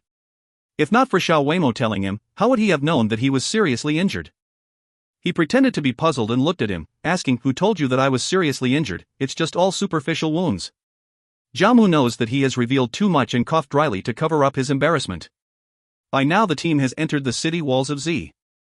Xiang Shaolong thought to himself, just come. Let's see who shall be the ultimate victor. The next morning Xiang Shaolong, Zhao Mu, and the rest started the journey as soon as it was bright. Following the official path they reached Handan 2 days later and entered the palace immediately to see the king of Zhao. He arranged for Tang Yi and Jing Jun to return to the Wu family first. The king of Zhao received him in the politics discussion hall, and Zhao Mu was the only one accompanying him. After respects was paid to the ruler, King Xiaocheng walked down the stone steps from his dragon throne and with his hands clasped behind his back, commented, Shaolong. Tell me how I should deal with you? You successfully stole Lu Gong's secret manual and killed Huihu, eliminating a troublemaker for our great Zhao and achieved great accomplishments. But you did not wait for my instructions and brought the third princess back on your own accord, making me go back on my words towards the Weiss. Tell me. Should I reward or punish you? Xiang Shaolong pretended to be astonished as he knelt down and said, Your subordinate knows he's made a mistake, but I was really forced by circumstances, the Weiss were. The king of Zhao interrupted him, no need for more words, whatever you wanted to say, my royal sister Ladia has already told me.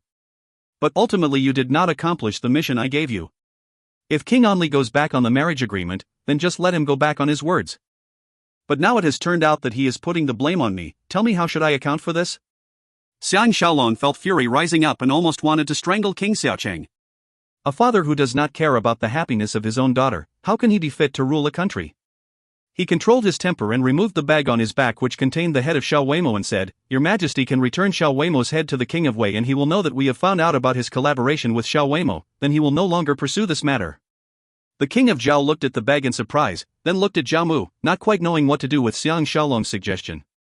Zhao Mu pretended to be the good guy and said, Shaolong, you've made a very bold suggestion. But the King of Wei can always deny his relationship with Xiao Weimo, or even say that you're setting him up. Hi. Shaolong is still inexperienced indeed, Xiang Shaolong expected that this conniving thief would say this, so he said with a smile, both they and us are just looking for excuses. Your Majesty need only tell Onli that I was trying to save the princess, that's why I escaped back to Handan in order to hide from Xiao Weimo's pursuit. It's simply not safe within Wei's borders. If the Weiss want to marry the princess, then ask him to send someone here to escort the princess, let's see what he will do. Zhao Mu did not expect Xiang Shaolong to come out with such a plan and for a moment had no argument. The king of Zhao was stunned for a moment before nodding his head, this is a good idea to round things up. We'll do just that and see how that old man Onli is going to react. He then told Xiang Shaolong, for now I'll take it that your accomplishments have atoned for your mistakes and you can keep your current position. Rest well for the next few days. If there's anything else I will summon you into the palace. Xiang Shaolong was relieved and hurriedly bid his leave. Xiang Shaolong had just stepped out of the palace gates when Chang Su came up. However, there was no joy of meeting after a long absence and instead he lowered his voice and said seriously, Ladia is waiting for Commander Xiang, followed by a sigh. Xiang Shaolong feels a dark omen and taking a deep breath, asked, what happened? Extreme sadness shot out of Chang Su's eyes as he gritted his teeth and said, Lady Anai is dead. Xiang Shaolong was stunned, what? Chang Su said dejectedly, it happened on the third day after you left. When the maid went to her room that morning, she saw her holding a sharp dagger. Her belly had a fatal wound and the bed was stained red by her blood. Xiang Shaolong felt as if he is falling from heaven straight into hell, the blood in his body turning cold, his chest felt as if it has been pounded by 1,000-kilo force, his breathing difficult and all the strength in his body suddenly disappearing. He staggered and almost fell to the ground if not for Chang Su supporting him. His face turned as pale as paper and tears fell uncontrollably down his cheeks. He thought of Lady Ni's love and elegance, yet such a horrible death befell her, is there justice in the world? After Chang Su steadied him on his feet, Xiang Shaolong said through gritted teeth, she certainly will not commit suicide, don't those maids know anything? Chang Su sighed, that's all we know upon our return. Now all those maids have been dismissed and we can't even find one of them to question. Those in court are fearful of Zhao Mu and dared not ask too many questions. His Majesty is now totally under Zhao Mu's control and will not object to anything he says, Xiang Shaolong exclaimed hoarsely, Zhao Mu? And he slowly understood. Zhao Mu saw that Lady Anai has given in to him and was extremely jealous, so he secretly went to rape Zhao Anai. Zhao Anai was distraught after the shameful ordeal, so she used death to wash off her shame. That conniving thief Zhao Mu, who was worse than an animal. A sudden stab of pain and sadness rushed to his heart and Xiang Shaolong finally broke down and wept bitterly. Xiang Shaolong hugged Xiaoya tightly, as if he's afraid that she will suddenly disappear like Zhao Anai. Lady Ya cried hot tears together with him and wailed, Xiang Lang. Brace yourself, all the more Xiaomu will not let you and the Wu family off. If you don't pull yourself together, we'll all die under his hands sooner or later. Xiang Shaolong asked, "Where is Xiao Pan?" Lady Ye replied, "For now he is under the care of my royal sister." This child is indeed strange. After crying for a few days, he kept quiet and has not cried since, only saying that he wants to wait for your return. As she spoke the last words, Xiao Pan's voice could be heard screaming madly from outside, "Teacher!" Xiang Shaolong pushed Lady Ye aside and hugged Xiao Pan, who had ran into his arms. "This little lad has lost a lot of weight," and he cried bitterly, "Teacher! It's Xiaomu, that conniving thief who caused mother to die. I feel such deep hatred in my heart." Xiang Shaolong became calmer instead and asked, "Tell me what happened that night." Xiao Pan replied, "I don't know anything at all. That day His Majesty sent someone to bring over some snacks and I fell into a deep sleep after eating it. When I woke up, mother is already dead and even her body had been moved away. Mother is so pitiful." And he cried bitterly again. Lady Ye couldn't control her sadness and leaned on Xiang Shaolong's back and sobbed uncontrollably, and a cloud of despair surrounded them. Xiang Shaolong reached out to hug Lady Ye and said quietly, "From today onwards, Xiao Pan, you will follow your royal aunt Ye. We must certainly avenge your mother, but we cannot act rashly or else it'll only give that conniving thief an excuse to deal with us, understand?" Xiao Pan nodded his head vigorously. Xiao Pan understands totally. "All this time I have been practicing my swordplay every day as you have instructed. I want to kill Zhao Mu personally." Xiang Shaolong told Zhao Ye, "Take good care of Xiao Pan. For now Zhao Mu will not dare to do anything to you and Xianer, but it's still better to be careful. Will you be able to get Xianer out of the palace to stay with you at your residence outside the palace, and at the same time tell Zhao De and the rest to increase defenses and not give Zhao Mu any opportunities?" Zhao Ye replied, "Although Imperial Brother usually does not bother himself with Princess Qian's matters, now because of her marriage agreement with the Weiss, it might be a bit difficult to get her out of the palace. But I will think of a way. After I retrieve the secret manual, Imperial Brother has regarded me highly, maybe I can persuade him." Xiang Shaolong thought of something, and after telling Zhao Pan to leave first, he told Zhao Ye that he's already having a physical relationship with Zhao Qian. Zhao Ye's expression changed. "What shall we do?" "Zhao Mu will certainly coerce Imperial Brother to give orders to check if Zhao Qian is still intact. If they find a problem, they'll definitely not let you off." Xiang Shaolong replied, "Zhao Mu is extremely distracted right now and may not think of this point for now." He continued with a furrowed brow, "Just how do you determine if Qianer is still a virgin?" Zhao Ye replied, "Mainly is to see if her hymen is still intact." Xiang Shaolong secretly thought so that's the case and asked, "Who will do the inspection?" Zhao Ye replied, "It should be the Empress who inspects personally, because of Zhao Qian's royal status, no one else is allowed to touch her body." Xiang Shaolong thought of the Zhao Empress and a thread of hope filled his heart as he said, "No matter what, try to get Qianer away from the dangerous palace first, then we'll think of how to deal with Zhao Mu." By now Tao Feng has arrived with Wu Tingfang and Ting Fanger, and after the long parting, the reunion is certainly a joyful one. If not for the death of Lady Ye, this would be the happiest moment in his life, but now it's a different matter altogether. In the secret chamber in the Wu family stronghold, they held the first important meeting since Xiang Shaolong's return. Besides Master Wu, Wu Yingyuan and Tao Feng, there's also the leader of the family soldiers, Wu Zhua. Now he has become Xiang Shaolong's closest and most reliable battlemate. Master Wu first expressed his admiration towards Xiang Shaolong. Shaolong has outdone himself in way and his actions have caused quite a stir. Now everyone regards Shaolong as Zhao's most promising person. But at the same time it has aroused the jealousy of Zhao Mu's gang. Wu Yingyuan said, "Now we have no other choice but to throw in our lot with the Qins. That's the only chance of surviving, or else we'll just be sitting and waiting to die."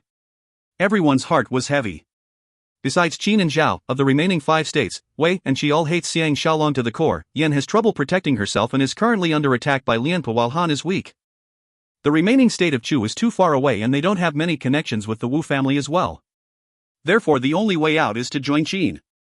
Xiang Shaolong was secretly laughing bitterly to himself. When he came to the Warring States period on the time machine, he had intended to ally himself with Emperor Qin, who has fallen on bad times here, but later troubles kept coming one after another and he did not even have time to take a breather. He did not expect that after all the twists and turns, he'll ended up back on this old road. Wu Yingyuan continued, "I just made contact last month with the man Tu Xian sent." Looking at Xiang Shaolong's lost look, he explained, Tu Xian is Lu Bui's best family warrior, having both brains and bravery with excellent sword skill. He's on quite good terms with me. He continued with a sigh, according to Tu Xian, although Qin's King Xuanxiang ascended the throne, but because everyone suspects that he killed King Xiaowen with Lu Bui and King Xuanxiang has been staying in Zhao for a long period of time, it's very difficult for Lu Bui to become the premier for now. Tao Fang's expression paled. If Lu Buwei is thrown out, it'll be the end for us too. Master Wu said, we're now secretly helping Lu Buwei in various ways. Luckily this person is very experienced and cunning, he'll not be kicked out so easily. As long as King Zhuangxiang stands on his side, there will be a way. http://en.wikipedia.org/wiki/king_zhuangxiang_of_qin. Wu Yuan said, this is the most important point.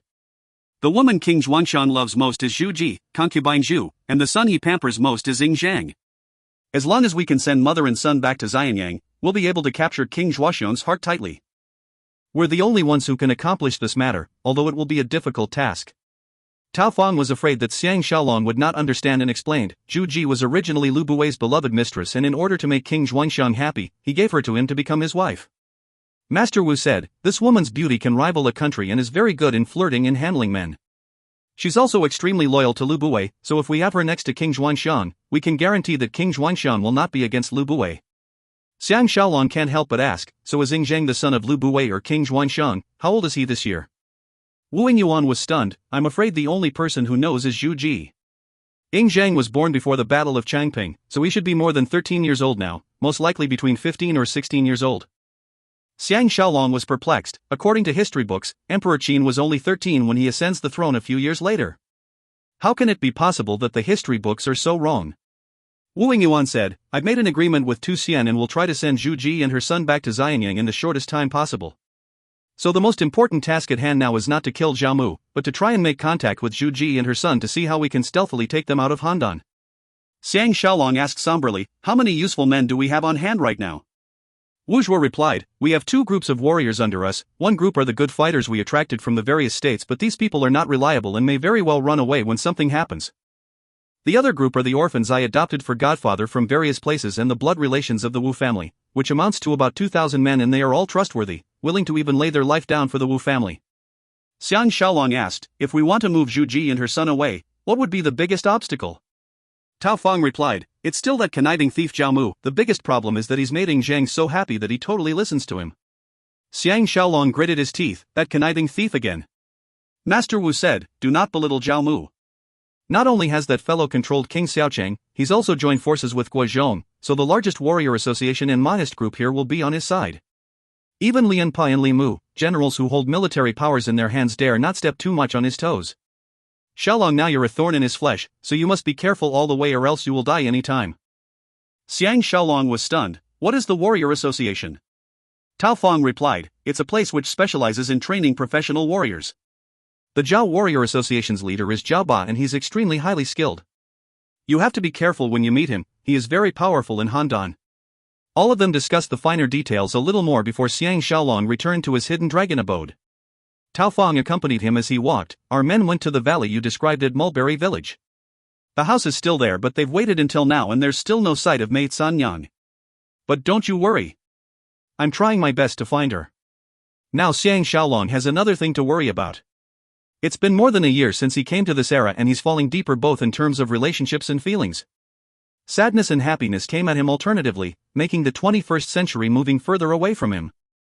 Sometimes it's difficult to differentiate between these two eras, which seems more like a dream. Or maybe life is just a big dream.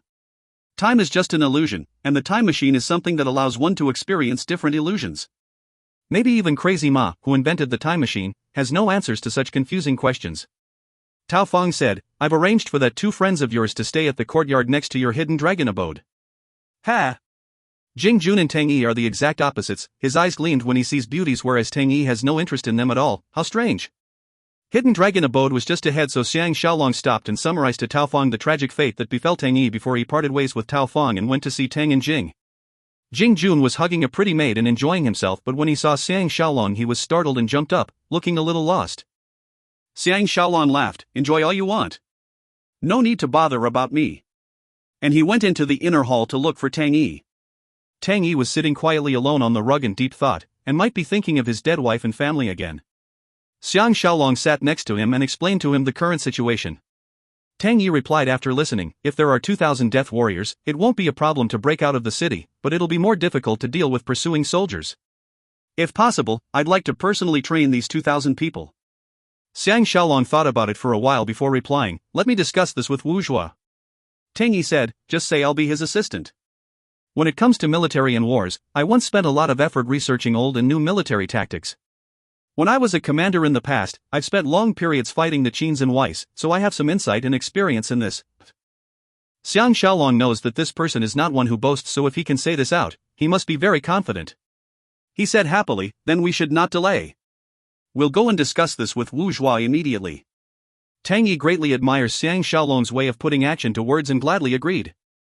Xiang Shaolong brought him to meet Wu Zhuo and the two of them hit it off immediately, having discussions about military and battles and both lamenting that they should have got to know each other earlier. Xiang Shaolong was secretly glad and afraid that Wu Tingfang would blame him for ignoring her. He left the two to their talk and left on his own.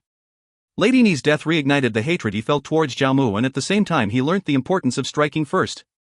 The most important task at hand is to make connection with Ying Zhang, and after that it will be the time to escape from Handan. Once he thought of this, he can't help but start to miss mate Sun Young. Heaven has already been very cruel to him, and he hopes that nothing unfortunate will happen to her. He should also learn to control himself, unless he really have the ability to protect the women he loves, or else he really shouldn't involve himself in more relationships. For those who know Xiang Shaolong very well, they would know that this change in his thoughts can be quite unbelievable. If you find any errors, ads pop up, ads redirect, broken links, non-standard content, etc., please let us know. Report chapter so we can fix it as soon as possible. Volume 4 Chapter 10. Book 4 Chap 10, each executing own strategies. Xiang Shaolong stepped into the main hall of Hidden Dragon Abode, and Wu Tingfang, Ting Fangshi together with the four maids were kneeling along the door to welcome him according to the procedures required of a wife and concubine to welcome the return of a long-absent husband. He did not expect Wu Tingfang to be so obedient and was feeling quite lost because he's not quite sure what he's supposed to do according to procedure. Wu Tingfang smilingly invited him to be seated at the main chair and personally helped to remove his clothes together with Ting Fangshi, while the four maids happily went to the bathing pool behind to prepare hot water for him. As Xiang Shaolong was enjoying the warm family atmosphere, he can't help but think of the ill-fated Lady and I. Especially when he was soaking in the pool, he remembered how he frolicked in the water with this alluring beauty right before he left. Wu Tingfang is a lot more mature and voluptuous now, and more understanding as well. Not only did she not blame him for being moody, she even attended to him meticulously together with Ting Fangshi, using their pretty bodies to soothe his seriously injured heart. In his days, together with the fatigue from a long travel, Xiang Shaolong did not even know how he got onto the bed, and when he woke up, it's already deep into the night. On the huge bed, beneath the warm blanket, there was only the flimsily clad Wu Tingfang hugging him tightly, sleeping sweetly. Once Xiang Shaolong moved, she woke up immediately. Obviously her concentration is totally upon her beloved. Wu Tingfang asked gently, hungry? You haven't had dinner yet. Xiang Shaolong hugged her tightly, with you in my arms, everything else is forgotten. Wu Tingfang exclaimed happily, it's so good that you're back. Without you, everything lost its interest and meaning. Fanger did not want to ride horses, play archery, nothing at all, but every day I'll be counting the days when you'll be back. I never thought that pining for a person could be so painful. After Sister Yu returned, Fanger went to bothered her every day to tell me about what happened during your journey. Both of us totally idolizes you. I've long said that no one will be able to defeat you. Xiang Shaolong thought of Lady and I and felt a stab of pain. He went closer to her ear and whispered, I'll eat my obedient Fanger first before eating my late dinner, alright? Wu Tingfang exclaimed, of course. I've been waiting for your loving for so long that my neck is growing long from the wait. Early the next morning Master Wu sent someone to ask him and Wu Tingfang to join him for breakfast. Xiang Shaolong hugged Ting Fangshi and cuddled with her for a short while, then kissed the four maids who had been painfully waiting for him before hurrying to the main residence with the recently nourished and exuberant Wu Tingfang. Once Wu Tingfang saw her grandfather, she expertly used her wiles and mischievous behavior to make him so happy that he was grinning from ear to ear. During the meal Master Wu told Xiang Shaolong, after Wu Zhuo returned, he gave me a detailed report of Shaolong's trip to Wei. I am very pleased with what I heard. Shaolong, not only are you more intelligent than others, you're also brave and heroic. It really is Fanger's good fortune to have you as her husband. Wu Tingfang saw how her usually picky grandfather was complimenting her husband and was so happy she can't help but smile sweetly. Just as Xiang Shaolong was expressing his modesty embarrassingly, Master Wu said, we'll choose a time within these 2 days to hold a secret wedding between you and Tingfang. That Ting Fangshi will become your concubine. Does Shaolong have any objections? Xiang Shaolong rose to bow and offer his thanks while Wu Tingfang lowered her pretty face in bashfulness and joy. After he returned to his seat, Master Wu continued, whether we succeed or fail, Zhaoya is the key point. Only through her will it be possible for you to get in touch with Ying Zhang and his mother. Luckily she is enamored with you, so Shaolong should make use of this relationship well. Wu Tingfang pouted, grandfather. Sister Ye and Xiaolong are truly in love with each other. Master Wu sighed, little girl. What do you know? Xiang Shaolong has no wish to argue with him over this, and he can't really blame him for this thought because Zhao Ye's reputation is really too horrible.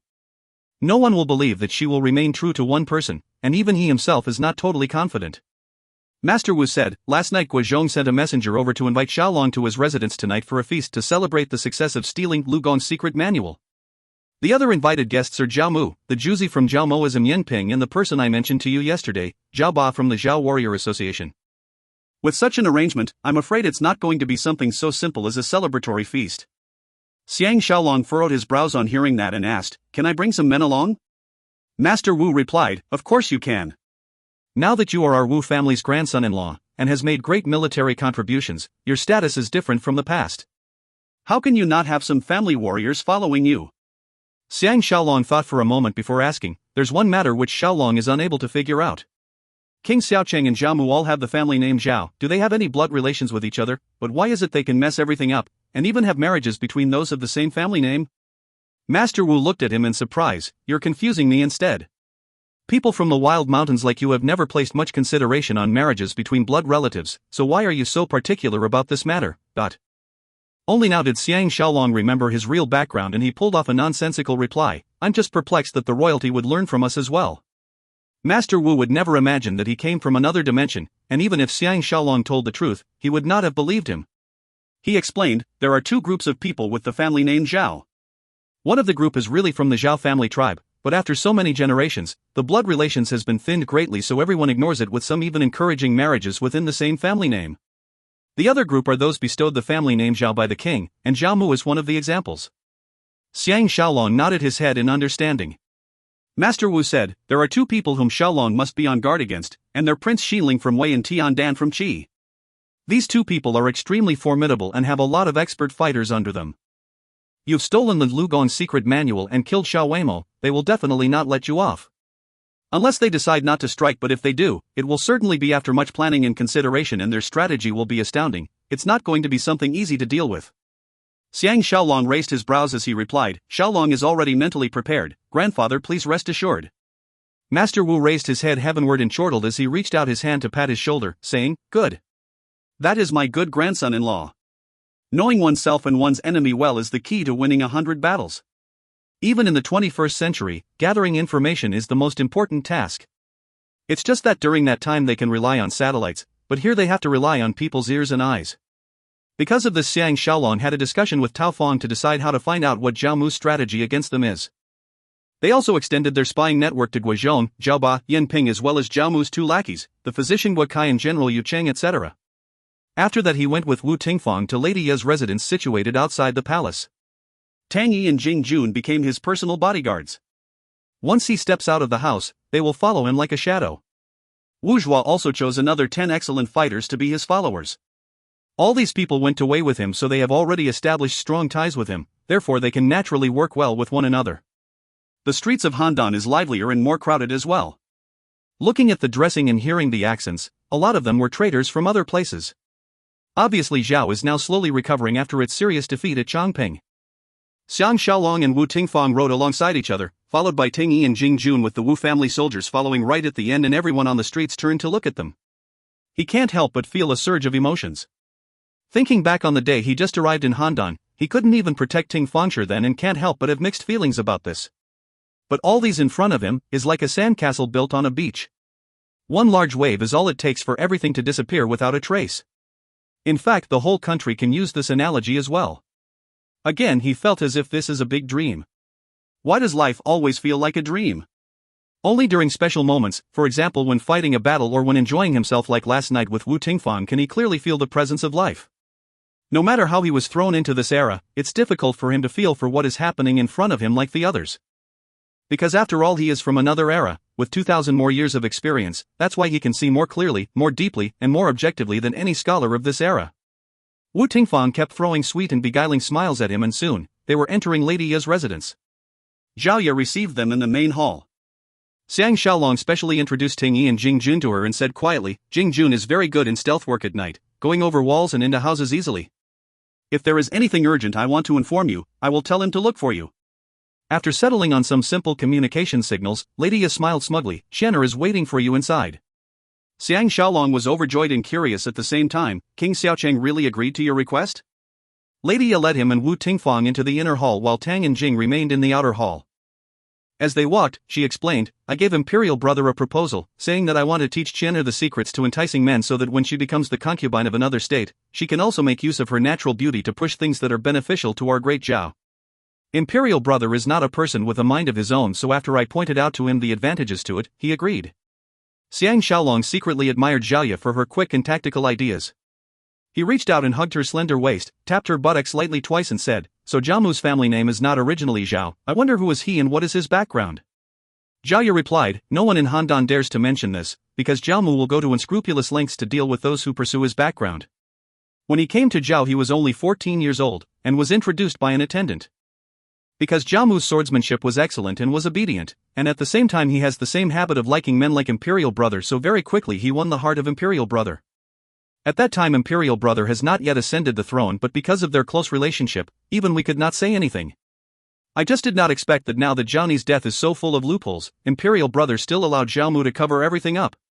Now everyone in the palace has given up on Imperial Brother, but what's the use of that? Xiang Shaolong forced himself not to think of Lady and I and asked calmly, "Is the attendant who brought him in still around?" Zhao Ye replied, "Not long after Imperial Brother ascended the throne, that attendant was found to have lost his footing, fell into a well and drowned by someone. At that time we did not suspect anything at all, but now that you're asking about it, I think this person is killed by Zhao Mu to prevent him from revealing the secret of his background."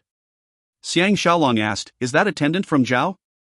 Lady Ye thought for a moment before replying, "I'm not sure, but it's not difficult to find out." Xiang Shaolong reminded her, "This investigation must be done secretly." Lady Ye pouted, "All right. Do I still need you to tell me that?" Xiang Shaolong was about to speak further when Zhao Qian ran into his arms like a fragrant breeze, her delicate body trembling and using all the strength she has to hug him tightly. Wu Tingfang laughed, "Third princess, so you're equally enamored of him as well." Zhao Qian left Xiang Shaolong's safe embrace embarrassingly and holding Wu Tingfang's tiny hand, led her towards Lady Ye's tranquil little building, the two girls chattering non-stop, behaving very closely towards each other. The four of them went to the small building and drinking the fragrant tea served by Xiao Zhao and the rest, enjoying the nice morning weather. The large garden outside the building has turned into a silvery white world, with snowy petals on the trees. Xiang Shaolong told Wu Tingfang and Zhao Qian, "My two obedient lasses, the garden is so pretty, why don't you take a walk downstairs?" Naturally the two ladies will listen to his every command, and knowing that he has business to discuss with Lady Ye, they obediently went down to admire the snowy scene in the garden. Only now did Xiang Shaolong told Lady Ye about Ying Zhang. Lady Ye took a long look at him before saying, "Xiang Lang, don't blame me for being curious, but it seems that when you first came to Handan, you were already very interested in Ying Zhang. At that time you should not have known about the relationship between the Wu family and Lu Buwei yet, so how did you have such foresight?" Xiang Shaolong was dumbfounded because with Zhao Ye's intelligence, no matter how he tries to explain it will still sound inappropriate. Because with his status at that time, he shouldn't even be aware of the existence of Ying Zhang. Lady Ye went into his arms and continued, "No matter what secrets you have, you doesn't care as long as you love me." Xiang Shaolong was touched and after kissing her fragrant lips, said, "Is there a way to arrange a meeting between me and Ying Zhang?" Lady Ye sighed, "It's no problem at all arranging for both of you to meet, at the most I'll sacrifice myself a little. The problem is there's no way this can be hidden from Zhao Mu. Besides, seeing Ying Zhang may hinder things instead. This person is engrossed with wine and beauty all day long, he's not much difference from a bum. He also believes that Zhao Mu is his benefactor and friend, and worst, he may reveal your secrets to Zhao Mu. That would be terrible. Is Ying Zhang really such a person? Xiang Shaolong felt a problem coming on and asked, "What about his mother Zhu Ji?" Lady Ye replied, "She is a very smart and formidable woman, and is about 30-odd years old now, but she doesn't look that much older than me at all. She's really a rare beauty, and Zhao Mu and her already started a relationship long ago. However, I think she's only with Zhao Mu for survival. This woman is extremely ambitious and will never be loyal to anyone, including Lu Buwei." Xiang Shaolong had an idea and said, "This would be much easier, I will work on this woman." He secretly thought that as long as she is ambitious, she will not be satisfied staying in Handan as a hostage, then he will have a chance. He won't even mind if he has to sacrifice his body a little. In order to strike against Zhao Mu, he is willing to use any methods available. When he returned to the Wu residence and just after lunch, Lady Ye's family warrior arrived to look for him, telling him to go to her residence immediately with the specific instructions not to bring Wu Tingfang along. Xiang Shaolong felt goosebumps rising, and was totally perplexed. After bidding his farewell to Wu Tingfang and Ting Fengshe, he hurried to her residence with Tang Yi and Jing Jun. Zhao Ye stopped them in the main hall and with a somber expression, said, "Empress Jing is here." She continued with gritted teeth, "That conniving thief Zhao Mu really will not let you off even a little." Xiang Shaolong's heart sank. "It seems like I will have to enter the palace and seek King Xiaocheng's forgiveness." He did not expect that he can't even delay this for half a day. Lady Ye said, "The situation may not be that bad yet, Empress Jing wants to see you personally." She continued with a giggle, "A handsome-looking man indeed will have some advantages." Xiang Shaolong smiled bitterly and went into the inner hall to meet Empress Jing. Empress Jing stood in front of the window with her back facing him and after dismissing her maids, said icily, "Xiang Shaolong, you're really bold. Are you not afraid of death? You dare to even despoil third princess's virginal body." Xiang Shaolong secretly thought that he has to put on a convincing act, so he knelt down and said, "Shaolong is true towards princess, and has no intention of toying with her. I hope Empress Jing will try to understand what happened." Empress Jing turned around, her eyes furious but her expression cold as ice as she said, "I don't care if you're really in love. If His Majesty were to find out, he will surely think that you brought third princess back to Handan because of your own selfish desires. Besides, stealing what you're supposed to protect is akin to the crime of lying to the ruler. Even His Majesty won't be able to find an excuse to let you off. It seems that even now you do not realize how serious this is, and to think that I thought so well of you." Xiang Shaolong secretly thought that something is not right. Looking at her expression and tone of voice, it's nothing as simple as blackmailing him with this matter to have an affair with her. He has really underestimated her. He remembered Lady Pingyuan once said hers is one of the political marriages arranged for the unification of the three states, and she was a Han beauty who married into Zhao. He suddenly had an idea and immediately said, "Shaolong knows he's made a mistake, Empress Jing save me." Empress Jing's icy facade softened a little and she sighed, "Xiang Shaolong, stand up." Xiang Shaolong stood up and stayed there, not moving. Empress Jing turned around again, looking at the wintry forest outside the window and said slowly, "What should I do about this? If I hide it for you, it will be found out sooner or later and by then even I will be implicated. If the Weiss were to immediately come and bring third princess back, what do you think will be the outcome?" Xiang Shaolong emboldened himself and walked to Empress Jing's back, saying gently, "Don't worry Empress Jing, the King of Wei already had the intention of going back on the agreement. Besides Zhao Mu will try to disrupt this as well, so this wedding agreement will certainly drag on. After 6 months to a year, even if third princess is going to marry, Empress Jing can just push all the blame away." The Empress was silent for a moment before saying quietly, "I'm risking my life to hide this secret for the both of you, so how will it benefit me?" Xiang Shaolong thought that here comes the chance and said determinedly, "If Empress Jing were to have any instructions, Xiang Shaolong will go through hell and fire, risking my life to accomplish it for you." Empress Jing still have not turned around, but she said calmly, "Then kill a person for me." Xiang Shaolong moved closer, his body pressing against her back as his arms reached out to encircle her tiny waist tightly and nibbling at her ear, asked, "Is Zhao Mu the person Empress Jing want to kill?" Empress Jing's delicate body trembled as she leaned into his arms. "Dueling with a smart person like you really saves a lot of time talking.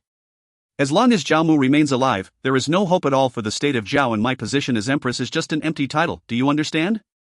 Xiang Shaolong replied, "I understand. There's another person, right?" The other person would naturally be King Xiaocheng, because once Zhao Mu and King Xiaocheng are killed, Empress Jing's son will ascend the throne and Empress Jing's status will raise to become the dowager. Since her son is still young, power will naturally land in her hands. Who will care by that time whether Zhao Qian is still a virgin or not? In order to gain power, people in this era are all vicious. Wives killing husbands, sons killing fathers, everything is done in the extreme. Although Empress Jing's body softened with his hug, her mind was still sharp and she said quietly, "You are the one who said it, the person I want to deal with is only Zhao Mu. AI. It's not that His Majesty does not want to give you opportunities, but you're now part of the Wu family and Wu Yingyuan is secretly on close relations with the Qins, so sooner or later they'll get into trouble and have the whole clan exterminated. But if you get rid of Zhao Mu, maybe I can protect you, or maybe even give you better opportunities." Xiang Shaolong turned her body around, hugging her closely to his body. How can Empress Jing stand all these? Her face blushed like fire, her breathing rapid, lust filling her. Xiang Shaolong kissed her heavily on her lips, his hands greedily investigating the restricted areas. Firstly, it's because of her high and regal status, secondly, it's because her body is voluptuous and alluring, thirdly, it's because of her flirtatious behavior after her passion was flamed, which made Xiang Shaolong turn real into real, and enjoy to his heart's content. Empress Jing used all her willpower and remaining strength to grab his disobedient hands, left his attacking lips and panted coquettishly as she said, "I never say what I don't mean. Within 3 days, I want you to give me a satisfactory proposal, all right? The last sentence was filled with soft pleading, as if she has developed feelings for Xiang Shaolong. Xiang Shaolong secretly thought that this woman is so formidable she resembles Lady Ping Yuan a little. He has to show her how beneficial he is to her, only then can they work happily together.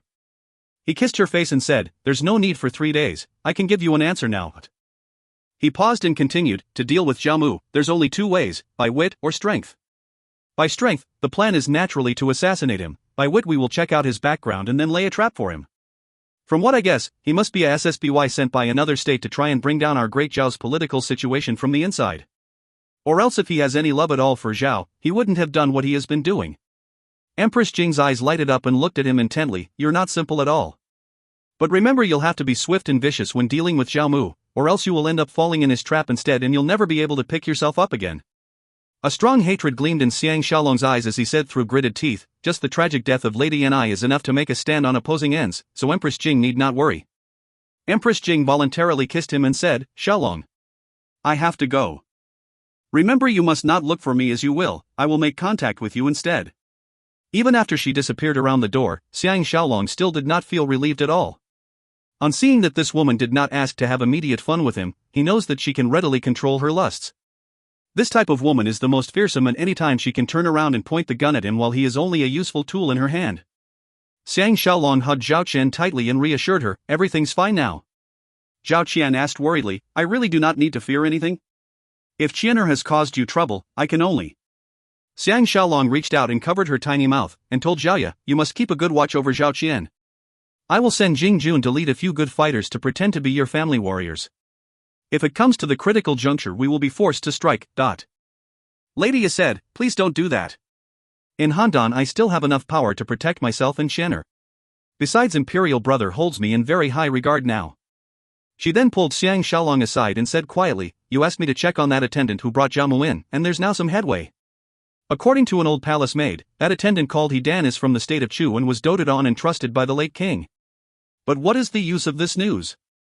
Xiang Shaolong replied, "Right now I don't know of what use it can be. But Zhao Mu may possibly be a spy sent by the Chus, and his task is to ensure that the 3 states will never be unified." Lady Ye nodded and said, "This guess is very reasonable, and also explains why Zhao Mu is linked with Xiao Weimo.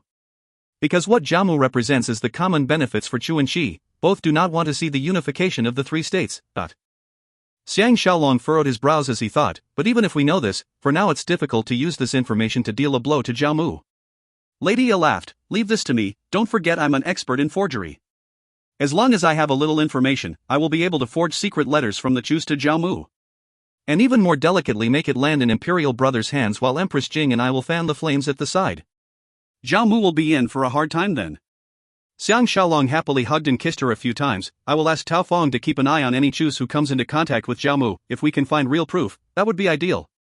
After having some fun with Lady Ye and Zhao Qian, Xiang Shaolong returned to the Wu family stockade, and he had just stepped through the door when the guards told him, "The Juzi Mr. Yan Ping came to look for you, eldest young master is now attending to him."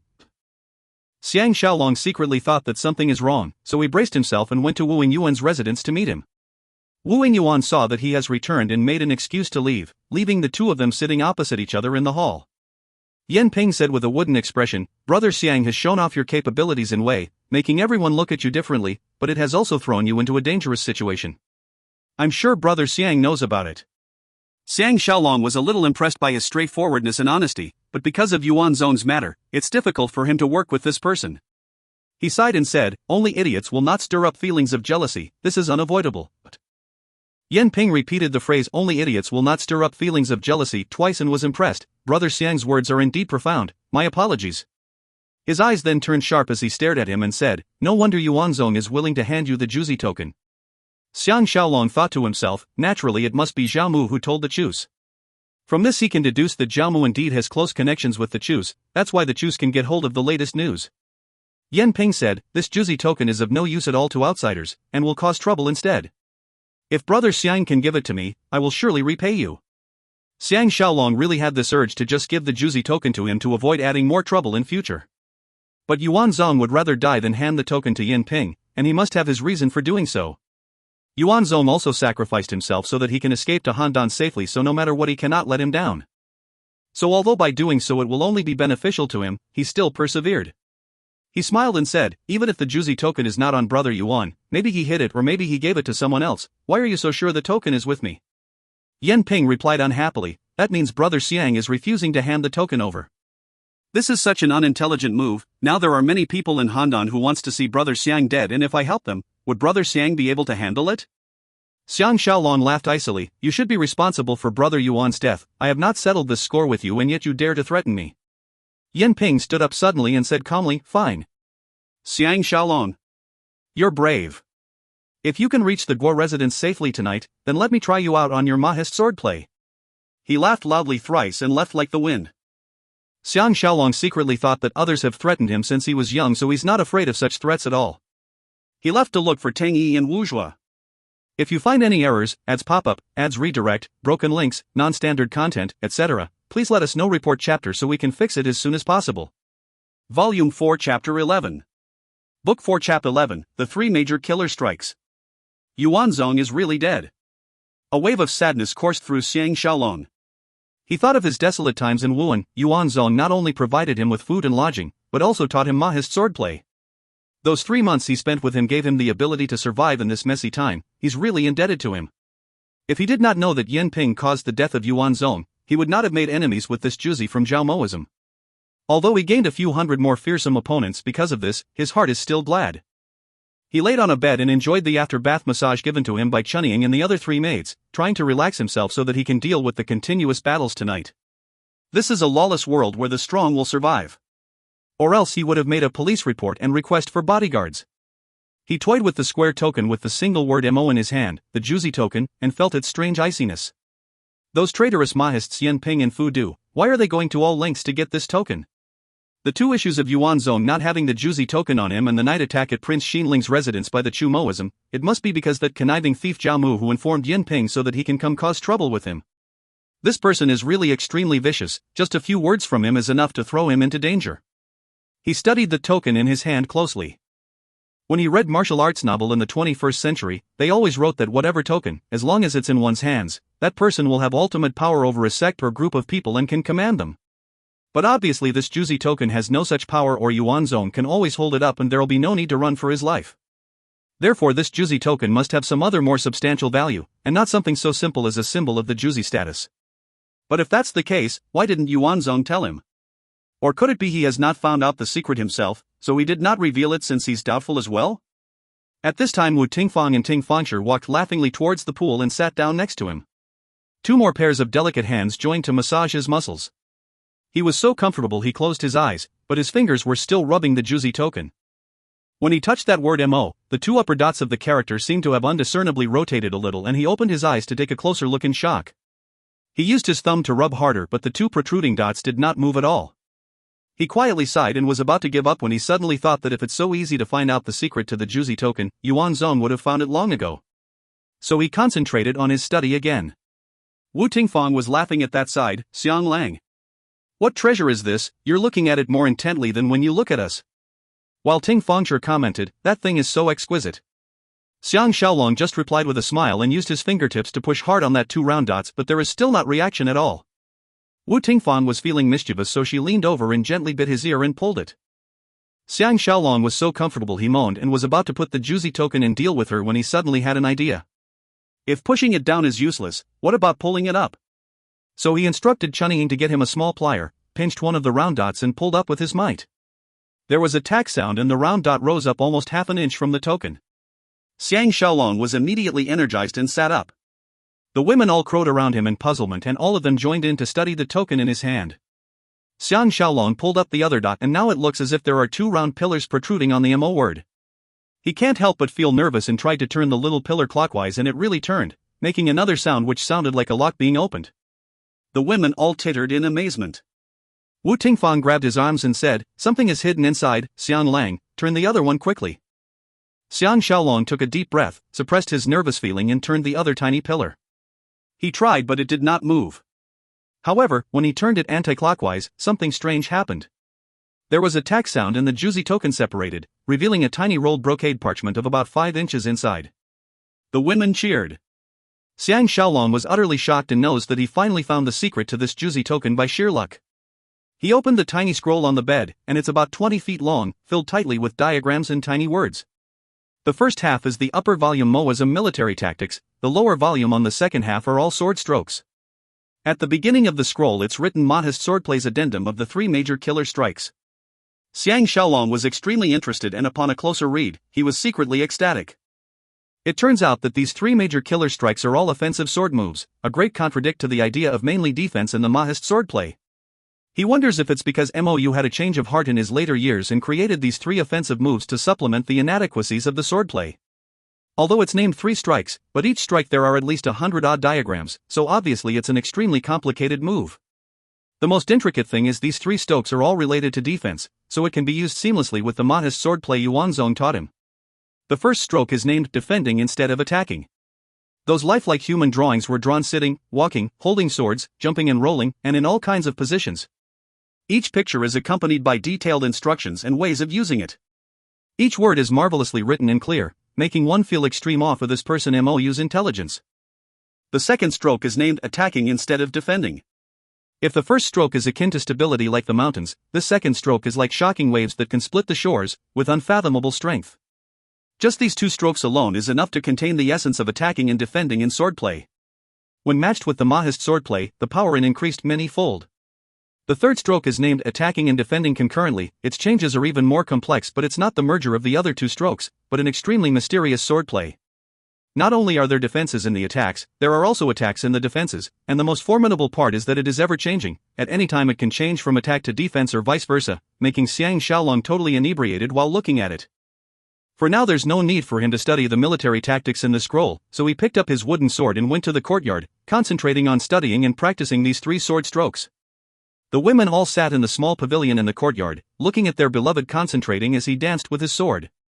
Xiang Shaolong read as he practiced, and initially he had to stop and read frequently, but when he got used to the moves, every move he made, whether cutting, slashing, piercing or carving, all of it contained the essence of the swordplay. Unconsciously he was absorbed into the mysterious swordplay and forgot about everything else. Such wondrous feeling, it's the first time he tasted it ever since he learnt swordplay from Yuanzong. The wooden sword seems to suddenly feel so light as he moved according to instructions, making sounds as it sliced through the air, becoming the howl of a hero, increasing the formidable aura enough to make others afraid.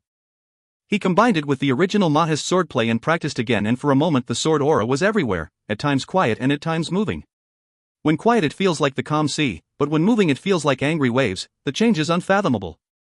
The women were all intoxicated by the sight, only feeling that Xiang Shaolong's every pose is extremely exquisite, every move showing the extreme capability of a human body, both quiet and exciting, forming into an earth-shattering aura. Time flies, and it was only when Tang Yi, Jing Jun, and Wu Zhuo came to look for him that Xiang Shaolong realized that he has unconsciously practiced swordplay for 6 hours. For someone who has never learned Modest Swordplay, he may not even gain any headway with these 3 strokes even after practicing for 3 years, but for Xiang Shaolong, 6 hours is enough for him to learn a lot and change into a new person. Xiang Shaolong did not feel tired at all. He was curious. The strange breathing method of Mou must be related to the mysterious innate ability in humans. If in future he can follow his method of meditation and practice his breathing, the effect may be even more miraculous, and he may very well become a martial arts expert like those portrayed in martial arts novels, having mysterious internal energy. After he hurriedly washed up, he went to the hall to meet with Wu Zhuo and the rest. Tang Yi looked at him in surprise. Brother Xiang looks energized, like you've changed into another person. Has something worth congratulating happened? Wu Zhuo added, young grandmaster-in-laws are sharper than before, it's really astonishing. Xiang Shaolong was secretly ecstatic, but he changed the topic and said, how many men can be used right now? Wu Zhuo replied, we have enough men, it's no problem moving 500 to 600 of them, but once we do that, we will reveal the real strength we have, and in the long term it's more harmful than beneficial. Xiang Shaolong was extremely confident. Why not just the 4 of us, together with 10 elite fighters you pick, and we'll try it out. The 3 of them were collectively startled. Isn't this obvious who will be stronger or weaker? Xiang Shaolong continued, if we were to fight head-on, we'll definitely lose, but now our aim is just to safely reach Guo residence, so it's 2 different matters. Jing Jun said, if I'm the only one, I'm very confident that I will slip into the Guo residence unnoticed. Wu Zhuo suddenly became excited. To be able to fight together with young grandmaster-in-law is indeed the happiest thing. Come. Let us discuss this. He took out a painting from the front of his chest, and it turns out to be the street map of Handan. Wu Zhuo pointed at a small hill in the city and said, the Guo residence is on this hill. There are only 2 proper roads towards there, which leads to the front and back courtyards of the Guo residence. The other areas are either rocky terrain or dense forests. Tang Yi added, as long as we can reach the hill, with the rocks and dense forests as cover, we need not fear them using arrows or long-distance projectiles, nor need we fear their bigger numbers. Wu Zhuo said, the problem is that they will certainly send men to keep an eye on us, then they will be able to choose any point in the mile-long journey to attack and kill us. Xiang Shaolong thought hard for a moment before saying, we can use the tactic of openly repairing the road while sneaking to Chuntsung ***, an idiom from the Chuhan contention. Looking at him in bewilderment, he remembered that the story of Chen Song happened during the Chuhan contention, so naturally they have never heard of it. He hurriedly changed his words, Wu Zhuo, you can send out 3 horse carriages at the same time, traveling towards 3 different directions. Those Mahists will certainly have to go after all the carriages, and by the time they realize there's no one in the carriages, their strength is already divided. Only then will we set off, throwing them into disarray. The 3 of them thought that this plan is workable on hearing it. Jing Jun commented, we can use ropes and hooks to climb over family residences, and those following us will certainly be caught unprepared and not know what to do. The more they talked, the more excited they became, as if they have already won the battle. In the end, Xiang Shaolong said, if I am Yanping, I will definitely leave my men at the bottom of the hill where the Guo residence is, by then we can make use of the dense forest and have a good fight with them.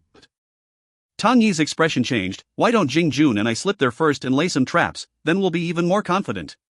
Jing Jun loves making trouble and he jumped up, no time to lose, there's still 4 more hours to the feast, we will bring our equipment there immediately and start making traps.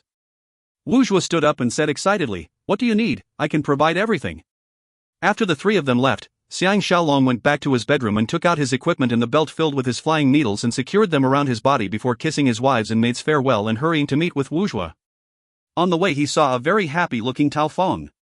Tao Feng pulled him aside and said, we're really lucky, we found out about a mysterious person who just happened to meet Jiao Mu today, and from his accent he's definitely a Chu. Xiang Shaolong asked happily, has he been captured?